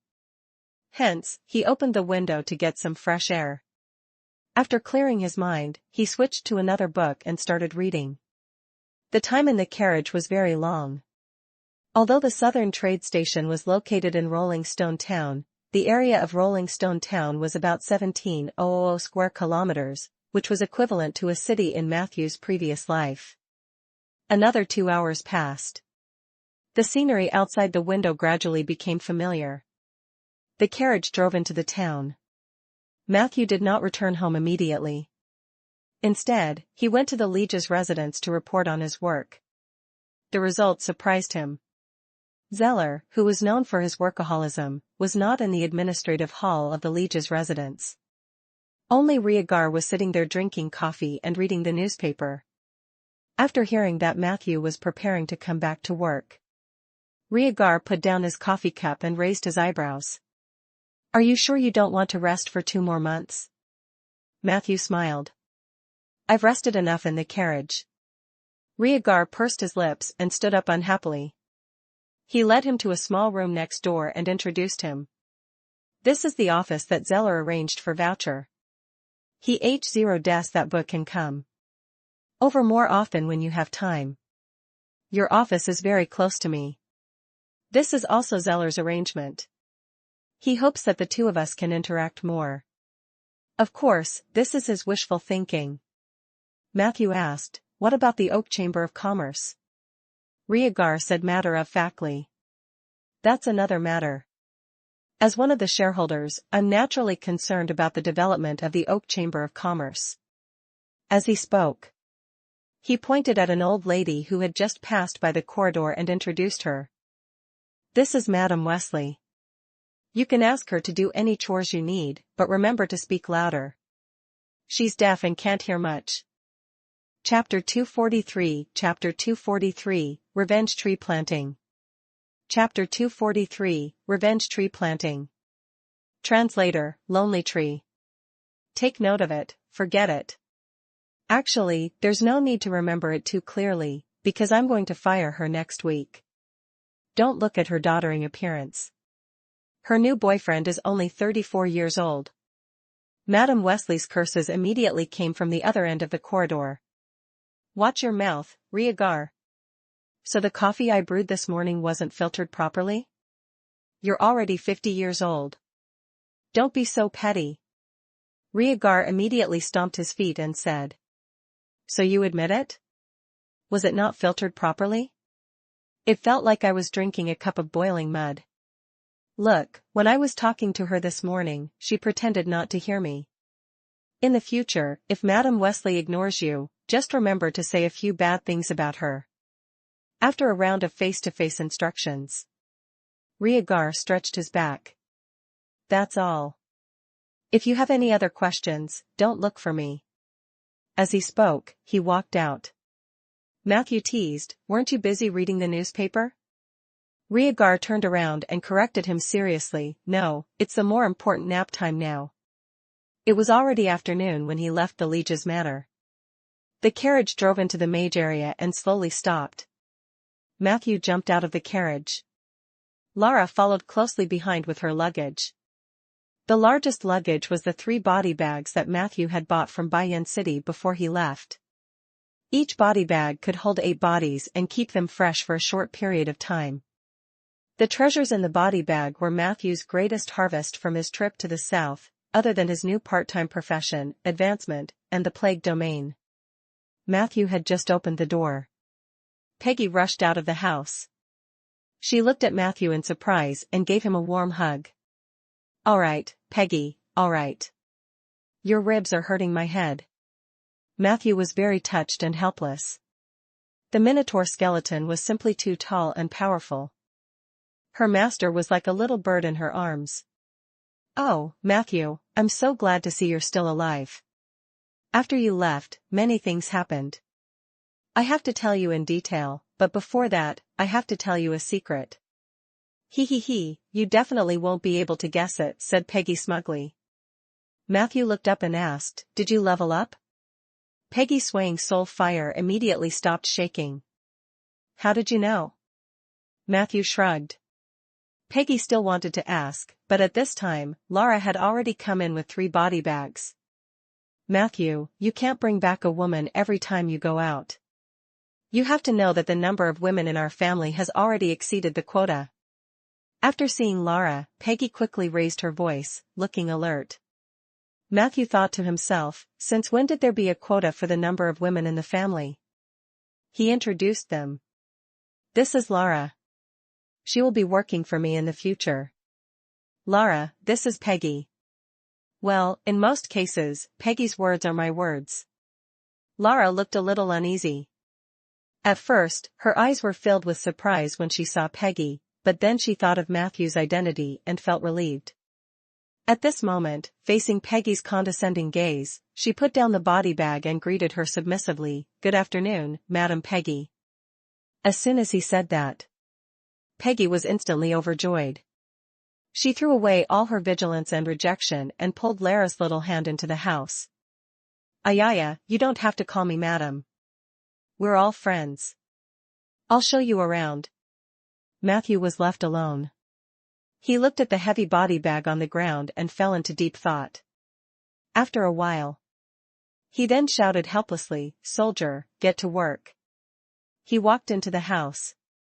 A familiar and warm feeling assaulted him. Matthew collapsed on the sofa without caring about his image. A huge sense of exhaustion surged in his heart, and his eyelids began to fight crazily. Matthew did not resist and fell into a deep sleep. Half an hour later, he was woken up by Peggy's vigorous shaking. "Mind your image, Matthew. Stop drooling. Get up and eat." Matthew rubbed his sleepy eyes and walked to the dining table. He found that in addition to Peggy's freshly cooked food, there were some strange dark dishes beside it. They looked like a mixture of mushrooms and fish heads. So he asked curiously, "What are these?" "Pecfriolide. This is an invention of Sif and me. It's a medicinal soup that can help the undead level up quickly." Matthew said in surprise, "Does it really have such an effect?" Peggy said proudly, "How else do you think I leveled up? It can't be because of you. Ever since I signed the contract with you, I haven't leveled up." Matthew, who was enjoying the food, almost choked when he heard this. Considering that Lara was beside him, he changed the topic and said, "Did Sif come here often after I left?" Peggy nodded and said, "Yes, she's here most of the time." Matthew frowned. "Don't tell me she thinks this place is her home." Peggy said righteously, "I told her to treat this place as her home." As she spoke, she looked at Lara apologetically. "I'm sorry, this house already has a mistress, and there's more than one." Lara quickly explained, "I'm just Lord Matthew's attendant." "Is that so? Are you good at fighting?" Peggy was interested. Lara said awkwardly, "I'm not very powerful." Peggy probably just advanced, so her confidence was a little inflated. She insisted on pulling Lara out to fight. Chapter 244, Chapter 244, Revenge Tree Planting. Chapter 244, Revenge Tree Planting. Translator, Lonely Tree. Matthew didn't care about her and just buried his head in his food. Fortunately, Lara knew her limits. She repeatedly shirked the challenge, using the excuse that she was tired from the journey and did not have enough energy for a fight. The two women were exchanging blows at the table. Matthew finished a sumptuous dinner. "I'm full, Peggy. This is the most delicious meal I've ever had." Matthew complimented her sincerely. Then he said to Lara, "Stay at home for a few days and learn about the situation in Rolling Stone Town with Peggy. I'll make other arrangements for you later. Relax, Rolling Stone Town isn't the Underdark. It's safe here." After saying this, Matthew excitedly ran to the greenhouse in the east. After a while, Lara saw him carrying a few sacks and a shovel out of the door. "Where is Lord Matthew going so late at night? Aren't you going to rest?" Lara couldn't help but ask. "He's addicted," Peggy commented. Lara was shocked. "Tree addiction." Peggy spread her hands. 3 days later, noon. Matthew lay relaxed in the shade of an oak tree. At this moment, he was both tired and satisfied. He looked towards the north. The originally boundless land had an additional touch of green. This was the result of his crazy planting of trees over the past few days. 3.5 days. 100 tall oak trees that were freshly planted. It didn't just represent 1000 XP, and it also symbolized Matthew's hard work. Unfortunately, the green liquid has been used up. The upper limit of planting trees every day is locked. Matthew stretched. He began to think about how to further increase his efficiency. If he wanted the oak seedlings to survive quickly, he needed growth green liquid, or spell rapid growth. Matthew had run out of stock. The latter could only be used 10 times a day. Matthew had the oak territory, which could extend the 10 times per day limit. However, even so, he barely managed to reach 100 trees in 3.5 days. If he wanted to go further, he had to get better at rapid growth.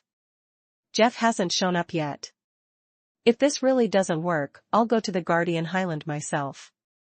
I have the 2 transformations of Raven and Winged Dragon Wind God. Even if I encounter danger on the way, I should be able to deal with it calmly. Matthew thought lazily. However, at this moment, domain symbols suddenly appeared in front of him.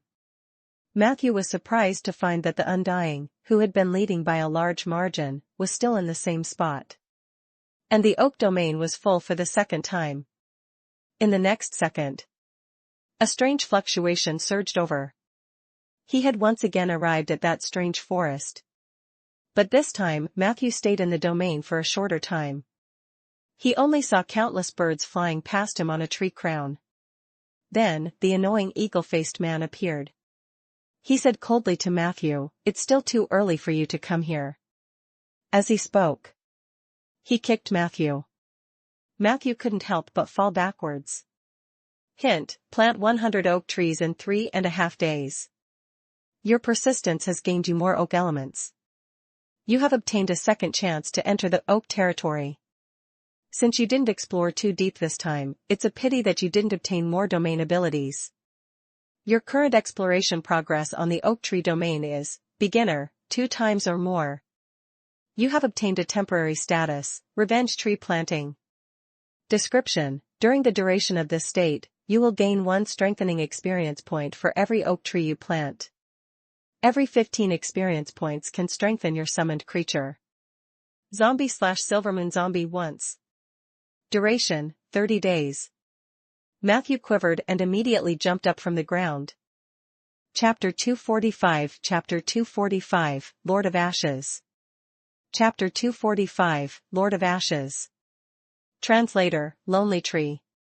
Matthew was a little unhappy that he did not gain any abilities after entering the domain for the second time. He wanted to pick up the eagle-faced man and beat him up. However, the return of the time-limited state excited him. He had already tested the power of strengthening on Soldier. Now, the domain was giving Matthew another chance. He was confident that he could grow an even more powerful zombie. It seems a little strange to say this. But why are the undead the ones who benefit greatly from the gifts of the nature domain? When I plant trees on a large scale, will the Tauren domain grow rapidly again? Matthew let his imagination run wild for a while. He began to formulate a new round of planting plans. With the previous experience, Matthew's train of thought was clearer now. He had the zombie army as his workers, and the most difficult task of digging and filling the soil was not a problem at all. At present, the only things that could limit the production capacity of his tree planting industry were seeds, saplings, and growth spells. In terms of seeds, Matthew had a 2-pronged plan. On the one hand, he was going to ask Samantha if there was a way to buy the seeds. On the other hand, he planned to ask Zeller to purchase oak seeds through the official channels of Rolling Stone Town. After all, he was a person with an official position in the Lord's Manor. It was not too much to use the public channels to purchase things, right? He could still ask Ella for help with the sapling. With Miss L's strong germinating ability, as long as there were enough seeds, saplings would not be a problem. Matthew and Ella had a long-term cooperation agreement. However, Ella had been busy with something in the Moonlight Woodlands recently. Matthew hadn't seen her much. As for the most important part of the growth of the oak trees, Matthew planned to visit the Crucible House the next morning.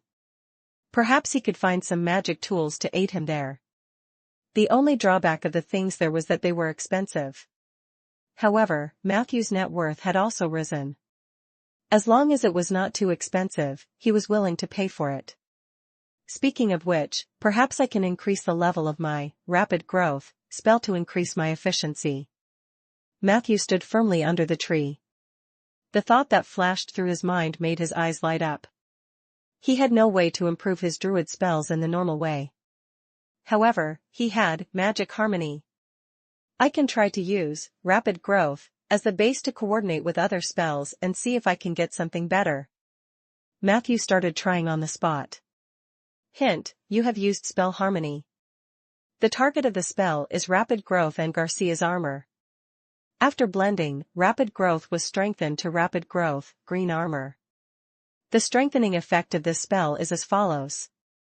Daily usage increased to 11 times. This spell allows plants to grow quickly and, at the same time, gain a green armor spell, armor plus 3/30 minutes duration. When multiple plants in the same area have green armor, a green tree wall will appear between these green armor plants, which is enough to block the damage of some external enemies. Green tree wall? Although it seemed useless, Matthew still went back to his room and seriously recorded the results of the spell harmony. If I can set up a green wall trap, it might have a certain strategic significance. Matthew thought for a moment and continued to cast the second spell.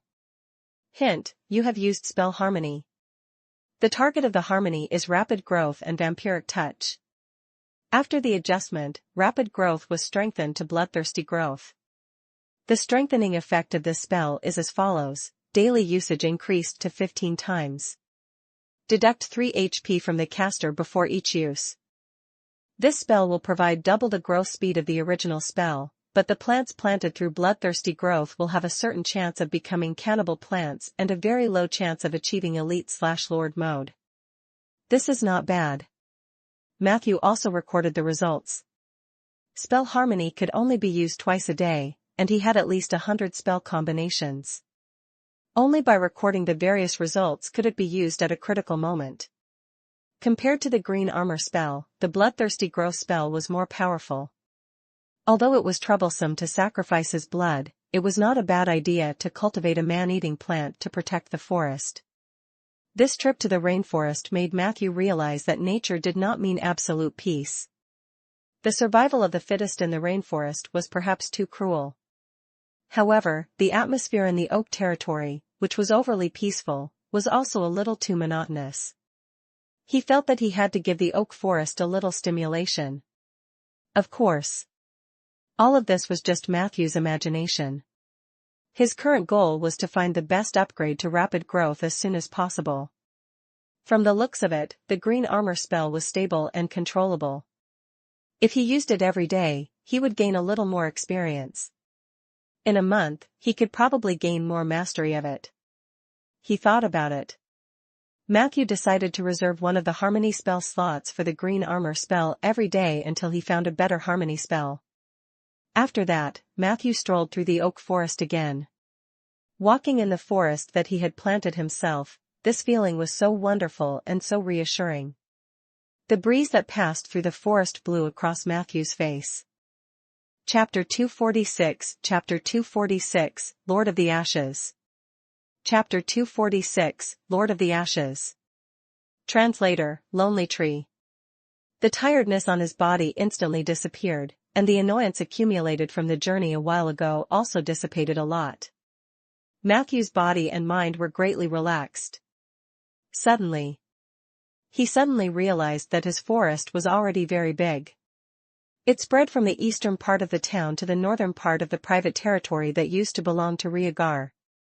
Further north, many neatly arranged holes had already appeared. That was the result of the hard-working zombie workers working all night. Matthew was very pleased with this. However, he did not plan to plant them according to these holes. This was because Matthew had only roughly estimated the bearing capacity of the earth before.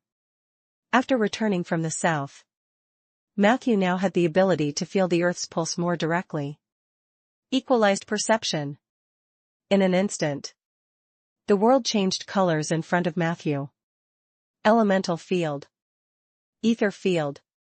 In the material world, the structure of the plane seemed to unfurl in front of him. He could clearly see the energy flow in every corner. What? In the past 3.5 days, I've planted 100 trees, and I've almost drained the essence of life in the forest? No, it's not just that. It's probably because the oak forest is expanding too quickly. This piece of land is almost being drained dry. Matthew's expression was solemn. Previously, he only vaguely knew that he could not plant trees too quickly, or else it might cause permanent damage to the ground. However, this was the first time he had such a direct insight into the flow of elements in the earth. He saw that there was not much life left in the elemental field under the oak forest. The most abundant elements were soil, stone, and gravel derived from the earth's elemental layer. The oak forest greedily absorbed the life essence of the earth, causing it to show signs of drying up. Although the oak forest would feed the earth, it expanded too quickly and the feedback was too slow, which resulted in the imbalance of the elements. Fortunately, there's still a chance to remedy the situation. We should be able to make up for the lack of life elements through measures such as fertilization. Matthew was a little scared. At the same time, he also noticed that near the cemetery under the ground, due to the large number of activities of the undead, a small amount of death elements had fused into the soil. The element of death replaced the element of life in the earth.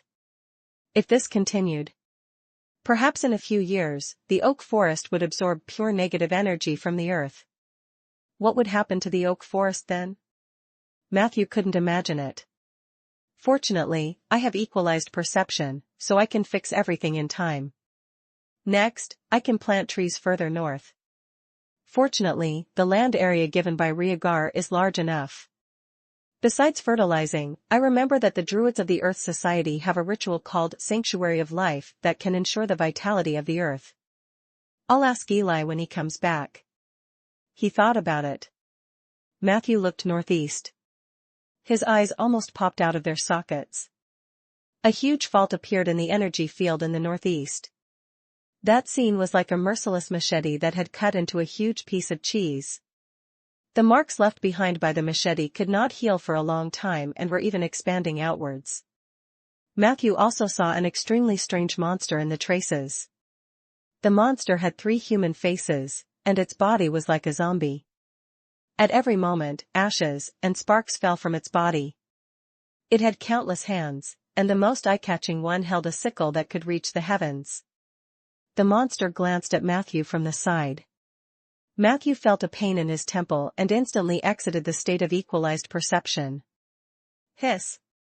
Matthew held the oak tree and gently rubbed his temples to calm the pain. Warning, you have discovered the secret of the Scar of the Dead, the Lord of Ashes who is active in the elemental plane. The Lord of Ashes has sensed your gaze and is about to send its generals and troops to eliminate you. It was estimated that there were still 720 hours before the first wave of troops arrived. The Lord of Ashes. Was this the source of the Scar of the Dead's expansion? Matthew frowned. He knew that he would never be able to avoid the Scar of the Dead. This time, he was prepared to deal with the expansion of the Scar of the Dead. However, he did not expect the other party to strike first. The reason was simply because he had taken a look at the monster. However, Matthew was not worried. He had seen similar cases in the information of the Seven Saint Alliance. In theory, the Scar of the Dead's effect on the material world was limited to harming the creatures close to the Scar. If one stayed far away enough from the Scar, one wouldn't be affected that much. If this rule hadn't changed, the troops it sent out should not be too powerful. That being said, Matthew returned to his home in town immediately. He came to his familiar desk. Matthew first wrote a reply to Lorraine, telling him that although he did mind being cheated, as long as Lorraine could guarantee that there would be no more deliberate deception, the friendship between the two sides would have a chance to continue. Then he handed the letter to the albatross who had been standing guard in the garden for the past few days. The sweet girl pecked the letter and flew away without looking back. Matthew didn't even have the chance to hand over the porcelain bottle in his hand. Next time then, he thought with a clear conscience. Soon after, Matthew returned to the basement, took out the thick document, and read it carefully. Chapter 247, Chapter 247, Lord of the Ashes.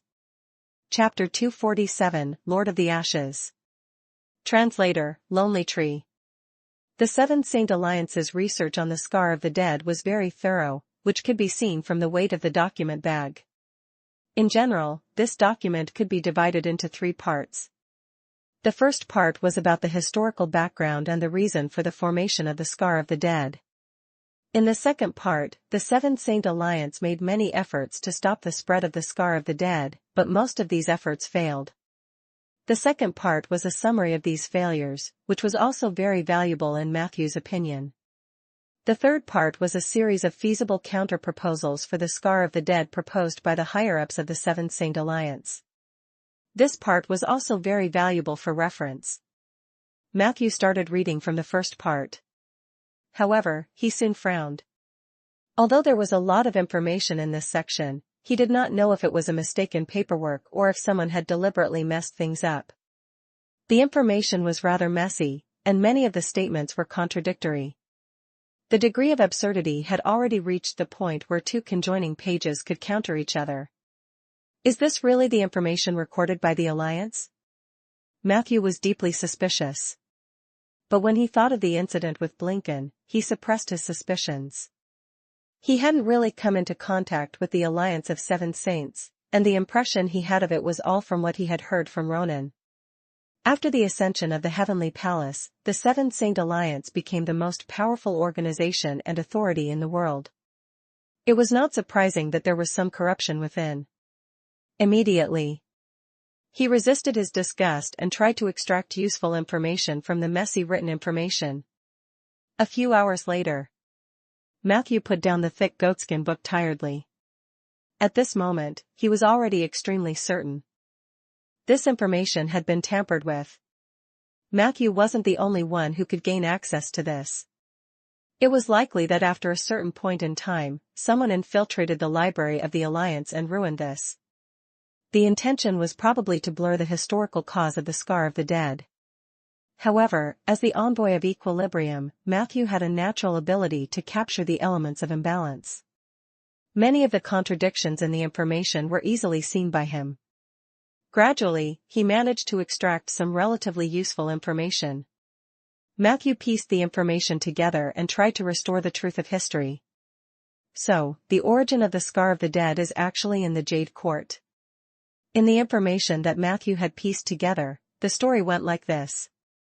Ever since Heavenly Palace ascended to the throne, the main elven god, Tristina, who was worshipped by the wood elves living in Jade Court, was also exiled by the Calamity Mages. Since then, the entire wood elf community had been in a constant state of panic. It seemed that for a race like the elves, not having faith was a very terrifying thing. They would instinctively seek out some powerful existences as their spiritual support. One year, a legendary evil art master named Lance picked up on this weakness. Therefore, through careful disguises and strategies, he successfully made the wood elves believe that although Tristina was exiled, she had prepared her vessel in advance in the human world so that she could continue to guide the spiritual world of the elves. Lance claimed that he was the incarnation of Tristina in the human world. What was very strange was that the wood elves actually believed such a ridiculous lie. After that, this legendary evil art master successfully entered the Jade Court and even became a partner with the wood elf queen at that time, giving birth to a boy and a girl. The day the queen gave birth, Jade Court was still immersed in joy. But very quickly, the wood elven queen was the first to realize that something was wrong. Because she was shocked to find that the 2 children she had just given birth to were neither elves nor humans. They looked like a humanoid creature with an octopus face. At this moment, no matter how obsessed the elven queen was, she knew that something bad was going to happen. She wanted to question Lance. However, the latter left after the queen successfully gave birth. The following night. It was the most painful night in the history of Jade Court. No one knew what had happened in the Elven Palace. The elves living in the outer city only saw 2 tentacles rising from the ground. One of the tentacles pierced through the world tree, Maya's crown. The other tentacle attacked all the living beings nearby indiscriminately. Matthew could only find a few words about the terrible disaster. He was certain of one thing. After that night, the elven queen in her prime had fallen. Many wood elf civilians were sacrificed alive by a mysterious evil ritual before the queen gave birth to her children. More wood elves died in the subsequent disasters. As for the boy and girl that the queen had given birth to, they turned into two tentacles. One of the tentacles was killed by the queen using the divine weapon that was suppressed in the world tree. The other tentacle also received a fatal blow from the queen, but it was not completely dead. It fell to the ground and fused with the earth vein, forming a shallow mark 80 kilometers south of Jade Court. At that time, the elves were immersed in grief and did not notice the abnormality of the traces. When the mark grew, the elves were surprised to find that they could no longer stop the growth of the mark. The scar of the dead was born. After experiencing the pain of that night, the population of the originally prosperous wood elves had plummeted, and they had lost control over the forest. Chapter 248 Chapter 248, Lord of the Ashes. Chapter 248, Lord of the Ashes. Translator, Lonely Tree. In the end, the wood elves had no choice but to move the capital and bring in external forces to maintain their local dominance. Before that, Matthew had the same opinion of the wood elves and night elves. He also felt that the night elves were too arrogant and cold. Not to mention their court, even the Eversong forest, where the night elves lived, did not allow ordinary humans to enter. In comparison, the wood elves were much more reasonable. Not only could they enter the Jade Court as they pleased, but even ordinary humans had the chance to enter their capital city. Now it seemed that. It turned out that the wood elves were forced to do this as they relied on human forces to restrain the scar and attacks from other elves after suffering a great loss. As expected, there is a reason for everything. No wonder even Bina, the daughter of a merchant from a small town, had the chance to go to Jade Court to learn dancing. The wood elves had declined as well. Matthew stretched. Then, he picked up her pen and wrote down the info that he had sorted out. After that, when the Alliance of the Seven Saints studied the severed tentacle, they discovered that it belonged to a void creature that they had never heard of before. The latter's name was Yurkus, the void ruler that the evil art masters of the Order of Calamity believed in. We have reason to believe that the legendary sorcerer is also a member of the Order of Calamity. After writing this, it was too tiring to extract the correct information from a pile of mixed information. He needed to rest. He couldn't use up all his spiritual energy tonight. It was time to go to class with Sif. He had been standing her up for a month. Matthew was a little embarrassed. He decided to prepare for tonight's history class and strive to leave the most perfect impression on Sif.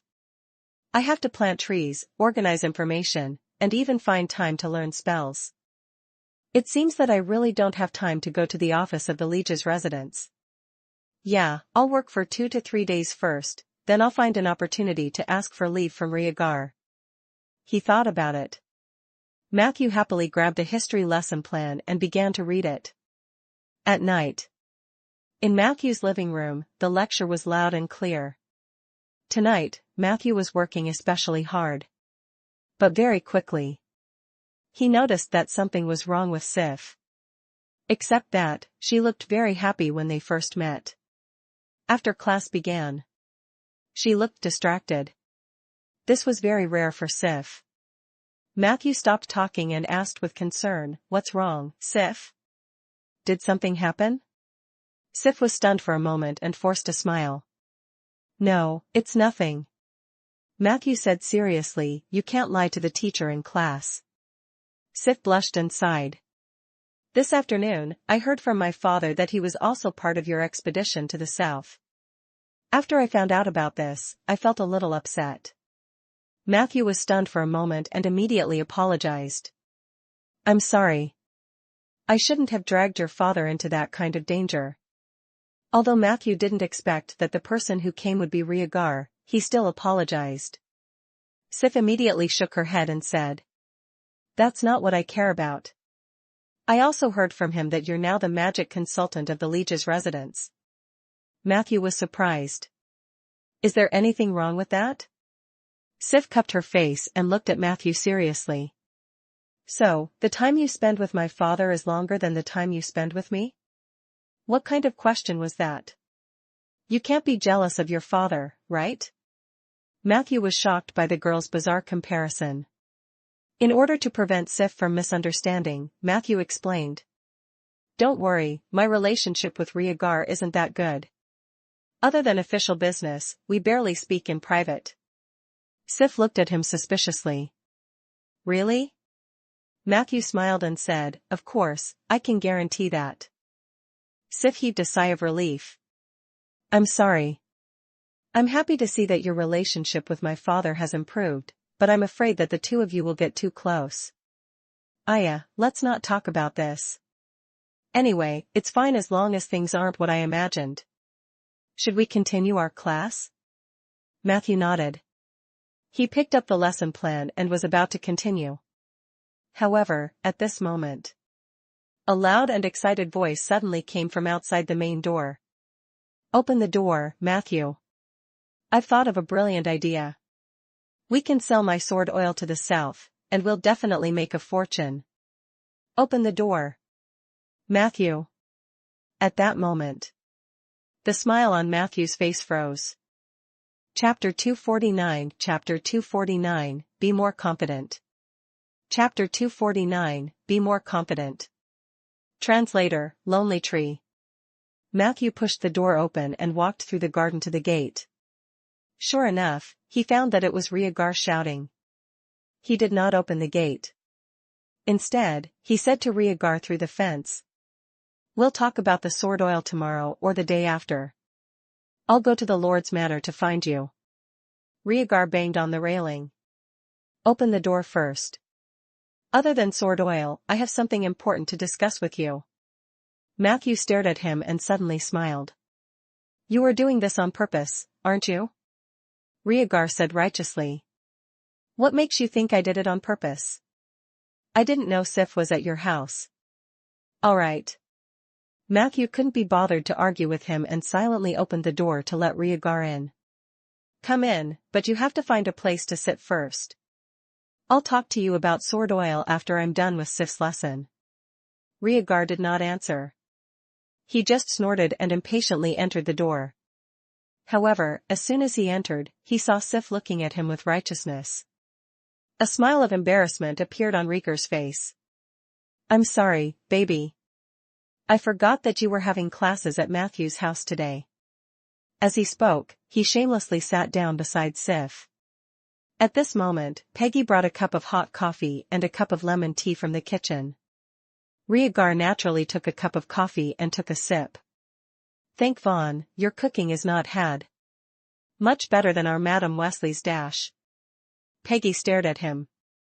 Rhaegar felt goosebumps on his back from being stared at. He hurriedly put down the coffee in his hand and apologized repeatedly. So this cup isn't for me? Sorry. Peggy's soul fire calmed down a little. However, in the next second, she saw Rhaegar naturally take the cup of lemon tea and take a big gulp. As he drank, he said, So this cup is for me. Huh.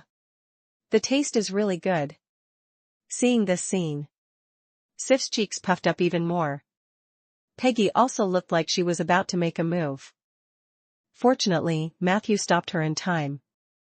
He knew that Rhaegar was here to make things difficult for him. However, for the sake of the tax exemption policy, Matthew didn't mind as long as it didn't affect his classes. He ignored Rhaegar, who was sitting like an old man, and continued to tell Sif about history. It was strange. Previously, when it was a one-on-one lesson, Sif looked uneasy. Now that Rhaegar was interfering, she became very serious. She took note of every important point that Matthew made. He finished a long paragraph. Sif suddenly asked, Matthew, why do many people from the evil faction always seem stupid in history books? What I mean is that they might not be really stupid, but many times, they have better choices. I discovered that there were many similar records. In those historical stories, the protagonists who played the role of justice often only needed to use a little strategy, and the big bad guys from the evil camp would obediently fall for it. If it weren't for the fact that these were all real historical facts, I would have suspected that the bards had fabricated them to fool us. You should have seen a lot of bad guys. Are they really that stupid? Regarding this question, Matthew pondered for more than 3 minutes before he slowly gave his answer. Putting aside the contrast between good and evil in the division of factions and putting aside the survivor bias in the compilation of historical stories, I can give you a relatively positive answer. Yes, in the process of life and adventure, most of the characters we encounter in the evil faction are not smart. Sif held her chin with one hand and asked curiously. Why? Were the people of the evil faction born ignorant? Matthew shook his head. No, I think the root cause of this phenomenon is the lack of education. As he spoke, he noticed that Lara, who had been listening in the corridor, could not help but walk over. Matthew gestured for her to sit down and said without hesitation. Most of the evil organization members are not very smart. The organizations I'm talking about include the evil art masters, arsonists, witherers, red letter hunters, and the underworld natives. Take the Order of Calamity as an example. I once killed a null sorcerer named Anderson. He's a tier 4 evil art master, and he's really powerful. If he's smart enough, I might suffer a huge loss. Fortunately, he was only a null. And I am a human mage who has received sufficient education. The fact that I could defeat him didn't mean that I was naturally better than him. It's because my background completely crushed him. Just imagine it. If you were a null, what could you do? Can you do better than Anderson? Maybe you think you can. If you were a talented null born in a barren underground tribe, your parents were no different from other nulls. They gave you life and loved you very much, but none of them could abandon their jobs to accompany you. When you were born, they had to go out to hunt and fight day and night. The only ones accompanying you are the null cubs who know nothing about this world like you. Fortunately, you were very smart. Chapter 250 Be more confident. Chapter 250 Be more confident. Translator, Lonely Tree. When the other brothers and sisters had just learned how to fight, you had already learned how to wield swords and guns like your parents. Your talent was constantly being fulfilled.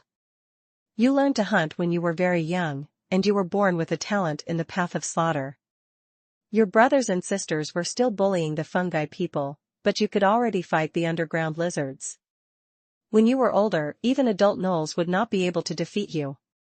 Your parents were very happy. They were proud of you and started to listen to your opinions more. Your brothers and sisters also surrounded you. Gradually, your family became a force that cannot be ignored in the null tribe. Just like that, everything developed smoothly.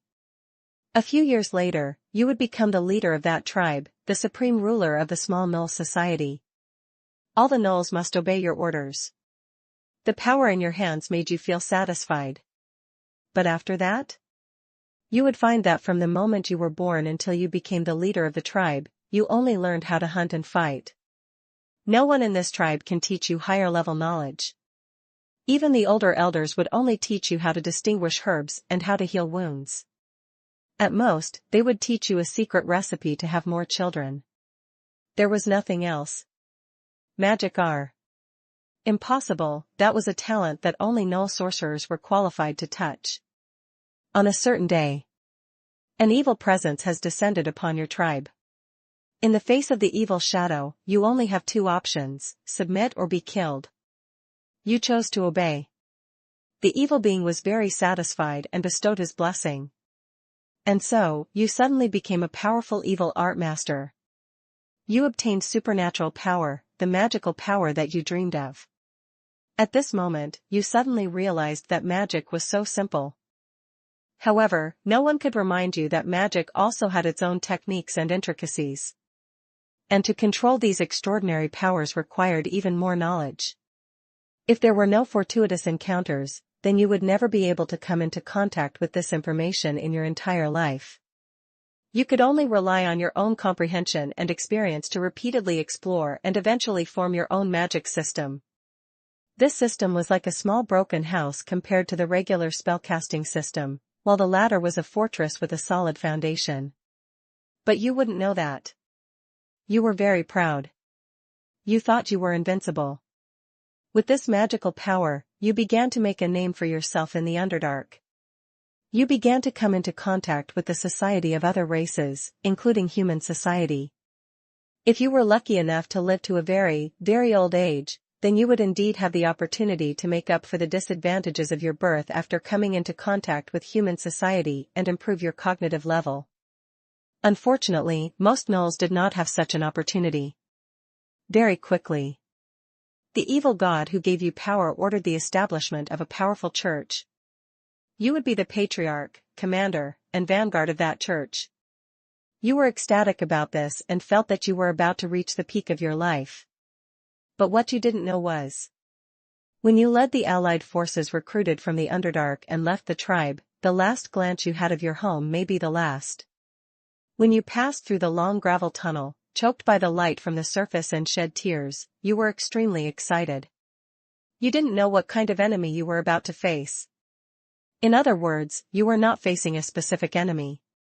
It was the entire human civilization. Even if you were lucky enough to encounter some small villages on the surface, you would encounter well-trained cavalry, fully armed warriors, and generals who were proficient in tactics. There were also great mages who had undergone the systematic education of the Seven Saint Alliance. They had magic power that is not inferior to yours, as well as overwhelming casting techniques. Now, do you think you still have a chance of winning? Do you think you can do better than Anderson? The answer was, of course, no. Even if it were me, if I were reincarnated into a gnoll with my current cognitive level, my final outcome would probably be similar. After listening to this long conversation, the living room was silent for a long time. Sif nodded, not fully understanding. I think I can understand a little. Rhaegar was no longer sloppy. His eyes flickered as he looked at Matthew. Lara was deep in thought. Matthew took a sip of water and said gently, "The story of the gnolls is just a microcosm. In fact, many people in the evil camp are not born evil. Their birth determined that they lacked choices, and it was also their birth that determined that they did not have the opportunity to obtain higher-level knowledge. The knowledge here did not only refer to spells. Spells were only a part of knowledge. They were very useful, but not omnipotent. Personally, these uneducated enemies who control great power are not scary at all. Because even if they did evil, it would be very difficult for them to really achieve anything." I understand. Sif's eyes suddenly lit up. No wonder, in history, the great devils who can cause great destruction are usually not born in the evil camp. Except for those who are born with supernatural power, most of the devils who have become devils through their own efforts have received a good education and have worked in a large organization of the righteous side. Some of them are mages who defected from the Alliance, some are scholars who delved into knowledge, some were once famous paladins who had fallen, and there are also great druids who have been in close contact with nature for a long time but have fallen into the embrace of darkness. Therefore, these villains who came from a wealthy background and possessed knowledge were the most terrifying, right? Chapter 251. Chapter 251, Be more confident, you have a relationship. Chapter 251, Be more confident, you have a relationship. Translator, Lonely Tree. Matthew looked at Sif in surprise.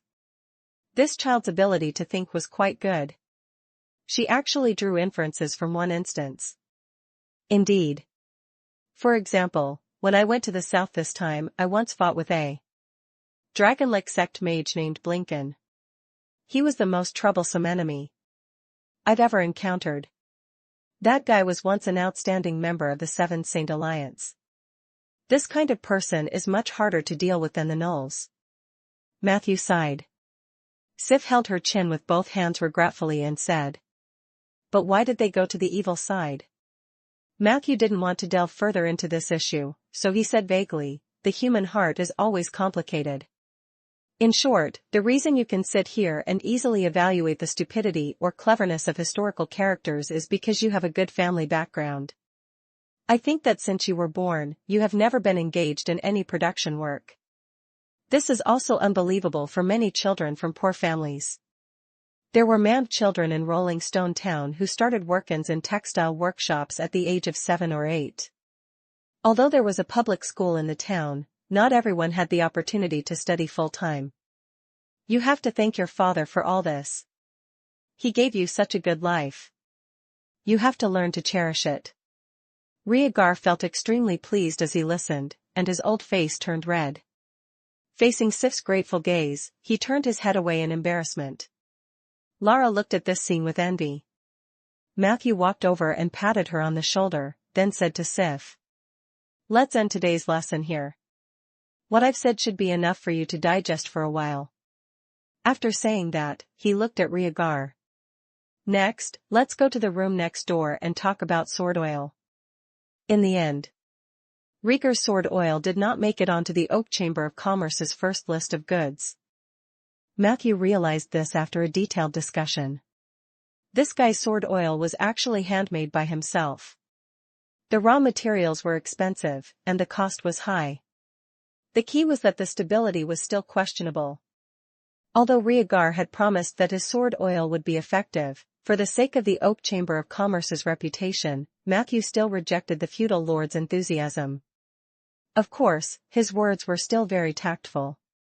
"Your sword oil does have its merits, but I'm afraid it'll be difficult to find a suitable buyer in the market. First of all, soldiers usually can't afford such expensive things. They value the price-performance ratio more unless you can reduce the cost to 1/6 of what it is now, which is obviously impossible. Mages can easily enchant their weapons, and they won't use oily and dirty things like sword oil. Only warriors with considerable wealth and status are qualified to use this level of support tools. What do you think?" After hearing this, Rhaegar felt a little defeated.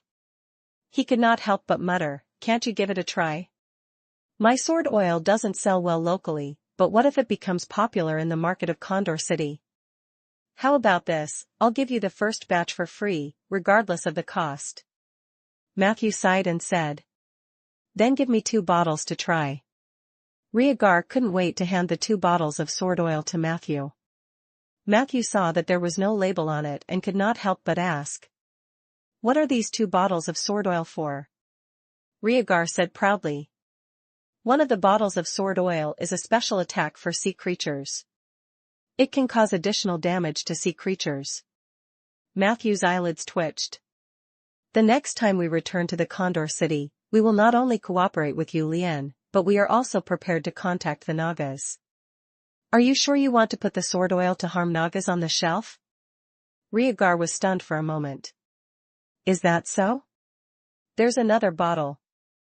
It's a special attack on undead creatures." Matthew said helplessly. "There are almost no undead creatures near the city of Condor. Besides, I'm a necromancer. Are you sure you want me to sell items that can be used against?" Rhaegar quickly took back the 2 bottles of sword oil. However, he still did not give up. "Then I'll bring 2 new bottles next time." The next morning. 408. Crucible House. Ronan.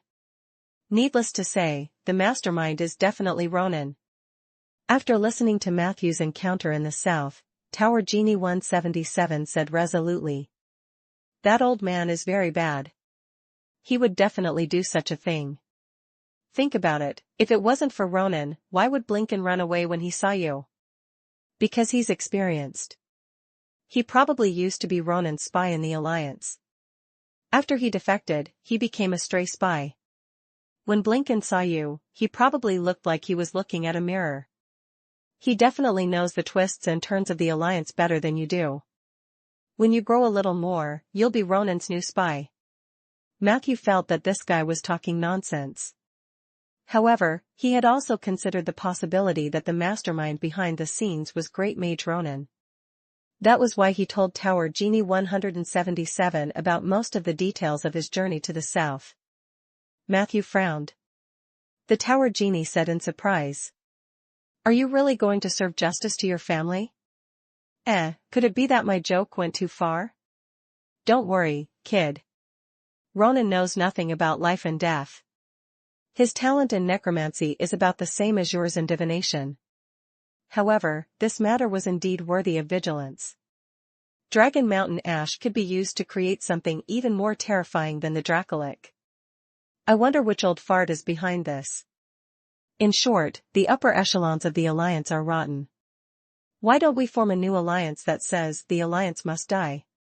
I'll be the boss, and I'll bring you guys to the Alliance headquarters, the extreme north floating city. Matthew smiled and shook his head. Thank you, but I think I'll join the Seven Saint Alliance first. The Tower Genie then took out a form and placed it in front of Matthew, indicating for him to fill it out. Breaking through from the inside is also a way of thinking, but you must be careful not to be assimilated by them. I have high hopes for you, Matthew. After filling out the form, remember to write the names of Ronan and the Emperor of the Cauldron House, 177, in the column of referees. After you submit the form, in at most 1 to 2 weeks, someone will go to Rolling Stone Town to look for you. At that time, you will complete the entrance examination of the Seven Saint Alliance at your own home. Matthew was surprised. My house? Didn't we usually go to the branch of the Seven Saint Alliance in a certain city? I thought it would be most convenient to take the test in the Cauldron House. 177 casually said. This is just a process. Can they stop the person recommended by Ronan from entering the Alliance? Be more confident. You have connections. Matthew deeply felt the corruption of the Alliance system. Then, he happily filled out the form. Done. 177 took the form and said to Matthew excitedly. The guy you asked me to train last time has already been made obedient by me. Do you want to go over and take a look? Troll Sinwak? Matthew nodded. Of course. I was just about to ask when I could take him away. Anytime. He's already very obedient now. 177 proudly stuffed a hard object into Matthew's hands. Here, follow me. Matthew looked down. It was something like a remote control. Chapter 252 Chapter 252, Malicious Shapeshifting. Chapter 252, Malicious Shapeshifting. Translator, Lonely Tree.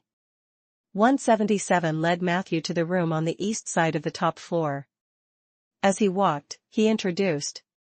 Don't worry, that child is very obedient now. Under my guidance, he has become a complete vegetarian. You have to be careful not to let him come into contact with the smell of blood and fresh meat. He will vomit. Usually, you only need to provide him with a certain amount of rice and wheat. When he is hungry, he will eat stones. Of course, in order to ensure the intake of protein and fat, it is best to provide him with a bucket of milk every week to ensure his health. It didn't matter if you didn't. The trolls had strong physical qualities. Even if they starved for several years, they would still be strong and durable. As they spoke, the two of them arrived near the room where the troll were imprisoned.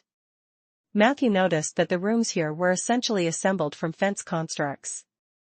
In this area, as long as 177 wanted to, he could control the various forms of basic constructs to construct anything he wanted at any time. He claimed to be the Emperor of the Cauldron House, and that was true. After entering the room, Matthew saw the hill-like Sinwak sleeping soundly on the ground. He seemed to have lost a little weight. Other than that, the only difference was that a thin collar had appeared around his neck. 177 pointed at the collar and said, Do you see that? The remote control in your hand is used to control the electric shock collar. I set the remote control to 3 levels, which represent different levels of electric stimulation. If he doesn't listen, you can push the remote control to first gear. At this time, the electric current running through his neck and spine will give him a light punishment. If he did something wrong, then push it to the second gear. He would quickly realize that you were warning him. However, in most cases, try not to use the third gear. Matthew reasoned, is it because the current in the third gear is very high and might hurt him? 177 nodded at first, then shook his head. The first half of the sentence is right, but the second half is wrong. In fact, the electric current in the third gear is so strong that he thinks you're rewarding him. Matthew was filled with question marks. Whack whack. 177 called out softly and explained to Matthew. That's my pet name for him. Sinwak's too hard to pronounce, and it's not intimate enough. Sinwak, who was lying on the ground, suddenly woke up. He quickly rubbed his sleepy eyes and walked over. Matthew complimented, "Your naming skills are much better than mine." 177 said happily. "I knew I was talented in naming. How about this, Matthew? When you give birth to a child in the future, let me help you name it. It's best if you can have a few more children. That way, I can maximize my talent." Matthew's smile froze. Fortunately, he had gotten used to dealing with awkward situations recently. Pretending that nothing had happened, he walked quickly to Sinwak and looked curiously at the troll's body. A few seconds later, Matthew gently stretched out his index finger and flicked the skin on Sinwak's heel. "Ah, master, don't. It hurts." Who knew that in the next second?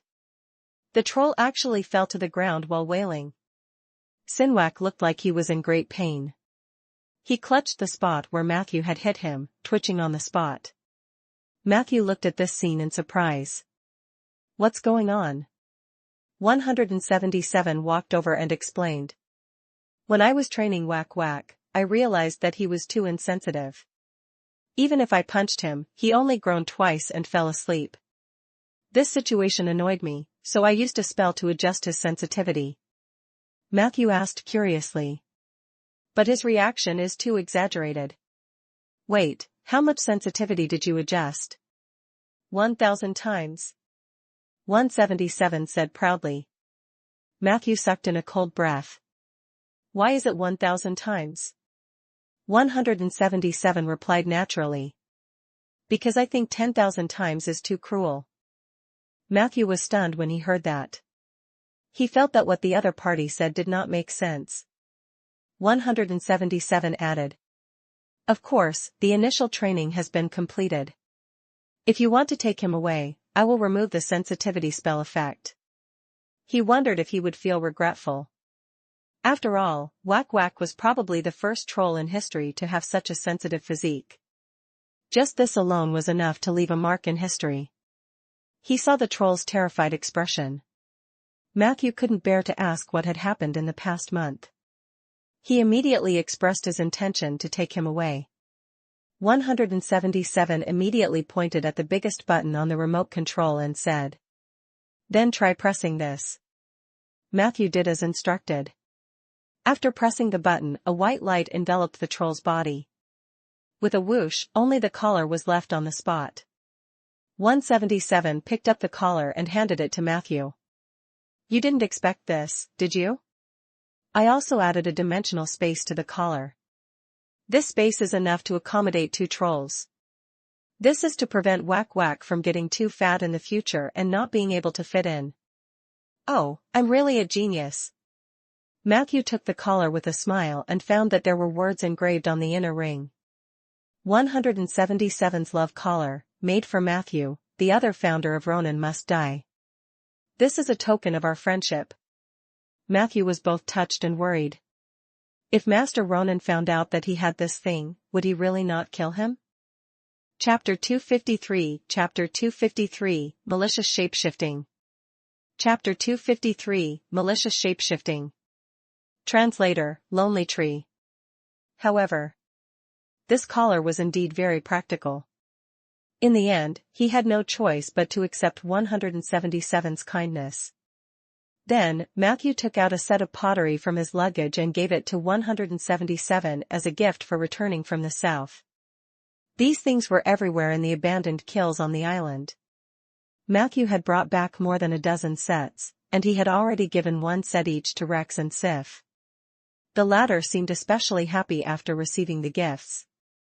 As Ronin's confidant, Matthew naturally couldn't leave behind 177.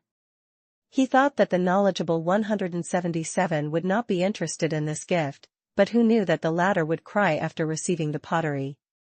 Oh, Matthew, I can't remember the last time I received a gift.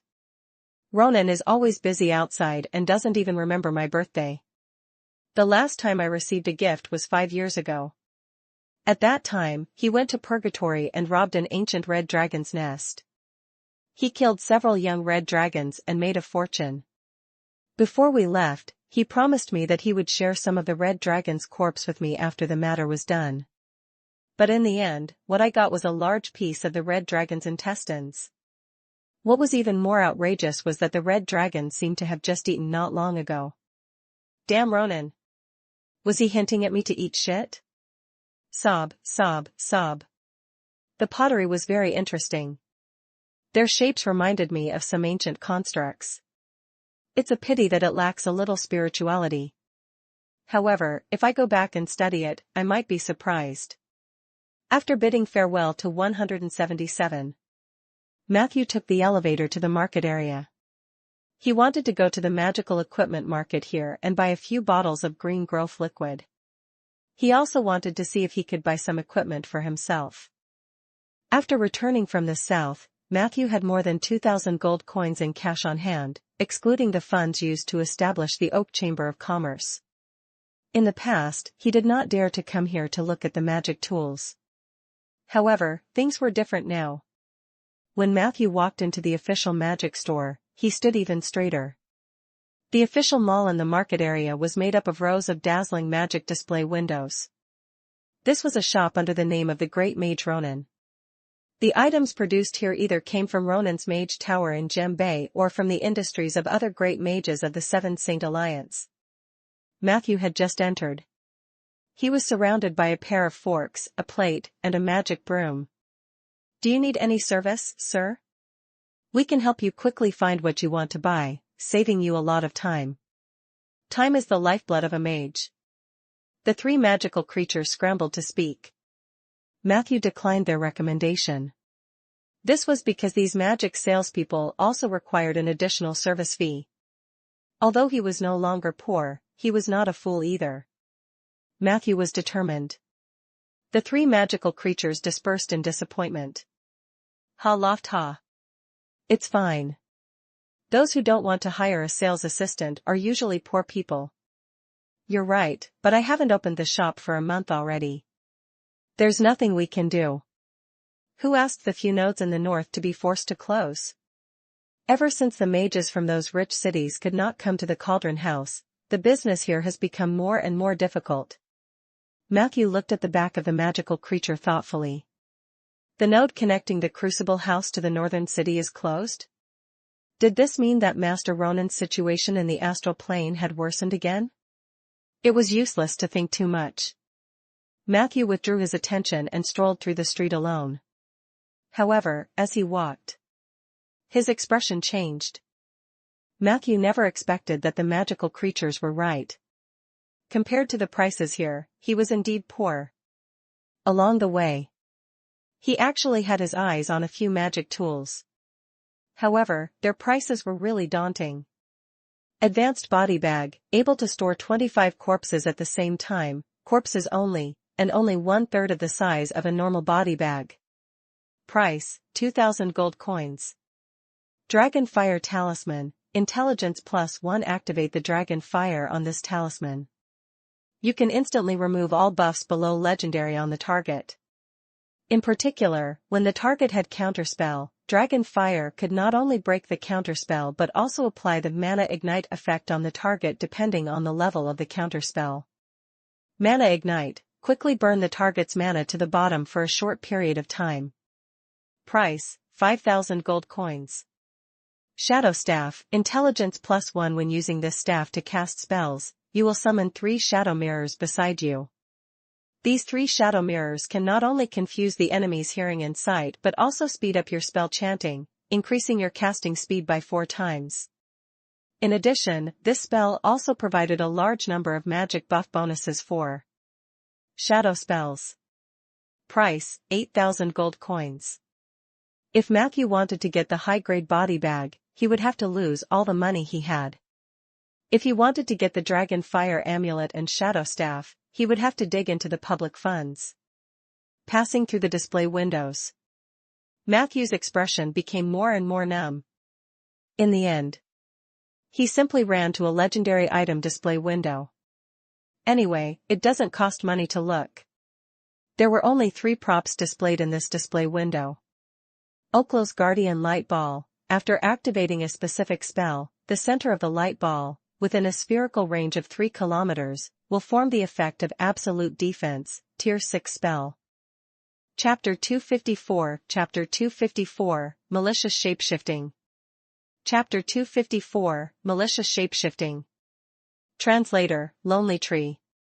Price, 200,000 gold coins. Oklow's Twin Angels, statue. After activating the statue with fresh blood, you can summon 2 lesser angels, LV21 LV24, to fight for you. Price, 200,000 gold coins. Ronin's Cane, a cane used by Master Ronin when he traveled the world when he was young. It doesn't have much magic power, but it has a unique memorial value. Price, 100,000 gold coins. Perhaps he was blinded by too many zeros, or perhaps he was completely numb. Matthew actually didn't think that the first 2 props were that expensive. However, the last one left him confused. How can an ordinary staff be sold for 100,000 gold? No matter how cheap Ronin was, he wouldn't do such a thing, right? Could it be that there was something else special about this staff? Unfortunately, whether or not there was another mystery had nothing to do with Matthew. With his current wealth, unless he could think of a way to kidnap Rhaegar and ask for a ransom, it was impossible for him to gather 100,000 gold coins. He left the row of magic display windows. Matthew's eyes burned with raging flames. He couldn't wait to earn money. At the very least, I have to get my hands on that dragon fire talisman. With it, I don't have to be afraid of the enemy's counterspell and buffs, and the enemy has to be afraid of my counterspell. With this, let alone a Tier 4 mage, I dare to fight a Tier 5 mage. Matthew walked to the cashier with high spirits and said to the staff, "Give me 3 bottles of green growth fluid." However, as he got closer, he realized that this staff member was actually the female mage he had met when he was waiting for the elevator.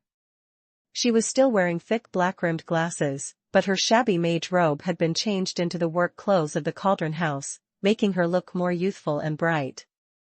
"There's no green growth potion for sale in the mall. There's only a higher-level, quick growth potion." "Sir, you are..." It's you?" The female mage obviously recognized Matthew. She looked a little shy, but she still mustered her courage and said to Matthew, "Hello, my name is Rosita. I didn't have the chance to thank you for your reminder that day. At that time, I went to apply for a position here. I only found out afterwards that the Supreme Lord 177 liked to joke around when we took the elevator. It was said that people who were induced to accelerate would be scared half to death." Matthew smiled and waved his hand. "It's just a small matter. Don't call me Lord. Just call me Matthew. Can you bring the quick growth potion over for me to take a look? I need about 3 bottles." Rosita ran away happily. "No problem." A moment later, she walked over to a large drawer. Rosita opened a box in one of the drawers and took out a bottle of dark green potion, then handed it to Matthew. Matthew took the potion and quietly glanced at the label in the drawer. Quick growth potion, increases the growth speed of plants, effect is similar to the spell, quick growth. Price, 200 gold coins per bottle. He saw the price. Matthew's facial muscles twitched. "Matthew, is this what you want?" Rosita asked. Matthew nodded lightly. "Do you want 3 bottles?" Rosetta asked again. Matthew blinked and said thoughtfully, "No, 2 bottles are enough. I suddenly remembered that I have another bottle at home."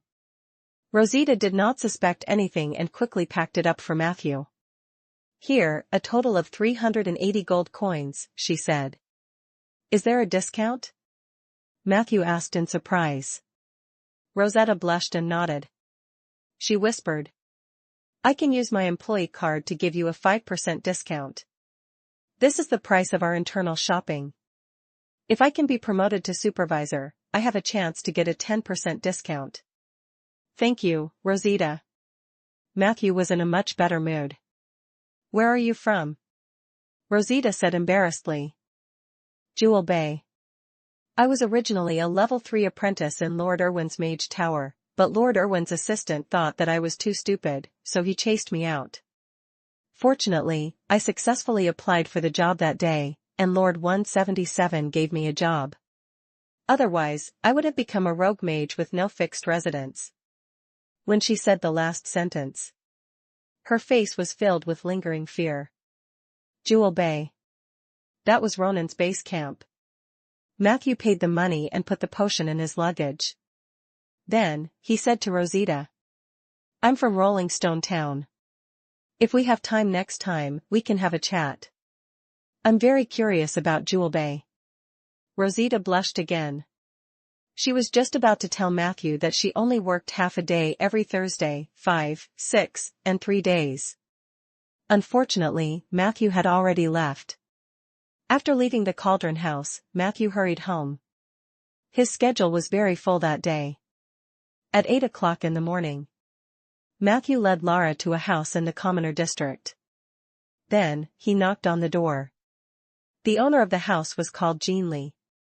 She was a teacher of languages, humanities, and arts at Seaver Public School. Jean Lee was warm-hearted, responsible, and good at communicating with people. Other than her 200-pound weight, she had almost no shortcomings. After knowing that Matthew's purpose of visiting was to ask her to take some time out of class to tutor his friend, she was shocked.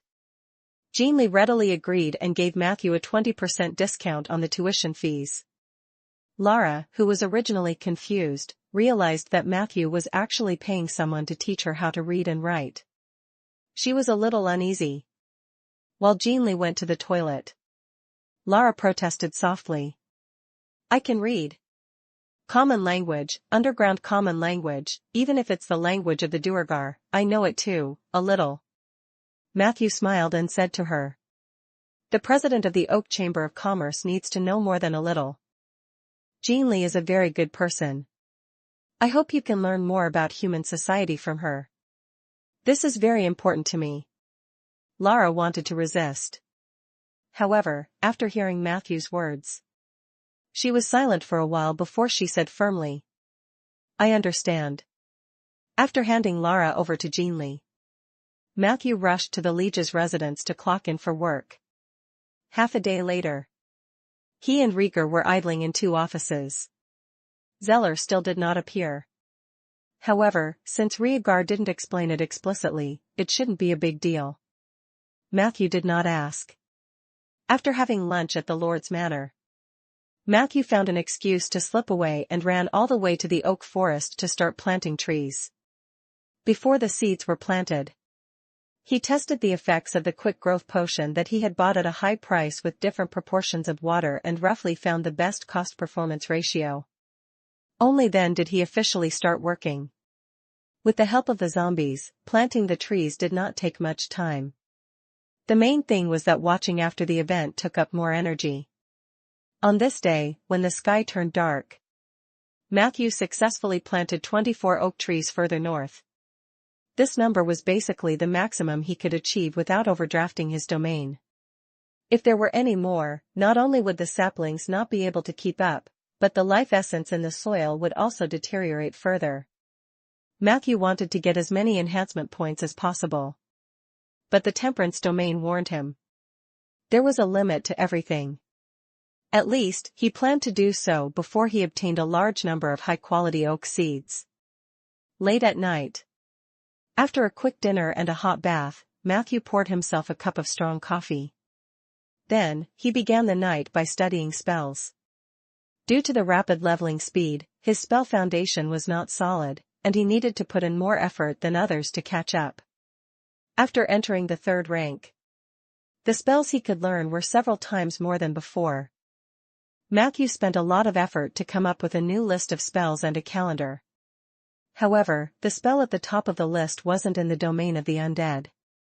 It was a divine skill that was in the general domain and closer to the domain of transformation. Malicious shapeshifting. The reason why Matthew listed it as the highest spell was simple. This was because this was a spell that Wizard Ronan strongly recommended. It was a must-learn spell after reaching Tier 3. It was said that the difficulty was very high. Matthew had been curious about it for a long time. Now that he had the opportunity to get started, he naturally chose to start studying it. However, before he officially started learning malicious shapeshifting, Matthew had to first determine his own malicious transformation target. Generally speaking, there were 3 options here, which also represented the different difficulties. A frog, or toad. Wild boar. Matthew listed the names of the 3 animals on the paper and fell into deep thought. Chapter 255 Chapter 255, What does casting feel like? Chapter 255, What does casting feel like? Translator, Lonely Tree. Malicious shapeshifting. This was a control-type spell that could turn any target in its field of vision into one of the 3 creatures. It got its name because mages usually had bad intentions when using this spell. As one of the divine combat skills that could be learned at the 3rd tier, a mage who mastered malicious shapeshifting could also learn its advanced spell after entering the 5th tier. Group shapeshifting. This was a true killing weapon. It could turn a group of people into flustered and helpless little animals. However, the form of the group shapeshifting was directly inherited from malicious shapeshifting. Therefore, Matthew's choice now was very important. The counterintuitive thing about this spell was the difficulty of learning the 3 malicious forms of frog, wild boar, and goat ranged from easy to difficult. That's right. Turning a human into a frog was the easiest, followed by a wild boar, and the most difficult was a goat. Matthew was puzzled at first, but after understanding the mechanism of this spell, he understood. It turned out that although the 3 malicious forms had the same effective time, there was a significant difference in the stability between the forms. After turning an enemy into a frog, the spell might lose its effect immediately if something hurt or even touched the frog. Previously, when Zeller had turned Sinwak into a frog, he had specially put it in a glass bottle to prevent the spell from failing prematurely. If it was a small wild boar, you might need to push it a few times hard before the malicious form could not be maintained. As for the most stable goat, the mages could even ruthlessly attack the goat's buttocks. Kick him a few times. This was the difference in stability. The more stable the malicious form, the harder it was to learn. This was reasonable. Of course, having strong stability was not without hidden dangers. In the history of the Alliance, there had been several tragic cases of mages turning their enemies into goats, only to have their buttocks or groins ruthlessly rammed into by the goats. Goat horns were no joke. From this, it could be seen that although malicious shapeshifting was one of the godly skills, it was not without risk. Whether it was a goat or a small wild boar, they all had a certain degree of ability to charge forward and attack. Matthew pondered for a long time. In the end, he still chose goat. He didn't think that something as ridiculous as being assaulted by a goat would happen to him.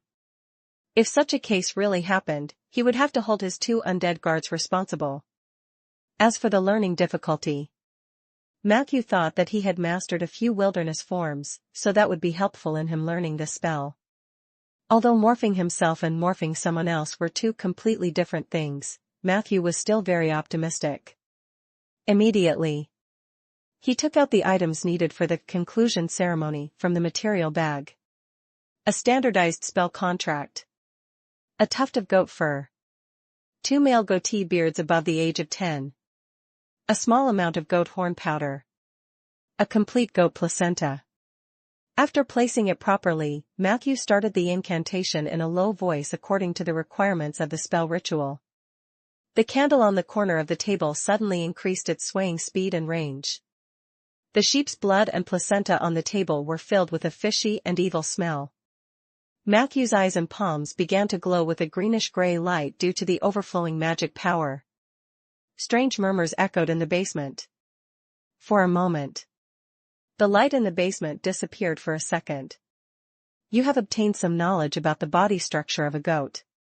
Matthew closed his eyes and quietly combed through the knowledge that the spell ritual had poured into his mind. Gradually, he now had a better understanding of goats. He could directly picture the appearance and shape of a goat in his mind.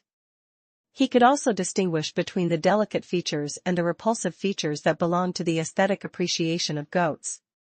This feeling was so wonderful. This was something that he had never experienced before when he transformed into a wild beast. It was a kind of understanding and control of animal form. Not enough. Matthew opened his eyes. In order to successfully master malicious shapeshifting, one had to understand every detail of malicious shapeshifting in great detail. The ceremony provided a shortcut. However, he only managed to successfully establish the framework of a goat in his mind. He wanted to take another step forward. Not only did Matthew need to learn more about spellcasting theory and knowledge, but he also needed to have a deeper understanding of the goat. Regarding this, the great mage Ronan had already prepared him.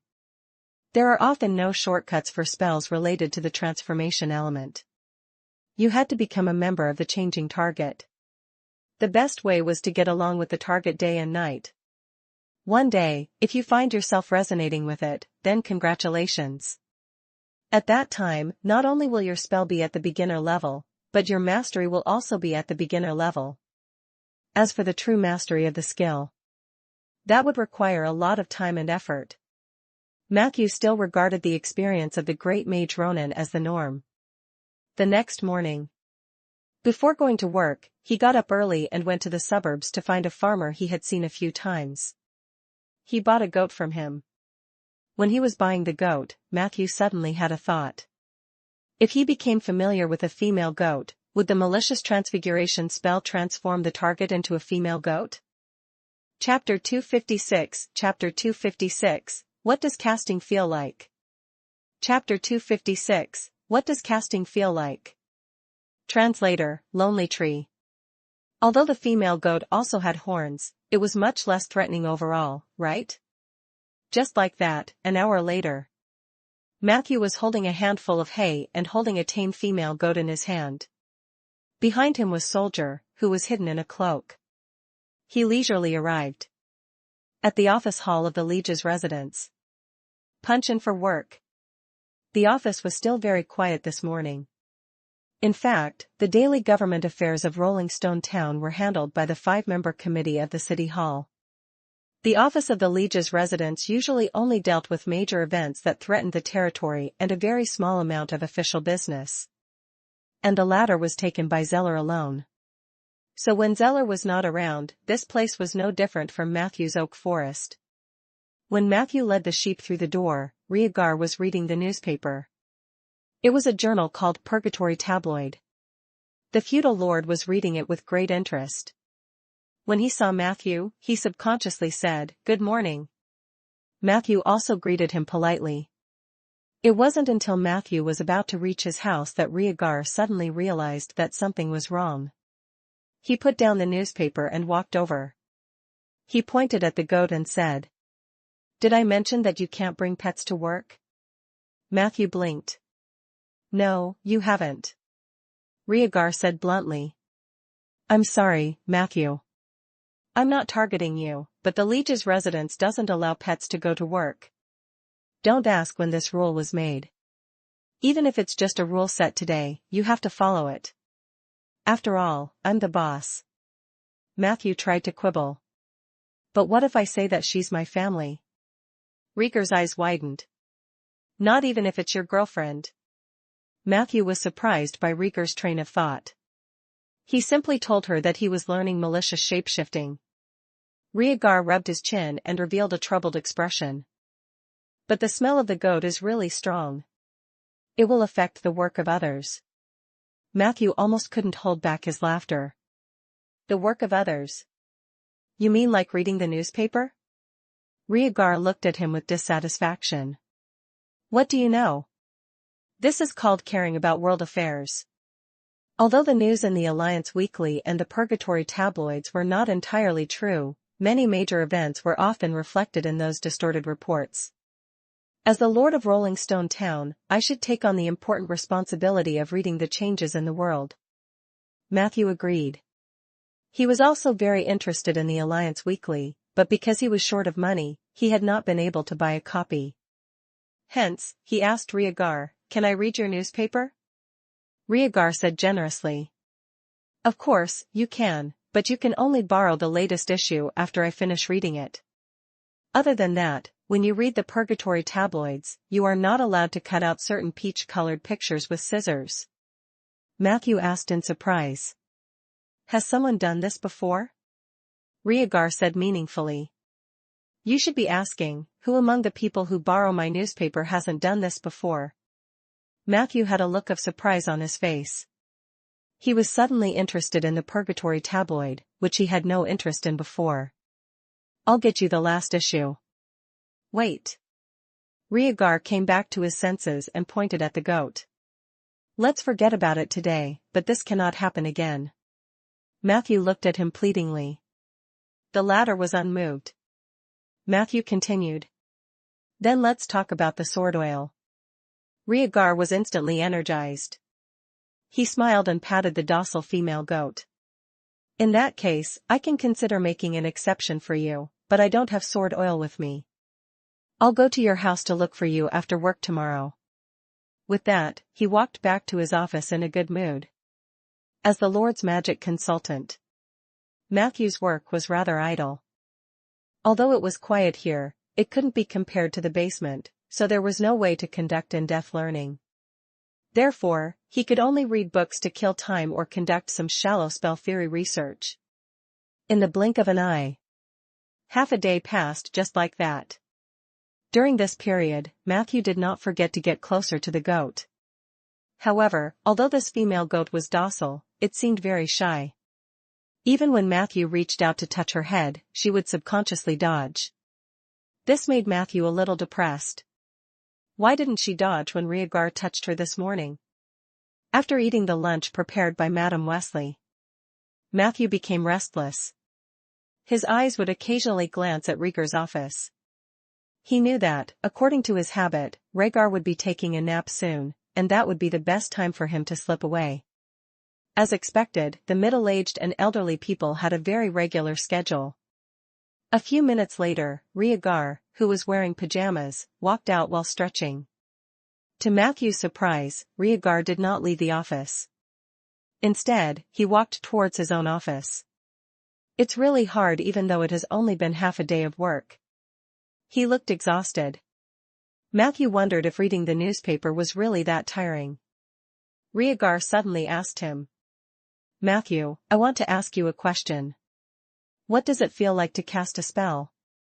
Matthew thought for a moment and explained seriously. "When we mages cast a spell, we can roughly divide it into 3 stages. These 3 stages have 3 different feelings. The first stage was to prepare the casting posture and chant the spell. At this time, we would be forced to recall all the contents of the relevant spells. The pain, difficulty, confusion, sadness, and other negative emotions when we learned the spells would also surge into our minds." Chapter 257 Chapter 257, What does casting feel like? Chapter 257, What does casting feel like? Translator, Lonely Tree. This process not only consumes our spiritual power and magic power but also poses a huge challenge to our will. The feeling of this stage was pain, sluggishness, and strain. The second stage was the end of the chanting and the accumulation of magic energy. At this moment, many magical elements gathered on our bodies. We were bearing a lot of pressure, and this pressure forced us to release it. But until the critical juncture, we have to hold back. This feeling was hard to describe. It was like deliberately holding before urinating. The feeling at this stage was sullen. Fortunately, it did not last long, at most a fraction of a second. The final stage was the time to cast the spell. At this stage, because the accumulated pressure will be vented in one breath, we will feel a hearty pain and pleasure. This stage lasted for about 1 to 3 seconds, and the higher the level of the spell, the longer it lasted. The feeling during this period was very refreshing, and it was easy to get addicted to it. This was the reason why many mages would stay where they were for a second or two after casting a high-level spell. This was also known as the backswing of spellcasting by people who did not understand the principles of spellcasting. It was probably such a complicated situation. Casting spells was actually a very dangerous thing. It constantly tested a mage's spirit, mind, and will. It was far from being as beautiful and amazing as ordinary people imagined, and there was a lot of pain and terror, but it did have a unique charm. Why did you suddenly ask this question? Do you want to cast a spell too? Rhaegar curled his lips. Who doesn't want to cast spells? However, I also just saw this news. As he spoke, he handed the Alliance Weekly to Matthew. Matthew focused his eyes and saw that Rhaegar's finger was pressed on a small article. It recorded the news of a few mages who had become addicted to casting spells and embarked on the path of crime, stealing a treasure called the Speed Gem from the Alliance's secret vault. It was said that this thing could greatly reduce the cooldown time of casting spells and break the daily casting limit. At present, these mages were already on the bounty list of the Seven Saint Alliance. Matthew's heart skipped a beat, and he secretly memorized these names. It's a pity that they fled towards the north. Otherwise, we might be able to claim another bounty. Rhaegar obviously had the same thoughts. Then, he yawned and left the office hall without looking back. Matthew waited for a while. Seeing that Rhaegar had no intention of returning, he decisively left. But just as he was leading the goat through the corridor, he ran into Madame Wesley. Matthew greeted her politely. The latter stopped cleaning and looked up at Matthew. Good afternoon, little Matthew. Where are you going? Matthew said without changing his expression, I'll be back soon. Madame Wesley pointed it out. Are you thinking of stealing off work? Matthew smiled. That is a little inappropriate, right? Madame Wesley shook her head. It's good not to work so much. Young people should get off work early so that they have time to fall in love. She cleaned up and suddenly said to Matthew, who was about to leave, but now I know why Rhaegar recruited you. Matthew asked curiously, why? Madame Wesley said seriously. Before you came, he was the one with the most free time in the Lord's residence. Matthew didn't understand. Madame Wesley swept a pile of dust to a corner and said with a smile, but he is not anymore. In the oak forest. Matthew's figure was as busy as a hard-working bee. The task of planting trees during this period of time was very heavy. He had to command the zombies to work hard. A few days later, Matthew successfully planted a mini oak forest in the land further north. He had been worried that the grove would be too far away and would not be able to form a collective effect with the original oak forest. However, the oak tree domain told him that he was worrying too much. Even if there was an empty space and the end of the scar of the dead between them, Matthew's oak forest was still a whole. During the planting period, in addition to cultivating the green armor oak tree extensively, Matthew also chose a day to plant more than a dozen cannibal trees in a specific area. These cannibal trees looked no different from ordinary oak trees. They would attack living creatures with blood within a meter of it. In order to prevent accidents, Matthew also set up warning signs at different intersections beside the cannibal tree and outside the forest. Matthew's forest, there are cannibal trees inside. J. The appearance of the cannibal tree was not rejected by the oak tree's domain. On the contrary, Matthew could sense that the other oak trees actually liked these cannibal trees very much. Only the oak tree fairies were dissatisfied. But as long as Lulu didn't say anything, Matthew wouldn't care. In addition to the oak tree, Matthew also transplanted the tea trees he brought back from the island into the forest. The climate of Rolling Stone Town was different from that of Junlu Island, but in theory, it should be more suitable for the planting of tea trees. In order to ensure that the tea tree could produce seeds, Matthew did not use green liquid on it. Plants that had been stimulated would not be able to produce seeds for a long time. This was common knowledge in the natural domain. You could use magic to quickly grow a plant because the seed itself was already a living thing. However, this kind of growth was not without a price.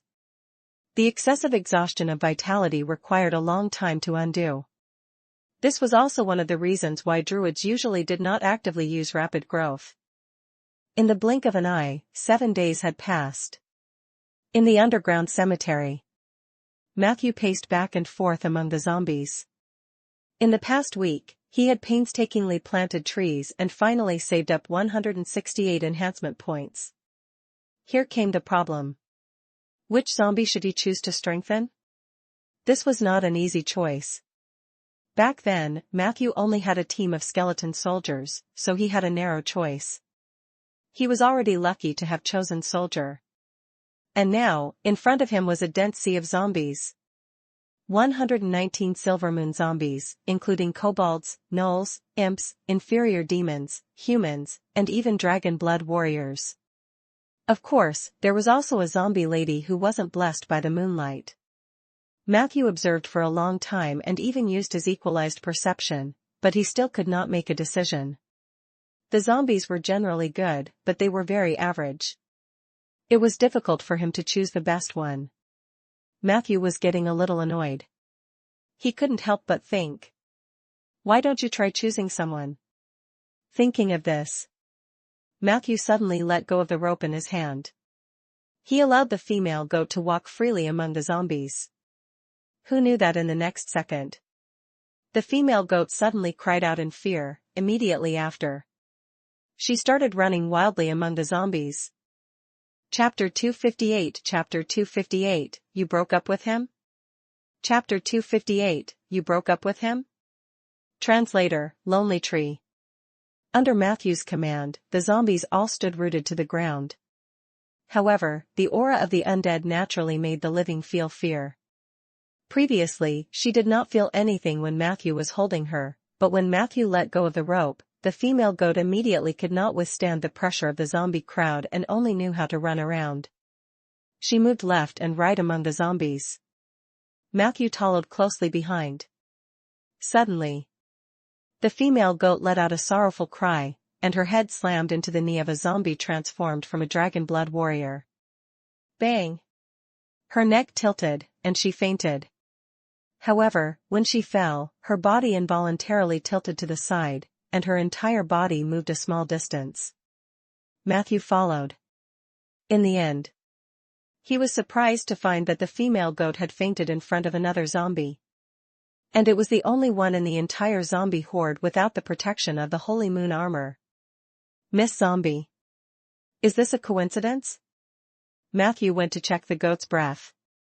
Fortunately, she had only fainted from fear. Otherwise, he could only improve his learning efficiency of malicious transfiguration by eating mutton and drinking mutton soup tonight. He ordered people to drag the goat outside and tie her up. Then, he carefully sized up Miss Zombie. The latter looked at him blankly. Matthew frowned slightly. Purely from the numerical point of view, there was no reason for Miss Zombie to be the target of enhancement. She was only level 7, which was far inferior to the zombies transformed from the dragon blood warriors. Her 6 attributes were also very ordinary, and she did not even have the Silver Moon buff. Other than her combat strength, she did not show any additional potential. Even in the previous Night of the Undead, she did not say much. The system labeled her as a dumb zombie, and it was obvious that she did not have a bright future. Matthew racked his brains and could only think of one good thing about her. Her luck seems to be quite good. It was her good luck to meet Matthew, who was preparing to hold the Night of the Undead. Necromancers could advance through this ritual, and the undead could also greatly consolidate their soul fire through this ritual. After that, she miraculously avoided the heavenly sphere of the dead, which was rare in the entire Bitterwater swamp. The goat even bumped into her in the end. Of course, the irony was that if she were so lucky, she wouldn't have died and become a zombie. Forget it, it's her. Matthew finally decided to believe in luck. After choosing the zombie lady as his target, he didn't hesitate. He launched 11 consecutive strengthening shots. Beams of strengthening light flashed out of thin air. The results of the enhancement were out. Other than the 2-level upgrades, which increased Miss Zombie's level from level 7 to level 9, the remaining 9 enhancements were all keywords. The quality of these keywords was 1 gold, 2 purple, 2 blue, 1 white, 3 gray. Matthew was both happy and worried when he saw the color distribution. He was happy that he had gotten 1 gold keyword, which was a good sign. What worried him was that there were actually 3 gray ones. He was afraid that his heart would not be able to take it. I hope the gray keywords are not linked to salary. In order to counter his mentality, Matthew prayed as he mixed all the keywords together. The first was the golden keyword that he was most concerned about. True luck, low-key version /gold. Your summoned creatures possess extraordinary luck, hidden. Her luck was usually not the best in the crowd, but most of the time, she was the second best. When she is in a group of people with a low average luck level, she will have a fixed number of luck points. And once an existence with extremely high luck appeared beside her, her luck would be raised to a level that was only slightly lower than the former. This keyword will grant your summoned creature 2 abilities, Unboxing Sage and Unexpected Wealth. Unboxing Sage. When your summoned creature opens a treasure chest or picks up a storage item of a dead person, there is a higher chance of making the loot more valuable. It can be used 3 times a day. Unexpected Wealth. No matter where your summoned creature goes, it is possible to obtain an unexpected fortune. After this effect was triggered, it would not be repeated for 2 weeks. Reject Melee. Gray. Your summoned creature refuses any form of melee combat. Once she encounters an enemy up close, she will try her best to escape. It was indeed related to luck. Matthew clenched his fists tightly. He knew that his perception would never lie to him. Although Miss Zombie's luck description looked a little awkward, he understood it at a glance. As long as I find a person with high luck and follow them, Miss Zombie's luck will also become very terrifying. Even if she is jinxed by bad luck, she will still maintain stable good luck. He thought about it. Matthew looked around and thought to himself that with so many people, they couldn't all be unlucky, right? As for the reject melee, Matthew only frowned at first, but he soon got used to it. He continued reading. Storm Archer, purple. Your summoned creature has awakened the storm. Archer class template. Strength +2, agility +1. It has also learned the storm. Archer's abilities: basic archery, advanced archery, archery master, strong wind shooting, deck steps, ship repair, and mast master. Chapter 259. Chapter 259, You broke up with him? Chapter 259, You broke up with him? Translator, Lonely Tree. Your summoned creature has awakened its previous name, Renesm.j. Taste of the sea. Grey Renesm craves the taste of the sea. She is addicted to the salty smell of the sea. When she is on land, she must always wear accessories from the sea to maintain sufficient combat power. Wearable items include, but are not limited to a shell that smelled like the sea, a wet seaweed bracelet, smoked or salted fish, a conch filled with seawater. This was the first time Matthew had seen a summoned creature awaken its name from its previous life. Of course, Peggy was an exception. Renesm was clearly an archer who had been fighting at sea for a long time. She was good at long-range shooting and yearned for the taste of the sea. It was understandable that she did not like close combat. It's not difficult to get accessories from the sea. Matthew heaved a sigh of relief. The first 2 gray keywords were still acceptable. Enemy head, my arrow, purple. Renesm's ultimate skill. After using this ability, she will consume a large amount of stamina and will not be able to pull the bow for several hours. When she activates this ability, she will receive a magic energy arrow. After shooting it with all her strength, as long as the target is within range, no matter how crooked the direction of the magic arrow is, it will eventually hit the enemy's head. The enemy's head will catch my arrow. This was a phrase that Renesm loved to say when she was alive. Bad habits of aiming. Gray. Due to years of archery practice, Renesm has developed the bad habit of looking at people with one eye. She could suddenly close one of her eyes in various situations as if she were aiming, which would occasionally make people with high perception nervous. It was all right. After reading the 3 gray keywords, Matthew heaved a long sigh of relief. As long as it isn't related to salary. Enemy head, my arrow was a very powerful ability. The reason why mages were so powerful was because of their range.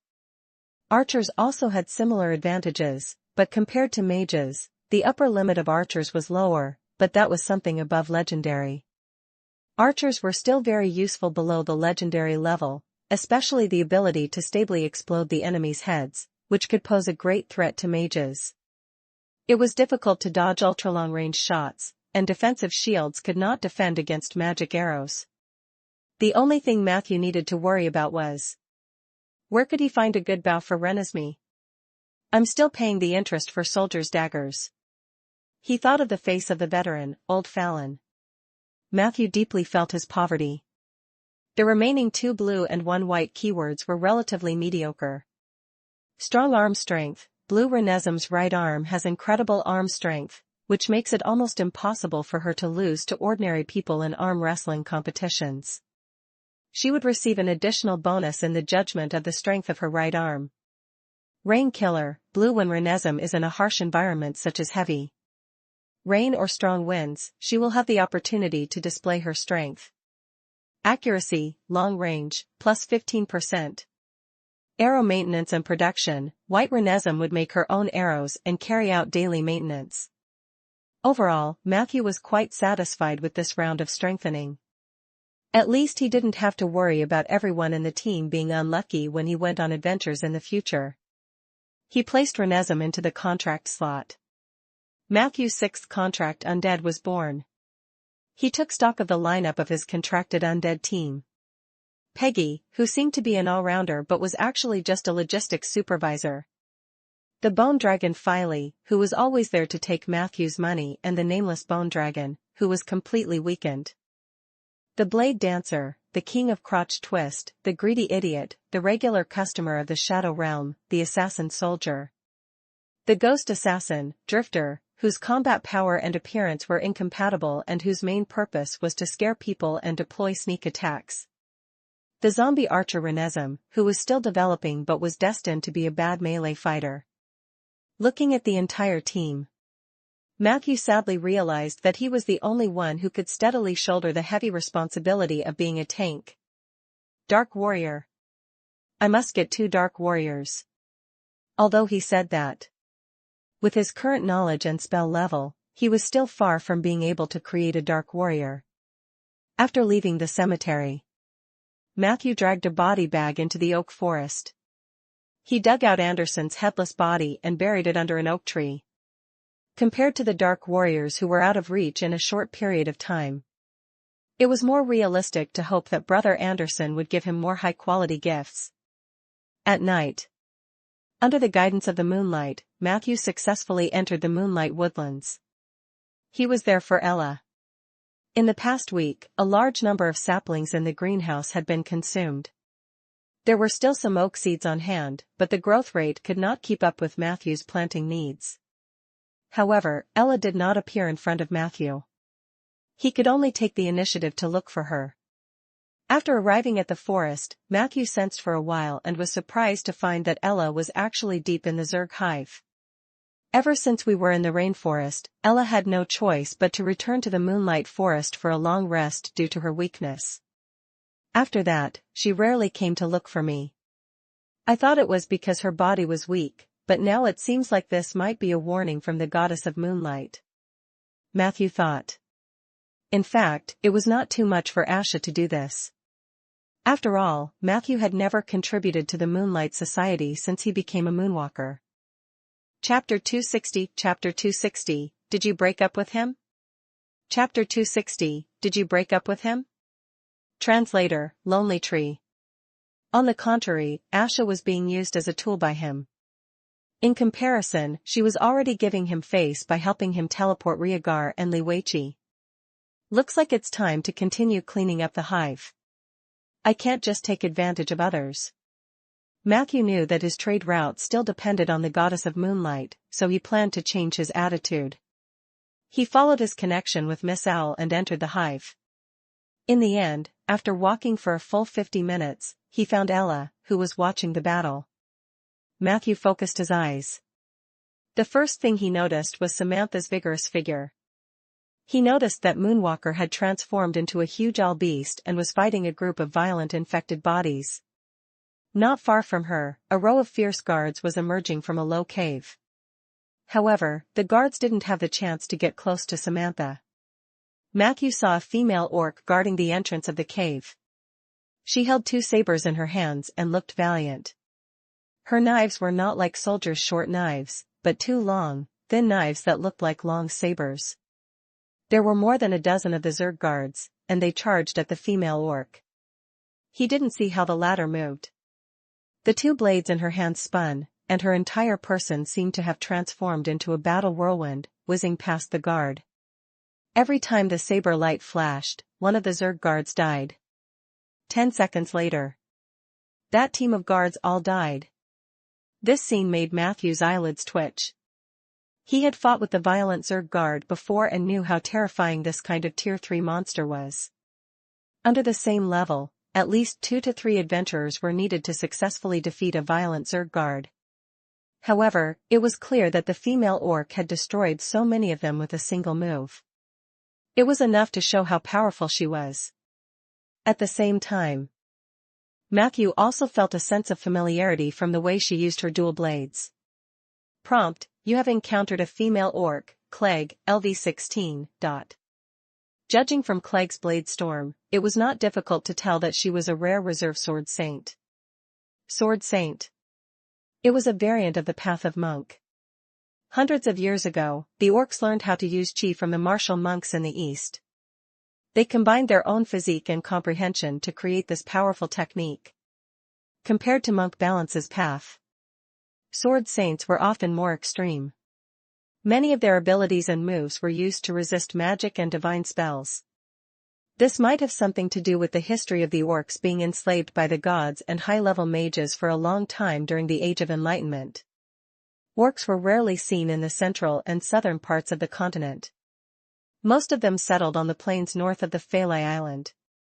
Therefore, this sword saintess named Clegg was actually the first orc Matthew had seen.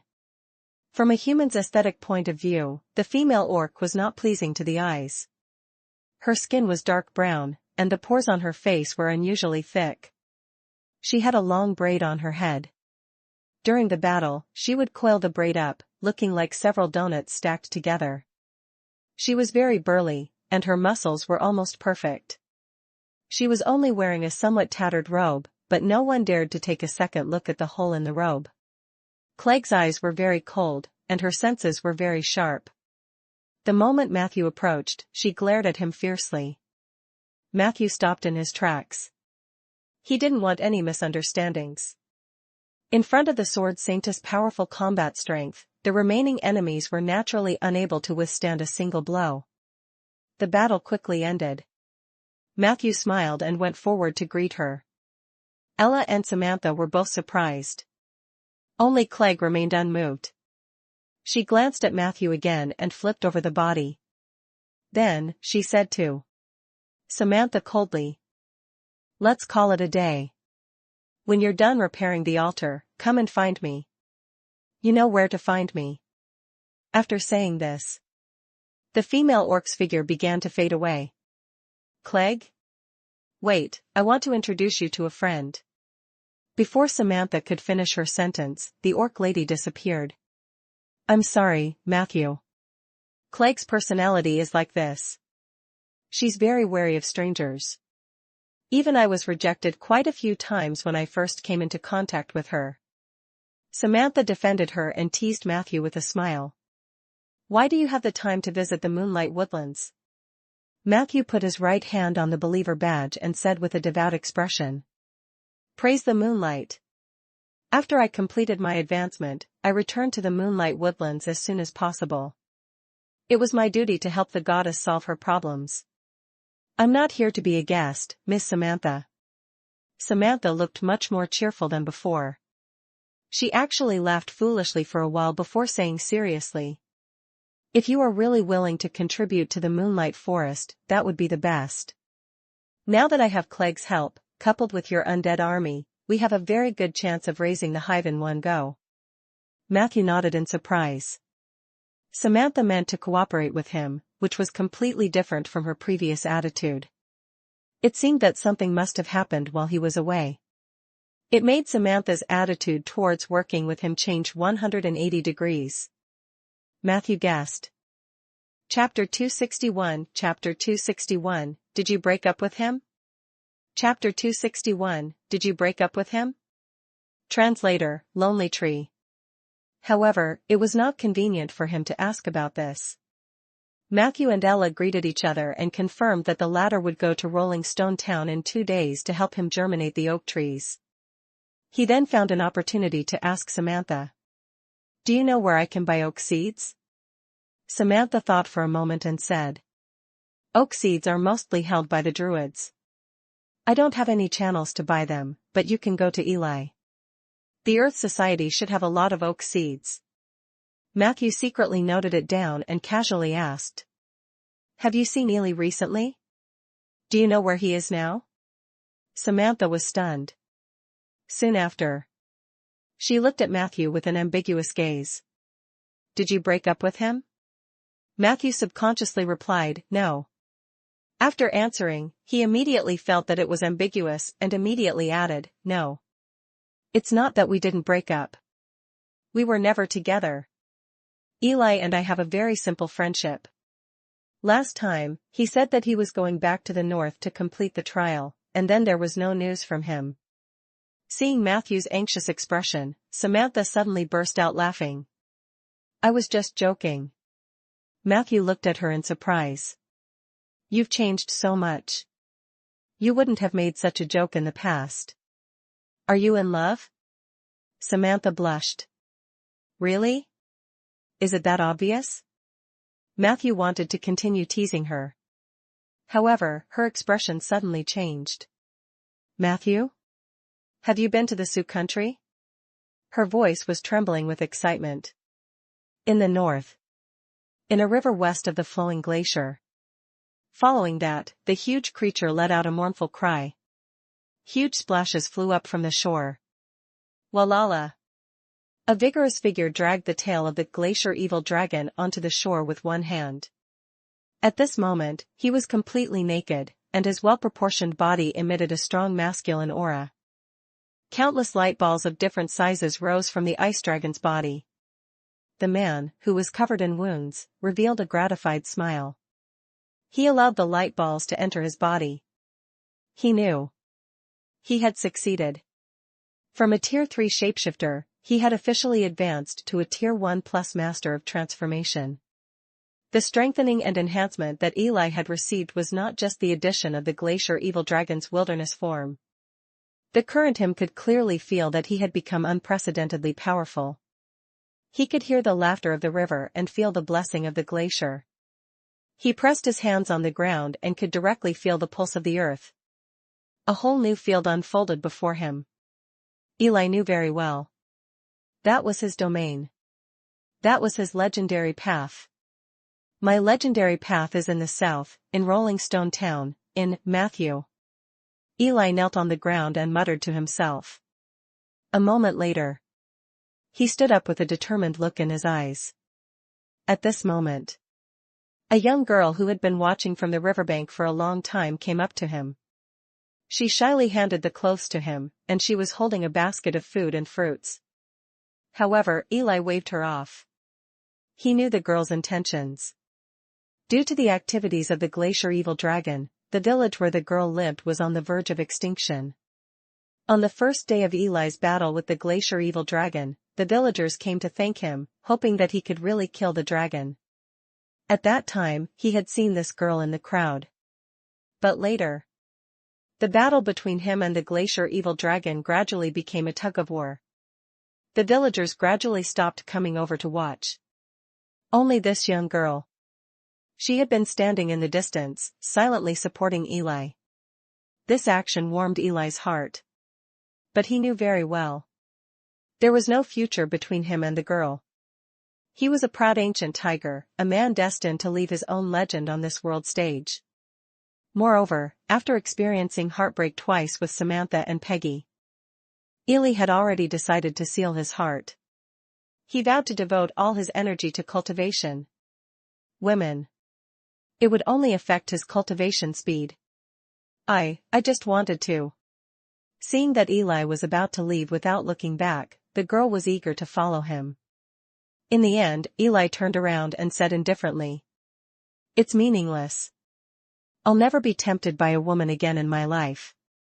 Hearing this sentence, the girl was completely stunned. She watched helplessly as that dashing figure disappeared from his sight. After a long time, the girl angrily carried the basket to a forest. In the shadows, the girl said unhappily, "He didn't even give me a chance to speak. And he said that he won't be tempted by women anymore. Why don't you find a man to try?" Black Panther was silent for a moment before she coldly replied, "I can confirm that the ancient tiger's sexual orientation is normal." The girl immediately mocked. "Then why don't you seduce him yourself?" Black Panther said coldly, "I tried. I slept with him." The girl was stunned again. Because of this, I understand Eli's personality very well. He probably suffered some kind of stimulation recently, which is why he said that he doesn't like women. However, this isn't his nature.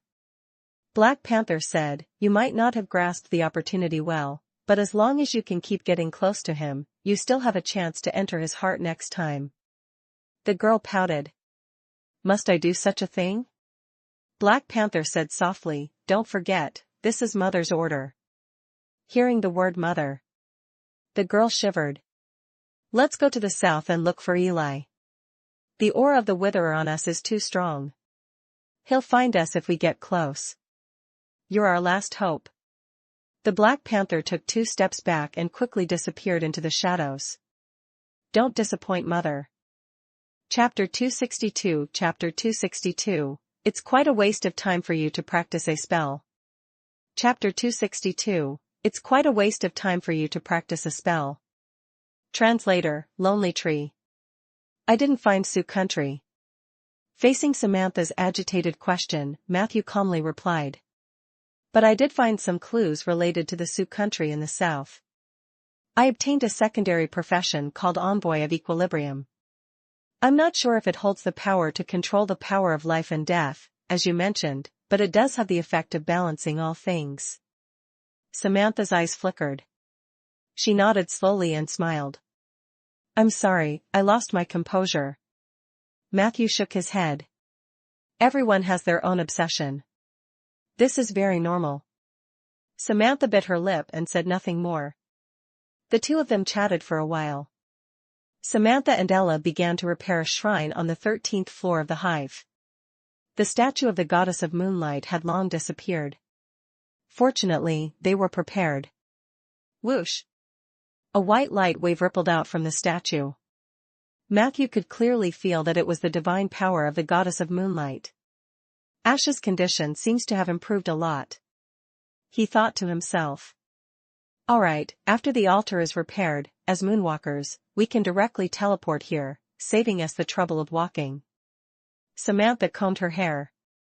I plan to continue clearing the hive in a week or two. During this period, I need to make a lot of preparations. I'll call Clegg when the time comes. Matthew nodded and said, just get Ella to inform me. He felt a sense of danger. Clegg was obviously a powerful orc, but it was still unknown what her relationship with Samantha was. If Clegg also joined the Moonlight Forest, then Matthew's importance to Asha might be reduced.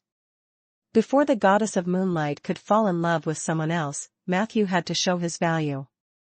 Then, the next time he cleared the hive, it would be the best time to show off.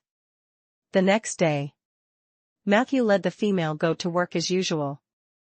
But today, as soon as he entered the door, he bumped into Zeller, who he hadn't seen for a long time. Good morning, Matthew. Zeller tidied up the documents on the table as he greeted Matthew. How's the work at the office? Can you adapt? Matthew smiled and replied. Everything here is good. It's just like my dream job. Zeller smiled and looked at his female goat. Matthew immediately explained, I'm learning malicious shapeshifting. A hint of envy flashed in Zeller's eyes. So your malicious form chose the goat, right? Not a bad choice. Unlike us warlocks, our forms are chosen for us. I hate frogs the most, but many of my abilities are related to frogs. Matthew shrugged. But sometimes, I want to be like a warlock. I heard that a lucky warlock can master a new spell even when he eats, sleeps, and drinks water. Zeller explained with a smile in his eyes. Warlocks usually go through the stage that you mentioned, but most of them go through puberty when their abilities improve rapidly. But before that, you have no idea how much pressure and stimulation we have to endure. As he spoke, he looked at the female goat with some doubt. I keep feeling that she's not in a good state. Matthew said in embarrassment. I gave her a little shock last night. I don't know if she can make it through. He had returned from the cemetery yesterday. Although the female goat was not scared to death, her mental state was extremely dispirited. Matthew sensed it and found that her pulse was very weak. Then, he used his spirit vision to check again and confirmed that the goat's soul was also dull. Although he could get along well with the undead, most ordinary living creatures were still very afraid of the undead. Just the appearance of a zombie horde was enough to scare an ordinary person into fainting. He had to further strengthen the management of the cemetery and the oak forest. More warning signs were already on the way. As for this female goat, Matthew wasn't sure how long she could hold on, but he hoped that she could hold on until the day he completely understood malicious shapeshifting. The two of them were talking.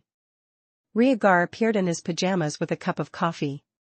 Has the problem of Riverside Village been solved? Rhaegar asked Zeller. The latter nodded. The villagers have calmed down. I promised them that similar things would not happen in the future. Rhaegar greeted Matthew and gestured for him to come over and listen. Then, he continued to ask. So, what exactly happened that caused us to almost fail to collect taxes for the second half of last year? Zeller said. The tax officer we sent to Riverside Village was Little Patton. As soon as he arrived, he slept with all the women in the village chief's house. Rhaegar subconsciously responded. So, is the village chief angry? Zeller waved his hand. The village chief was the one who suggested it, and his women volunteered. Rhaegar asked doubtfully. Then why did the villagers of Riverside Village resist paying taxes and beat up Little Patton? A strange expression appeared on Zeller's face. This is the strange thing about this matter. After Little Patton and the women of the village chief's family had a one-night stand, the next day, he suddenly found that he had contracted a sexually transmitted HIV disease. His entire crotch was covered with scabies. At that time, he was so angry that he went straight to the village sun with him. Chapter 263. Chapter 263. It's quite a waste for you to cultivate a spell. Chapter 263. It's quite a waste for you to cultivate a spell. Translator, Lonely Tree. Rhaegar took a sip of coffee and frowned. He wants compensation from the village chief? Zeller still shook his head. No, he gave the village chief two choices. First, he wanted to rip off the village chief's pants in front of everyone to see if he had similar symptoms. Second, if the village chief did not agree to the first condition, then he would have to sleep with the village chief's women again and take at least one of them away. When Matthew heard this, he was shocked by the tax officer's train of thought. Rhaegar was also a little confused. After that, I went to find Little Patton. He said that since he had been infected with any sexually transmitted disease, any nunt as well made some more run. Plus, after he returned to our town, he couldn't infect others, so he had to take away one of the village chief's women. This was probably Zeller's first time dealing with something like this. He looked very speechless. Of course, the village chief disagreed. He claimed that he and his women were very clean. The two sides had a dispute, and the dispute quickly escalated into a conflict. You know what happened after that. Little Patton was driven back to Rolling Stone Town with only half of the tax money. The other half was held in the village chief's hands. However, the village chief didn't seem to have the intention to resist the tax. As soon as I arrived at Riverside Village, he handed over the remaining tax and pulled me into the house to take off his pants. Zeller couldn't help but cough. I saw it with my own eyes. The village chief and his women did not have a sexually transmitted disease. Rhaegar tapped his 5 fingers on the desk. So, was little Patton lying? Zeller shook his head. Not necessarily. We all know little Patton's character. Although he's lecherous, he's always reliable. Ms. Lizzie is very good at teaching her sons. Little Patton, like his brother Blake, had never made a mistake in his position in the past few years. This time, he might have been stimulated by the sexually transmitted disease, which was why his behavior became so eccentric after the incident. I've checked his body, and it's indeed a very serious scabies. According to little Patton, it only appeared after that night. This whole thing was unbelievable. I couldn't even get rid of all the symptoms with the basic dispelling scroll. I suspect that someone is behind this. However, after staying in Riverside Village for a few days, I didn't get any additional clues, so I came back first.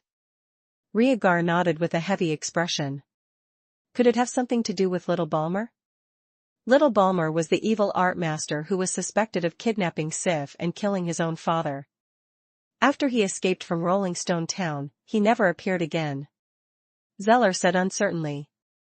I can't rule out this suspicion, but my divination didn't show any relevant traces. The other party is very cunning. There's a high chance that he just tested me and ran away. I was worried that this would drain my energy, so I didn't continue to investigate. I arranged for little Patton to rest at home for a while and eat some herbs. I'll visit him again after a while. Rhaegar glanced at Matthew.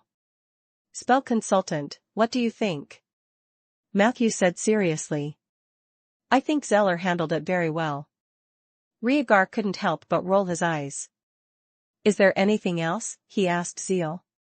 Zeller took out a piece of papyrus and placed it in front of Rhaegar. This is the latest official letter from Jade Court.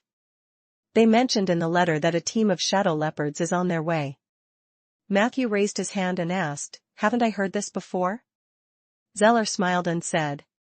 Yes, before you left for the south, Jade Court sent a team of shadow leopards to receive our prisoners.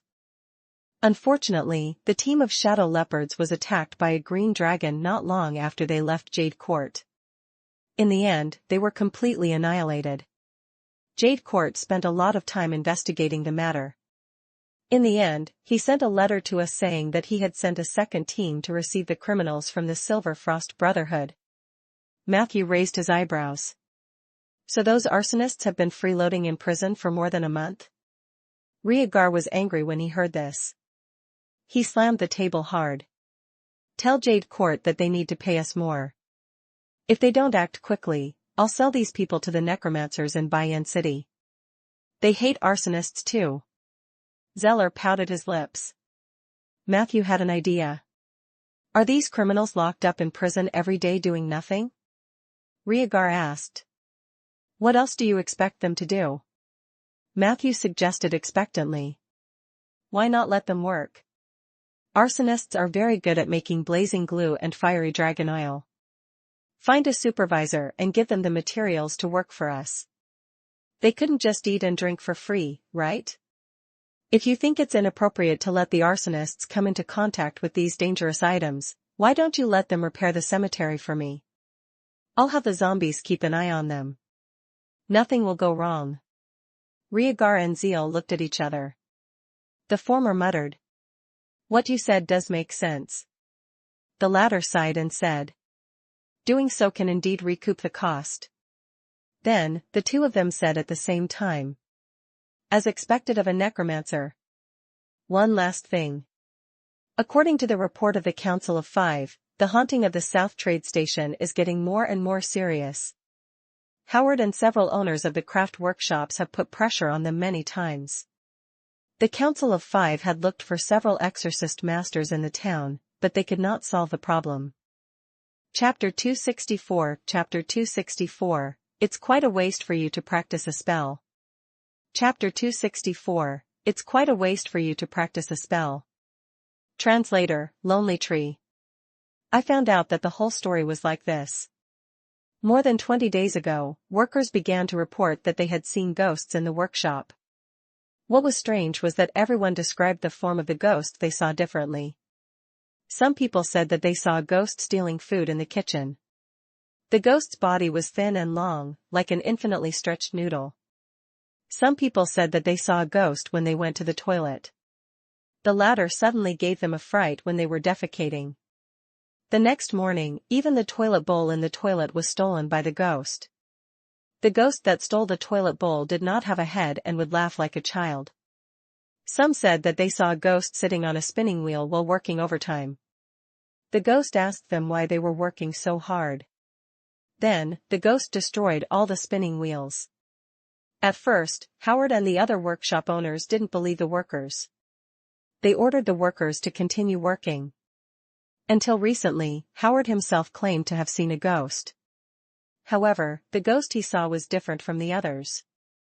He said that he had met a ghost bride who fell in love with him at first sight. She said that she would come on a ghost carriage on the 20th of this month and take him away forever. Howard was so scared that he made trouble in the city hall all day. The council had no choice but to report the news to us. Zeller finished and took a big gulp of ginger water. Matthew and Riegar did not react. In the fantasy world, ghosts were commonplace. Necromancers were the natural enemies of ghosts. Even Riegar could use sword oil to attack ghosts. This kind of thing was indeed not worth mentioning to people like them. "Do you need me to take a look?" Matthew asked. Zeller shook his head. "Not for now. This is just a routine report for the morning meeting. I'll make a trip first. If I can't solve it, we'll ask our magic consultant to do it." As he spoke, he packed up his things and quickly left the office hall. He looked at Zeller's back. Matthew was filled with respect. "Zeller is really hardworking." Riegar agreed. "Yeah, without him, I don't know what Rolling Stone Town would be like." Madam Wesley seemed to be in a good mood today, and the coffee she made was just right. Matthew said, "I'll get it myself later. Can you lend me the newspaper?"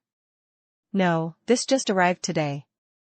I'll get you the last issue," Riegar said as he stood up and walked to the small room at the back. Then, he handed a copy of the Alliance Weekly and 3 bottles of sword oil to Matthew. "This time, I put a label on it. See if there's a market," Riegar said. Matthew carried his things and led the goat to his office. "All right, I'll study it." He put the newspaper on the table and examined the label on the bottle. The first bottle was called Dragon Tail Sword Oil. There was a small description at the bottom. After applying it, it could cause additional damage to the tail of a true dragon. The second bottle was called Dragon Scale Sword Oil. There was also a small description below it. After applying it, it could cause a large amount of additional damage to the scales and other skin defense tissues of the true dragon. It looks okay, but the classification is too detailed. With that in mind, Matthew focused his attention on the third bottle. The strange thing was that this bottle only had a label, and there were no small words below it. Dragon Root Oil. Just as Matthew was about to ask, Riegar had already walked in a hurry. He accurately grabbed the bottle of dragon root oil from the 3 bottles and said without changing his expression, "You took the wrong bottle. This bottle is not for the sword." Matthew raised his eyebrows and revealed a playful expression. 1 in the afternoon. Riegar was napping. Matthew got off work. As he led the female goat through the corridor, he once again met Madam Wesley, who was cleaning. Matthew greeted her and asked nosily, "Madam Wesley, has his lordship never thought of remarrying after all these years?" Madam Wesley immediately replied, "No." Although Riegar was sometimes a bit of a bastard, he was a good lord and a good father. For Sif, he never planned to marry another wife. Matthew asked thoughtfully, "Does he have a mistress outside?" Madam Wesley straightened the broom and smiled. "Of course he does. He is an upright man in his prime."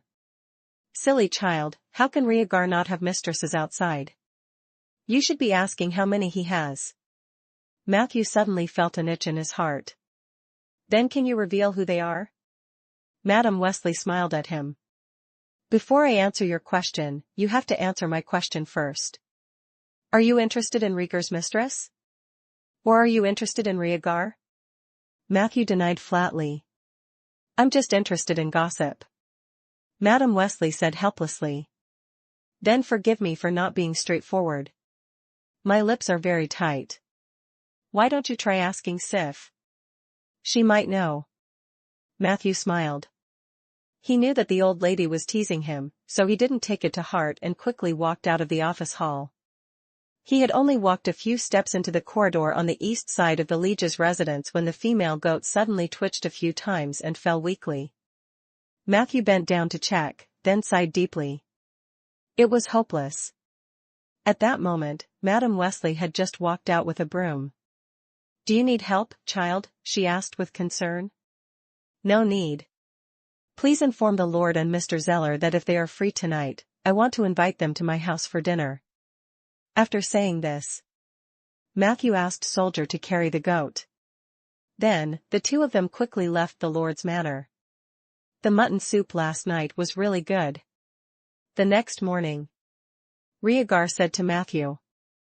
Blake has never liked mutton, but I saw him eat a big bowl yesterday. So did Sif. Peggy's cooking is indeed amazing. It's a pity that Liweichi went to the Highleaf territory. Otherwise, he would definitely clap and praise her. Matthew forced a smile. Compared to mutton soup, I prefer the taste of roasted lamb leg. Rieger's gaze shifted to the back of him. Another goat? Matthew nodded. I just bought it this morning. It's a male goat, and it's even more expensive. Riegar said with concern, how's your spell training going? Matthew sighed and said. There isn't much progress. After eating mutton yesterday, I feel like I've improved a little, but I'm not sure if it's just my imagination. Riegar probed. Why don't we have another meal tonight? Matthew refused seriously. Impossible. This time, I won't let him be frightened. However, things were unpredictable. In the afternoon, when they were planting trees, Matthew had originally tied the male goat to the forest. But for some reason, this guy actually broke free of the rope and ran away. Soldier heard the sound and chased after him. In the end, this fellow raised his knife and chopped off the head of the male. When Matthew rushed over, the goat's blood was almost drained. Helpless, Matthew had no choice but to invite his family and friends to his house to attend the mutton feast again. On the third day, Matthew was leading a little lamb to work. Riegar was amused. Are you planning to serve young lamb meat today? Speaking of which, your spell practice exhausts a lot of sheep. Matthew tried his best to maintain a polite smile.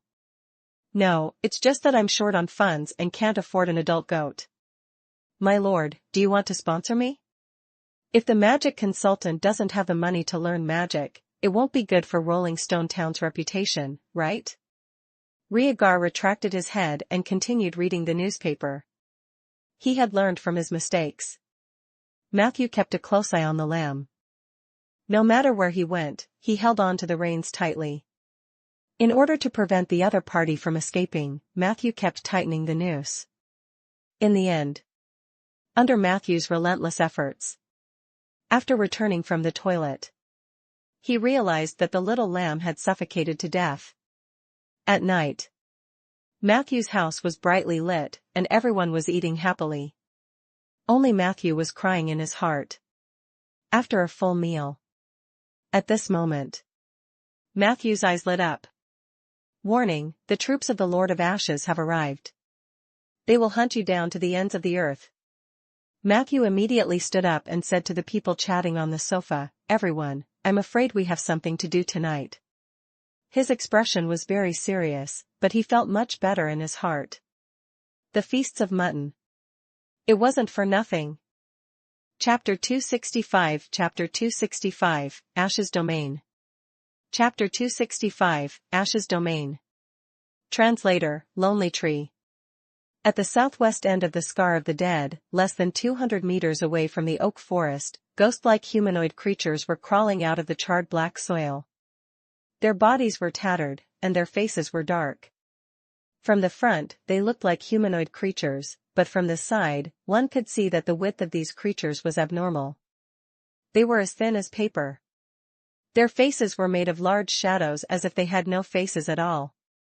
The movements of these paper creatures were extremely unnatural, similar to zombies. With every step they took, sparks would fall from their bodies. When the spark landed on the ground, the originally clean soil would be stained with a layer of black. Gradually, the scar of the dead also expanded. When Matthew and the others arrived, they saw this scene. There were about a dozen paper creatures wandering around the tip. However, as soon as they sensed Matthew approaching, as if they had found their target, they suddenly became spirited and rushed over at the same time. Puff! Rhaegar took the lead and slashed a paper creature with his sword. The latter's body was easily torn apart by the two-handed greatsword, and it suddenly turned into ashes and disappeared into the air. Rhaegar continued to work hard. He charged forward alone and slashed left and right with his greatsword. In a short while, he killed all the paper creatures that were emitting sparks. This scene stunned Matthew and the others. "Is this the trouble you were talking about?" Rhaegar placed his two-handed sword on the ground and turned to Matthew with a smile. "I don't even need sword oil. I can easily kill them." Matthew looked at the scar of the dead behind him. His eyes filled with doubt. Several seconds later, his expression suddenly changed, and he said, "Retreat." Rhaegar's reaction was not slow. When he heard Matthew's call, he hurriedly drew his sword and took 2 steps back before turning around. When he saw what happened, he sucked in a few breaths of cold air. On the scorched earth of the scar of the dead, more than 30 red circles suddenly appeared. On the ground covered by the circles, charred black hands stretched out from them. Silently, a large number of paper creatures crawled out of the circle. Their numbers had doubled.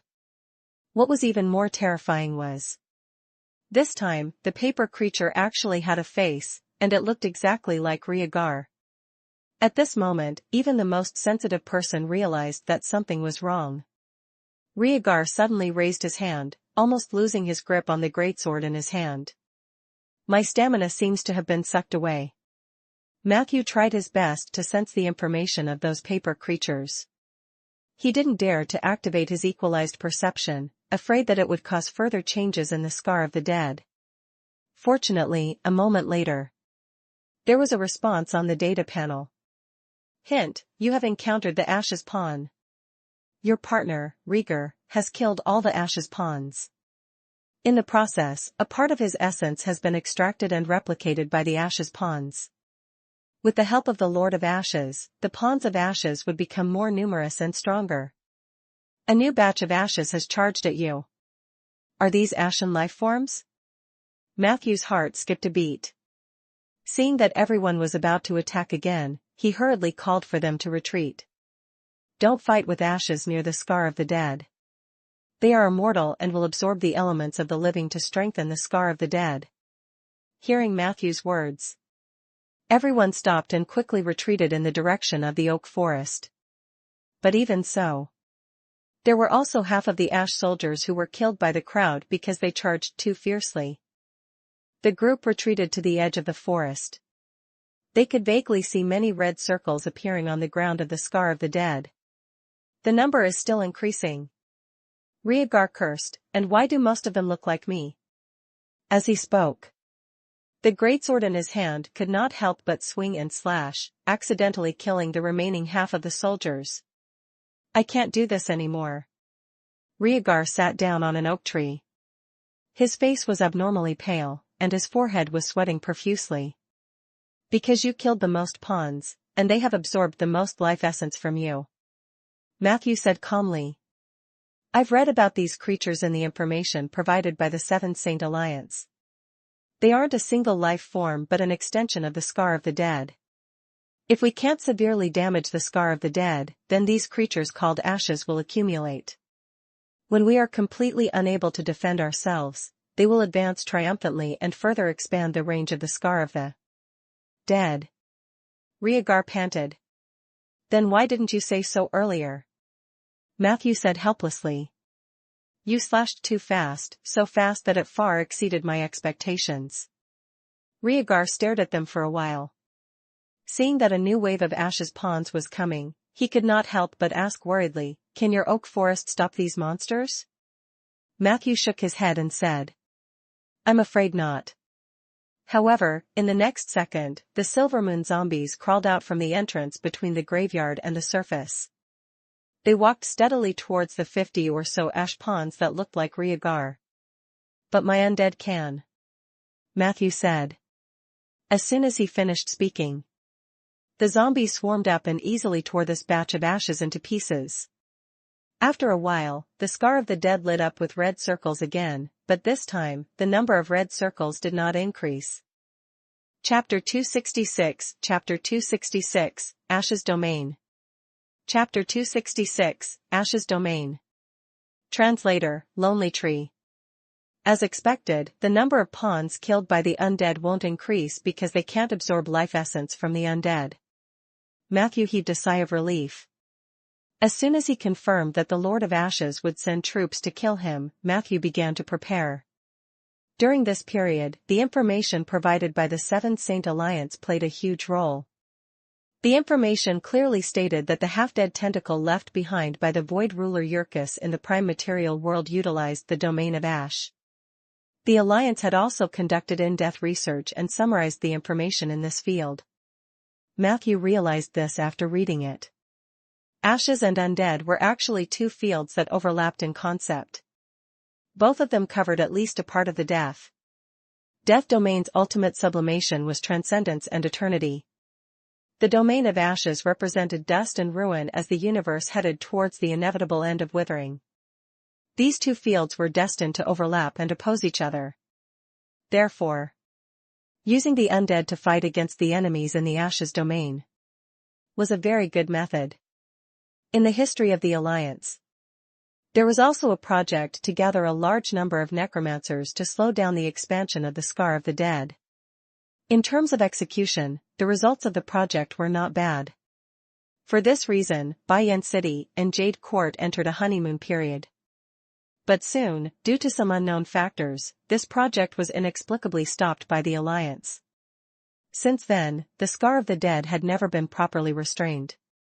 In a summary report, an anonymous person in charge clearly pointed out that the failure of the project had nothing to do with the necromancers and vaguely pointed out that the internal strife of the Alliance was the real reason why the project was stopped.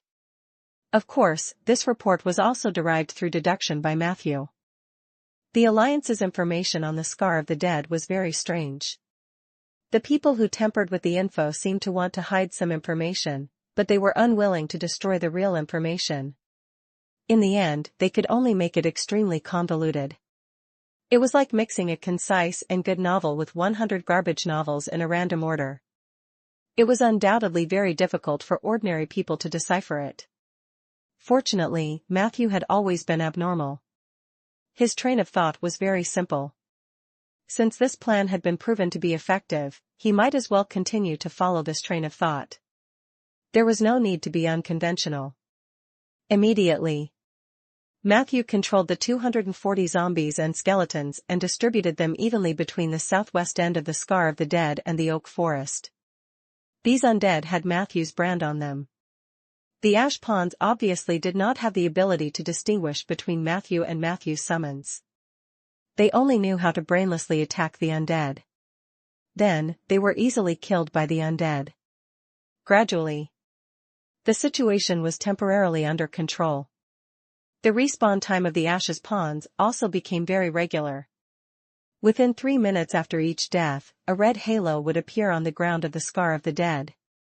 The pawns would be reborn in the halo. After less than a minute of slow trek and less than 15 seconds of battle, they would turn into ashes and return to the scorched earth. The cycle seemed endless. Is there no way to eliminate them at the root? Everyone looked around for a while before Rhaegar asked. Matthew shook his head. This is the best we can do for now. According to my understanding, if we want to completely destroy these ashes, we have to severely injure the Scar of the Dead. This is not an easy task. What do you think? He looked at the others. There weren't many people who came to Matthew's house for dinner tonight. The main reason was that Zeller had gone to the South Trade Station to deal with the haunted incident and hadn't returned yet. For some reason, Li Weiqi had gone to the High Leaf territory to have fun. Therefore, other than Riegar, only the garrison Captain Blake, Mr. Richard from the Craftsman Protection Association, and Old Fallon from the Veterans Association were present. Matthew's gaze was mainly on the two people behind him. The reason why he was willing to spend a lot of money to treat everyone to a mutton feast for 3 doves was that he found that eating mutton and mutton soup was really helpful in mastering malicious transfiguration. On the other hand, he wanted to ask for help from the knowledge and experience of these two. Needless to say, Matthew suspected Richard to be a legendary thief with rich experience. Old Fallon was also a knight who had returned from purgatory. He was equally experienced and seemed to have many hidden treasures. Matthew was naturally willing to interact more with him. However, the 2 old foxes did not say a word to Matthew's questioning gaze. Only Big Beardy was still seriously thinking of a countermeasure. If only the undead can stop these monsters from advancing, then should we just provide Matthew with enough undead and let these zombies and skeletons form a wall to firmly wrap the scar of the dead inside? Matthew raised his eyebrows and finally smiled encouragingly. It's also a way of thinking. However, in reality, controlling so many undead at the same time was already close to the upper limit of Matthew's mental power. Fortunately, the Ashes pawns could not withstand a single blow. He only needed to order the undead to defend and counterattack on the spot, and he did not need to expend extra mental energy. However, if this continued for a long time, it was inevitable that he would feel tired, not to mention controlling hundreds of thousands of undead to surround the scar of the dead at the same time. That was completely a fantasy. Thinking of this, he then looked at the 2 old foxes with a pleading gaze. Old Fallon cleared his throat as if he wanted to say something. But at this moment, Riegar suddenly jumped up from the ground. There's someone. Matthew suddenly looked in the direction he was pointing. Under the moonlight, on the other side of the scar of the dead, 7 to 8 wooden carts rolled down the hill. Matthew had sharp eyes. He could clearly see the corpses of cows and sheep piled up on the wooden cart. Rumble. The carts fell into the scar of the dead, and the corpses on them quickly dried up, and a large amount of life essence fused into them. Suddenly, a huge red halo appeared in the center of the scorched earth. And at the edge of the big circle of light were hundreds of small circles of light. Warning, the Ashen warriors are descending. At the top of the hill, a figure slowly appeared. It was a man with a fleshy face and a fierce gaze. He waved at the crowd from afar and then shouted, "Hey! The Silver Frost Brotherhood sends their greetings. By the way, send a message to those guys in your cell. Tell them to stay in prison and don't even think about getting out. The brothers outside already have me as their new boss. I will also take good care of their wives and children. Oh right, my name is Setrunk, a red-letter hunter with a bounty of 30,000. A dozen figures appeared behind him. Each of them was carrying a cart. However, this time, it was no longer the corpses of cattle and sheep but bloody human corpses. One cart after another drove into the scorched earth. Matthew could clearly feel it. The power of ashes in the scorched earth was becoming stronger and stronger. I'll go and finish them off, said Riegar, his footsteps unsteady. Matthew stopped him with one hand. No need. Riegar frowned and said, Do you have a way to stop them? Matthew winked at him. Didn't you notice that we're missing one person? Riegar turned his head. He was surprised to find that only Old Fallon was still smiling at him. On the ground beside him, there was an exquisite gentleman's cane. Chapter 267, Chapter 267, Strike First. Chapter 267, Strike First. Translator, Lonely Tree. The appearance of the Silver Frost Brotherhood to cause trouble was not beyond Matthew's expectations. Because he had done his homework beforehand, Matthew didn't think that the ash creatures were that difficult to deal with. He had specially pulled so many people along mainly to guard against potential attacks from evil organizations. As of now, the significance of the Scar of the Dead was becoming more and more obvious. It was one of the tentacles of the Void Ruler, Yurkus, who was a great being believed in by the Order of Calamity. The latter was dedicated to reviving all traces of Yurkus in the prime material plane. The evil art master Anderson's previous war against Rolling Stone Town was not to destroy the town but to use the war to create a large number of deaths near the Scar of the Dead. From this point of view, the Order of Calamity's goal had been achieved. They had successfully activated the Scar of the Dead, causing it to enter the recovery phase from its slumber. This was a necessary prerequisite for the Scar of the Dead to accelerate its expansion. It was also the reason why Matthew's action attracted the revenge of the Lord of Ashes. That war had given the Scar of the Dead quite a bit of power. The dozen carts from the Silver Frost Brotherhood had also helped. It seems that the Silver Frost Brotherhood took over the banner of Yurkus after the Church of Calamity was accidentally damaged. Matthew was not surprised. Although the Order of Calamity claimed to believe in Yurkus, the sorcerers in the Order were believers of the demons and were essentially the minions of the God of Midnight. It was impossible for a believer to serve two great existences at the same time. There were only two possible explanations for this. The first possibility was that Yurkus and the God of Midnight had reached some kind of agreement, and they were sharing the believers. However, the possibility of this was extremely low. The sensitivity of the gods to the disloyalty of their believers was unimaginable to outsiders. Otherwise, Lara wouldn't have needed to seek help from the Twilight Creator Galen to escape the wrath of the Midnight God. Therefore, Matthew was more inclined to the second possibility. The group formed by the God of Midnight and other gods in the Heavenly Palace were using Yurkus' power to stir up the situation. Yurkus might have known about this, but he was also happy and did not expose it. The two sides had reached a shallow tacit understanding. Matthew remembered very clearly that before Anderson started the war, there were three organizations that issued a letter of challenge. The Order of Calamity, the Silver Frost Brotherhood, and the Witherers. The former was temporarily defeated. The other two churches would definitely use an opportunity to strike. Now that the Silver Frost Brotherhood had appeared again, the Witherers would not take too long to reappear. Fallen druids are very good at concealing their tracks. It's a pity that Eli isn't here. Otherwise, his nose would always be able to smell the Witherers.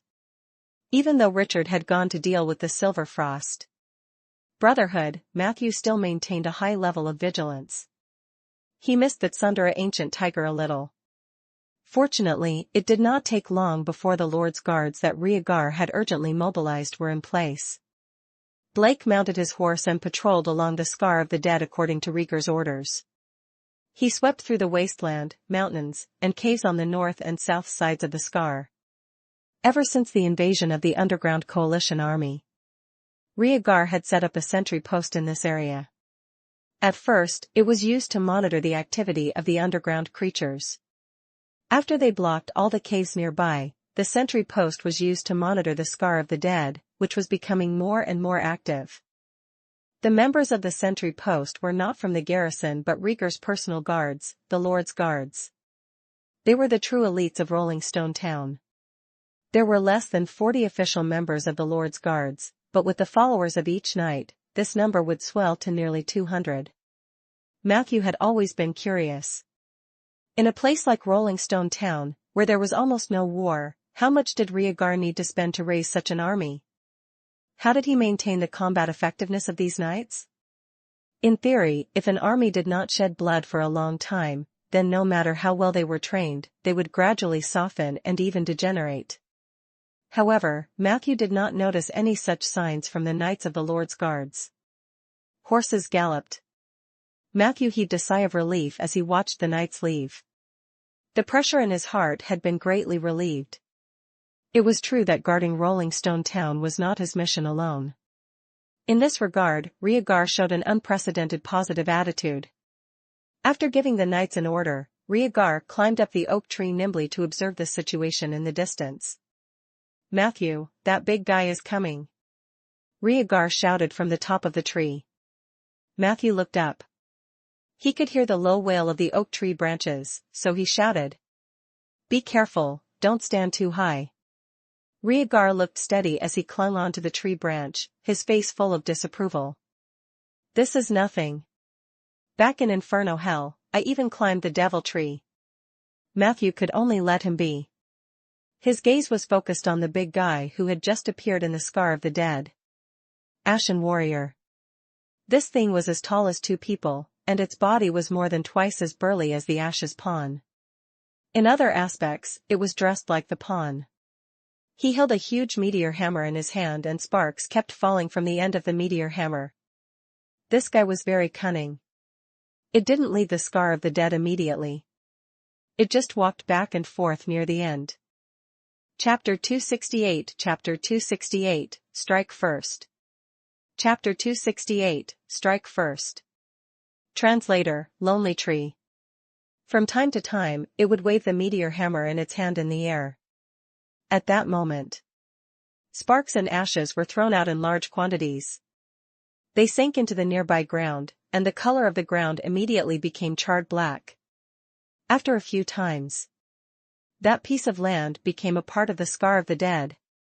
During this period of time, the oak tree that Matthew had planted closest to the Scar of the Dead was also devoured by the Scar of the Dead. He could only watch helplessly as the lively oak tree and the ground it had taken root in turned into a charred black object. An indescribable pain in his heart. He looked at the Ashen Warrior. Matthew's eyes were filled with killing intent. "Don't tell me you want to take the risk to enter the Scar of the Dead and kill this ash creature? For a living person, this is not a wise move.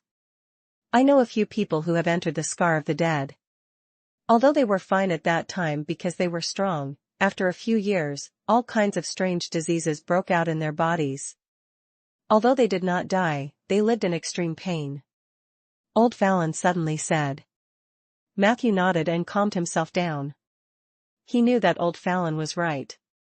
The Scar of the Dead had a powerful infection and absorption ability, which was a characteristic of the Ash's domain. Even if it was only for a short period of time, some of the elements in the body could be taken away. These elements were important pieces that made up human me, Ananan or Mem Coma Denusum. Unless necessary, he absolutely could not enter the Scar of the Dead. However, the Ashen Warrior had been hiding inside and did not come out. It had secretly expanded the range of the Scar of the Dead, which Matthew could not accept. The distance between the two sides was a little far beyond the casting range. Even if the spell could hit the Ashen Warrior, the effect would be greatly reduced after it exceeded the weakening radius. Matthew looked at Old Fallon. "Do you have any countermeasures against that big guy?" Old Fallon smiled. "I'm just a retired veteran, so I can't help you much. However, I seem to have noticed that you've recently accepted an undead. It looks extraordinary." As he spoke, his gaze kept drifting towards Renesmee. Matthew's heart skipped a beat as he introduced. "Her name is Renesmee, and she's an archer." Old Fallon revealed an expression as if he had expected it. "I knew it. I saw the shadow of an old friend in her." Of course, that old friend was not an undead. "I think she's very talented. She might be able to become a powerful zombie archer in the future. I happen to have a good bow here. Do you want to try it?" Matthew's eyelids twitched. Before he could refuse, Old Fallon took out a long and narrow wooden box as if he were performing magic. The box was opened, and a faint green light flashed. Then, Matthew saw an ancient-looking longbow with 3 green leaves hanging on it. Matthew couldn't help but grab the bow. Hint, you have obtained the Jade Trade Wind, Elf Longbow/Archer's exclusive weapon. Jade Trade Wind, Perception +1 normal range 800 meters, high precision range 400 meters. Enchantment skill Tornado, consumes a large amount of stamina. You will shoot an arrow wrapped in wind elements. The arrow will hit the enemy like a normal arrow and create 4 tornadoes in the hit area. Special Arrow Kiss of the Trade Wind, call upon the name of the Wind Elemental Lord Natala. You will receive 12 sharp arrows made of wind elements at once. The Kiss of the Trade Wind can hit targets up to 1,200 meters away. It can be used 3 times a day. The rest of the arrows. White feather arrow / penetrating arrow, recommended. Magic arrow, not recommended / unless it's a wind elemental domain. Metal arrows, recommended within 100 meters.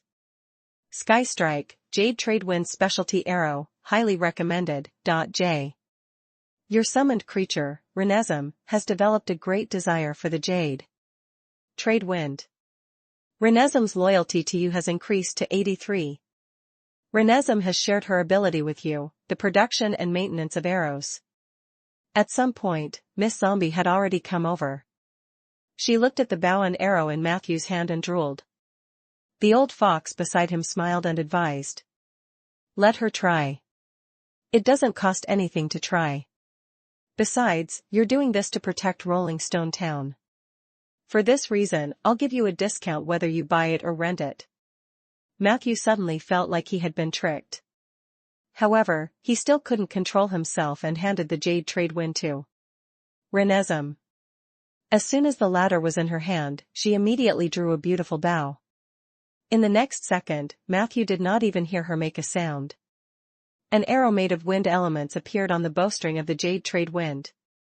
Even old Fallon was shocked by this scene. Renesm held the jade trade wind in her hand. At that moment, her entire aura was completely different. From a foolish undead, she seemed to have suddenly transformed into a calm archer. She turned to the northeast. After aiming for a few seconds, her stiff fingers slowly loosened. Whang! The bowstring made a pleasant trembling sound. The kiss of the trade wind gracefully drew a parabola in the air. In the end, it accurately hit the chest of the Ashen warrior. Puff! After a crisp sound. The Ashen warrior also turned into sparks like the Ashen pawn. The only difference was, as the Ashen warrior turned into ashes, a tiny crystal fell. Chapter 269, Chapter 269, Strike First. Chapter 269, Strike First. Translator, Lonely Tree. In the next second, a vigorous figure suddenly jumped out of the shadows. He quickly crossed the scar of the dead as if he was shot by a slingshot. He quickly grabbed the crystal and disappeared from the material world again.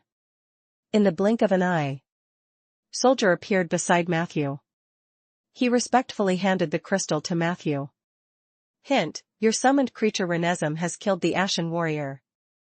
Continuous loyalty effect. Your summoned creature Soldier has picked up the soul crystal dropped by the Ashen warrior. Soul crystals? The Ashen warriors would drop soul crystals? Matthew's eyes suddenly lit up. He held the soul crystal in his hand and examined it carefully. He found that it was almost the same as the one he had condensed. In fact, its purity was even higher. Matthew knew very well what a high-purity soul crystal meant to the undead. If the soul fire of the undying was the source of their lifespan and power, then the ordinary soul crystals were the things that could prolong the burning time of the soul fire, and the high-purity soul crystals were the treasures that had the chance to transform their life form. Under such circumstances, Soldier could still endure and diligently complete his work. This made Matthew very happy. He was very short of soul crystals. Not just now, but in the foreseeable future, there would be a shortage of soul crystals. As Matthew had more and more undead under him, the shortage of soul crystals would definitely become a problem that would trouble him in the near future. It was too slow to rely on their own production. Matthew's meditation time and efficiency were limited. However, the undead had endless needs. Blindly reducing their salary would only lead to diminishing effectiveness. Of course, Matthew understood this point. He had always been troubled by the lack of a stable channel to obtain soul crystals. Now, he had discovered a treasure like the ash creature. Of course, he wouldn't miss it. If they had the ability, who wouldn't want to feed their undead subordinates to become strong? Matthew immediately formulated a strategy. Renesm was in charge of shooting. Soldier was in charge of picking them up. The two of them were in a cooperative state, and each of them would get 10% of the soul crystals that were eventually seized. Although Renesm was still a fool and her mind was probably less than 3 to 5 years old, Matthew felt that it was only fair for him to treat the other undead as he did Soldier. As long as they worked hard, he was willing to give up a small profit. In the blink of an eye, 4 to 5 hours passed. Matthew concluded the current pattern of the Scar of the Dead. Without any additional stimulation. Currently, only Ashen Pawns and Ashen Warriors would spawn. The former refreshed every 3 minutes and rushed out after the refresh. They were completely fearless. Of course, they could revive after they died. The latter would respawn once every half an hour, and after respawning, it would be planted at the end of the Scar of the Dead. The meaning of this ash life form was probably to accelerate the expansion of the Scar of the Dead. Fortunately, Renesim's archery skills were extremely stable. Even if she changed to the white-feathered arrows used by the Lord's guards, she would only be able to kill the Ashen Warrior with 3 arrows at most. Matthew couldn't help but think that Ash's life was as fragile as a piece of paper. Renesim and Soldier worked together. In addition, there were a large number of zombies and skeletons guarding them. Not only was the oak forest safe and sound, the ash creatures could not even leave their homes. The only regrettable thing was, not every Ashen Warrior dropped soul crystals. Matthew also thought greedily. Should I let the Scar of the Dead absorb more life essence and produce more Ashen Warriors? Then, he was shocked by his own thought, and the Temperance domain automatically activated. Matthew clearly understood that the ash creatures were definitely not that simple. This was only the first batch sent by the Lord of Ash. There was a high chance that the later ones would become stronger and stronger. It was very dangerous to throw more life essence at the enemy in order to farm soul crystals. Any action that treated the enemy as an idiot might end up making him look even more like an idiot. Matthew calmed down completely. At this moment, Old Fallon also walked over in a relaxed manner. He smiled and complimented him. Looks like you can protect Rolling Stone Town alone. You're really young and promising. Matthew was secretly shocked when he saw the old fox's smile. Renesim's infatuation with the Jade Trade Wind was deeply observed by Old Fallon. In this situation, Matthew couldn't take back the Jade Trade Wind, so he could only bite the bullet and ask, how much to rent the bow? The value of this elven longbow was obviously higher than Soldier's pair of short knives. He didn't even consider buying it. Before Old Fallon could speak, Rhaegar, who had already jumped down from the tree, complained. When this old man was young, he was still a flirtatious, handsome man. Now, he has become a vampire who only cares about money. Time is indeed the greatest murderer of a man. Old Fallon looked at Rhaegar angrily. If your sword were as tough as your mouth, you would have killed that viper with one strike. I wouldn't have to worry about money all day. Hearing this, the smile on Rhaegar's face instantly disappeared. You're right. It's my fault. I should have killed it with a sword. Old Fallon looked at Rhaegar's expression and felt guilty. No, I was wrong. I was the one who was closer to it, so I should have been the one to kill it. It's just that I don't know why, but all my courage was sucked out of me at that time. I actually took a few steps back, and as a result, that beast spat out poison. Chapter 270, Strike First. Chapter 270, Strike First. Translator, Lonely Tree. Rhaegar shook his head. We were all close. At that time, you, me, and Eric, but only Eric bravely rushed up. He was a real warrior, but unfortunately, the two of them were silent for a while. Seeing this, Matthew tried to change the topic and asked, then how much does this bow cost? The worry on Old Fallon's face instantly disappeared. 3,500 gold coins. Matthew's eyes almost popped out. 3,500? He estimated the price to be around 1,500. Old Fallon continued. 3,500 is just the price of the Jade Trade Wind itself. In fact, I have 12 special arrows that are specially used to match this bow, Strike the Heavens. If you are sure you want to buy it, I can sell it to you at a cheaper price, 40 gold coins each. Trust me, these special arrows won't disappoint you. Matthew sighed deeply. I'm sorry, Mr. Fallon. I'm afraid my wallet will disappoint you. However, old Fallon introduced them with deep affection. Do you think it's very expensive? However, the value of the bow itself was astonishing. Its previous owner was Tyraste of Jade Court, the famous Windchaser Grand Marshal. When Tyraste was young, he loved archery and soon became a famous archer in the world. He had once used this bow to kill a giant dragon. Not long after, Tyraste fell madly in love with an elven girl and gave her the jade trade wind as a token of love. However, that girl didn't love him. In order to clearly reject Tyraste's love, she gave me the jade trade wind. Since then, this treasure has been kept in my hands. I spent a wonderful time with that elf girl named Neela. Unfortunately, we didn't end up together. Under the pressure of the traditional elven ethics, Neela eventually returned to Jade Court. Under her parents' insistence, she married Tyraste and even had a child with him. However, not long after, Neela passed away due to depression. Later, I went to Jade Court once. I wanted to ask the elves for the secret recipe to cure the poison of the Inferno Viper, but I was almost killed by the Windchasers. Since then, I never saw Tyraste again. It was said that after Neela's death, he completely gave up archery and switched to practicing the sword chant of the elves. He even had some achievements. But even so, this jade trade wind was still of great significance to Tyraste. Although he did not come to find the bow himself, he sent his son, Tarani, to Rolling Stone Town. He looked almost like his mother, Neela. But I still rejected him. Because he couldn't give me the price I wanted.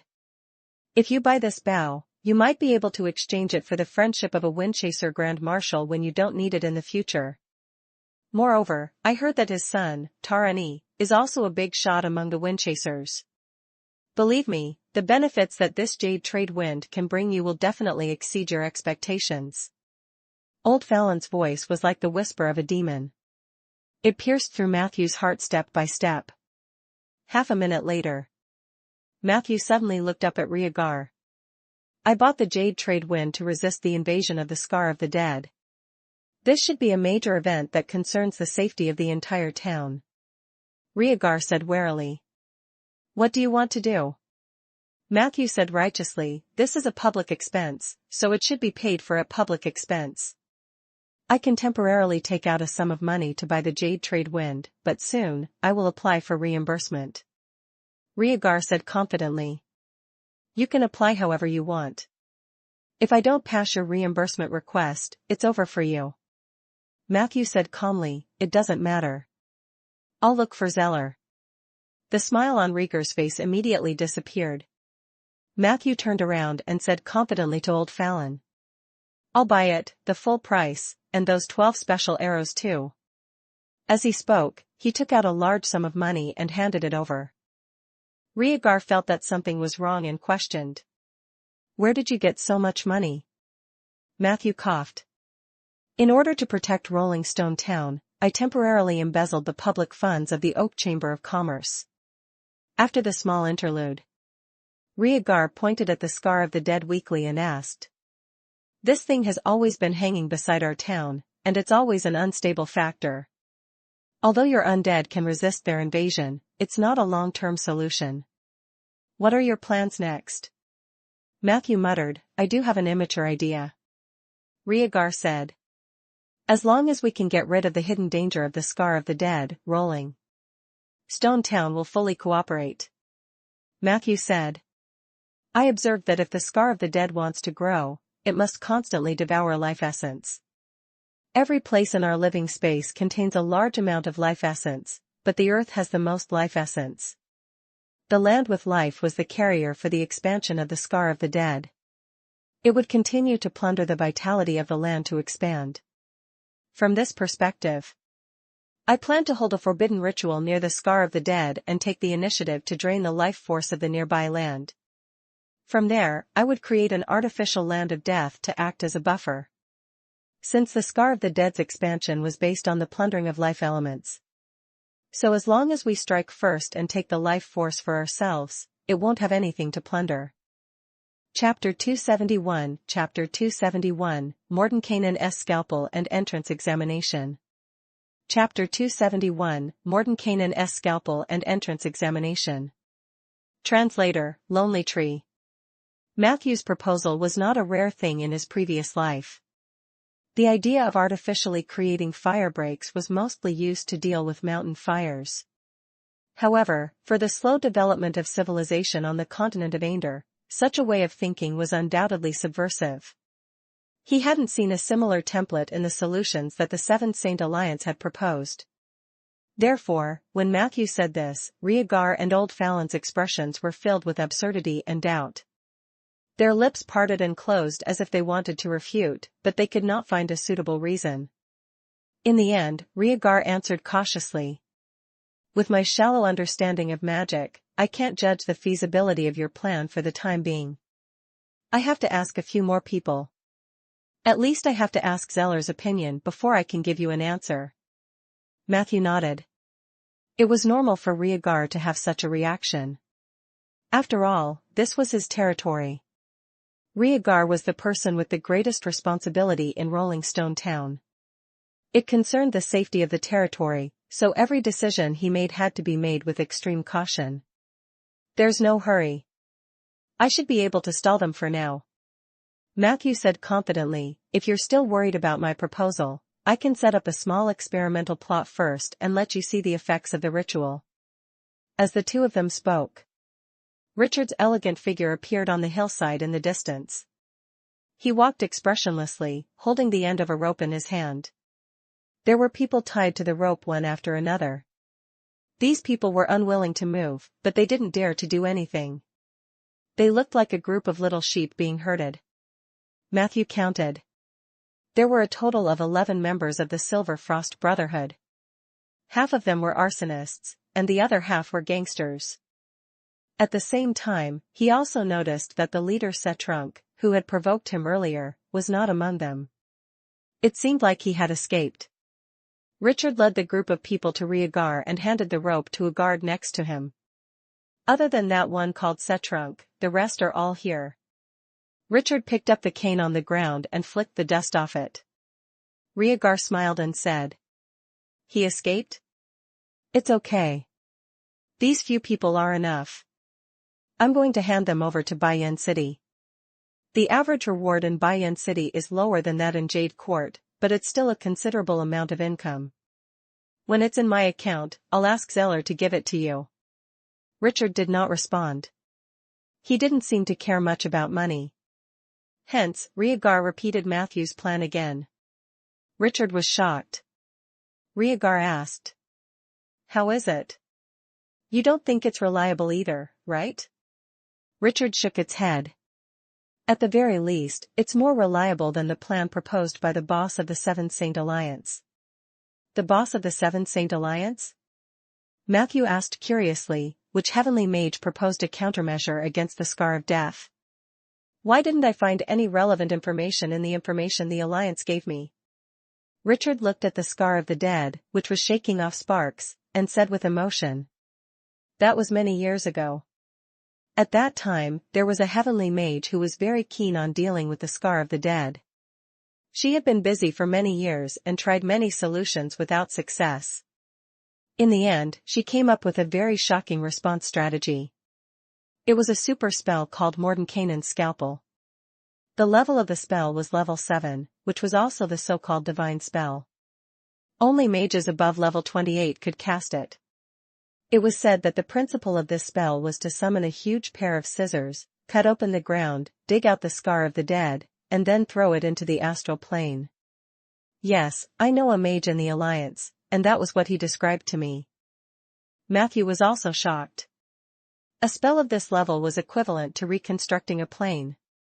Putting aside the final effect, just cutting open the ground could easily cause the collapse of the energy field and the eruption of space-time turbulence.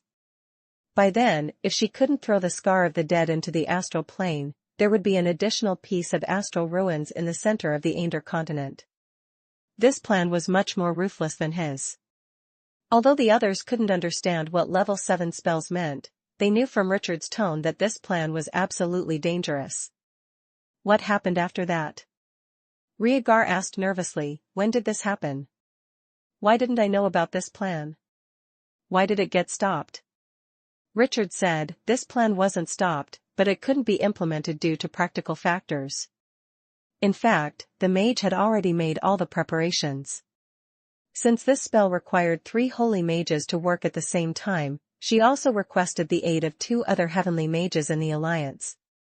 Back then, the Alliance only had 3 holy mages above level 28. These 3 were also known as the 3 magnates. They were truly important figures. If the 3 magnates joined forces, not to mention Aender, even the heavenly palace would tremble.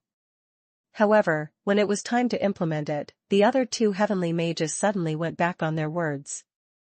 It was said that they felt that the risks of doing so far outweighed the benefits. Thus, this plan ended in vain. However, ever since then, there have been some problems with the heavenly mage's mental state. She had always felt that the other 2 magnates were targeting her. Not long after, she left the Alliance and went to the north alone. Chapter 272 Chapter 272, Mordenkainen's Scalpel and Entrance Examination. Chapter 272, Mordenkainen's Scalpel and Entrance Examination. Translator, Lonely Tree. And then she started an organization that we all know about — Dragon Worship Sect. The mage's name was Isabel, and Mr. Ronan was probably the most familiar with her. After all, he was one of Isabel's favorite disciples. Even Mr. Ronan's wife was chosen by Isabel for him. At this point, Richard smiled at Rhaegar and teased. A while ago, I heard that you were going to cause trouble for the Dragon Worship Sect.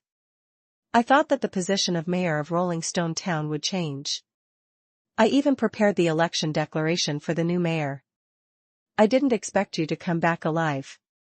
Rhaegar immediately revealed a look of lingering fear. He patted his chest.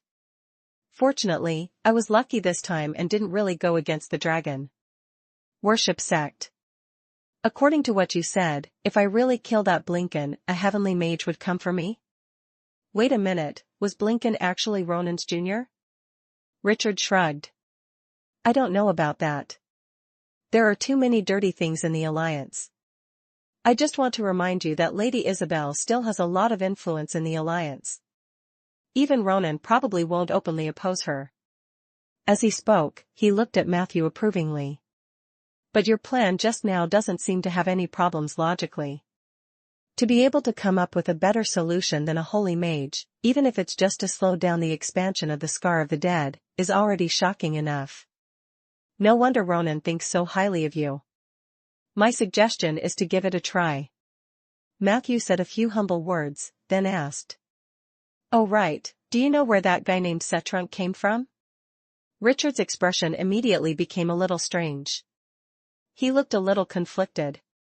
After a few seconds, he sighed deeply and said, I was about to tell you about Setrunk. It's a little difficult to say, but considering the safety of Rolling Stone Town, I can't hide it. You should have heard that many years ago, a village called White Poplar Village in Jade Court was razed. After the incident, the Shadow Leopards who were in charge of the investigation discovered that only one human child adopted by the Wood Elves survived. He was only about 6 or 7 years old at the time, and he managed to survive by hiding in the heart of a banana tree. Jade Court had done a lot of investigations. In the end, the suspect was locked onto the leader of the Silver Frost Brotherhood, Shanair. The reason was that Shanair had been spotted at the border of Jade Court, and the timeline of the White Poplar Village tragedy perfectly coincided with Shanair's advancement to legend. At the same time, Shanair advanced to the infamous Red Letter Hunter. One of the conditions for the advancement of this legendary evil class was to massacre a village or a city. Therefore, Shanair undoubtedly took the blame. Until now, Jade Court still believed that Shanair was the one who did it. However, in the Shadow World, the information I received was somewhat different.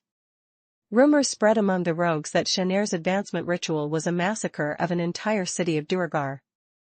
The city was called Band, and it was once a famous commercial city in the Underdark. Later, it was destroyed overnight. Some said that it was done by Shanair, while others said that it perished of dragon fire. Anyway, no one could say for sure. However, if Shanair had to choose between the massacre of the White Poplar village and the massacre of the Duergar city, he would definitely choose the latter. It was well known that the quality of the advancement ritual determined the power of entering the legendary path. I've dealt with Shanair before. He's an out-and-out bad guy, scum, and beast. He did not feel any psychological burden when he slaughtered the old, weak, women and children, but White Poplar village was too weak for him. It was so weak that if he slaughtered the village and became a legend, he could only obtain one domain at most. This did not match the strength that Shanair had shown after becoming a legend. At this point, he paused as if he was recalling more content. Matthew looked at Richard. What happened to the human child? Richard said calmly. He was sent to the imperial city of Jade Court. After staying there for a period of time, it was said that he was not used to the living environment there and eventually left Jade Court. There was no news of him since then. A few years later, Shanair, who had been promoted to a red-letter hunter, had a little follower by his side. He claimed to be Shanair's disciple, and his name was Setrunk. A few years later, he left Shanair and worked on a few cases on the East Coast alone. Jade Court had put a bounty on him, and the bounty was 30,000 gold coins, second only to the notorious Shanair. It could be said that this guy was a complete madman, a bloodthirsty maniac, and an anti-human. But I still couldn't do anything to him. At this point, Richard's tone became particularly sad and remorseful. Matthew had already reacted. So it wasn't that he ran fast, but that you let him go. Do you have a history with Setrunk? Richard did not deny it. He just turned around silently. That's another story. I'll only remember that when I held him in my arms, he was just a baby in swaddling clothes. I'm sorry, I don't want to recall those things anymore. I can only promise you that I've already warned him. Setrunk also promised me that he would never enter Rolling Stone Town again. Chapter 273, Chapter 273, Mordenkainen LS Scalpel and Entrance Examination. Chapter 273, Mordenkainen LS Scalpel and Entrance Examination. Translator, Lonely Tree. If he breaks his promise, I will personally deal with him. After saying this, he tapped the top of his cane lightly and straightened his back. Then, gentlemen, there should be nothing else here. Please allow me to leave early. The Council of Five still has several topics to discuss tomorrow morning. Right, you guys should be careful with these people. Although Setrunk swore to me, I can't guarantee that he didn't have other plans for these people. Richard pointed at the Brotherhood members who were tied up and reminded them. Rieker's expression was very serious. I understand what you mean. I will strengthen the supervision of the prison. Matthew nodded. The members of the Brotherhood scrambled to get into the prison. They couldn't really be here to eat and drink for free. After Richard left, Matthew continued to pay attention to the situation of the Scar of the Dead. A few days later, he had already settled down in a small hut in the forest. Since he didn't need to go to work and slack off, he had a lot of time to plant trees, learn spells, and prepare for forbidden rituals. After being held back by the undead, the ash creatures in the Scar of the Dead were still quite enthusiastic. With the perfect cooperation of Renezim and Soldier, none of them were able to escape. None of the Ashen warriors survived for more than 8 seconds. The next day, the refresh rate of the Ashen warriors was greatly reduced. On the third night, under the brutal slaughter of the undead, not to mention the Ashen warriors that respawned slowly, even the Ashen pawns that respawned every few seconds were nowhere to be seen. After that, Matthew observed for another 2 days. He realized that the ash creatures had really stopped appearing. This made him somewhat regretful. In the end, he counted the spoils of war. There were a total of 28 soul crystals. Matthew rewarded them according to their contributions, while Renezim and Soldier each received 2. Soldier was fine. Renezim received the reward, and her loyalty increased to 90. At the same time, she shared a new ability with Matthew. Deck steps. When you walk on the deck that is shaking violently due to the storm, you have the balance of walking on flat ground. This ability was not bad. Matthew could use it when he went into the sea. Other than Matthew, Rhaegar and his lord's guards had been patrolling the Scar of the Dead for the past few days. At the moment, the first round of attacks from the Lord of Ashes was finally resolved. Matthew's progress in the taboo ritual was also very smooth. Scorched Earth of Death was actually a very simple ritual. Its taboo was that no normal person or organization would allow a necromancer to transform the earth into soil similar to the negative energy plane in their territory. He only spent 2 days to grasp the essence of it. What he lacked was actual experience. Everything was going smoothly. The progress of malicious shapeshifting was advancing. At the moment, Matthew could only transform creatures about the size of a goat. For example, pigs and dogs would become pigs and dogs covered in wool. There was still a long way to go before he could truly cast malicious shapeshifting. Therefore, after he finished studying the Scorched Earth of Death ritual, he immediately threw himself into the study of the Transfiguration spell. This time, Matthew put in a lot of effort. He bought 3 goats and brought them with him. His goal was only to further sense the goat's aura. On the afternoon of the 4th day, Matthew had just finished planting today's oak trees and was playing with the goats in the forest. Suddenly, the bell on his waist rang. This was a low-level spell that he had successfully mastered in just half an hour. Bell spell. This spell is used to alert or notify things within a 20-kilometer radius. Usually, it would only alert Matthew to important things. Peggy would ring the bell in her house in Rolling Stone Town to inform Matthew if something happened. Matthew didn't dare to be negligent. He greeted a knight who was in charge of keeping an eye on the Scar of the Dead. He rushed to the town. Entry assessment? Is it so sudden? In the living room, Matthew looked at the man and woman on the sofa in surprise. The man's name was Fandral, and the woman's name was Alice. They claimed to be examiners of the Seven Saint Alliance. Matthew had seen their magic certificates, and there was no problem with them. I just came back from outside. Can I take a shower first? Matthew asked. Fandral, who had blonde hair and a warm smile, replied with a smile, sorry, this is the rule of the Alliance. The recruitment assessment must be completed without the new member knowing. You can make some preparations, such as drinking a cup of tea to calm your mood, but there's no need to take a shower. As he spoke, he took out his magic staff and cast an untainted spell on Matthew. Matthew looked down and found that he had become completely clean. Seeing Fandral and Alice's serious attitude, he didn't say anything. I'm ready. Do you have any requests? Fandral said intimately. You only need to tell us the truth. We will write down appropriate comments on your answers. In the end, our high-level mages will give you a score. This score will not only determine whether you can join the Seven Saint Alliance but will also affect your first rating after joining the Alliance. As he spoke, he patiently explained to Matthew the title system within the Alliance. From bottom to top, they were D, C, B, A, and S. Apart from S class, the other classes were further divided into 2 grades, 1 and 2. Only S class had 3 grades, 1, 2, and 3. In this system, the lowest rank was DI and the highest was S3. There were a total of 11 ranks. The rank of a mage determined their status and resources in the Alliance of Seven Saints.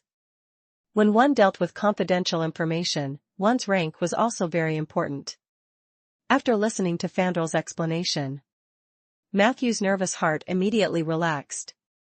Although the other party did not say it explicitly, if it was uncertain whether he could join the Alliance, there was no need for Fandral to go through so much trouble to explain the rank level to him.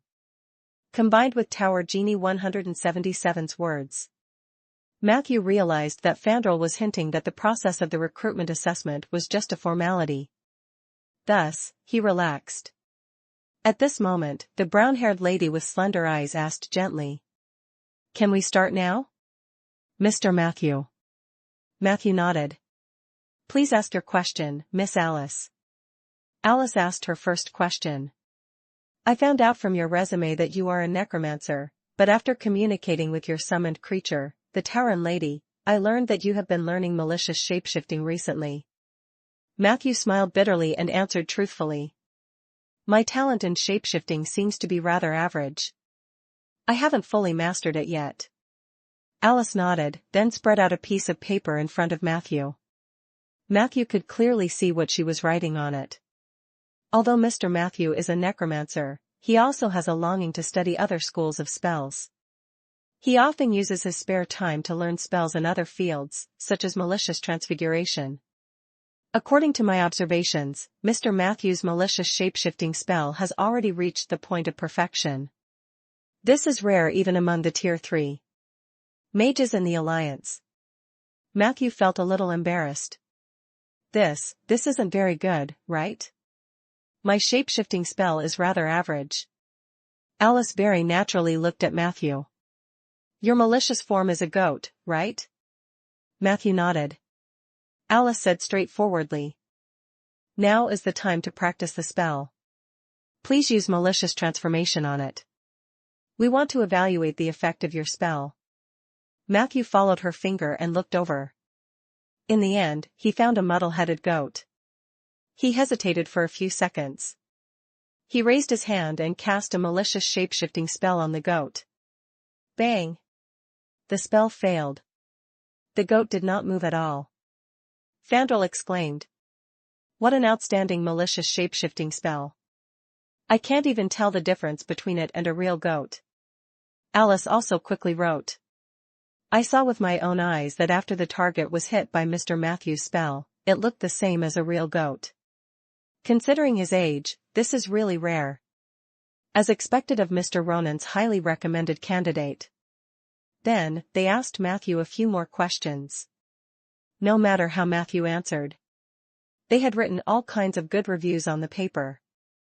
Until Alice asked the last question. What is the spell ritual that you have recently been researching or completed? Matthew still chose to answer truthfully. Scorched Earth of Death, a ritual in the domain of the undying. Hearing this. For the first time Alice and Fandral's eyes became serious. Chapter 274 Chapter 274, I want all his information within 1 minute. Chapter 274, I want all his information within 1 minute. Translator, Lonely Tree. Forbidden ritual? Alice's voice was slightly cold. Matthew didn't recognize it for a moment and even smiled embarrassedly. In fact, I plan to apply for a sum of money from the Alliance for the research and application of this ritual. I remember that members of the Alliance have similar rights, right? Alice's eyes widened in disbelief. Her right hand quickly reached back and was about to take something out of the loose robe, but she was stopped by Fandral. Alice, calm down. You're no longer a field officer of Mount Hesso. You don't have the authority to enforce the law. As he spoke, Fandral stuffed the hard thing back into her robe. Then he dragged Alice to another corner of the living room. The two of them pushed and shoved for a while until Alice's robe was lifted by a corner. Matthew glanced at it and vaguely saw the outline of a pair of magic handcuffs. At this moment, the two of them had already arrived at the garden. Alice growled at Fandral. You heard what he said just now, right? He wanted to hold the scorched earth of death and apply for funding from the Alliance.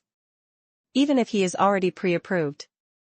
Even if he was recommended BV Lord Ronan, he couldn't do as he pleased, right? Fandral said helplessly. When are you going to change your bad temper? Perhaps Mr. Matthew had his own difficulties? Even if there's really a problem with him, we just need to record the problem truthfully. When the time comes, there will naturally be field personnel who will look for him. Alice said mockingly. Record? How do I record it? With the way you taught me? Didn't you see the ridiculous things I wrote on the paper just now? Isn't that enough? Fandral sighed and stopped talking. Alice calmed herself down, a hint of guilt appearing on her face. I'm sorry, I was too impulsive. I know that you taught me those things for my own good. I'm still not qualified for a civilian job. Perhaps a field job is more suitable for me. But I have to take care of Matthew's matter. Even Ronan has no reason to let a necromancer carry out a forbidden ritual. Fandral sighed and said. That's what the investigation team should do. We're only responsible for the recruitment assessment of new members. As soon as he finished speaking, a curious voice rang out. Are you here to investigate, Matthew? I have something to say. The two of them looked at the towering skeleton that suddenly appeared beside them in shock. Alice's eyes lit up. Do you have issues with your master? The towering skeleton nodded vigorously. I've been dissatisfied with him for a long time. Alice asked expectantly. Did he do something unforgivable to you? Oh, of course. The towering skeleton complained. He hasn't given me a raise in many years. Can you reflect on the problem and punish him severely? But don't punish him too harshly, as long as he wakes up in time and gives me a raise. Alice was instantly stunned. Before the two of them could react, Matthew was already striding over from the living room. Hey, Matthew, are you going to kill them to silence them? Peggy asked. The two of them immediately became extremely nervous.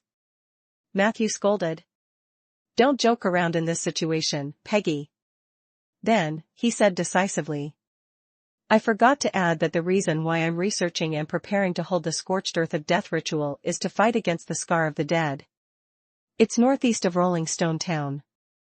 If you've done your homework before coming, you should know about it. As he spoke, in order to prevent a melodramatic misunderstanding from happening, he quickly explained the sequence of events.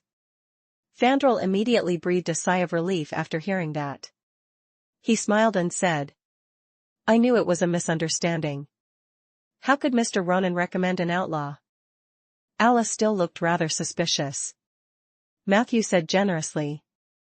I can take you to the place where I prepared the ritual. It's not far from here. Fandral smiled and waved his hand. There's no need. We believe you. But Alice insisted. Please take me there. I'm not being difficult. It's just that what you said is a bit ridiculous. I have to witness it with my own eyes.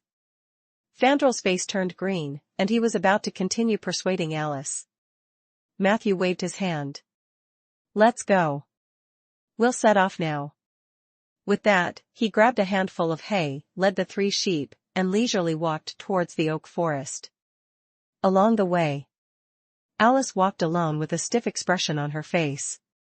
Matthew was still discussing the funding application with Fandral.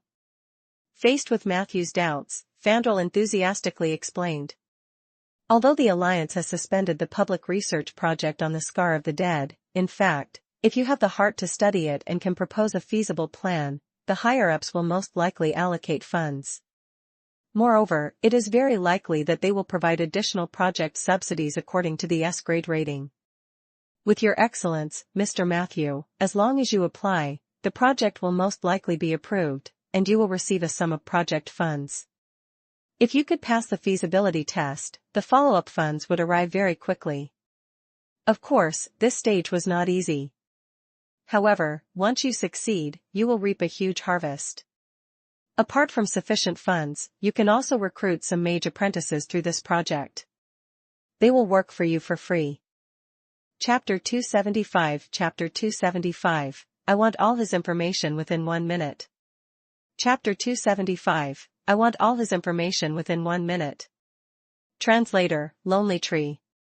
If your project were popular enough, they would even take the initiative to pay to join the project. After all, this kind of resume was very important to the ranking within the Alliance. While talking to Matthew, Fandral used magic to write on the paper.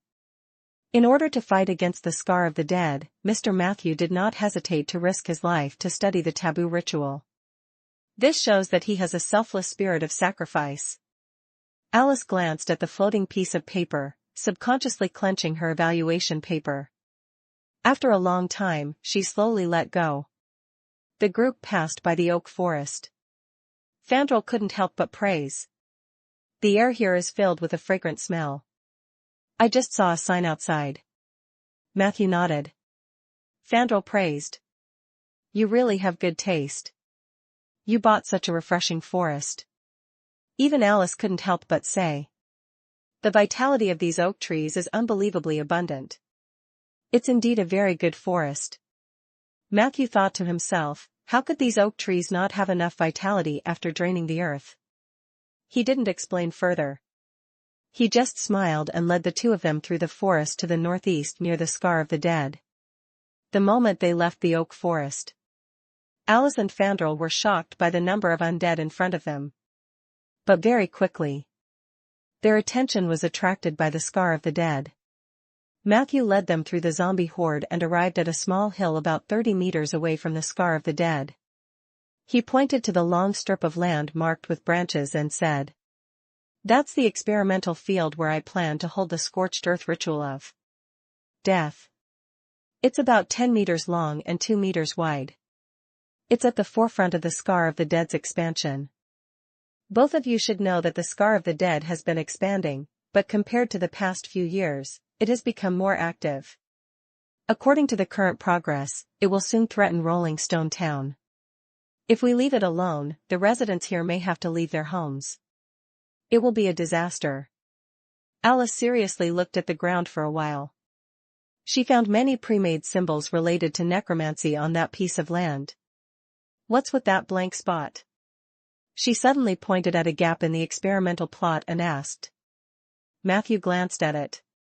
That is used to place the realm heartstone. The ceremony still needs to be approved by the local lord. Before that, I will not act rashly. Alice's tone softened a little. Do you have a good relationship with the local lord? Matthew thought for a moment. It's all right, but I heard that he took away the honor of being an outstanding citizen that should have belonged to me. A hint of doubt appeared in Alice's eyes. At this moment, suddenly, there was movement in the Scar of the Dead. An ashen pawn suddenly crawled out of the scorched earth and rushed towards Matthew and the others. Get out of the way. Fandral nervously took out his staff. However, someone was much faster than him. Whoosh! A sharp arrow pierced through the soldier's chest.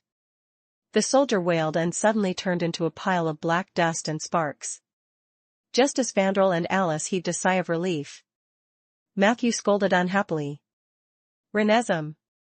How many times have I told you not to shoot the pawns with white feather arrows? Let soldier handle them. Arrows cost money. Renesm put down her elven longbow and looked at Matthew innocently. She could not help but drool. Matthew frowned, took out a towel, and quickly went forward to wipe the corner of her mouth clean. Soldier! He shouted. Go get the arrow for her. When Soldier, who was slacking off, heard this, he helplessly disappeared into the air. A few seconds later, the white feather arrow with a slightly blunt arrowhead appeared in the quiver that Matthew had given Renesm. Don't forget your arrow maintenance skill. Matthew gave a few instructions before returning to the assessment team. I'm sorry. Matthew apologized. Alice shook her head, then looked curiously at Matthew. Mr. Matthew's way of getting along with the undead seems a little special. She couldn't help but recall the Tauren skeleton she saw at Matthew's house. Matthew was surprised. Is there? I don't know. I've never interacted with other necromancers. Speaking of which, are there many necromancers in the Alliance? Fandral shook his head and said. Very few. This is mainly related to the history of Bayen City. The first Castellan of Bayen City was originally a high-ranking member of the Alliance, but he had a conflict with the 7 great mages at that time and ultimately chose to leave. Later, he founded Bayen City, gathered a large number of necromancers, and created the advancement of necromancers with the help of the divine weapon Human Desire Chain. He also issued the famous City Lord Code. Matthew, you should know this better than us. Due to some unknown reasons, the Alliance had been hostile to Bayen City for some time in history. Although they had reconciled, and each generation of Bayen City's City Lord would have a virtual position within the Alliance, other necromancers would not join the Alliance, and the Alliance would not take the initiative to recruit necromancers. This was probably a tacit agreement between the higher-ups and Bayan City. You are obviously an exception. After Fandral finished speaking, Alice suddenly gave Matthew a deep bow. I'm sorry, Mr. Matthew. I was too impulsive before. I misunderstood you. I thought you were like the necromancers in Bayan City, always doing evil things under the banner of justice. Chapter 276. Chapter 276, I want all his information within 1 minute. Chapter 276, I want all his information within 1 minute. Translator, Lonely Tree. If you hold the scorched earth of death to protect the residents of Rolling Stone Town and to stop the scar of the dead from moving south, not only will it not affect your entrance examination, but it might even be a bonus. Anyway, I apologize for my impulsiveness just now. Matthew waved his hand nonchalantly. It's fine as long as the misunderstanding is cleared up. Alice said seriously. Based on your attainments in necromancy, I'm afraid our previous evaluation was a little superfluous. I've never heard of a third-rank mage who could control so many undead. Your summoned creatures are also different from those lifeless creatures. I can feel that they seem to be like living people, possessing the spirituality of the living. If you don't mind, I still need to verify the situation with the local lord later. If it's true, I'll apologize to you again. After that, your recruitment assessment will be fine with me. Fandral was too lazy to scold her. Matthew didn't care. There's no need for an apology. If you can report the situation here truthfully, it would be best if you can help me get help from the Alliance. Alice said awkwardly. I'm afraid that's not possible. As the entry assessment personnel, we still have to avoid suspicion on the surface. However, I can give you a few templates. You can draft 2 applications based on these templates and submit them through your referees. One of them is to apply for permission to use the forbidden ritual. If you act without permission, there may be problems if you run into the enforcers of other factions in the Alliance. The other was a research application for the Scar of the. With your connections, these 2 applications should be approved very soon. There should be no problems after that. Fandral turned his head away. He didn't seem to want to comment on the subject. Oh right, after you officially become a member of the Alliance, the higher-ups will appoint a supervising tutor for you. He will be responsible for the assessment and evaluation of your rookie phase for the next 3 years. Generally speaking, the supervising tutor himself is very busy. The so-called assessment is just a process. You only need to visit him regularly. Alice added. Matthew sincerely thanked Alice. The 2 of them then bade farewell and left. Matthew watched them leave on a wide blue magic carpet. Then, he subconsciously looked at the open space in the north, where several zombies were digging holes. Looking at the large and small holes, Matthew's hands immediately itched. Since you're already here, plant a few more. A few minutes later, above the clouds, the magic carpet returned. Alice, I've told you many times, don't complicate things. Fandral's voice was clearly displeased. Can't you just do the job we're given? You promised me before. Alice said somewhat guiltily. I'm sorry. I planned to do as you said, but I couldn't go against my conscience when I encountered such a sensitive matter. You know, I used to hunt down evil mages in Mount Hesso, and at least half of them were necromancers. I really couldn't convince myself to turn a blind eye. I have to see what he's like when we're not around. Fandral looked at her discontentedly. The latter lowered her head and apologized, but she was still stubborn. Fandral lowered the carpet helplessly. Shut up. I'm not sure if the invisibility effect of this thing can fool Ronan's disciple. Alice nodded vigorously. The 2 of them secretly descended. Very quickly, they saw Matthew's figure. He carried a bag of saplings and happily passed through the zombie crowd. Then, he carefully transplanted one of the saplings into the pit. The zombie underlings immediately waved their shovels and filled in a thin layer of mature soil. Matthew was very skilled. He poured a little fast-growing potion mixed with water into the sapling. In a few minutes, the sapling grew into an oak tree that was 3 to 4 people tall. What is this necromancer doing? The two of them were shocked by the scene in front of them. Plant trees? Fandral answered uncertainly. I know. Why is he planting the trees? Alice asked, puzzled. I don't know. Maybe it's a hobby? Fandral tried to speculate. Perhaps he has been in contact with the undead for too long and is under a lot of pressure, and he needs a way to vent. As he spoke, his face was filled with disbelief. Wait. Alice suddenly thought of something. The oak forest we saw just now, could it be that he planted it by himself? The two looked at each other. After a long time, Fandral hesitated and said. It shouldn't be to the extent of, right? In the northernmost floating city. In a magnificent library. With the appearance of a man in a pure white robe, the bookshelves on both sides fell backwards like gears. The man took a step forward. Under his feet was an endless starry sky. Every step he took seemed to cross an entire era. The man came to the end of the library. There was an ancient long table with thick books on it. In one of the books, there was a lazy dragon with a blue head and skin. Behind the table sat a woman who looked to be in her 20s. Her skin was fair and translucent, her lips were pale, and her hair was pure white. At this moment, it spread out on the starry floor like a waterfall. This is the list of newcomers who recently joined the Alliance. The man respectfully handed over a piece of paper. If there was anyone else around, they would be surprised by the man's attitude and curious about the white-haired woman's identity. After all, there were very few people in the entire Ander continent who could make the strongest person under the 7 Great Alliance, the chief mage of the northernmost floating city, Edmund, show such a respectful attitude. The white-haired woman looked at the names on the list and said. You don't have to do this, Edmund. I'm a sinner expelled by the Alliance. Edmund bent even lower. You will always be my teacher. In fact, as long as you don't publicly publicize that despairing theory, you will forever be the #1 mage of the Alliance. I believe that the others won't have any objections. The woman snorted. Do you want to shut me up? Edmund hurriedly said.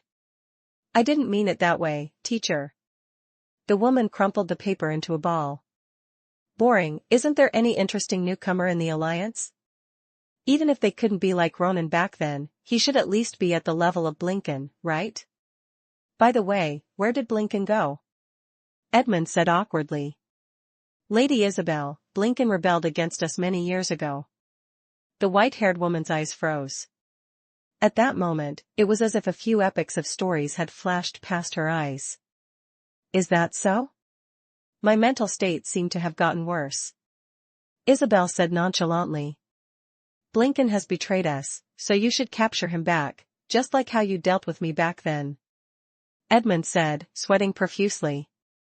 Teacher, back then, Isabel stopped him with a face full of annoyance. I hate explanations, and I hate nonsense. The only way to prove your loyalty to me is through action. If you didn't stand on my side and kill the other 2 idiots with me, then don't act like you're loyal to me. Edmund fell silent. At this moment, the skylight at the top of the library was pushed open, and a snowy owl threw in a brand new letter. A dark red magic mark was drawn on the snobby owl's forehead. Edmund took the letter, his expression suddenly becoming a little strange. A moment later, he hesitantly handed the letter over. The Alliance just recruited a newcomer. He was recommended by Ronan. His resume is very interesting. Isabel took the information. Just a glance. She patted the table lightly. I want all his information in 1 minute. By the way, has his supervisor been decided? Even if it has, chase that idiot anyway. I'll be the mentor and supervisor for this newcomer. Chapter 277, Chapter 277, Where's my father? Chapter 277, Where's my father? Iranzerer, L1 Tree. After sending off the assessment duo, Matthew continued planting trees. 3 days had passed. After a new week, Matthew had accumulated a considerable number of 13 enhancements. In the evening, he summoned Renesm and fired 13 strengthens at her in one go. After a beautiful strengthening, light flashed. Miss Zombie's level had risen from level 9 to level 12 in one go. She was already at the peak of tier 3, enough to be on par with Matthew. In terms of keywords, the luck of this enhancement was average. There were a total of 2 purple, 3 blue, 3 white, and 2 gray. He looked at the keywords in different colors. Matthew felt that he had accumulated some elements of equilibrium. This time, he still chose to look at the purple and gray first. Focus contract, purple. When Renesm targets an enemy, she will receive an additional focus bonus, current +1. In particular, she would share this focus bonus with her closest companion. Clingy, gray. Renesm lacks a sense of security and craves companionship. She needs to see her master, you, for at least 2 hours a day. Once she was unable to satisfy it, a layer of confusion would appear in her soul fire. When the level of confusion exceeds a certain threshold, her loyalty to you may decrease. The focus contract was a good thing. The most important attribute a mage could have was focus. It was crucial for spellcasting. In the previous battles, Matthew would rather use his wilderness form to kill his enemies than use spells because the wilderness form had very low requirements for concentration. Most of the time, he would be distracted by other things, and he would have to prepare for spells of a slightly higher level. This was the disadvantage of not being focused enough. He didn't have many advantages in this aspect, so he could only slowly accumulate them. With just this keyword, Matthew decided to keep Renesm by his side for a long time. Aside from her being a sharpshooter, it would not be a loss to use her as a charging station. As for the clingy spirit, Matthew felt that it was alright. At least he didn't need to raise her salary. It was natural for the undead to follow the Necromancer every day. Moreover, Matthew was now at tier 3. Among the spells he had to learn, Mirror Image was also a very important spell. In the future, if he wanted to go on a long journey and could not bring Miss Zombie with him, he could just make a mirror image of himself at home. Compared to a real living person, the undead was still too easy to fool. Matthew looked at the second group of purple and gray. Magic Enlightenment, Purple. Renesm has awakened part of her memories from her previous life. She has obtained a small amount of memories related to the Storm Archer spells. In future battles, she may gradually recall more of her own spells. In particular, if she could fight the enemy on a stormy ship, Renesm might awaken more spells from her previous life. Current recalled spells, Water to Wine, Magic Trap. Barvile customer, Grey. Renesm loves to arm wrestle with people and is willing to bet with them. If she loses, she will be slapped 3 times. If she won, she would slap the other party 3 times. She was never tired of this when she was alive, and she was still unwilling to give up this hobby after she died. It's alright. Matthew heaved a long sigh of relief. There were no keywords that caused him to have a heart attack. She liked to arm wrestle and slap people. In Matthew's opinion, it was acceptable. He had so many zombies and skeletons, so she could play with them. She couldn't possibly slap all the undead, could she? As for Magic Enlightenment, it was also a keyword with great potential. It did not represent an ability but the awakening of future abilities. It seems that the Storm Archer isn't a purely long-range physical class. She also needs to master some spells to assist her shooting. Matthew realized that the Storm Archer might be an advanced class for rangers. Even though rangers had their own mastery, they would also learn a few spells. From the looks of it, Renesm was an unconventional ranger. Then, it was the blue and white keywords. Matthew decided to look at the white one first. Seagull Trap, White. Renesm has experienced famine during her adventures at sea, so she is very good at making special traps that can be used to hunt seagulls. Canning, White. Renesm had experienced a serious epidemic of blood poisoning during her adventures at sea, so she learned the technique of making and preserving canned oranges from an old sailor. This sweet food can help her and her crew resist the terrible death. Compass usage skills, White is a former pirate ship captain, Renesmee naturally knows how to use a compass. She can easily distinguish the direction of the sea on a starry night. The essence of strengthening is indeed to excavate the abilities of the previous life. Matthew sighed. He didn't expect that Miss Zombie was once an awe-inspiring pirate ship captain. Combined the characteristics of arm wrestling and slapping. Perhaps she had a bad personality when he was alive. This completely subverted Matthew's image of her as a quiet and dazed-out person. The 3 white keywords above were all simple and unadorned. In certain situations, they would definitely come in handy.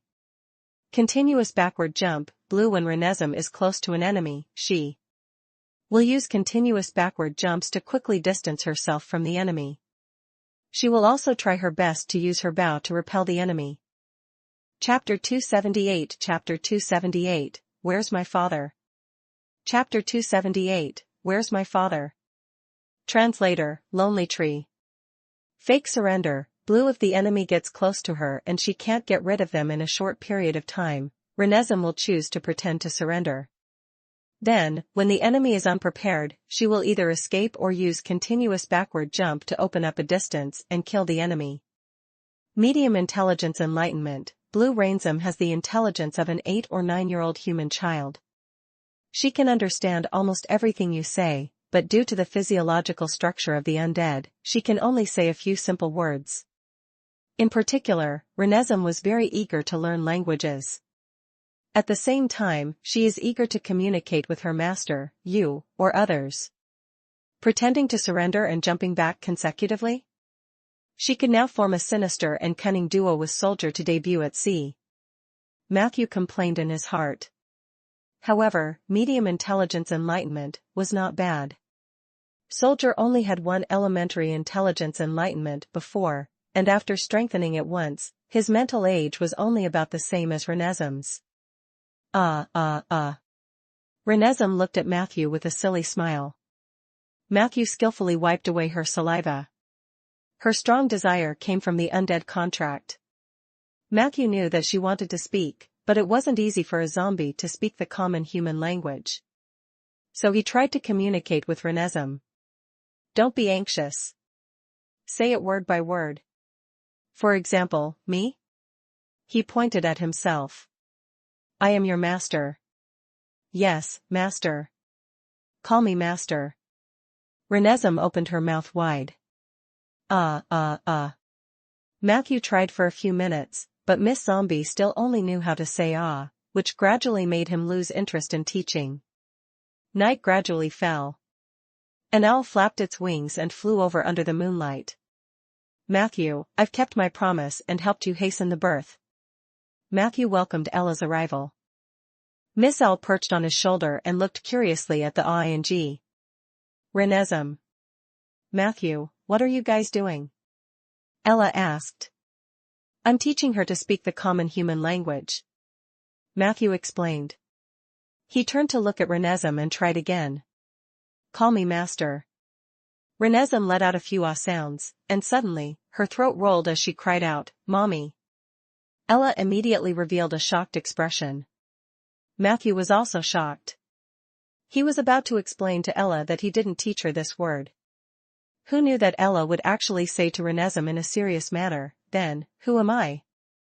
Renesmee looked at her in confusion. Ella looked at Miss Zombie expectantly. What's the name of the person who's with Mommy? Renesmee was drooling and suddenly muttered, Uncle. Ella's mind was filled with question marks. At night, Matthew and Ella worked hard in the greenhouse for the whole night. In the end, Ella was exhausted. The oak seeds sprouted vigorously, and they would grow into suitable saplings in a very short time. With Ella's help, Matthew's imminent sapling shortage was finally resolved. As for oak seeds, he could still receive some scattered through the official channels of Rolling Stone Town. Although the quality was average, they could still be used. Under the effect of the temperance domain, Matthew's mentality became more peaceful. He was no longer in a hurry to pursue a temporary improvement. Instead, he chose to ensure that he planted a certain amount of trees every day, and at the same time, put more energy into the foundation to improve himself. The next morning. Matthew went to the Cauldron House again and submitted the 2 reports he had drafted to the Alliance through Tower Genie 177. According to 177, he was a BI-level big shot in the Alliance and had a special fast channel that could allow Matthew's ritual application to be approved faster. But in reality, Matthew didn't plan to wait for the Alliance's permission to carry out the Scorched Earth of Death ritual. His current identity was very ambiguous. He had 1 foot in the Alliance, but he hadn't fully joined. This gave him the greatest flexibility. As long as Rhaegar agreed. He didn't care when the Alliance would reply. Since work at the Oak Forest had temporarily settled down, and Matthew heard that Zeller was coming back from the southern trade station, he read a book in the Crucible House for a while before heading straight to the Liege's residence for work. However, on the way to work, he met the huge albatross again. Sweetie. Sweetie shook her body clumsily and let go of the letter in her mouth. Matthew found a place to stand by the roadside and opened the letter to read. Lorraine's letter was also very long. He first explained his current whereabouts. After going out to sea on a whaling ship, Lorraine quickly went north with the help of the ocean current and soon arrived at Deep Blue Harbor. Deep Blue Harbor was a famous city on the East Coast, famous for its romance and freedom. In the first half of the letter, Lorraine mainly mentioned some miscellaneous events around Deep Blue Harbor. For example, Lion City in the north of Deep Blue Harbor had been preparing for war recently. It had already annexed 7 or 8 territories nearby through marriage, war, and conspiracy. Deep Blue Harbor seemed to have felt the chill from the north. The city lord and his 7 daughters were trying their best to think of a solution. On the surface of the sea, the battle between the Eastern Guardian and the evil dragon in the sea triggered a large-scale tsunami. Countless mysterious islands appeared and disappeared. The aftermath of this battle even affected the sky. Some people claim to have seen the Eastern Immortal Kingdom in the endless ocean. Chapter 279, Chapter 279, Where's My Dad? Chapter 279, Where's My Dad? Translator, Lonely Tree. Some said that it was the floating city of the ancient Naga. Some people even thought that it was a part of the ruins on the clouds, where several gods from the Age of Enlightenment had fallen. The Astrologer Society on the East Coast announced that the change in weather would cause the activity of the dragons to intensify. At present, there were indeed a few dragons on the continent of Aender. The cities on the East Coast had always been famous for their wealth, and many of the city lords had begun to make plans to deal with the dragon disaster. He didn't leave out any information that a bard could get his hands on. Matthew was pleasantly surprised. The information in his letter was probably more complete than in Rhaegar's Alliance Weekly. However, in the second half, when Lorraine's personal life was mentioned, the atmosphere suddenly changed. This was how Lorraine described his experience in Deep Blue Harbor. When I was young, I had an inexplicable relationship with this city. I could see the figures of those couples in every corner of the city. That was me and them when we were young. Yesterday, when I passed by the Fallen Leaves Promenade, I saw a young man and woman laughing and playing on the lawn. Their shadows were constantly stretched on the lawn. In a trance, I seemed to have returned to that ignorant and high-spirited era. I seemed to see their shadows chasing and playing with me on the lawn. But when I subconsciously walked over and reached out to touch the shadows, they laughed and pushed me away, saying that I was old and could not play with them. I could only watch them disappear in front of me. Of course, I knew that it was just my imagination. I also know that with my current charm, it's easy for me to find a young girl and have a sweet relationship with her. But I suddenly lost the motivation to do so. I suddenly didn't know why I had to return to this city. When I was at sea, I yearned to set foot on Deep Blue Harbor. But now, it was a completely different state of mind. How should I describe this feeling? It was like a delicacy that one could remember with incomparable memories. It originally only existed in one's perfect memories, but when one traveled thousands of mountains and rivers and overcame all difficulties to come before it, you will find that it doesn't seem to be that delicious. Deep Blue Harbor was still the same Deep Blue Harbor. There were young and beautiful girls everywhere. However, Deep Blue Harbor did not seem to be the same as before. Perhaps it was because those girls who were willing to accompany the young me in doing ridiculous things were no longer around. This feeling troubled me so much that I had to write to you. If you can understand this feeling, please write back to me as soon as possible.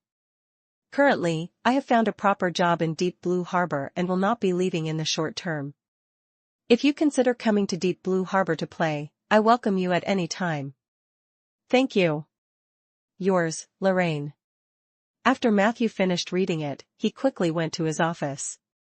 He picked up his pen and wrote. I'm very grateful for the information regarding Deep Blue Harbor. Forgive me for not being able to empathize with you. If I have to comment on the second half of your letter, I can only give a single word as an answer. Pretentious. The outspoken Matthew. Of course, Matthew couldn't empathize with Lorraine.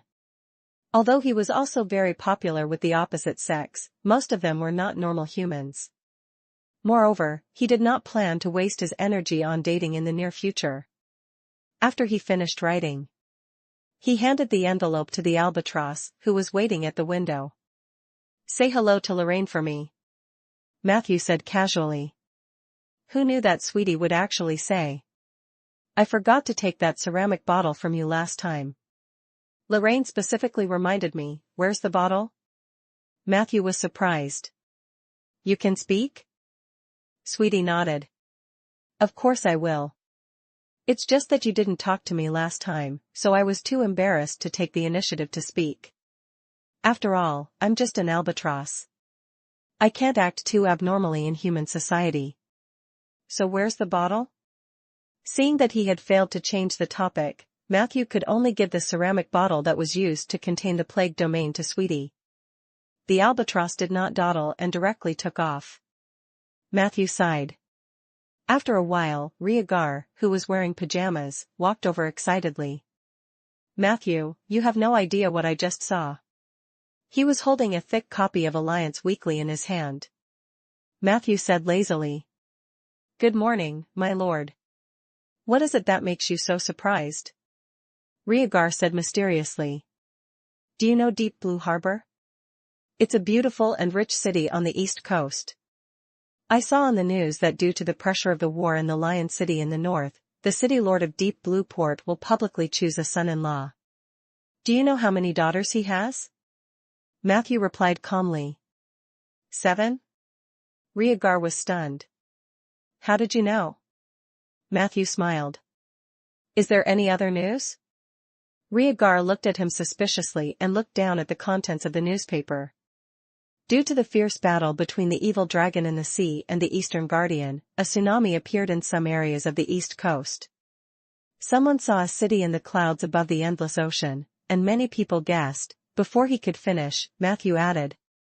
People are guessing that the city might be the Eastern Immortal Kingdom, the Naga floating city, or the heavenly ruins on the clouds? Rhaegar stared at him and said. Did you peek at my newspaper? That's not right. This was just sent over.